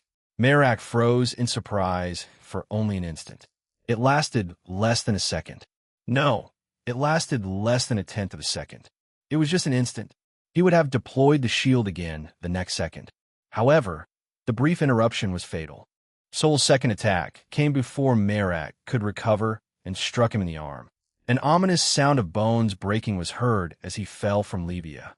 Without confirming Merak's condition, Midgard canceled heavy rain. He feared Merak would be caught in the attack. However, this was another deadly opportunity. Sol closed the distance and threw a punch. At the last moment, Livia created a wall of water between them, preventing a direct hit. But the glancing blow was enough to break Migraz's ribs, causing him to bleed from the mouth. Say attacked Sol with Kuin, the weapon he had received from Rufus. But, unfortunately, it was too weak. Sol easily stopped the sword with the tip of a finger and disarmed Say, leaving him no room for a counterattack. Not long ago, heroes were expected to cooperate with him, but now there was only despair. No matter how united they were or how strong their beliefs, they could still be overcome by overwhelming power. This was Midgard. This was the rule of this distorted world, governed by might.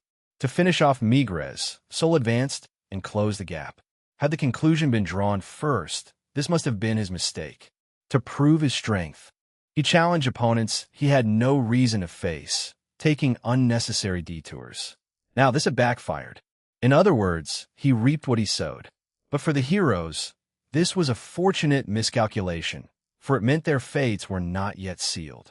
Sol received a sudden blow to his side. It was nothing like the one Sol had previously received from the Guardian. The blow struck his face hard, leaving him reeling as he was thrown into the air. He crashed to the ground, but the momentum didn't stop. He kept tumbling without pause until he was finally buried. Finally, it stopped a few kilometers away and looked up to see what had happened. "Hey, I've been looking for you, you white-haired bastard." He heard a man's raspy voice. The owner of the voice was standing in front of Sol, tossing his red hair and looking at him. This is what the embodiment of demonic rage would look like. Its face was distorted by anger, and its fangs were bared. Blood vessels were visible in its arms, which resembled tree trunks. Space itself seemed distorted by the rage emanating from it. The Lion King, huh? After confirming the enemy's appearance, Sol laughed fearlessly. Chapter 163, it was humiliating for him. Even though he hadn't used his full power, even though he hadn't recovered from the wounds he suffered during the battle against the Dragon King, losing to a mere demon was unforgivable. It wounded his blood and wounded his self-esteem. I'm the strongest. I should be the strongest. But what was this pitiful state he was in? He had lost to Rufus and even to Ares. He had even lost to a stranger. Being strong was his pride and the very meaning of his existence. Therefore, he would not allow it to end like this. He trusted the faint trail he had left behind to track his enemy. And now, once again, he stood before Sol. "Get up. I'm not finished with you yet." Of course, at Leon's provocation, Sol stood up, her expression seemingly composed. But it instantly darkened. As she rose, her legs trembled as if she were about to collapse. It seemed a single blow had been enough to bring her to this state. "Oh, dash!" Leon brandished his steel arm as Sol raised his arms to protect himself at the last instant, but he was brought down. As his arms creaked, Sol recognized once again the danger of facing such immense power head-on. He had never taken a direct hit in previous battles. He had always been able to evade or defend himself against everything. He should have confirmed that their powers were equal back then, but it seemed there was a difference in strength even when their powers were equal. The first blow to his head was truly devastating. As a result, he couldn't move his legs properly. But Sol didn't blame the surprise attack. There was no cowardice in battle. It was a fight for survival. Only those who didn't understand the true nature of battle would call others cowards or despicable. The damage he suffered was his own doing on the battlefield. It was a price he had to pay. Sol understood that. Upon being knocked down, he swiftly activated divine magic to strengthen himself. Meanwhile, Leon's furious attacks continued unabated, drastically reducing Sol's stamina with each blow, despite his guard. It was so terrible it felt like his defensive arms were being scraped. No, they were really being scraped. Every time he was attacked, his bones creaked and his skin cracked. With Leon's power, there was little difference between a direct hit and a glancing blow. If the attack connected, it was as if it had struck a vital point. If the opponent tried to defend themselves with their arms, Leon would shatter them, rendering them powerless. If the opponent tried to defend themselves with their legs, he would crush them, limiting their mobility. Among the 12 stars, only Leon lacked unique abilities or pretentious special skills. But why was he still called the strongest? Simply because he was that strong. Not yet. Not yet. Just a little more. While enduring the onslaught of such a savage beast, Soul grew even stronger and waited for the opportunity to counterattack. He patiently waited to recover from the initial damage, so he could move his legs freely. It was overwhelming in a battle of this magnitude, where every second felt like minutes. It felt like a bitter path that would last forever. However, Soul enjoyed his disadvantaged situation. He enjoyed fighting. He wasn't someone twisted who found thrill in pain. What he wanted was a receptive battle. No, maybe he was a freak after all, specifically one of those freaks called battle addicts. 3 Barado seconds, 2 seconds, 1 second. Normally, a second would pass in the blink of an eye. But in that instant, Leon would be able to defeat most of his enemies with incredible speed. Despite being under attack, Soul focused on defending herself without losing her composure. 0. As soon as she recovered from the injury and her legs regained mobility, Soul dodged Leon's punch. Her reinforced fist struck Leon's cheek, sending his massive body reeling backward. However, Leon was only momentarily surprised. He immediately shifted his strength to his legs, stopping after retreating only 5 meters. Soul quickly pursued him with a kick to the face. But Leon threw an uppercut while staggering, sending Soul flying. Soul rolled through the air to lose momentum and activated arcane magic as soon as she landed. The roles of attacker and defender were reversed. This time, it was Soul's turn to attack aggressively, pressuring Leon. But Leon lowered his guard for some unknown reason and charged directly into the arcane magic. It's lukewarm. Your magic is nonsense. Leon quickly closed the distance and unleashed a powerful uppercut. After taking a blow to the chin, Soul spun around several times before landing headfirst on the ground. Leon leaped after him and tried to stomp on him. Soul dodged at the last moment by rolling across the ground. The stomp lodged in the earth, forming a huge crater. You keep running. It doesn't matter. It'll have to hit you so hard you can't avoid it. Last time I wasn't serious. This time I won't hold back. Leon shook his hair as his muscles expanded. Badump. As the thumping of his heart seemed to echo through the air, Leon transformed. Shedding his human form, the Lion King, the most powerful magical beast, appeared before Soul. His intimidating presence made Say and the others in Levia swallow hard. Friedrich even trembled and ducked. He was terrifying as an enemy, but as an ally, no one seems more trustworthy. Although, if we go there, he won't even register us as beings in his eyes, much less as enemies or allies. Say murmured nervously, while Gantz sweated and spoke as if he were certain of his victory. Although they had only been spectators during the battle between Leon and Ares, Leon's strength was still palpable.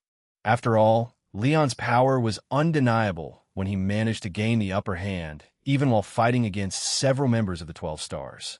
Although this only happened by chance, for now he was an ally, or rather, he was the enemy of the enemy. Firstly, they couldn't imagine how he could possibly lose. However, unlike the heroes group, who believed Leon would win, Midgard and the others wore stern expressions.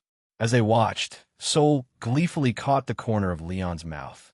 At that moment, an overwhelming surge of divine power erupted from him. This was something Midgard and the others were familiar with. It was the consequence of their past mistakes. This isn't right. At this rate, the Lion King is going to lose. Hey, Say couldn't believe the desperate words coming from Midgard's mouth. At least, his expression seemed to indicate that. He had personally witnessed Leon's strength. although Leon ultimately lost. He was overwhelming enough to fight several members of the 12 stars at once. He simply couldn't believe that the Lion King could lose. The so-called sun is borrowing the goddess power. The same thing happened 200 years ago when we fought Rufus. Leon was the most powerful magical beast, without a doubt. However, he was only at the peak of the power created by the goddess. He couldn't surpass her like Rufus and Banette Nash. Furthermore, the Ouroboros ranked higher than him in power. He was far from being the strongest. Therefore, if the goddess granted Soul enough power to surpass the rankings, Leon had no chance of winning from the start. Leon was so powerful that he didn't need special abilities. He could overwhelm others with his own strength. On the other hand, this meant he had no way to defeat those stronger than him. In other words, his strength could only overcome those who were weaker. Speaking of which, I just remembered, Ares spoke naturally on the Argo, which was heading towards Svalin. After hearing what Pollux had said, he remembered something. Dina-san said this earlier. Ares began by mentioning what Dina had said during the fight against Leo. At that time, Dina spoke as if she were the goddess herself, instead of simply reading his thoughts. Now he understood why. She was the avatar of the goddess, so her thoughts were the closest to those of the goddess herself. Dina and the goddess essentially shared the same thought processes. Of course, there could be differences due to the environment in which he was born and raised, as well as his interpersonal relationships. Ares and the others didn't know it, but differences did exist. Despite this, they shared a common root. Dina was aware of this, so she could read the goddess' thoughts by examining her own thoughts. If it were me, I would do this. If it were me, this would be my next step. Those kinds of thoughts were directly equated with the thoughts of the goddess. As a result, she might have the upper hand over the goddess. And Dina had told Ares this back then. That guy doesn't deserve to win. A deserving person is one who doesn't dishonor the hero's name, a brave child raised to become the protagonist of the story. Therefore, technically, it's fine even if Leon Sama loses. Dina had said that. Leon was the kind of man the goddess hated most. Leon believed it was natural for him to be blessed and felt no gratitude. It was only natural that the goddess hated such foolish people. In that case, her preference should be just the opposite. Someone who didn't take blessings for granted and who managed on their own despite their weakness. Undoubtedly, that was what the goddess loved. That's why Dina supported a weakling like Ares. Upon hearing that, Virgo covered her mouth with her hand and screamed. So, the Seikuin thing. Probably I think. If what Dina-san said were true, I think Seikuin would be the kind of man the goddess would like. In other words, are you saying that the goddess' next target is the young man named Sei? Bene, Dina, and I were at a restaurant, discussing the goddess' next steps while enjoying a light snack. At my feet were several bags filled with food, games, and other necessities I had purchased at various stores. By the way, the shop we were in was called Iaresia's, a restaurant specializing in Italian cuisine. It offered high-quality products despite its low prices. I used to go to this shop. Oh no, my avatar did. I'd never been there. How complicated. I realized that these memories had simply been implanted in me and that I had never actually experienced them. Now, the memories lost in the sealed space had been properly restored, but it was still quite confusing. Well, my avatar was still me. I was completely different now, but my roots remained the same. In other words, my tastes remained the same, as did my favorite stores. That's what it meant. Yes, what I think is correct. As you know, I am already independent of Goddess Sama. Even so, our essences are the same. In other words, I have the same preferences as the goddess. I will also physiologically reject everything the goddess hates. For example, let's take Leo Sama and Ares Sama.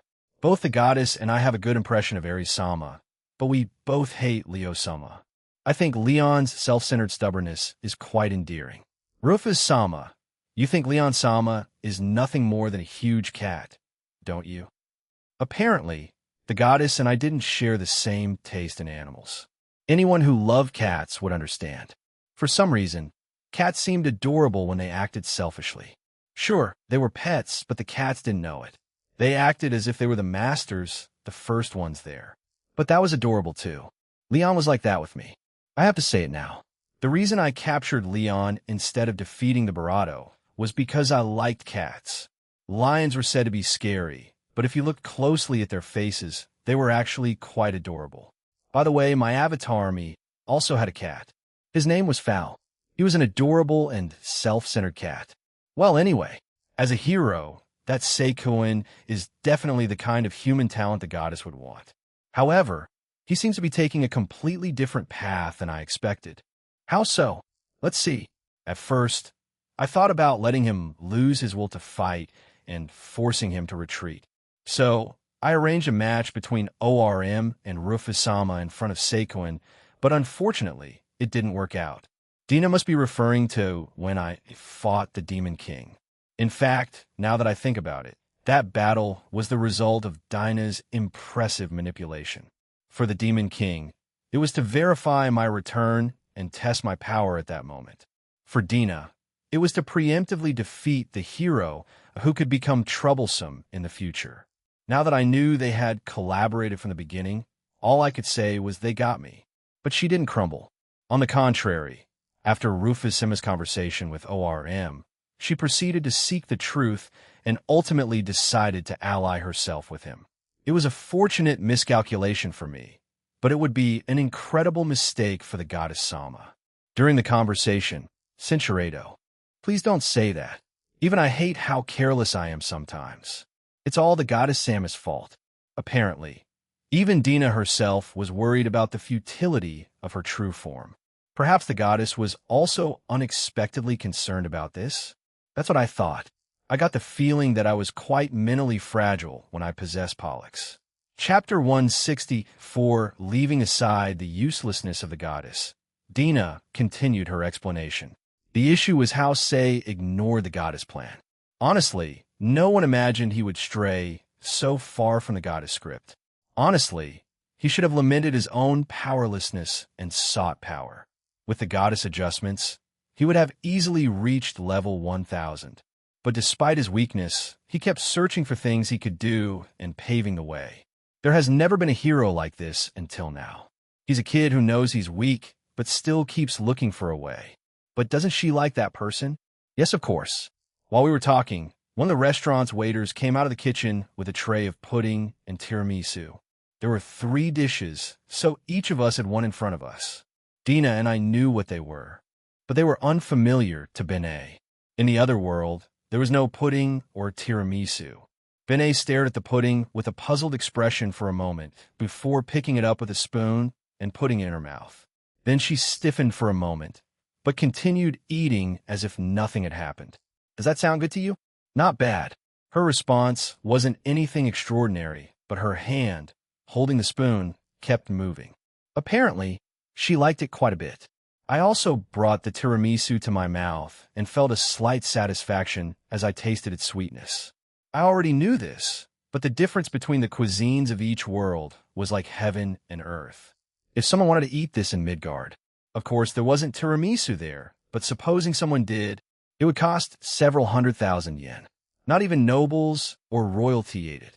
After all, I had been a ruler for a while, so there's no question about it. However, the same dessert here only cost 399 yen.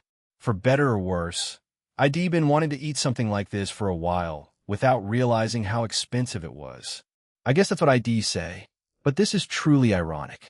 Hey, after devouring the tiramisu, Benet uttered a few mocking words. Dina and I stared at her. The goddess prefers those who can walk on their own 2 feet, but such people wouldn't mind her shoddy script. Highly independent people would naturally reject her more often. In the end, those who would follow her script would be the very people she hates, the fools who think it's natural to be blessed. Only puppets would participate in a puppet show. Bennett's sarcastic words made Dina lower her head and giggle a little. Her expression suggested she felt sorry for someone who wasn't there. But soon after, Dina looked up and her usual smile returned. At that moment, a waiter came out of the kitchen. Apparently, Benet had called the staff. Give me 2 of the pudding and 2 of the tiramisu for before. And add an ice cream. Understood. Benet, didn't you say it's simply not bad? If it was delicious, it would be good to just say so. It felt strange, not to be honest. Currently, the goddess has hardly any pieces left. Except for the Ouroboros, her last resort. Only soul remains, who can barely fight against Rufus-sama and the others. Sun? He is the last of the 7 luminaries and the avatar of the sun, Ouroboros. Unlike me, he is completely on the goddess side. Depending on his movements, Seikuin might have been brainwashed by the goddess due to his lust for power. I see. So the goddess intended to turn Sei into an absolute hero and turn him against me? Even so, if it were just him, he'd be no match for me. But it would be problematic if all the humanoids united in the hero's name. Public opinion could be more troublesome than mere violence. If the people of the world rose up to defeat me, Midgard and the others might be forced to fight me as well. There is nothing more troublesome than a people who believed in their own justice. That would be a real nuisance. By the way, are you all right? I won't be well. Perhaps a time will come in the near future when the goddess Sama will transfer me as a piece. I could do nothing about it, since I am her avatar. It cannot be resisted with willpower alone. Dina spoke gently and looked me in the eyes. Her eyes reflected her willingness to face her fate. Yes, she knew what would happen to her in the end. Then Rufus-sama, at that moment, do not hesitate. Ah, yes. I responded to Dinah's words with determination. Yes, I had already decided what to do. No matter which path I took, it was inevitable that Dina would become my enemy if I intended to defeat the goddess. Move the piece called Dina and place her in danger as a distraction. The goddess could not resist such a simple and effective move. At that moment, I would have to strengthen my resolve. After that, we left the shop after a long conversation. All that remained was to go to a hidden place and return to the other world. When we got back there, it would probably be the beginning of the final battle. It seemed there was still an enemy in the form of the sun, but it wasn't something I needed to worry about. After all, the 12 stars were still there. Therefore, they would undoubtedly protect the place in my absence. But before that, there was another place I wanted to visit. Dina, could we delay our return a little? I want to take a detour. What is this? A bug? Make it work properly. Developers need to do their job correctly. I felt depressed and unmotivated to do anything. After the big event the other day, I was thrilled to see a new event announced featuring Alovinus just as I was about to log in. Well, of course I was looking forward to it. After all, he said, would you like to be given a new role? However, the screen only flickered and nothing else happened. I wanted to recapture the excitement. Anyway, that was it. After thinking it over, I didn't feel like logging in today. I wondered why I'd been so passionate about this game before. Xgate Online was a game I was excited about and had dedicated a lot of time to, but upon reflection, it didn't seem all that interesting. After all, there were many things that unbalanced the game. My friends also said it was a terrible game. I argued about it at the time, but now I felt that what they said was true. Well, probably all online games were like that. The player didn't notice it in the heat of the moment, but he quickly calmed down as he walked away. This was a story that was often heard. That's right. I've been playing too much lately. I should try something different today. For now, it would be a good idea to relax and see if there are any interesting games at the nearby store. In the end, I was still looking for a game. Although I was amazed at myself, I went downstairs and opened my front door. Then, my house cat, Fowl, jumped through the doorway and ran out. Oh, hello. I rushed out of the house to go after Fowl, but I was surprised to find him right away. He was rubbing his head against the leg of a beautiful blonde who must have been passing by. This was impossible. Who was this beauty? Was it CGI? Her blonde hair shimmered in the sunlight. The tips glowed with a vermilion hue. In fact, she looked a bit like the character I played in Xgate Online. She carefully picked up Fowl and placed him in front of me. No, is this your cat? Ah, yes, it is. I see. Beauty Sin handed me my cat and walked past. At that moment, I felt... What was it? It was a strange feeling I couldn't describe. It was as if someone familiar had walked by. It was as if I knew her even before she was born. Fowl was strangely restless, looking at Beauty San and me with puzzlement. Hey, excuse me. That? Huh.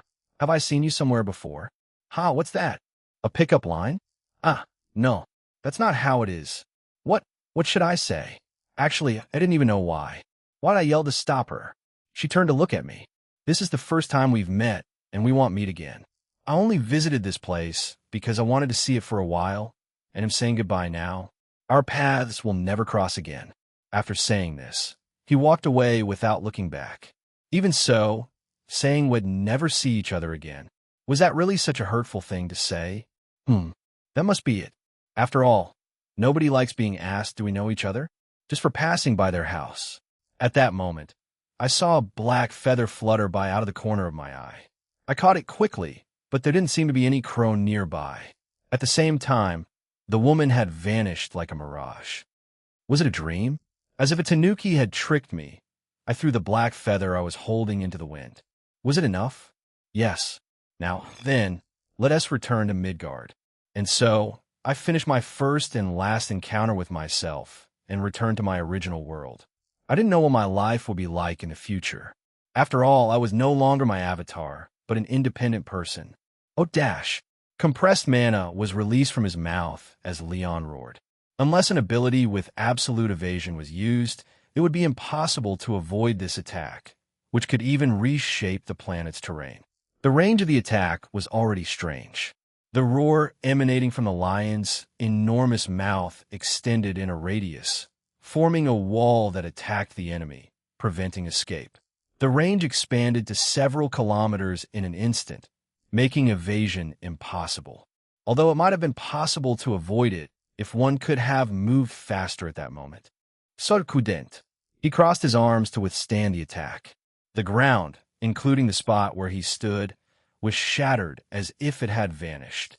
What's more, even the 1,000-meter-high mountain behind him disappeared without a trace. The power of the attack was beyond words. However, even if a mountain could be destroyed, a powerful individual wouldn't be so easily annihilated. This was that kind of world. Sol enjoyed the burning sensation on the surface of her arms and smiled. At first glance, it looks like a powerful attack. No, it actually is, but you don't have much control over it. It's flashy, but its power is spread out. This won't be enough to defeat me. It seems you still don't understand the nature of a battle between powerful individuals. Hey, let me show you. What a battle between powerful individuals needs is... Sol leaped from there and landed in front of Leon. However, it shouldn't be underestimated just because it was a jump. At Sol's speed, it was virtually indistinguishable from an instantaneous movement. The moment one registered that it had begun to move, it was already over. A concentration of power. Sol drove her fist hard into Leon's face. At the same time, a white flash illuminated the air, and Leon was sent flying. Upon impact, she also activated arcane magic, inflicting double the damage. The attack seemed simple at first glance, but it undoubtedly caused more damage to Leon than Sol's previous roar. Although it may seem like a simple punch, it exerts great force because its power is concentrated. Didn't Rufa's Maffle teach you that? A wide-area attack seemed powerful at first glance. However, in reality, its power was dispersed, making it quite weak. It would be very effective against many enemies, but there was little point in using it against a single opponent. It would simply make evasion more difficult, but it could be launched at a speed the opponent couldn't avoid. However, Leon's life had always been filled with battles. He had always been the one to face the challenges. He had always been the king who had to stand alone against the masses. Even if he could eliminate a swarm of insignificant enemies, he had never personally perfected the techniques necessary to defeat a powerful individual. And that probably wouldn't change in the future. In short, it's just the effort of a little kid. I'm strong enough as it is. I don't need that kind of thing. Leon's limb knocked Sol down like a mosquito. Sol sank into the ground like tofu or something similar, but immediately flew off after Leon. Say, who was watching the battle, felt overwhelmed and said, "It's not a swimming pool." In a battle between level 1,000 monsters, the ground wasn't really ground and the balance wasn't really balance. Sol kicked Leon before he could turn around, unleashing arcane magic to press the offensive. At first glance, they seemed evenly matched, but the balance was definitely being broken. Chapter 165. From the moment he was born, he never thought he would lose. His life had been filled with victories without even having to fight for them. To Leon, all other creatures were simply weak. Even when he saw them using abilities, he never thought he would use them himself. After all, they were just self-defense techniques the weak used to scratch his feet and compensate for the difference in skill. They were pointless things. The humanoids used swords. They had no natural weapons, so they had to use substitutes to attack their opponents. But he didn't need them. The humanoids wore armor. Since they didn't have robust bodies, they wanted fake armor to better withstand attacks. But he didn't need it. In the end, the combat equipment was nothing more than a substitute. From Leon's perspective, processing the fangs and bones of magical beasts to craft weapons and armor was simply using the body parts of insignificant creatures to make junk for even weaker people. The same logic applied to skills.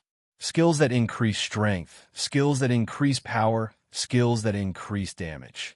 How stupid. These skills didn't even compare to a single one of his attacks. Weren't they just something to trick children? Therefore, Leon found Rufus' existence difficult to comprehend. She should have been a weak humanoid, merely a small entity with no natural weapons. Yet, her power easily surpassed his own. He was humiliatingly defeated and then captured. Had lost count of how many times had bared his teeth in resistance. But each time, they easily overpowered him and brushed him aside. She simply left him to his fate. Worse still, she even went so far as to say, "Do owners really get angry when their own cats bite them? Stop being silly." To his dismay, he challenged her many times and lost many times. And each time, she would tell him, "Leon, your power is undeniable. But running around blindly in the dark would only waste your strength and your incredible talent. You should learn to be more subtle. Stop doing stupid things." He remembered shouting in response, "I am strong. I am a powerful person. I don't need the tricks of the weak." But Rufus said to the ferocious lion, "The tricks of the weak, huh? I see. But Leon, if I were to encounter an enemy who surpassed me, between you and the weaklings who resorted to such tricks. For example, if I had to choose between you and Ares, I'd choose Ares without hesitation. I wouldn't even take you with me." This was clearly a humiliation. He was implying that he was inferior to Ares, even inferior to the weakest magical beast. "You won't understand if it's just words, will you? Come on, they'll fight you. I've lowered my level to 1,000. In terms of status, yours should be much higher than mine. But let me make a prediction. Even as you are now, you'll win this fight. Stop looking down on me," he thought. He vividly remembered responding to Rufus' provocation and attacking her furiously. Then a light blow with her fist knocked him down. Although vague, he still vaguely remembered the trembling of his chin. He didn't remember what happened after that. When he regained consciousness, he was looking up at the sky. Judging by the pain he felt throughout his body, there was no doubt he had been crushed. He had finally understood how powerful the machinations of the weak, whom he had scorned, truly were. What Midgard and the others had said was the truth. From Say and her group's perspective, the battle between Leon and Sol was like a battle between gods. Given the vast difference in scale and power, it was impossible for them to determine who would win. They could only watch them move at incredible speed. However, even people like them had a sense of where victory was headed. And in reality, it wasn't just the tipping of the scales. It was also a matter of luck. Since Leon was a strong man, the battle continued. But even so, the victor was already decided. Sol's punch sent Leon's massive body flying. He leaped after him and kicked him down. Leon immediately got up and unleashed a destructive beam of light. But just as he realized Sol had dodged it, Sol seized him by the tail and threw him far away. "Midgard-sama, this is terrible. We should offer her some kind of bravado. We can't. They're fighting at that speed. We're likely to overtake Lion if we provide inadequate fire support. No, before that, if we help the Lion King, who is like the personification of pride, head attack us." It was obvious who was going to win. Therefore, Gant suggested they offer support, but Migres rejected the idea. Leon was definitely not his ally. He was simply an enemy of the enemy. If they interfered, he would eliminate them first. In any case, They couldn't intervene without getting in the way. While they were talking, the battle had progressed. Leon finally collapsed to the ground. "It's over, the Lion King. It's been fun." Sol accelerated to deliver the final blow. He aimed for a finishing strike to end the fight. However powerful the Lion King was, he couldn't survive such a hit. He concentrated all his mana into his knife hand and swung it. However, a small shadow intercepted her from the sky and caught Sol's knife hand with both hands. Its rainbow hair swayed, and with a beauty that could be mistaken for that of a girl, it stared intently at Sol. "TSK. You. Are you an Aries of the 12 stars? Yeah dash." Sol was taken aback by the sudden intrusion when Ares, engulfed in flames, kicked him and leaped after him. Sol immediately whirled around to regain his footing and fired arcane magic at him. However, Ares changed course, spewing fire from his hands and heading towards Sol to flank him. This time, he unleashed a flame to accelerate using the recoil and kicked Sol. Although Sol quickly protected herself, the impact was not minor. She was knocked downward with tremendous bravado and landed hard on the ground. But the momentum didn't stop there. As she continued on her path, Sol collided with a mountain, broke through it, and emerged on the other side. But Sol was the avatar of the solar Ouroboros. An attack of this level wouldn't be enough to finish him off. He stopped his body forcefully using his leg muscles and faced Ares, who was charging ahead. However, the next instant, he felt a chill run down his spine and jumped. At the same time, a goat demon with a huge scythe emerged from the ground. He dodged it, huh? He has good intuition. Ego Karos. It's not just them, okay? The place Sol had retreated to wasn't safe either. The instant Sol heard his voice, Karkanos' kick slammed into his cheek, sending him flying. His body was then struck by a hidden, extendable weapon that mimicked a scorpion's tail. Scorpio slammed Sol to the ground, while Aquarius water jug swung toward him. Absolute Zero. The freezing cold of Absolute Zero, capable of shattering any substance, hurtled towards Sol and struck him. That Sol survived was truly remarkable. He leaped out of the icy prison, but it was difficult to know if he was truly safe.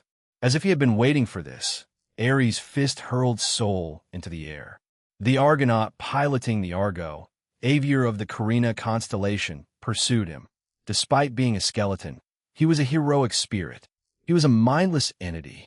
He opened his mouth and concentrated all his mana there. And he untied him.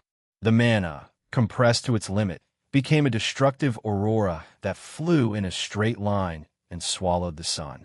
The torrent continued to carve its way through the ground until it finally rose into space. By chance, it landed on the moon and created a towering cloud. And yet it didn't stop. Flames bravado again and again. Aviator launched streaks of magic into the sky, creating plumes of smoke.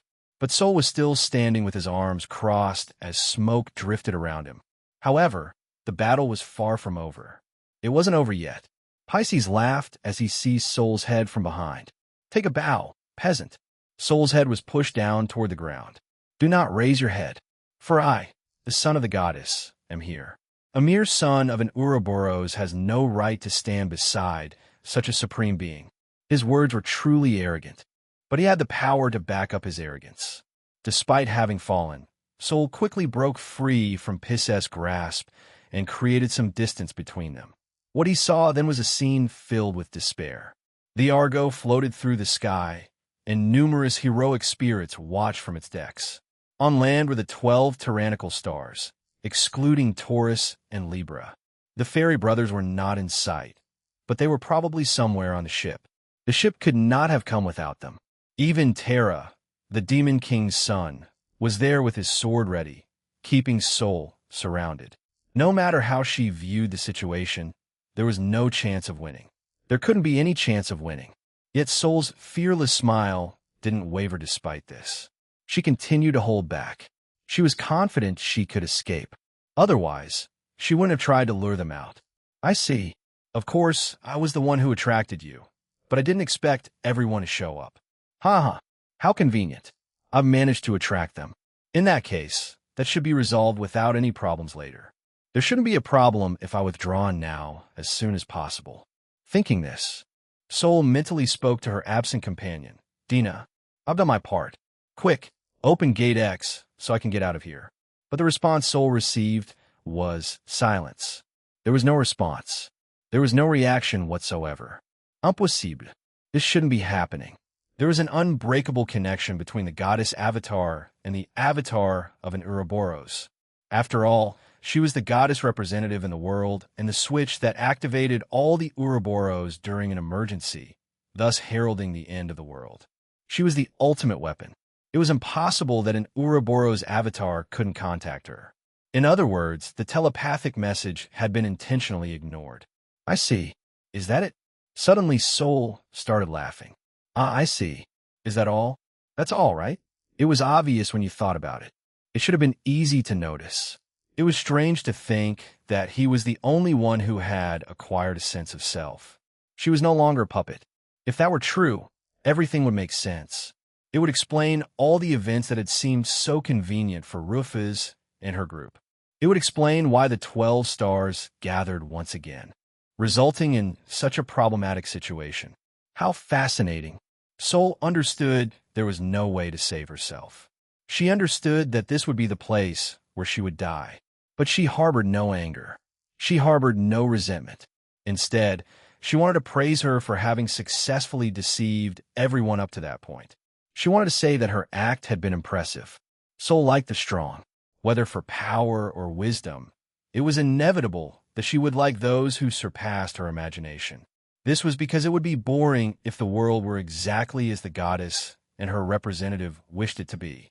So Sol laughed. Instead of being angry about his deception, he accepted that he hadn't noticed due to his incompetence. He wanted to celebrate his cunning, which had led him to that dead end. It didn't matter that things didn't go as planned. It didn't matter that things didn't follow the script. After all, what was so interesting about that low-quality comedy? Fine, Dina. Then he'll die here. But I want to do what you want. A companion. Even if it's just one person, they'll take a companion with me to hell. There was no retreat, nor any advance. Of course, if their last opponents were the 12 tyrannical stars, they wouldn't lack for opponents. However, unexpectedly, it was Leo who faced the ferocious sun alone. He had transformed from his lion form into his humanoid form. He violently knocked Virgo down, who was trying to heal him. Don't do unnecessary things, scum. He's my prey. Huh? Don't praise yourself so much, okay? You almost lost earlier. TSK. Well, I can't deny it. I can't win if I keep going like this. Unexpectedly, Leon meekly accepted Scorpius' taunt. He cracked his neck and wiped his bravado, then sighed deeply and scratched his head. It can't be helped. I don't like following Rufus, but using tricks, huh? Leon approached Sol, defenseless, his arms lowered. Despite feeling uncomfortable with his behavior, Sol took a step forward and aimed for Leon's chin. However, Leon slightly deflected his attack and swiftly returned the blow with an elbow to the chin. Shaking his head, Sol fell to a sitting position as Leon stared at him. Hey, right now? It's a skill. Technical guard. It blocks the opponent's attack and reduces the damage received. It's a skill our master teaches us, but this is the first time I've seen him use it. That was a defensive skill Leon had never used. Ares was surprised, so Ego Karos calmly explained it to him. Sol stood up and threw a punch, but Leon dodged it with the evasive skill abandonment. This skill increased the user's evasive ability. It wasn't like Leon to use something like that. Leon unleashed his double punch ability, double punch, and landed a powerful blow on Sol's stomach, sending him flying. The attack was precise. Unlike his usual large, powerful punches, this one was small and compact. Leon can really fight like that. First of all, his talent for combat was undeniable. Even without unique skills, he was still strong when he put his mind to it. Okay? That guy. He disgusts me. Scorpius responded with disinterest, much to Ares' astonishment. After all, Leon didn't need such pretentious abilities. In fact, he hadn't needed them at all. Up until now, he had been wielding violence solely through his high status. He had essentially only used basic attacks. He still used some abilities like Roar, but they were beginner-level skills with a wide attack range. Yes, he was strong without abilities. He was the strongest of the 12 stars without using any abilities. So, what would happen if he used his abilities to their fullest? That was what the current situation would answer. But she had never tried to use them. She thought it would be her downfall if she used the skills Rufus had taught her. After all, those little tricks, skills, were merely the result of the struggles of the week. She would have to swallow her pride to use them. But now he had left it all behind. He admitted that he couldn't defeat Soul in his current state. Interesting. Yes, it should be like that. This is what makes it all worth fighting for. Soul clenched her fist and charged joyfully at Leon. Leon responded to the charge, and their fists collided head-on. But it wasn't a simple collision. Many abilities activated in that instant, and there were multiple feints all around. They crossed fists and kicked at an inaudible speed. Only the sounds of the collisions could be heard. Unlike the flashy attacks and defenses of the past, they now used simple attacks. Well, it was debatable whether they could be considered simple, since the shockwaves were enough to blow everything around them to bits. But compared to the previous battle, the magnitude had certainly decreased significantly. However, the power of these attacks was several times greater than the previous ones. Their power was not scattered aimlessly, but rather concentrated at a single point. Their strength was nearly equal. If Soul received the Goddess Boost, she would win. But Soul had already suffered considerable damage, while Leon possessed an extremely strong constitution. Soul's fist sank into Leon's stomach. Cinchuredo, I don't have time to stumble in a place like this. There are walls I must overcome. I cannot lose to someone like you, or my soul would weep. Wah! The sun howled. Yes, this is what I'm looking for. There's nothing interesting in a world where everything happens as expected. I want something that goes beyond what I can imagine. Finding such an opponent in this small garden of the goddess made him shout with joy. Their skills were nearly equal. In that case, victory would be decided by the strength of their wills. On one side, there was one who looked ahead and eagerly sought victory. On the other, there was one who was content with the battle itself. The difference between them was evident in the weight of their fists. They faced each other for only a few dozen seconds, but they personally experienced it as a fierce battle that lasted several hours. In the end, it was the white-haired man who fell last. At the same time in Helheim, the heroic spirits that accompanied Libra lay on the ground. Their bodies were covered in wounds, and they vanished into particles of light. Furthermore, Libra and Taurus were pointing their weapons at each other.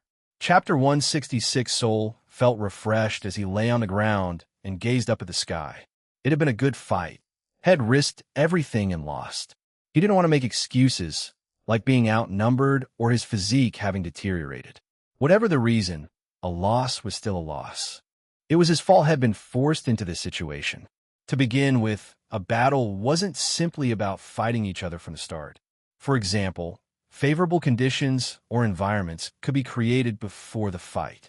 A battle included all of this, such as strategies and tactics. He had been caught in their plot without realizing it and then lost to a fool. That was all. Ha ha. What's so funny? Even though he was the loser, Soul was laughing his head off.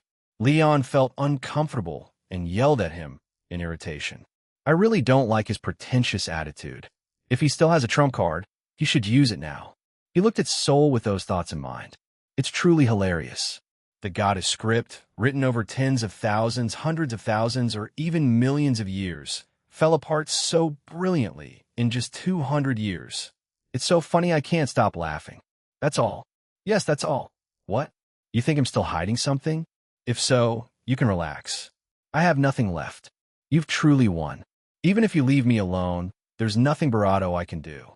Upon hearing Soul's words, which seemed to surrender to fate, Virgo hurried closer. There was no particular reason. It wasn't a calculated gesture to take advantage of his gratitude after healing him. In the first place, if she had been calculating, she wouldn't have rushed in. In other words, she was acting instinctively. This was both her kindness and her folly. She extended her hand to heal him, but Soul grabbed her hand to reject it. Enough, kind girl.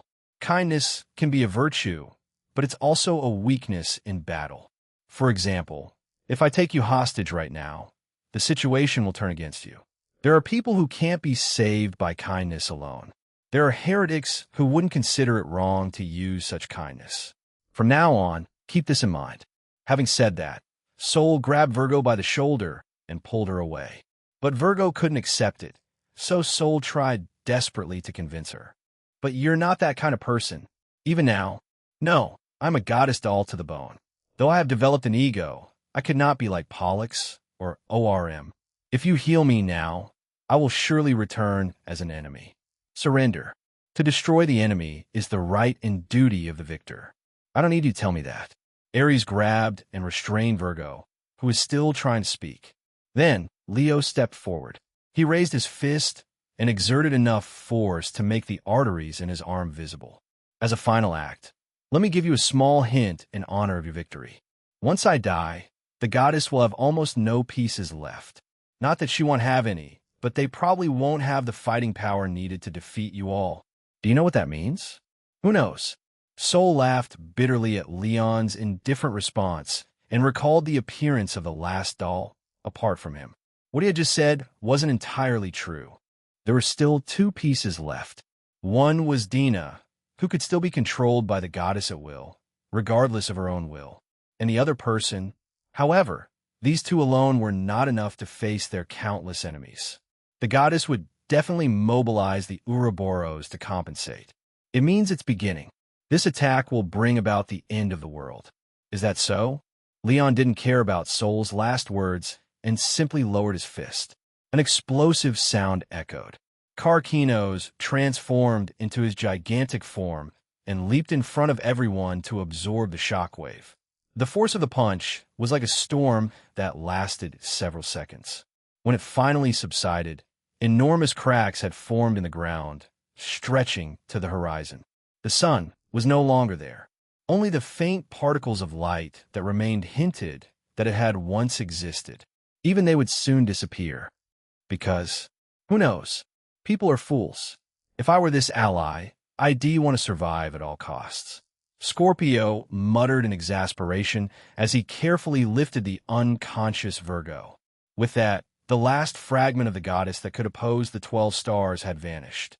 Anyone could predict what would happen next. It's just beginning. She had indeed said it. There was no need to say what it was. Now that the last piece, called the sun, had disappeared, the goddess had only one move left. And so, the moment was near. The end of the world would soon begin. It seems we can't just stand idly by. It'll return to Blutgang immediately. From now on, time is of the essence. Migres, let me quickly examine the mana engine you designed. It'll act immediately. It's a race against time. It wasn't clear what Say and his companions were saying, but they seemed to understand each other. Perhaps the reason the heroes had gathered was also to discuss this matter. Say didn't mention it. Besides, there were things to do. There were things he could do. Migres-sama, I think he'll return 11. I can't help you in a fight, but I should at least tell them that Rufus-san isn't an enemy. Is that your answer? Yeah. All right. Then he'll use my ability to send you to Levitine. What Say was trying to do was insignificant compared to what would happen in the future. But he was the only one capable of doing that tiny thing. It wouldn't be convincing even if Migres said that Rufus wasn't an enemy. Even if Rufus herself told them she wasn't an enemy, no one would believe her. However, since he had no connection to what had happened 200 years earlier, people would accept his conclusion, which he had reached on his own initiative. I couldn't do anything to help in this battle, but I could be a bridge between the humanoids and Rufus, if Seidano has decided this. Very well, we two are determined to do the same. King Wisdom-sama, please send us to Dropner. I will convince King Kumar to join us. Gur. Oh, Friedrich. Do you want to come too? Kainiko and Friedrich also decided to follow Cease example and take the same path as Rufus. Gantz and Jean did not object and nodded silently. However, among those present, only Merak remained motionless. He stared intently at Virgo. It was as if he had seen something incredible. His lips trembled, white wings, and that face and hair color. It can't be. Oh, I'm sorry, Forgive my rudeness, but are your parents actually your adoptive parents? Huh? No, I've never seen my parents. It seems they abandoned me in the woods as a baby, and my grandmother took me in and raised me. W.H. Merak was deeply shocked, his eyes widening as he stared at Virgo. His expression was complex, a mixture of joy and sadness. Meanwhile, Partheno spoke. Just as I thought, that's how it is. Huh? What? Grandma? It's simple. The King of Heaven is probably your real father. The atmosphere froze. Mizar, who was about to return to Blutgang, and Migres, who was about to head towards Svalin, stopped. After all, it was a shocking statement with considerable destructive power. Hey, dash! Virgo's scream echoed to the heavens. Some time ago, Libra and the 3 heroic spirits escorting her had arrived in Taurus in the underworld of Helheim without much trouble. Taurus sat peacefully before the head of the sleeping Ouroboros. It's been a long time. No, it's only been a few days, Taurus. Ah, you know why I'm here, right? I'm here to pick you up. There was no need for a long conversation between them.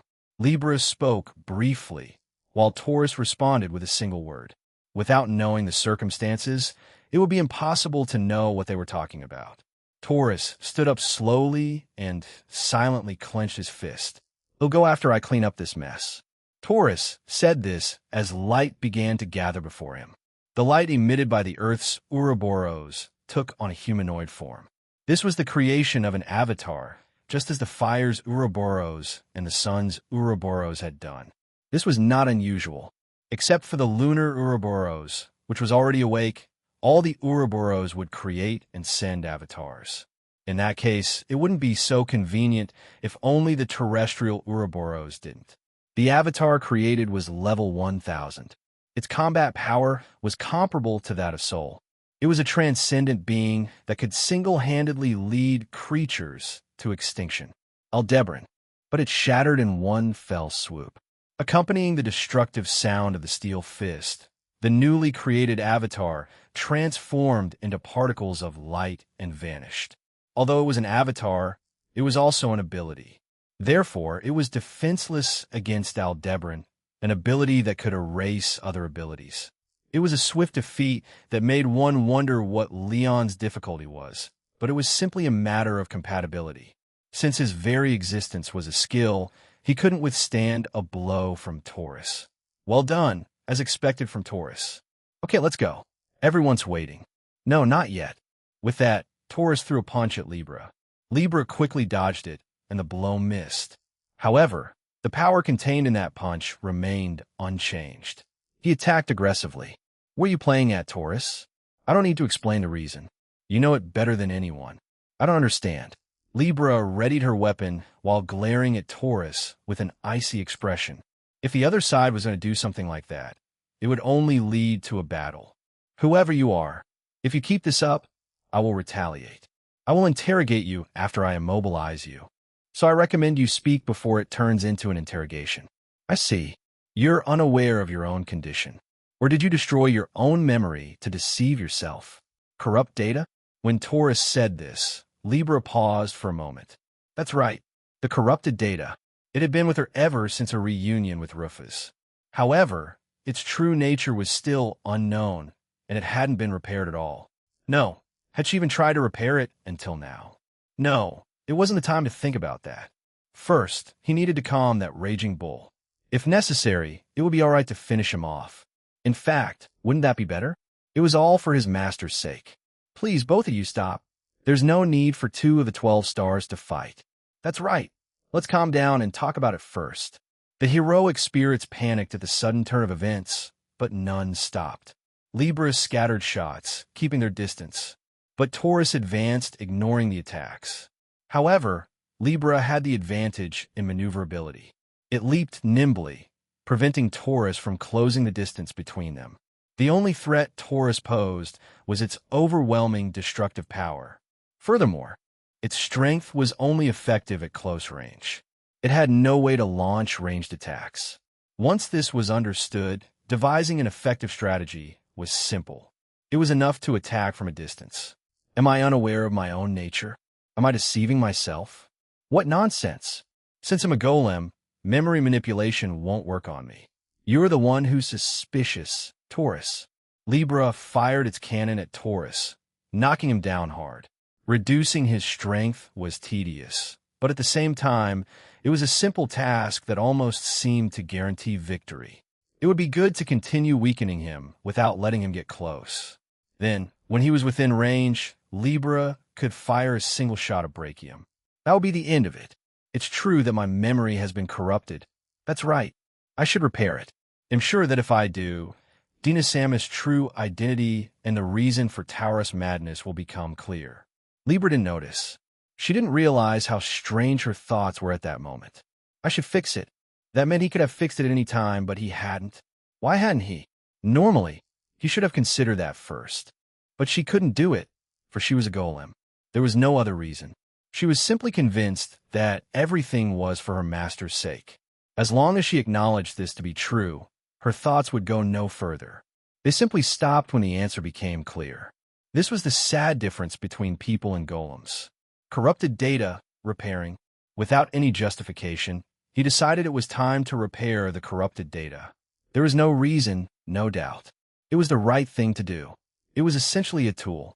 Its purpose was to benefit its master and eliminate any threat to him. Therefore, it had no doubts. And oh, really? The doll, I see, Taurus. Everything is exactly as he said. In fact, I'm acting for my master's sake, he scoffed. For the sake of Alovinus Sama. An expression never seen before appeared on his face. And the brilliance of brachium swallowed Taurus and the heroic spirits. Chapter 167, it all began more than 200 years ago. It all began when Rufa's Maffle broke into the goddess sanctuary and seized the scales of selection. The scales of selection were originally prepared by the goddess for the guardian of the sanctuary, and their original owner was Alovinus. However, they were modified and later used to construct a new golem, Libra. However, the scales already had a mission when they were taken. Their mission was to monitor Rufa's Maffle and reduce his fighting power from within. Yes, there were two spies among the 13 tyrannical stars. One was Dina, the manifestation of the goddess. The other was the emotionless doll, Libra. This mission was not lost even when Mizar rebuilt them. It was only natural. After all, Mizar was already under the goddess' control when he returned from the sanctuary. They had deliberately left him behind without erasing him. Not even the copy of Mizar knew this. It was the original Mizar who built Libra. The copy was merely an observer. Being just a copy, not even he expected his original self to do something so foolish. After her creation, she became the Iron Maiden, seemingly the most unwavering and loyal to Rufus among the 13 tyrannical stars. She was unwavering and unyielding precisely because she was an emotionless doll. As a result, Libra had not hesitated at all from the beginning. She had faithfully and unfeelingly followed the original mission entrusted to her by her true commander. That hasn't changed after 200 years. She protected the royal tomb to prevent the humanoids from obtaining powerful weapons. Her goal in killing the intruders was to reduce their fighting power. After reuniting with Rufus, she partially destroyed her own memory to deceive herself and assumed the role of the perfect subordinate. This was made possible by her golem nature. However, she never forgot her mission. Regardless of what Libra thought, her thoughts always returned to the culmination of her mission. Libra didn't question the apparent contradiction. After all, for her, it was right. He beheaded Jupiter so that Rufus wouldn't know anything he didn't need to know. Even when the Demon King was about to say something unnecessary, he deliberately interrupted him. However, not everything went smoothly. One of the two spies, Dina, who should have been the goddess manifestation, was behaving strangely. At first glance, she seemed to be following the goddess plan. But it was her fault that the real plan was going astray. Dina had ordered Mars to move Ares, who eventually returned to Rufus. The same happened with Scorpio and Aegocaros. If one were to look for the reasons, their return was due to Dinah's guidance. On Gjallarhorn, she deliberately erred and revealed herself as a spy for the demons from the very beginning. What was he doing? What on earth was all that for? Libra had suspected Dina from the start. Without even realizing it, She had suspected her of treachery. It was the same when the Demon King was conversing with Rufus. Dinah's interruption came too late. Now that Libra thought about it, wasn't she only pretending to be on the goddess side because Libra was watching her? Therefore, he had advised Rufus many times to investigate Dinah. He thought that if Rufus suspected Dinah and questioned her, everything would come to light. However, although Rufus suspected Dinah, for some reason, he didn't investigate further. Dinah was allowed to do as she pleased. It was as if Rufus was convinced she was on his side. What had happened? Did they talk privately without her noticing? No, there had been no such evidence.